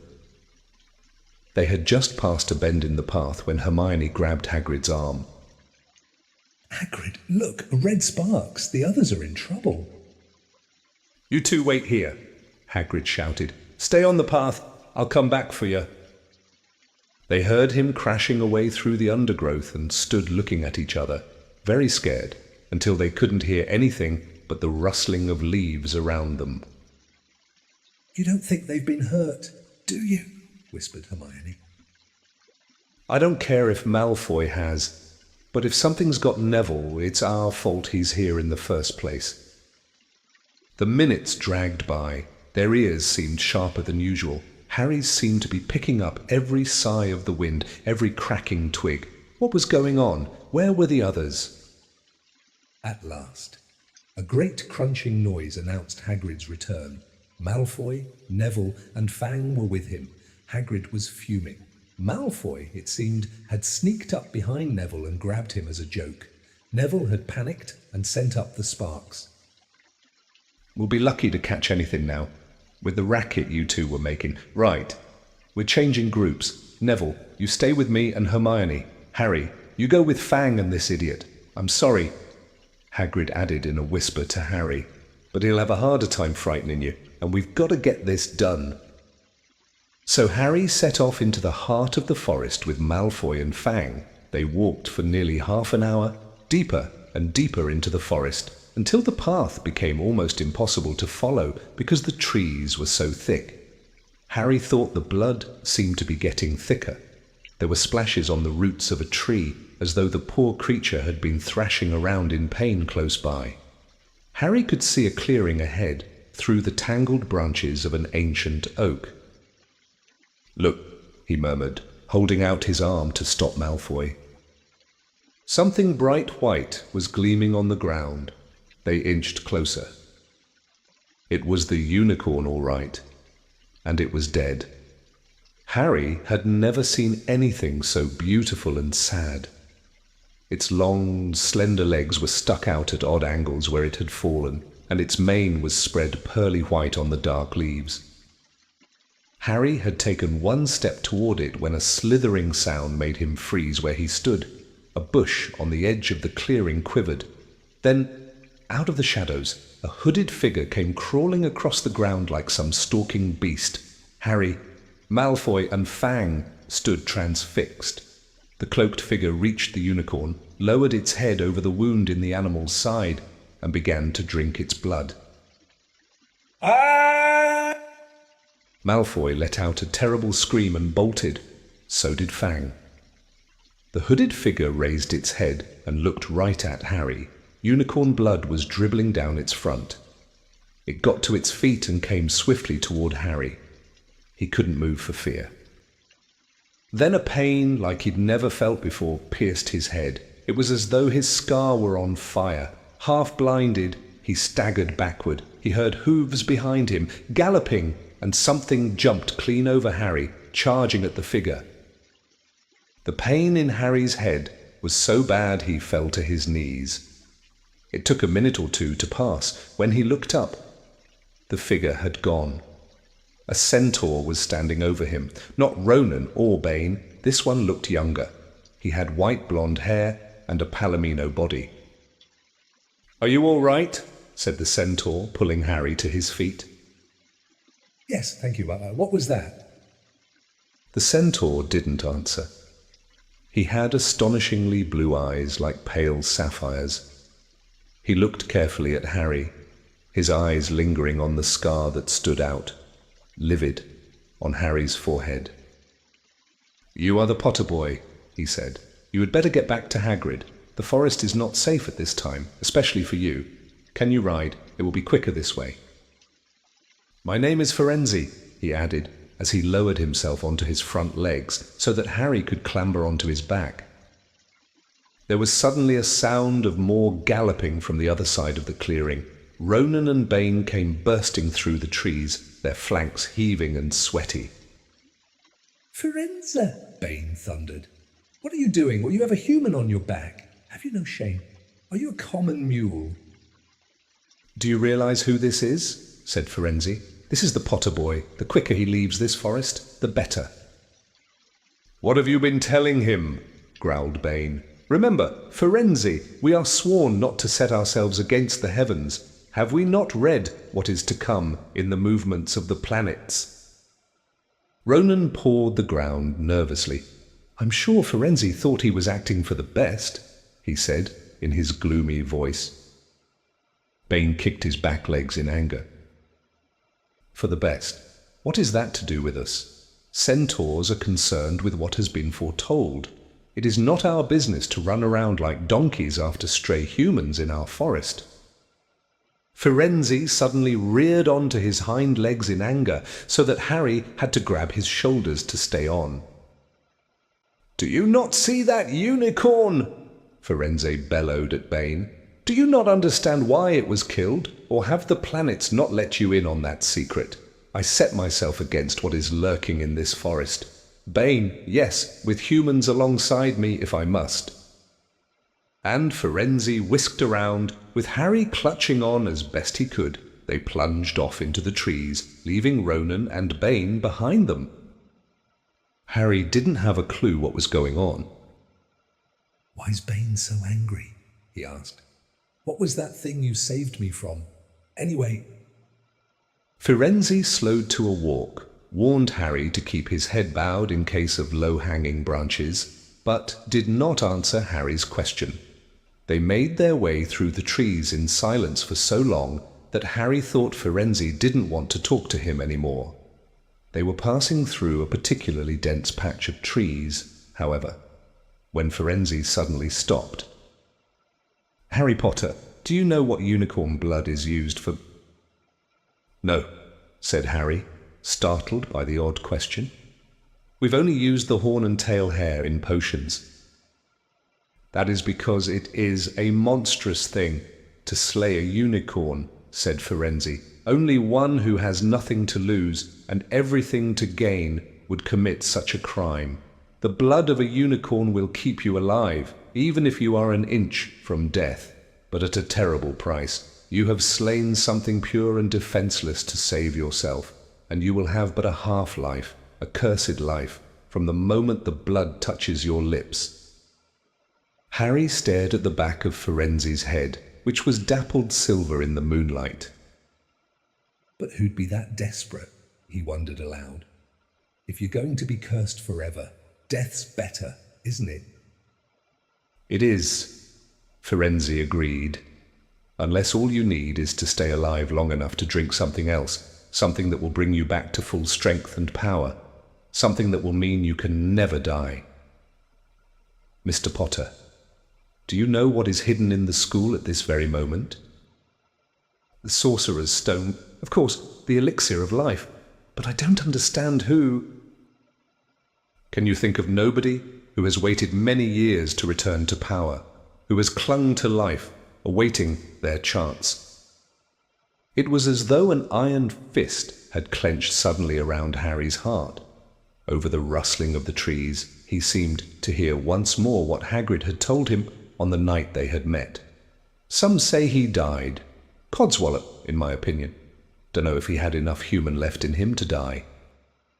Do you mean, Harry croaked, that was Harry, are you all right?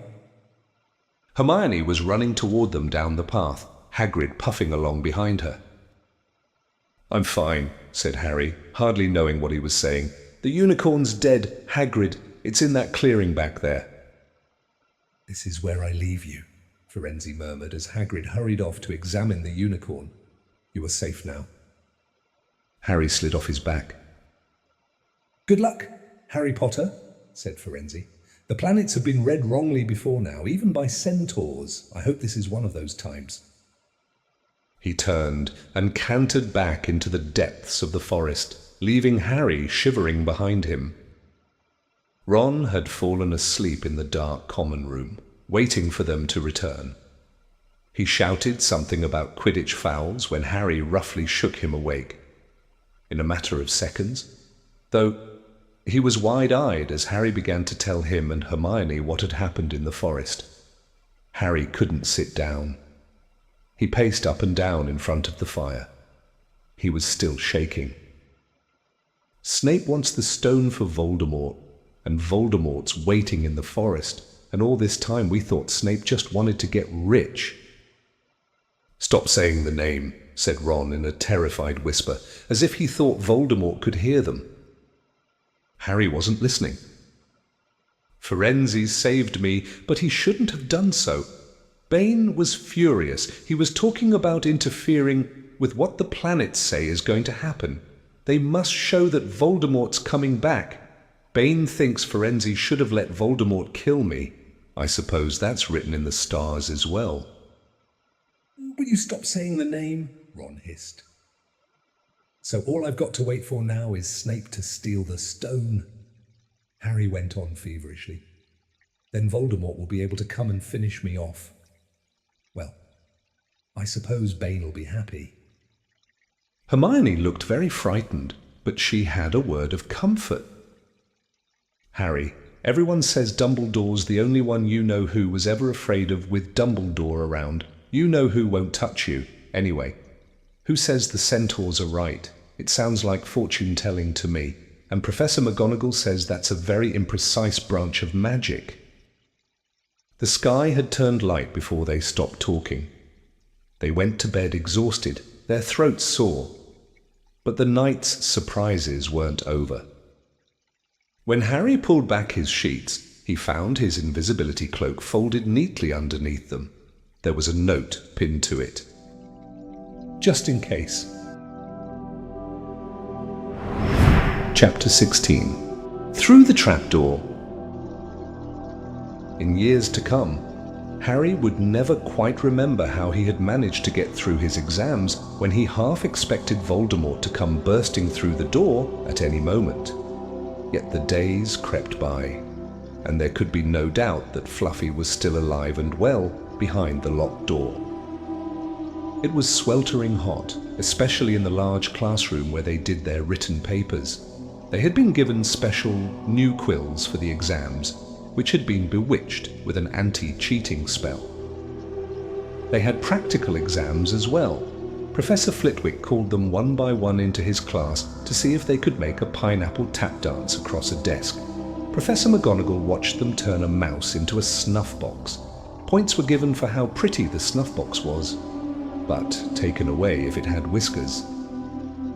Snape made them all nervous, breathing down their necks while they tried to remember how to make a forgetfulness potion.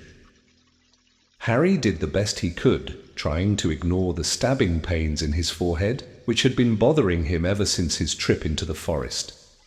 Neville thought Harry had a bad case of exam nerves because Harry couldn't sleep, but the truth was that Harry kept being woken by his old nightmare, except that it was now worse than ever because there was a hooded figure dripping blood in it. Maybe it was because they hadn't seen what Harry had seen in the forest, or because they didn't have scars burning on their foreheads. But Ron and Hermione didn't seem as worried about the stone as Harry. The idea of Voldemort certainly scared them, but he didn't keep visiting them in dreams, and they were so busy with their studying, they didn't have much time to fret about what Snape or anyone else might be up to. Their very last exam was History of Magic. 1 hour of answering questions about batty old wizards who'd invented self-stirring cauldrons, and they'd be free. Free for a whole wonderful week until their exam results came out, when the ghost of Professor Binns told them to put down their quills and roll up their parchment. Harry couldn't help cheering with the rest. "That was far easier than I thought it would be," said Hermione as they joined the crowds flocking out onto the sunny grounds. "I needn't have learned about the 1637 Werewolf Code of Conduct or the uprising of Elfric the Eager." Hermione always liked to go through their exam papers afterward, but Ron said this made him feel ill, so they wandered down to the lake and flopped under a tree. The Weasley twins and Lee Jordan were tickling the tentacles of a giant squid, which was basking in the warm shallows. No more studying. Ron sighed happily, stretching out on the grass. "You could look more cheerful. Harry, we've got a week before we find out how badly we've done. There's no need to worry yet." Harry was rubbing his forehead. "I wish I knew what this means," he burst out angrily. "My scar keeps hurting. It's happened before, but never as often as this." "Go to Madame Pomfrey," Hermione suggested. "I'm not ill," said Harry. "I think it's a warning. It means danger's coming." Ron couldn't get worked up. It was too hot. "Harry, relax. Hermione's right. The stone's safe as long as Dumbledore's around. Anyway, we've never had any proof Snape found out how to get past Fluffy. He nearly had his leg ripped off once. He's not going to try it again in a hurry. And Neville will play Quidditch for England before Hagrid lets Dumbledore down." Harry nodded, but he couldn't shake off a lurking feeling that there was something he'd forgotten to do. Something important. When he tried to explain this, Hermione said, "That's just the exams. I woke up last night and was halfway through my Transfiguration notes before I remembered we'd done that one." Harry was quite sure the unsettled feeling didn't have anything to do with work, though. He watched an owl flutter toward the school across the bright blue sky. A note clamped in its mouth. Hagrid was the only one who ever sent him letters. Hagrid would never betray Dumbledore. Hagrid would never tell anyone how to get past Fluffy. Never. But Harry suddenly jumped to his feet. "Where are you going?" said Ron sleepily. "I've just thought of something," said Harry. He had turned white. "We've got to go and see Hagrid, now." "Why?" panted Hermione, hurrying to keep up. "Don't you think it's a bit odd," said Harry, scrambling up the grassy slope, "that what Hagrid wants more than anything else is a dragon, and a stranger turns up who just happens to have an egg in his pocket? How many people wander around with dragon eggs if it's against wizard law? Lucky they found Hagrid, don't you think? Why didn't I see it before?" "What are you talking about?" said Ron. But Harry, sprinting across the grounds toward the forest, didn't answer. Hagrid was sitting in an armchair outside his house. His trousers and sleeves were rolled up, and he was shelling peas into a large bowl. "Hello," he said, smiling. "Finished your exams? Got time for a drink?" "Yes, please," said Ron, but Harry cut him off. "No, Hal, we're in a hurry. Hagrid, I've got to ask you something. You know that night you won Norbert? What did the stranger you were playing cards with look like?" "Dunno," said Hagrid casually. "He wouldn't take his cloak off." He saw the three of them look stunned and raised his eyebrows. "It's not that unusual. You get a lot of funny folk in the Hog's Head. That's the pub down in the village. Might have been a dragon dealer, mightn't he? I never saw his face. He kept his hood up." Harry sank down next to the bowl of peas. "What did you talk to him about, Hagrid? Did you mention Hogwarts at all?" "Might have come up," said Hagrid, frowning as he tried to remember. "Yeah, he asked what I did, and I told him I was gamekeeper here. He asked a bit about the sort of creatures I took after. So I told him, and I said what I'd always really wanted was a dragon. And then, I can't remember too well, because he kept buying me drinks. Let's see. Yeah. Then he said he had the dragon egg, and we could play cards for it if I wanted. But he had to be sure I could handle it. He didn't want it to go to any old home. So I told him, after Fluffy, a dragon would be easy." "And did he seem interested in Fluffy?" Harry asked, trying to keep his voice calm. "Well, yeah. How many three-headed dogs do you meet, even around Hogwarts? So I told him, Fluffy's a piece of cake if you know how to calm him down. Just play him a bit of music and he'll go straight off to sleep." Hagrid suddenly looked horrified. "I shouldn't have told you that," he blurted out. "Forget I said it. Hey, where are you going?" Harry, Ron, and Hermione didn't speak to each other at all until they came to a halt in the entrance hall, which seemed very cold and gloomy after the grounds. "We've got to go to Dumbledore," said Harry. "Hagrid told that stranger how to get past Fluffy, and it was either Snape or Voldemort under that cloak. It must have been easy, once he'd got Hagrid drunk. I just hope Dumbledore believes us. Firenze might back us up if Bane doesn't stop him. Where's Dumbledore's office?" They looked around, as if hoping to see a sign pointing them in the right direction. They had never been told where Dumbledore lived, nor did they know anyone who had been sent to see him. "We'll just have to," Harry began, but a voice suddenly rang across the hall. "What are you three doing inside?" It was Professor McGonagall, carrying a large pile of books. "We want to see Professor Dumbledore," said Hermione, rather bravely. Harry and Ron thought. "See Professor Dumbledore," Professor McGonagall repeated, as though this was a very fishy thing to want to do. "Why?" Harry swallowed. "Now what?" "It's sort of secret," he said. But he wished at once he hadn't, because Professor McGonagall's nostrils flared. "Professor Dumbledore left 10 minutes ago," she said coldly. "He received an urgent owl from the Ministry of Magic and flew off for London at once." "He's got," said Harry frantically. "Now!"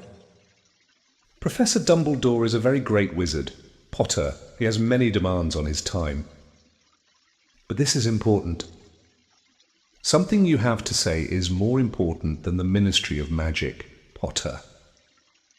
"Look," said Harry, throwing caution to the winds. "Professor, it's about the Sorcerer's Stone." Whatever Professor McGonagall had expected, it wasn't that.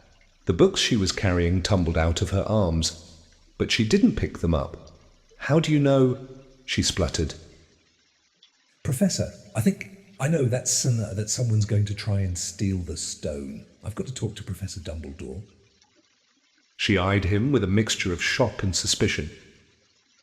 "Professor Dumbledore will be back tomorrow," she said finally.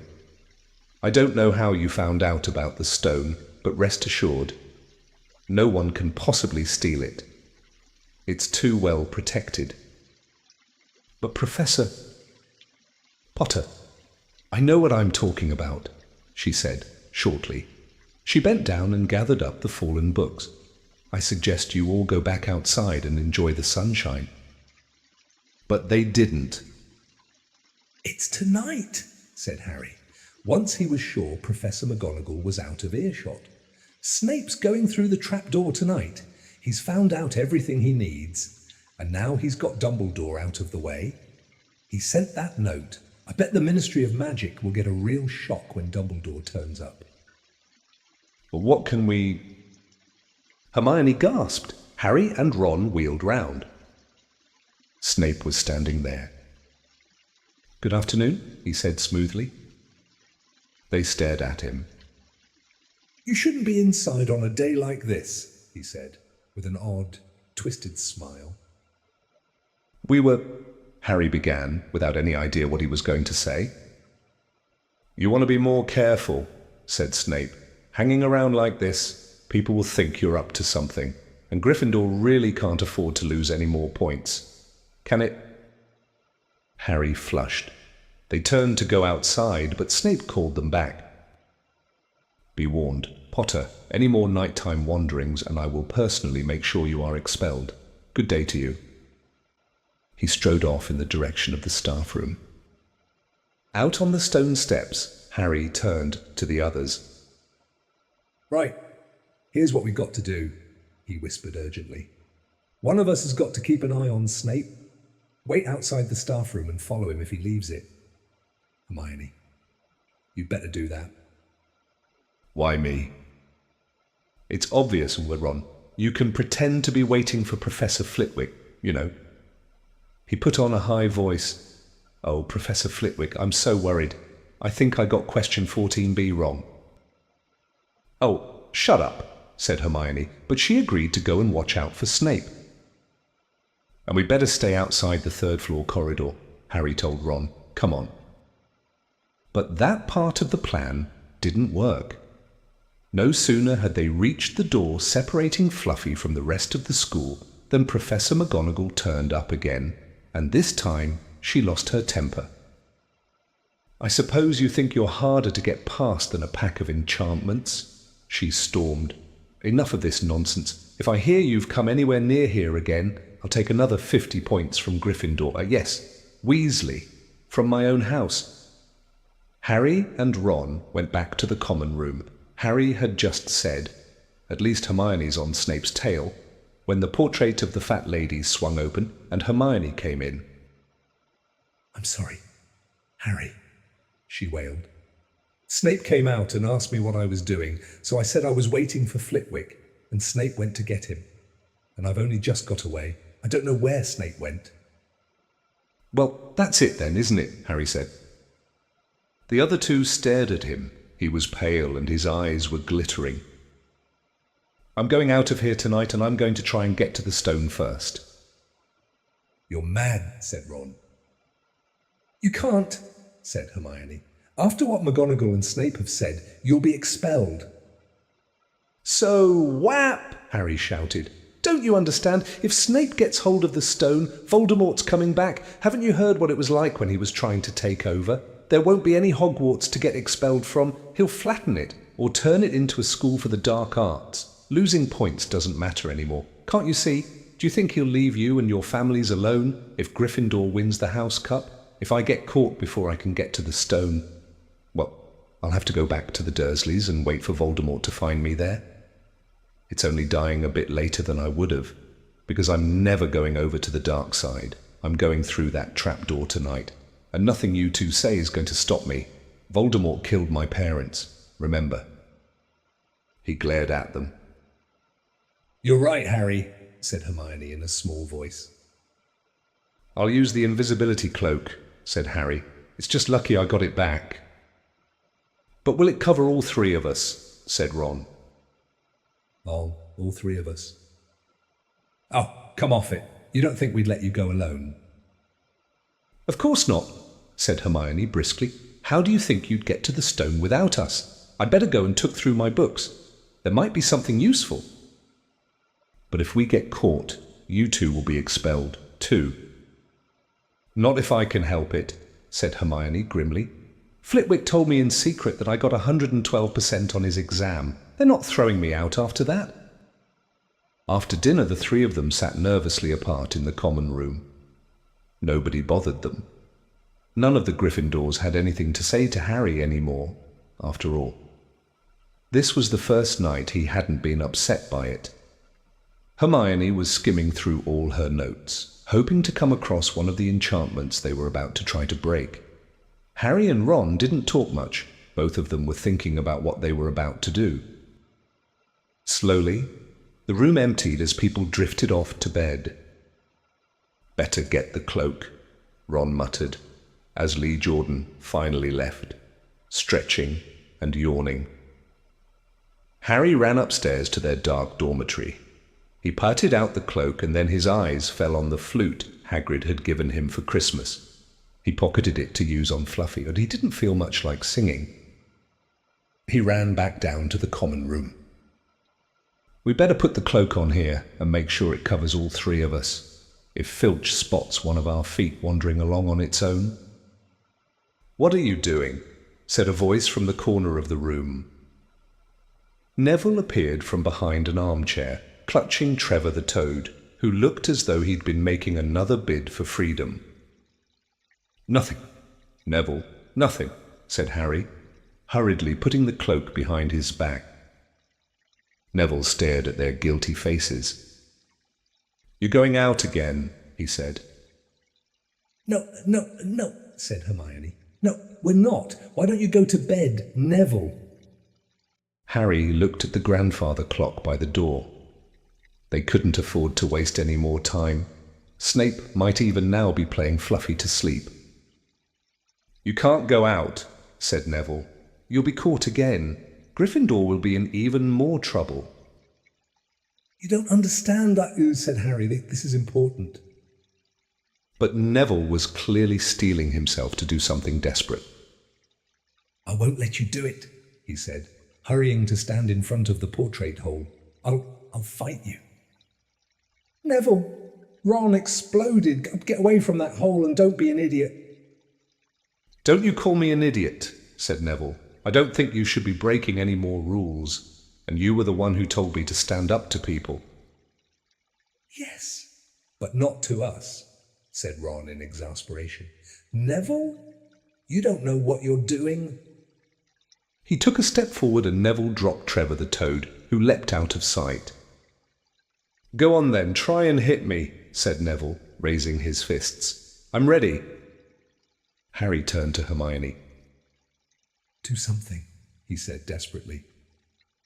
Hermione stepped forward. "Neville," she said, "I'm really, really sorry about this." She raised her wand. "Petrificus totalis," she cried, pointing it at Neville. Neville's arms snapped to his sides, his legs sprang together, his whole body rigid. He swayed where he stood and then fell flat on his face, stiff as a board.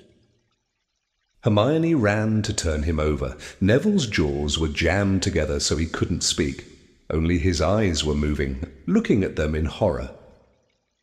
"What have you done to him?" Harry whispered. "It's the full body bind," said Hermione miserably. "Oh, Neville, I'm so sorry." "We had to, Neville. No time to explain it," said Harry. "You'll understand later, Neville," said Ron as they stepped over him and pulled on the invisibility cloak. But leaving Neville lying motionless on the floor didn't feel like a very good omen. In their nervous state, every statue's shadow looked like Filch. Every distant breath of wind sounded like Peeves swooping down on them. At the foot of the first set of stairs, they spotted Mrs. Norris skulking near the top. "Oh, let's kick her, just this once," Ron whispered in Harry's ear. But Harry shook his head. As they climbed carefully around her, Mrs. Norris turned her lamp-like eyes on them, but didn't do anything. They didn't meet anyone else until they reached the staircase up to the third floor. Peeves was bobbing halfway up, loosening the carpet so that people would trip. "Who's there?" he said suddenly as they climbed toward him. He narrowed his wicked black eyes. "No, you're there, even if I can't see you. Are you ghouly or ghosty or wee student beastie?" He rose up in the air and floated there, squinting at them. Should call Filch. I should, if something's creeping around unseen. Harry had a sudden idea. Peeves, he said, in a hoarse whisper. The bloody Baron has his own reasons for being invisible. Peeves almost fell out of the air in shock. He caught himself in time and hovered about a foot off the stairs. So sorry, your bloodiness, Mr. Baron. Sir, he said greasily. My mistake. My mistake. I didn't see you. Of course I didn't. You're invisible. Forgive old Peevesy his little joke, sir. I have business here, Peeves, croaked Harry. Stay away from this place tonight. I will, sir, I most certainly will, said Peeves, rising up in the air again. Hope your business goes well. Baron, I'll not bother you. And he scooted off. Brilliant, Harry, whispered Ron. A few seconds later, they were there, outside the third-floor corridor, and the door was already ajar. Well, there you are, Harry said quietly. Snape's already got past Fluffy. Seeing the open door somehow seemed to impress upon all three of them what was facing them. Underneath the cloak, Harry turned to the other two. If you want to go back, I won't blame you, he said. You can take the cloak. I won't need it now. Don't be stupid, said Ron. We're coming, said Hermione. Harry pushed the door open. As the door creaked, lo, rumbling growls met their ears. All three of the dogs' noses sniffed madly in their direction, even though it couldn't see them. What's that at its feet? Hermione whispered. Looks like a harp, said Ron. Snape must have left it there. It must wake up the moment you stop playing, said Harry. Well, here goes. He put Hagrid's flute to his lips and blew. It wasn't really a tune, but from the first note, the beast's eyes began to droop. Harry hardly drew breath. Slowly, the dog's growls ceased. It tottered on its paws and fell to its knees. Then it slumped to the ground, fast asleep. Keep playing, Ron warned Harry as they slipped out of the cloak and crept toward the trapdoor. They could feel the dog's hot, smelly breath as they approached the giant heads. I think we'll be able to pull the door open, said Ron, peering over the dog's back. Want to go first, Hermione? No, I don't. All right. Ron gritted his teeth and stepped carefully over the dog's legs. He bent and pulled the ring of the trapdoor, which swung up and open. What can you see? Hermione said anxiously. Nothing, just black. There's no way of climbing down. We just have to drop. Harry, who was still playing the flute, waved at Ron to get his attention and pointed at himself. You want to go first? Are you sure? Said Ron. I don't know how deep this thing goes. Give the flute to Hermione so she can keep him asleep. Harry handed the flute over. In the few seconds' silence, the dog growled and twitched, but the moment Hermione began to play, it fell back into its deep sleep. Harry climbed over it and looked down through the trapdoor. There was no sign of the bottom. He lowered himself through the hole until he was hanging on by his fingertips. Then he looked up at Ron and said, If anything happens to me, don't follow. Go straight to the owlery and send Hedwig to Dumbledore. Right. Right, said Ron. See you in a minute, I hope. And Harry let go. Cold, damp air rushed past him as he fell down, and flump. With a funny, muffled sort of thump, he landed on something soft. He sat up and felt around, his eyes not used to the gloom. It felt as though he was sitting on some sort of plant. It's okay. He called up to the light the size of a postage stamp, which was the open trapdoor. It's a soft landing. You can jump. Ron followed right away. He landed, sprawled next to Harry. What's this stuff? Were his first words. Dunno, it's some sort of plant thing. I suppose it's here to break the fall. Come on, Hermione. The distant music stopped. There was a loud bark from the dog, but Hermione had already jumped. She landed on Harry's other side. "We must be miles under the school," she said. "Lucky this plant thing's here, really," said Ron.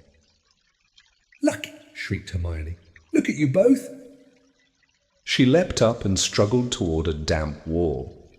She had to struggle because the moment she had landed, the plant had started to twist snake-like tendrils around her ankles. As for Harry and Ron, their legs had already been bound tightly in long creepers without their noticing. Hermione had managed to free herself before the plant got a firm grip on her. Now she watched in horror as the two boys fought to pull the plant off them, but the more they strained against it, the tighter and faster the plant wound around them. "Stop moving," Hermione ordered them. "I know what this is. It's Devil's Snare." "Oh, I'm so glad we know what it's called." "That's a great help," snarled Ron, leaning back, trying to stop the plant from curling around his neck. "Shut up. I'm trying to remember how to kill it," said Hermione. "Well, hurry up. I can't breathe." Harry gasped, wrestling with it as it curled around his chest. "Devil's snare, devil's snare. What did Professor Sprout say? It likes the dark and the damp." "So light a fire," Harry choked. "Yes, of course, but there's no wood," Hermione cried, wringing her hands. "Have you gone mad?" Ron bellowed. "Are you a witch or not?" "Oh, right," said Hermione.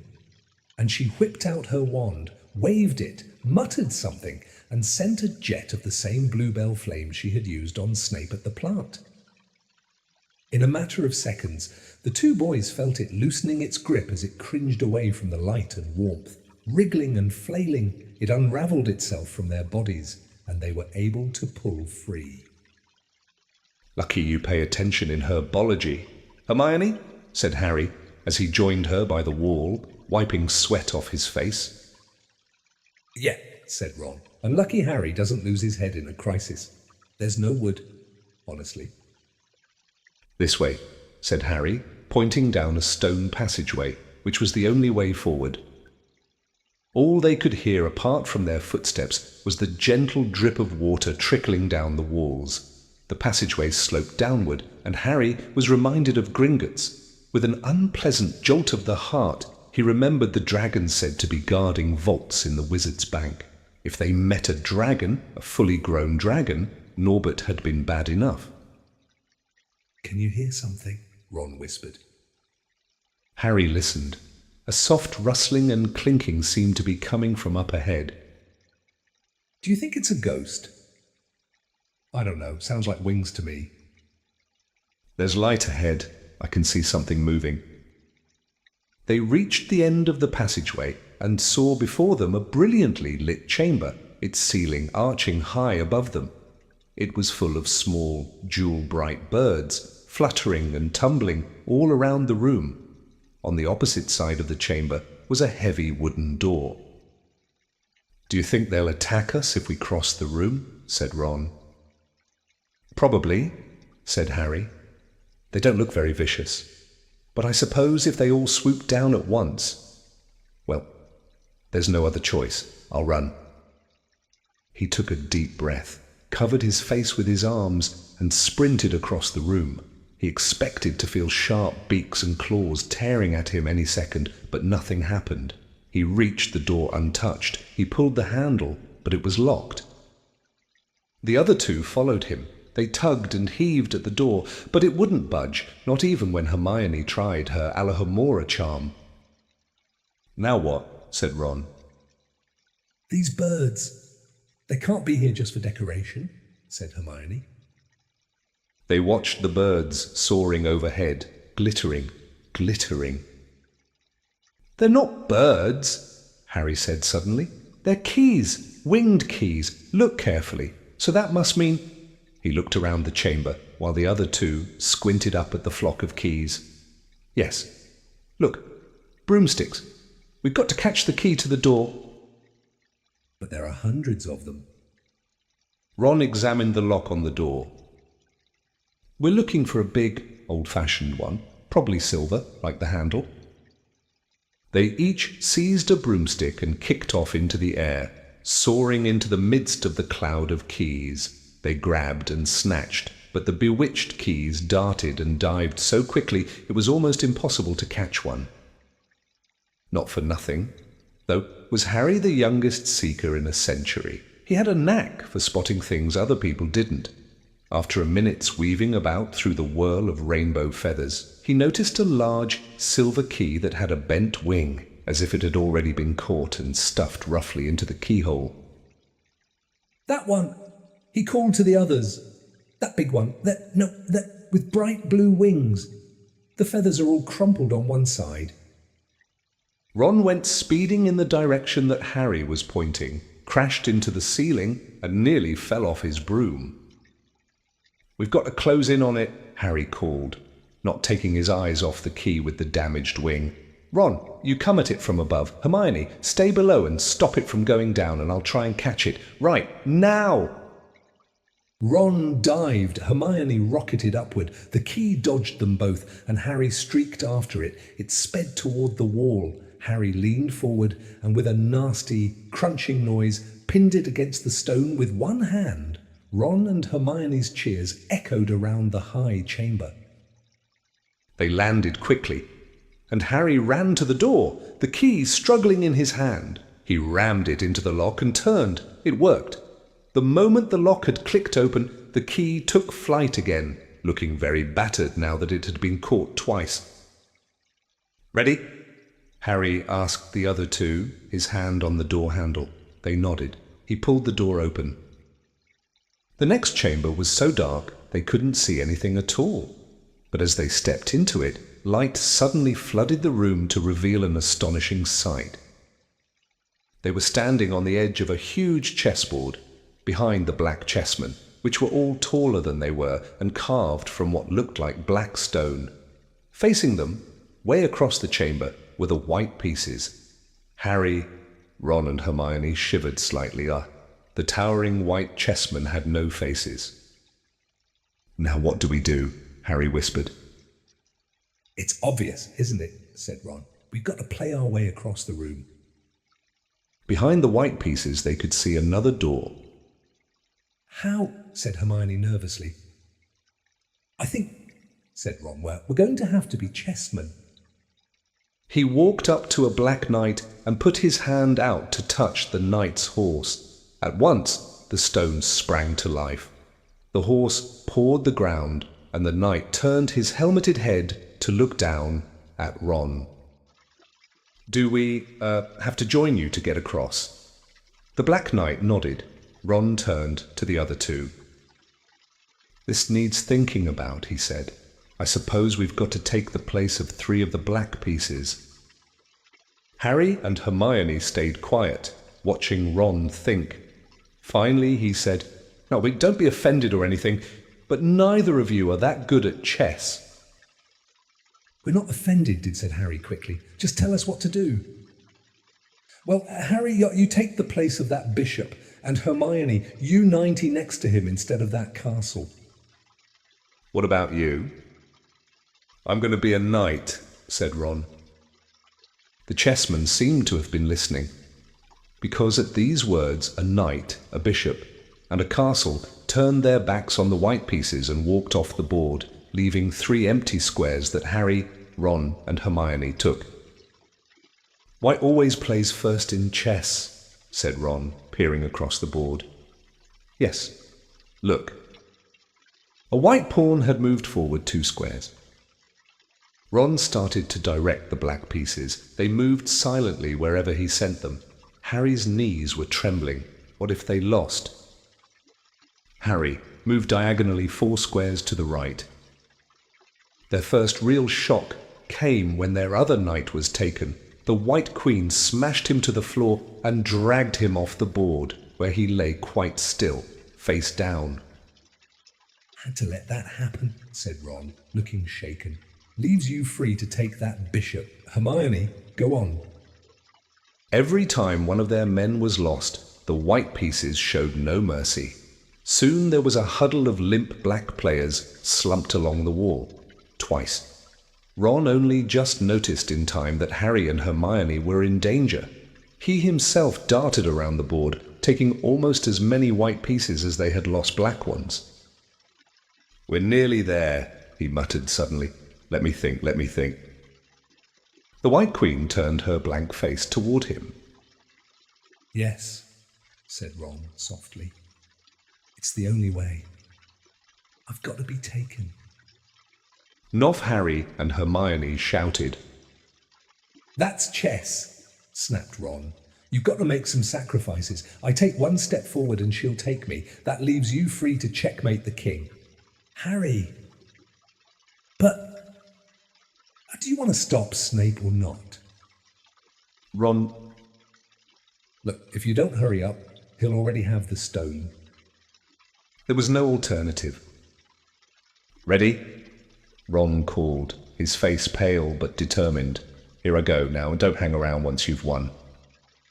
He stepped forward, and the White Queen pounced. She struck Ron hard across the head with her stone arm, and he crashed to the floor. Hermione screamed, but stayed on her square. The White Queen dragged Ron to one side. He looked as if he'd been knocked out.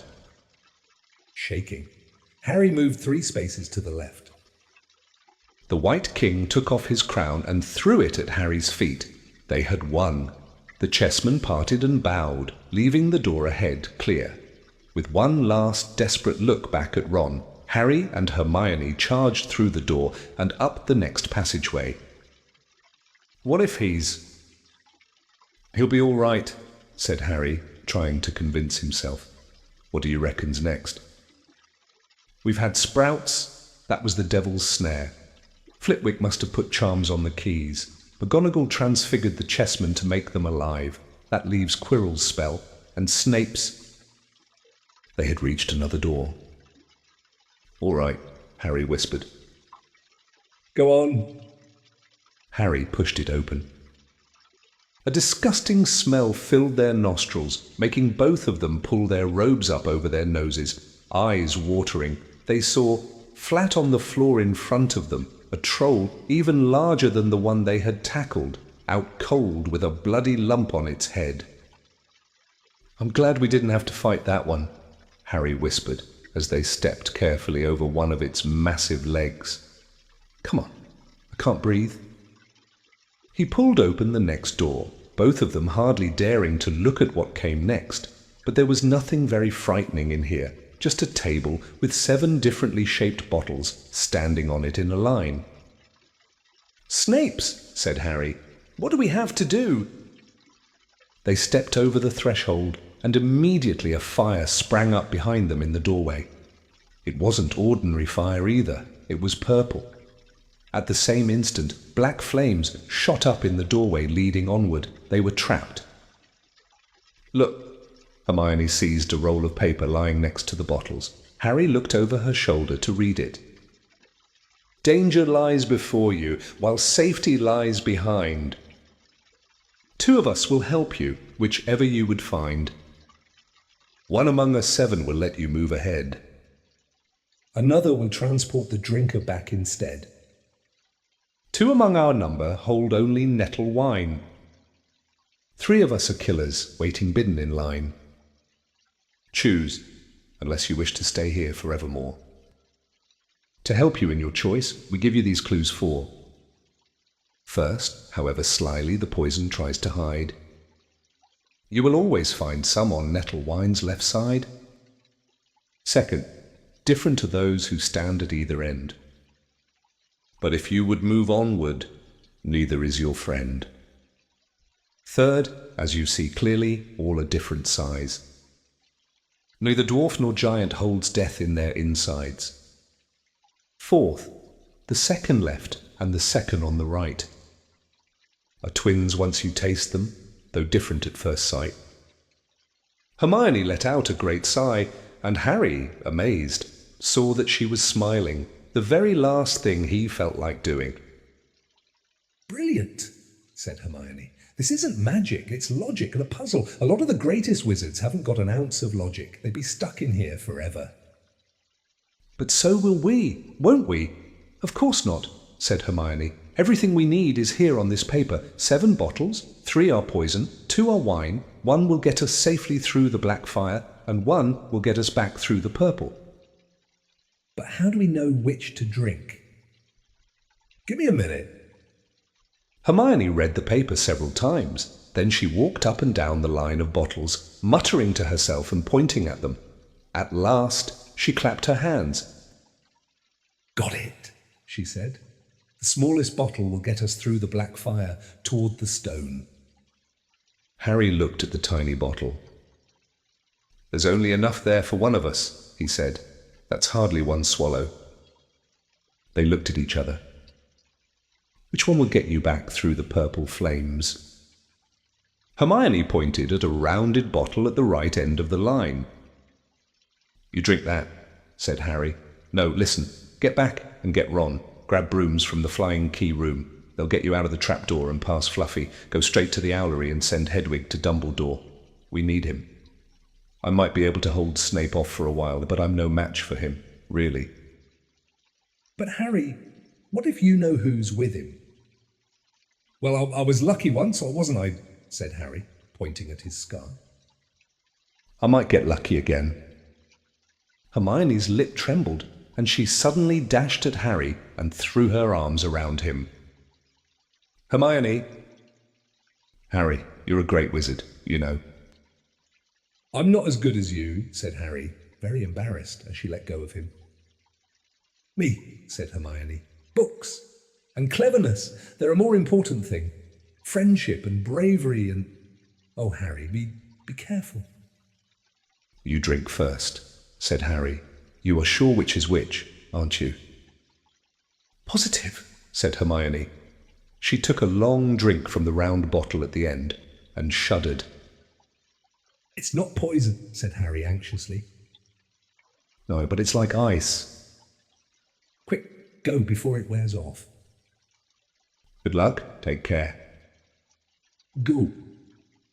Hermione turned and walked straight through the purple fire. Harry took a deep breath and picked up the smallest bottle. He turned to face the black flames. Here I come, he said, and he drained the little bottle in 1 gulp.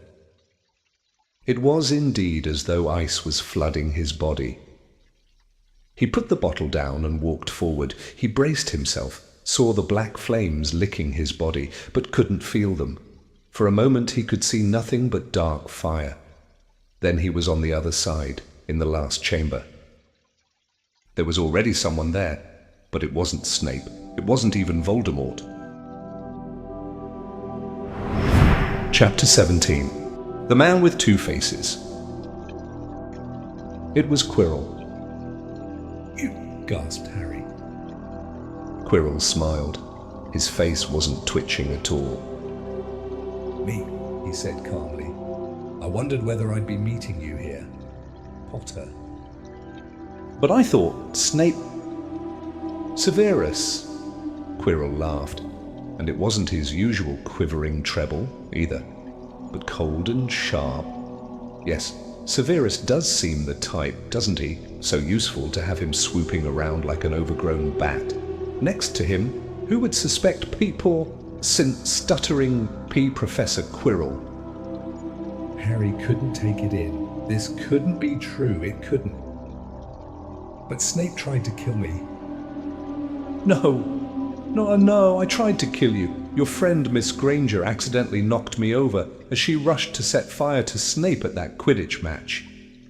She broke my eye contact with you. Another few seconds, and I'd have got you off that broom. I'd have managed it before then if Snape hadn't been muttering a counter-curse, trying to save you.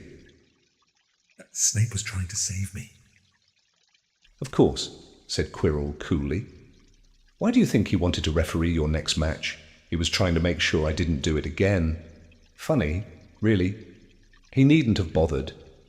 I couldn't do anything with Dumbledore watching. All the other teachers thought Snape was trying to stop Gryffindor from winning. He did make himself unpopular, and what a waste of time, when after all that. I'm going to kill you tonight. Quirrell snapped his fingers. Ropes sprang out of thin air and wrapped themselves tightly around Harry. You're too nosy to live, Potter, scurrying around the school on Halloween like that. For all I knew, you'd seen me coming to look at what was guarding the stone. You let the troll in? Certainly, I have a special gift with trolls. You must have seen what I did to the one in the chamber back there. Unfortunately, while everyone else was running around looking for it. Snape, who already suspected me, went straight to the 3rd floor to head me off. And not only did my troll fail to beat you to death, that 3-headed dog didn't even manage to bite Snape's leg off properly. Now wait quietly. Potter, I need to examine this interesting mirror. It was only then that Harry realized what was standing behind Quirrell. It was the Mirror of Erist. This mirror is the key to finding the stone, Quirrell murmured, tapping his way around the frame. Trust Dumbledore to come up with something like this. But he's in London. I'll be far away by the time he gets back. All Harry could think of doing was to keep Quirrell talking and stop him from concentrating on the mirror. I saw you and Snape in the forest, he blurted out. Yes, said Quirrell idly, walking around the mirror to look at the back. He was on to me by that time, trying to find out how far I'd got. He suspected me all along. Tried to frighten me as though he could, when I had Lord Voldemort on my side. Quirrell came back out from behind the mirror and stared hungrily into it. I see the stone. I'm presenting it to my master, but where is it? Harry struggled against the ropes binding him, but they didn't give. He had to keep Quirrell from giving his whole attention to the mirror. But Snape always seemed to hate me so much. Oh, he does, said Quirrell casually. Heavens, yes. He was at Hogwarts with your father. Didn't you know they loathed each other? But he never wanted you dead. But I heard you a few days ago, sobbing. I thought Snape was threatening you. For the first time, a spasm of fear flitted across Quirrell's face. Sometimes, he said, I find it hard to follow my master's instructions. He is a great wizard, and I am weak. You mean he was there in the classroom with you? Harry gasped. He is with me wherever I go, said Quirrell quietly. I met him when I travelled around the world. A foolish young man I was then, full of ridiculous ideas about good and evil. Lord Voldemort showed me how wrong I was. There is no good and evil. There is only power, and those too weak to seek it.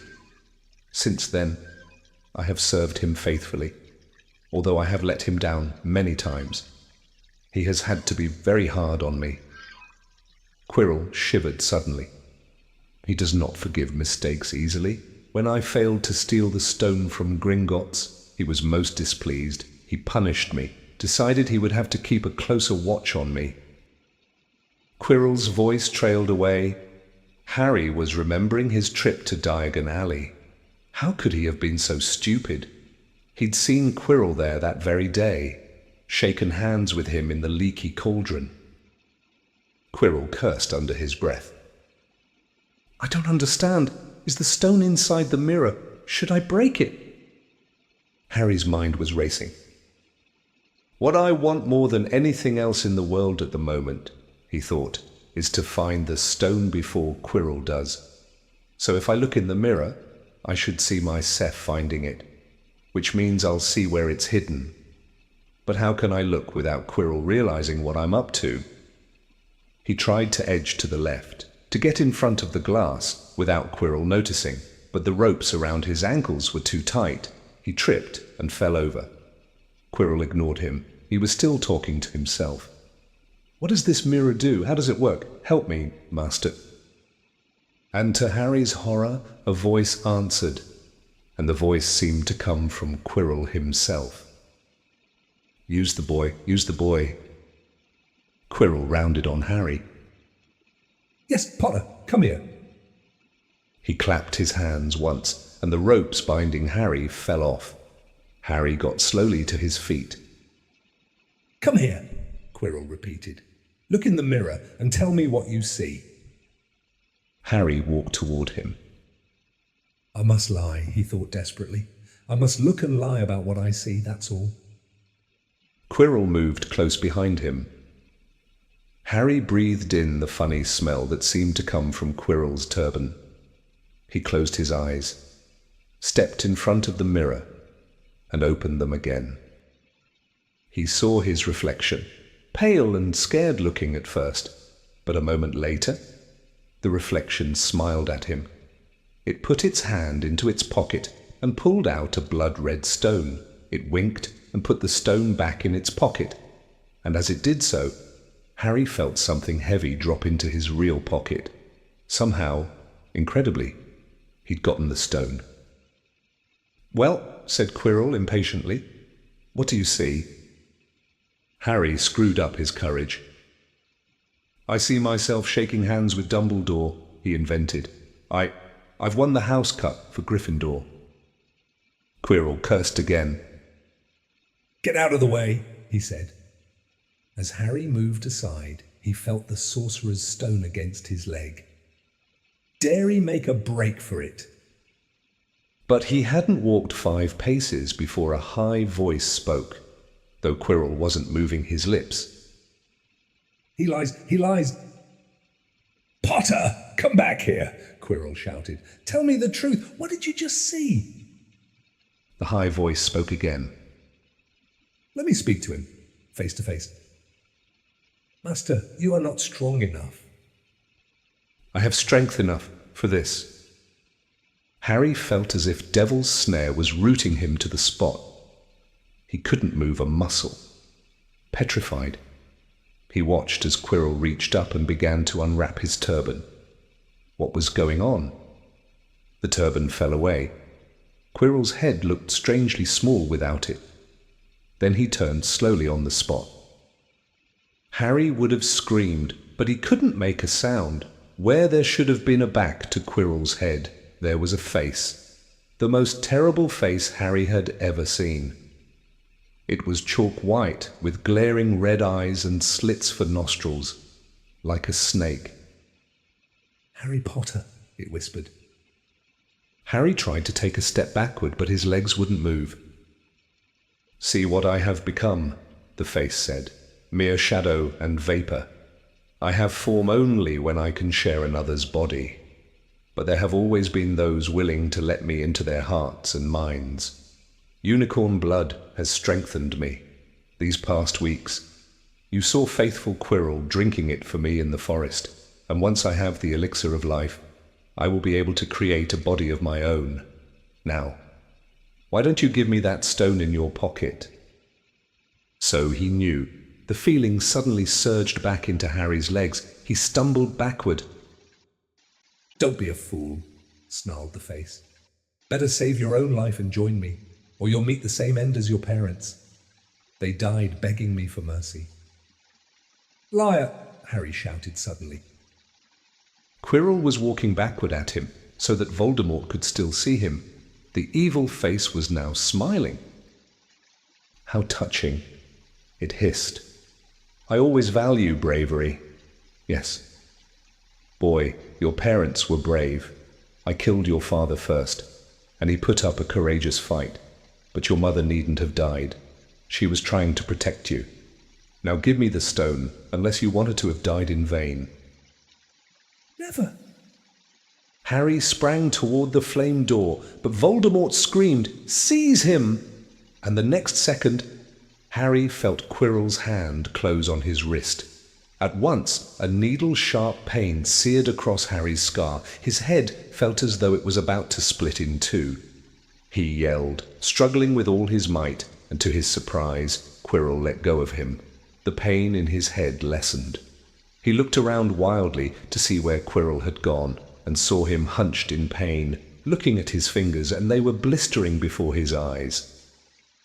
"Seize him! Seize him!" shrieked Voldemort again, and Quirrell lunged, knocking Harry clean off his feet, landing on top of him, both hands around Harry's neck. Harry's scar was almost blinding him with pain, yet he could see Quirrell howling in agony. "Master, I cannot hold him. My hands. And Quirrell, though pinning Harry to the ground with his knees, let go of his neck and stared, bewildered, at his own palms. Harry could see they looked burned, raw, red, and shiny. "Then kill him, fool, and be done," screeched Voldemort. Quirrell raised his hand to perform a deadly curse, but Harry, by instinct, reached up and grabbed Quirrell's face. Oh! Quirrell rolled off him, his face blistering, too, and then Harry knew.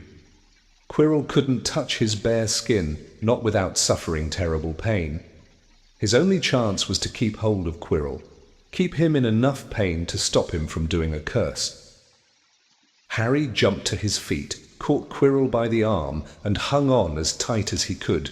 Quirrell screamed and tried to throw Harry off. The pain in Harry's head was building. He couldn't see. He could only hear Quirrell's terrible shrieks and Voldemort's yells of "Kill him," and other voices, maybe in Harry's own head, crying, "Harry, Harry." He felt Quirrell's arm wrenched from his grasp, knew all was lost, and fell into blackness, down, down, down. Something gold was glinting just above him, the snitch. He tried to catch it, but his arms were too heavy. He blinked. It wasn't the snitch at all, it was a pair of glasses. How strange. He blinked again. The smiling face of Albus Dumbledore swam into view above him. "Good afternoon, Harry," said Dumbledore. Harry stared at him. Then he remembered, "Sir, the stone. It was Quirrell. He's got the stone. Sir, quick." "Calm yourself, dear boy. You are a little behind the times," said Dumbledore. "Quirrell does not have the stone." "Then who does, sir? "Harry, please relax, or Madame Pomfrey will have me thrown out." Harry swallowed and looked around him. He realized he must be in the hospital wing. He was lying in a bed with white linen sheets, and next to him was a table piled high with what looked like half the candy shop. "Tokens from your friends and admirers," said Dumbledore, beaming. "What happened down in the dungeons between you and Professor Quirrell is a complete secret, so, naturally, the whole school knows. I believe your friends Mr. Fred and George Weasley were responsible for trying to send you a toilet seat. No doubt they thought it would amuse you. Madame Pomfrey, however, felt it might not be very hygienic, and confiscated it." "How long have I been in here?" 3 days. Mr. Ronald Weasley and Miss Granger will be most relieved you have come round. They have been extremely worried. But sit the stone. I see you are not to be distracted. Very well, the stone. Professor Quirrell did not manage to take it from you. I arrived in time to prevent that, although you were doing very well on your own, I must say. "You got there. You got Hermione's owl." We must have crossed in mid-air. No sooner had I reached London than it became clear to me that the place I should be was the one I had just left. I arrived just in time to pull Quirrell off you. It was you. I feared I might be too late. You nearly were.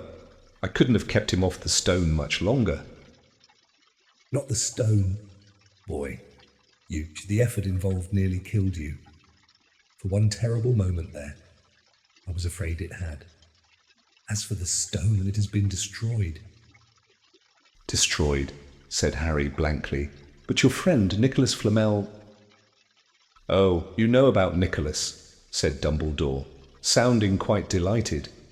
"You did do the thing properly, didn't you? Well, Nicholas and I have had a little chat and agreed it's all for the best." "But that means he and his wife will die, won't they?" "They have enough elixir stored to set their affairs in order, and then, yes, they will die." Dumbledore smiled at the look of amazement on Harry's face. "To one as young as you, I'm sure it seems incredible, but to Nicholas and Perenelle, it really is like going to bed after a very, very long day. After all, to the well-organized mind, death is but the next great adventure. You know, the stone was really not such a wonderful thing. As much money and life as you could want. The two things most human beings would choose above all. The trouble is, humans do have a knack of choosing precisely those things that are worst for them. Harry lay there, lost for words. Dumbledore hummed a little and smiled at the ceiling. Sir, said Harry, I've been thinking, sir, even if the stone's gone, you know who. Call him Voldemort, Harry. Always use the proper name for things. Fear of a name increases fear of the thing itself. Yes, sir. Well, Voldemort's going to try other ways of coming back, isn't he? He hasn't gone, has he? No, Harry, he has not. He is still out there somewhere. Perhaps looking for another body to share. Not being truly alive. He cannot be killed. He left Quirrell to die. He shows just as little mercy to his followers as his enemies. Nevertheless, Harry, while you may only have delayed his return to power, it will merely take someone else who is prepared to fight what seems a losing battle next time. And if he is delayed again and again, why, he may never return to power. Harry nodded but stopped quickly because it made his head hurt. Then he said, Sir, there are some other things I'd like to know if you can tell me. Things I want to know the truth about. The truth, Dumbledore sighed. It is a beautiful and terrible thing, and should therefore be treated with great caution. However, I shall answer your questions unless I have a very good reason not to, in which case I beg you'll forgive me. I shall not, of course, lie. Well, Voldemort said that he only killed my mother because she tried to stop him from killing me. But why would he want to kill me in the first place? Dumbledore sighed very deeply this time. Alas, the first thing you ask me, I cannot tell you. Not today, not now. You will know. One day it'll put it from your mind for now and Harry, when you are older. I know you hate to hear this. When you are ready, you will know. And Harry knew it would be no good to argue. But why couldn't Quirrell touch me? Your mother died to save you. If there is one thing Voldemort cannot understand, it is love. He didn't realize that love as powerful as your mother's for you leaves its own mark, not a scar, no visible sign, to have been loved so deeply, even though the person who loved us is gone, will give us some protection forever. It is in your very skin. Quirrell, full of hatred, greed, and ambition, sharing his soul with Voldemort, could not touch you for this reason. It was agony to touch a person marked by something so good. Dumbledore now became very interested in a bird out on the windowsill, which gave Harry time to dry his eyes on the sheet. When he had found his voice again, Harry said, "And the invisibility cloak, do you know who sent it to me?"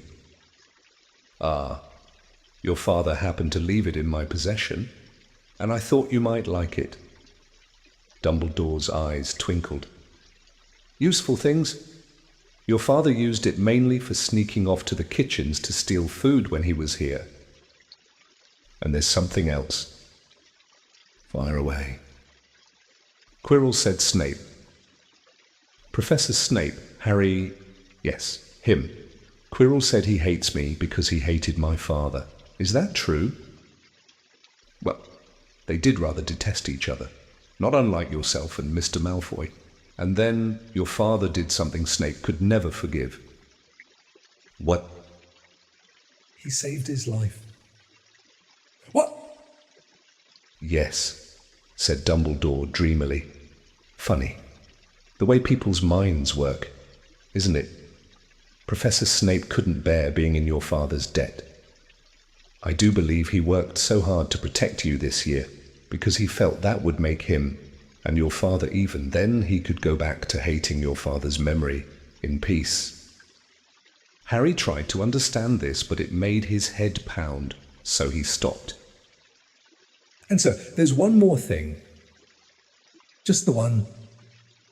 How did I get the stone out of the mirror? Now, I'm glad you asked me that. It was one of my more brilliant ideas, and between you and me, that's saying something. You see, only one who wanted to find the stone Find it, but not use it. Would be able to get it. Otherwise, they just see themselves making gold or drinking elixir of life. My brain surprises even me sometimes. Now, enough questions. I suggest you make a start on these sweets.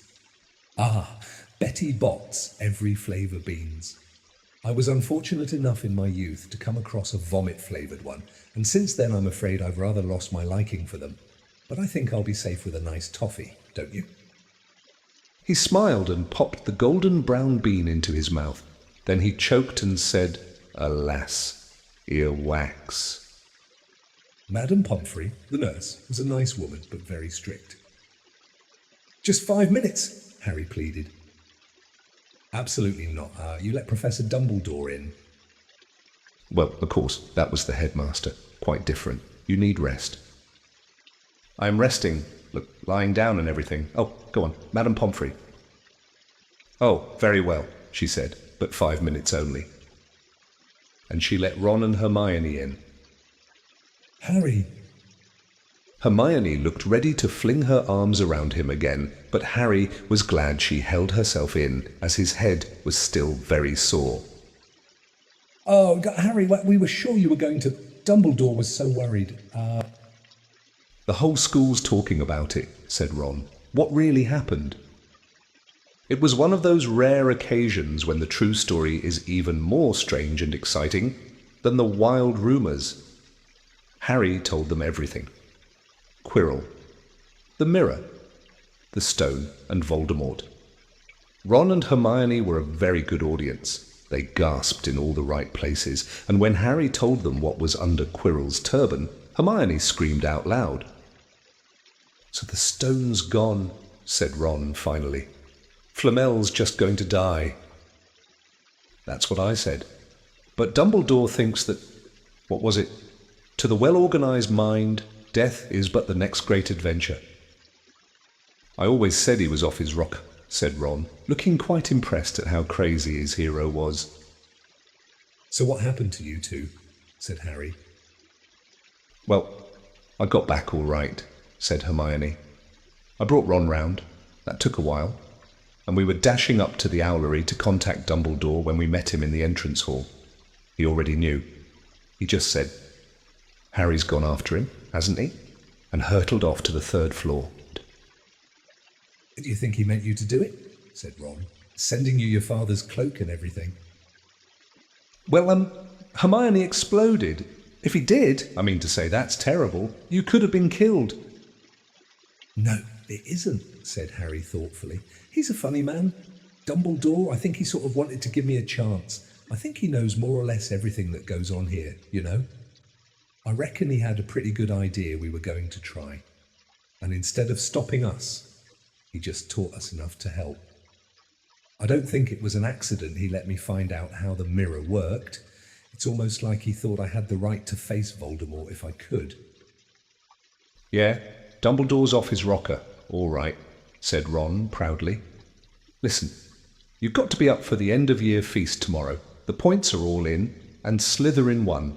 Of course, you missed the last Quidditch match. We were steamrollered by Ravenclaw without you, but the food'll be good. At that moment, Madame Pomfrey bustled over. You've had nearly 15 minutes. Now out, she said firmly. After a good night's sleep, Harry felt nearly back to normal. I want to go to the feast, he told Madame Pomfrey, as she straightened his many candy boxes. Can't I? Professor Dumbledore says you are to be allowed to go, she said, stiffly, as though in her opinion, Professor Dumbledore didn't realise how risky feasts could be. And you have another visitor. Oh, good, said Harry. Who is it? Hagrid sidled through the door as he spoke. As usual when he was indoors, Hagrid looked too big to be allowed. He sat down next to Harry, took one look at him, and burst into tears. It's all my ruddy fault, he sobbed, his face in his hands. I told the evil git how to get past Fluffy. I told him it was the only thing he didn't know when I told him. You could have died. All for a dragon egg. I'll never drink again. I should be chucked out and made to live as a muggle. Hagrid, said Harry. shocked to see Hagrid shaking with grief and remorse, great tears leaking down into his beard. Hagrid, he'd have found out somehow. This is Voldemort we're talking about. He'd have found out even if you hadn't told him. You could have died, sobbed Hagrid. And don't say the name. Voldemort! Harry bellowed, and Hagrid was so shocked he stopped crying. I've met him and I'm calling him by his name. Please cheer up. Hagrid, we saved the stone. It's gone. He can't use it. Have a chocolate frog. I've got loads. Hagrid wiped his nose on the back of his hand and said, That reminds me, I've got you a present. It's not a stoat sandwich, is it? Said Harry anxiously. And at last Hagrid gave a weak chuckle. Nah, Dumbledore gave me the day off yesterday to fix it. Of course, he should have sacked me instead. Anyway, got you this. It seemed to be a handsome, leather-covered book. Harry opened it curiously. It was full of wizard photographs. Smiling and waving at him from every page were his mother and father. Sent owls off to all your parents' old school friends, asking for photos. Knew you didn't have any. Do you like it? Harry couldn't speak, but Hagrid understood. Harry made his way down to the end-of-year feast alone that night. He had been held up by Madame Pomfrey's fussing about, insisting on giving him one last check-up, so the great hall was already full. It was decked out in the Slytherin colours of green and silver to celebrate Slytherin's winning the House Cup for the 7th year in a row. A huge banner showing the Slytherin serpent covered the wall behind the high table. When Harry walked in, there was a sudden hush, and then everybody started talking loudly at once. He slipped into a seat between Ron and Hermione at the Gryffindor table and tried to ignore the fact that people were standing up to look at him. Fortunately, Dumbledore arrived moments later. The babble died away. Another year gone, Dumbledore said cheerfully, and I must trouble you with an old man's wheezing waffle before we sink our teeth into our delicious feast. What a year it has been. Hopefully your heads are all a little fuller than they were. You have the whole summer ahead to get them nice and empty before next year starts. Now, as I understand it, the House Cup here needs awarding, and the points stand thus. In 4th place, Gryffindor, with 312 points. In 3rd, Hufflepuff, with 352. Ravenclaw has 426, and Slytherin, 472. A storm of cheering and stamping broke out from the Slytherin table. Harry could see Draco Malfoy banging his goblet on the table. It was a sickening sight. Yes, well done, Slytherin, said Dumbledore. However, recent events must be taken into account. The room went very still. The Slytherin smiles faded a little. Said Dumbledore. I have a few last-minute points to dish out. Let me see. Yes. First, to Mr. Ronald Weasley. Ron went purple in the face. He looked like a radish with a bad sunburn. And for the best played game of chess Hogwarts has seen in many years, I award Gryffindor House 50 points. Gryffindor cheers nearly raised the bewitched ceiling. The stars overhead seemed to quiver. Percy could be heard telling the other prefects, my brother, my youngest brother, got past McGonagall's giant chess set. At last there was silence again. Second, to Miss Hermione Granger. For the use of cool logic in the face of fire, I award Gryffindor House 50 points. Hermione buried her face in her arms. Harry strongly suspected she had burst into tears. Gryffindors up and down the table were beside themselves. They were 100 points up. Third, to Mr. Harry Potter, said Dumbledore. The room went deadly quiet for pure nerve and outstanding courage. I award Gryffindor House 60 points. The din was deafening. Those who could add up while yelling themselves hoarse knew that Gryffindor now had 472 points. exactly the same as Slytherin. They had tied for the House Cup. If only Dumbledore had given Harry just one more point. Dumbledore raised his hand. The room gradually fell silent. "There are all kinds of courage," said Dumbledore, smiling. "It takes a great deal of bravery to stand up to our enemies, but just as much to stand up to our friends. I therefore award 10 points to Mr. Neville Longbottom." Someone standing outside the Great Hall might well have thought some sort of explosion had taken place. So loud was the noise that erupted from the Gryffindor table. Harry, Ron, and Hermione stood up to yell and cheer as Neville, white with shock, disappeared under a pile of people hugging him. He had never won so much as a point for Gryffindor before. Harry, still cheering, nudged Ron in the ribs and pointed at Malfoy, who couldn't have looked more stunned and horrified if he'd just had the Bodybind curse put on him. "Which means," Dumbledore called over the storm of applause, for even Ravenclaw and Hufflepuff were celebrating the downfall of Slytherin, "we need a little change of decoration." He clapped his hands. In an instant, the green hangings became scarlet and the silver became gold. The huge Slytherin serpent vanished and a towering Gryffindor lion took its place. Snape was shaking Professor McGonagall's hand with a horrible, forced smile.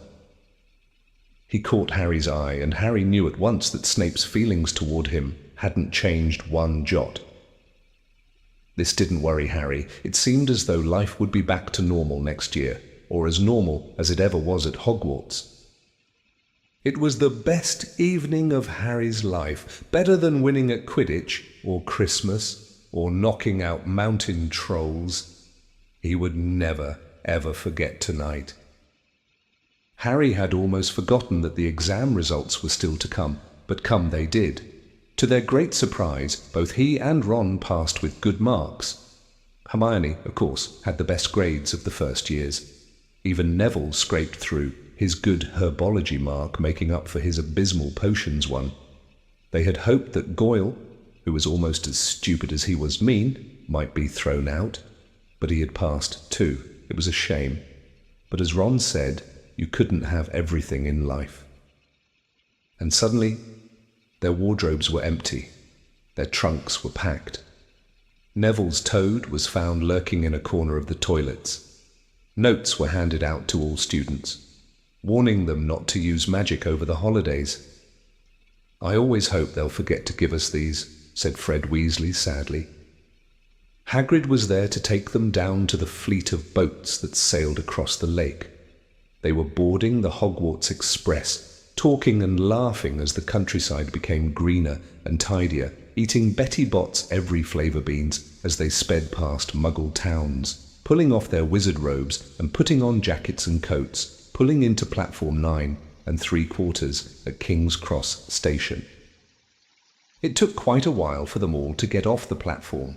A wizened old guard was up by the ticket barrier, letting them go through the gate in 2s and 3s so they didn't attract attention by all bursting out of a solid wall at once and alarming the Muggles.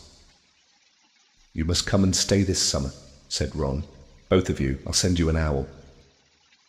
"Thanks," said Harry. "I'll need something to look forward to." People jostled them as they moved forward toward the gateway back to the Muggle world. Some of them called, "Bye, Harry." "See ya, Potter." "Still famous?" said Ron, grinning at him. "Not where I'm going, I promise you," said Harry. Ron and Hermione passed through the gateway together. "There he is, Mom, there he is, look." It was Ginny Weasley, Ron's younger sister, but she wasn't pointing at Ron. "Harry Potter!" she squealed. "Look, Mom, I can see." "Be quiet, Ginny, and it's rude to point." Mrs. Weasley smiled down at them. "Busy yet?" she said. "Very," said Harry. "Thanks for the fudge and the sweater, Mrs. Weasley." "Oh, it was nothing, dear." "Ready. Are you—" It was Uncle Vernon, still purple-faced, still moustached, still looking furious at the nerve of Harry, carrying an owl in a cage in a station full of ordinary people. Behind him stood Aunt Petunia and Dudley, looking terrified at the very sight of Harry. "You must be Harry's family," said Mrs. Weasley. "In a manner of speaking," said Uncle Vernon. "Hurry up, boy, we haven't got all day." He walked away. Harry hung back for a last word with Ron and Hermione. See you over the summer, then. "Hope you have a good holiday," said Hermione, looking uncertainly after Uncle Vernon, shocked that anyone could be so unpleasant. "Oh, I will," said Harry, and they were surprised at the grin that was spreading over his face. "They don't know we're not allowed to use magic at home. I'm going to have a lot of fun with Dudley this summer." The end.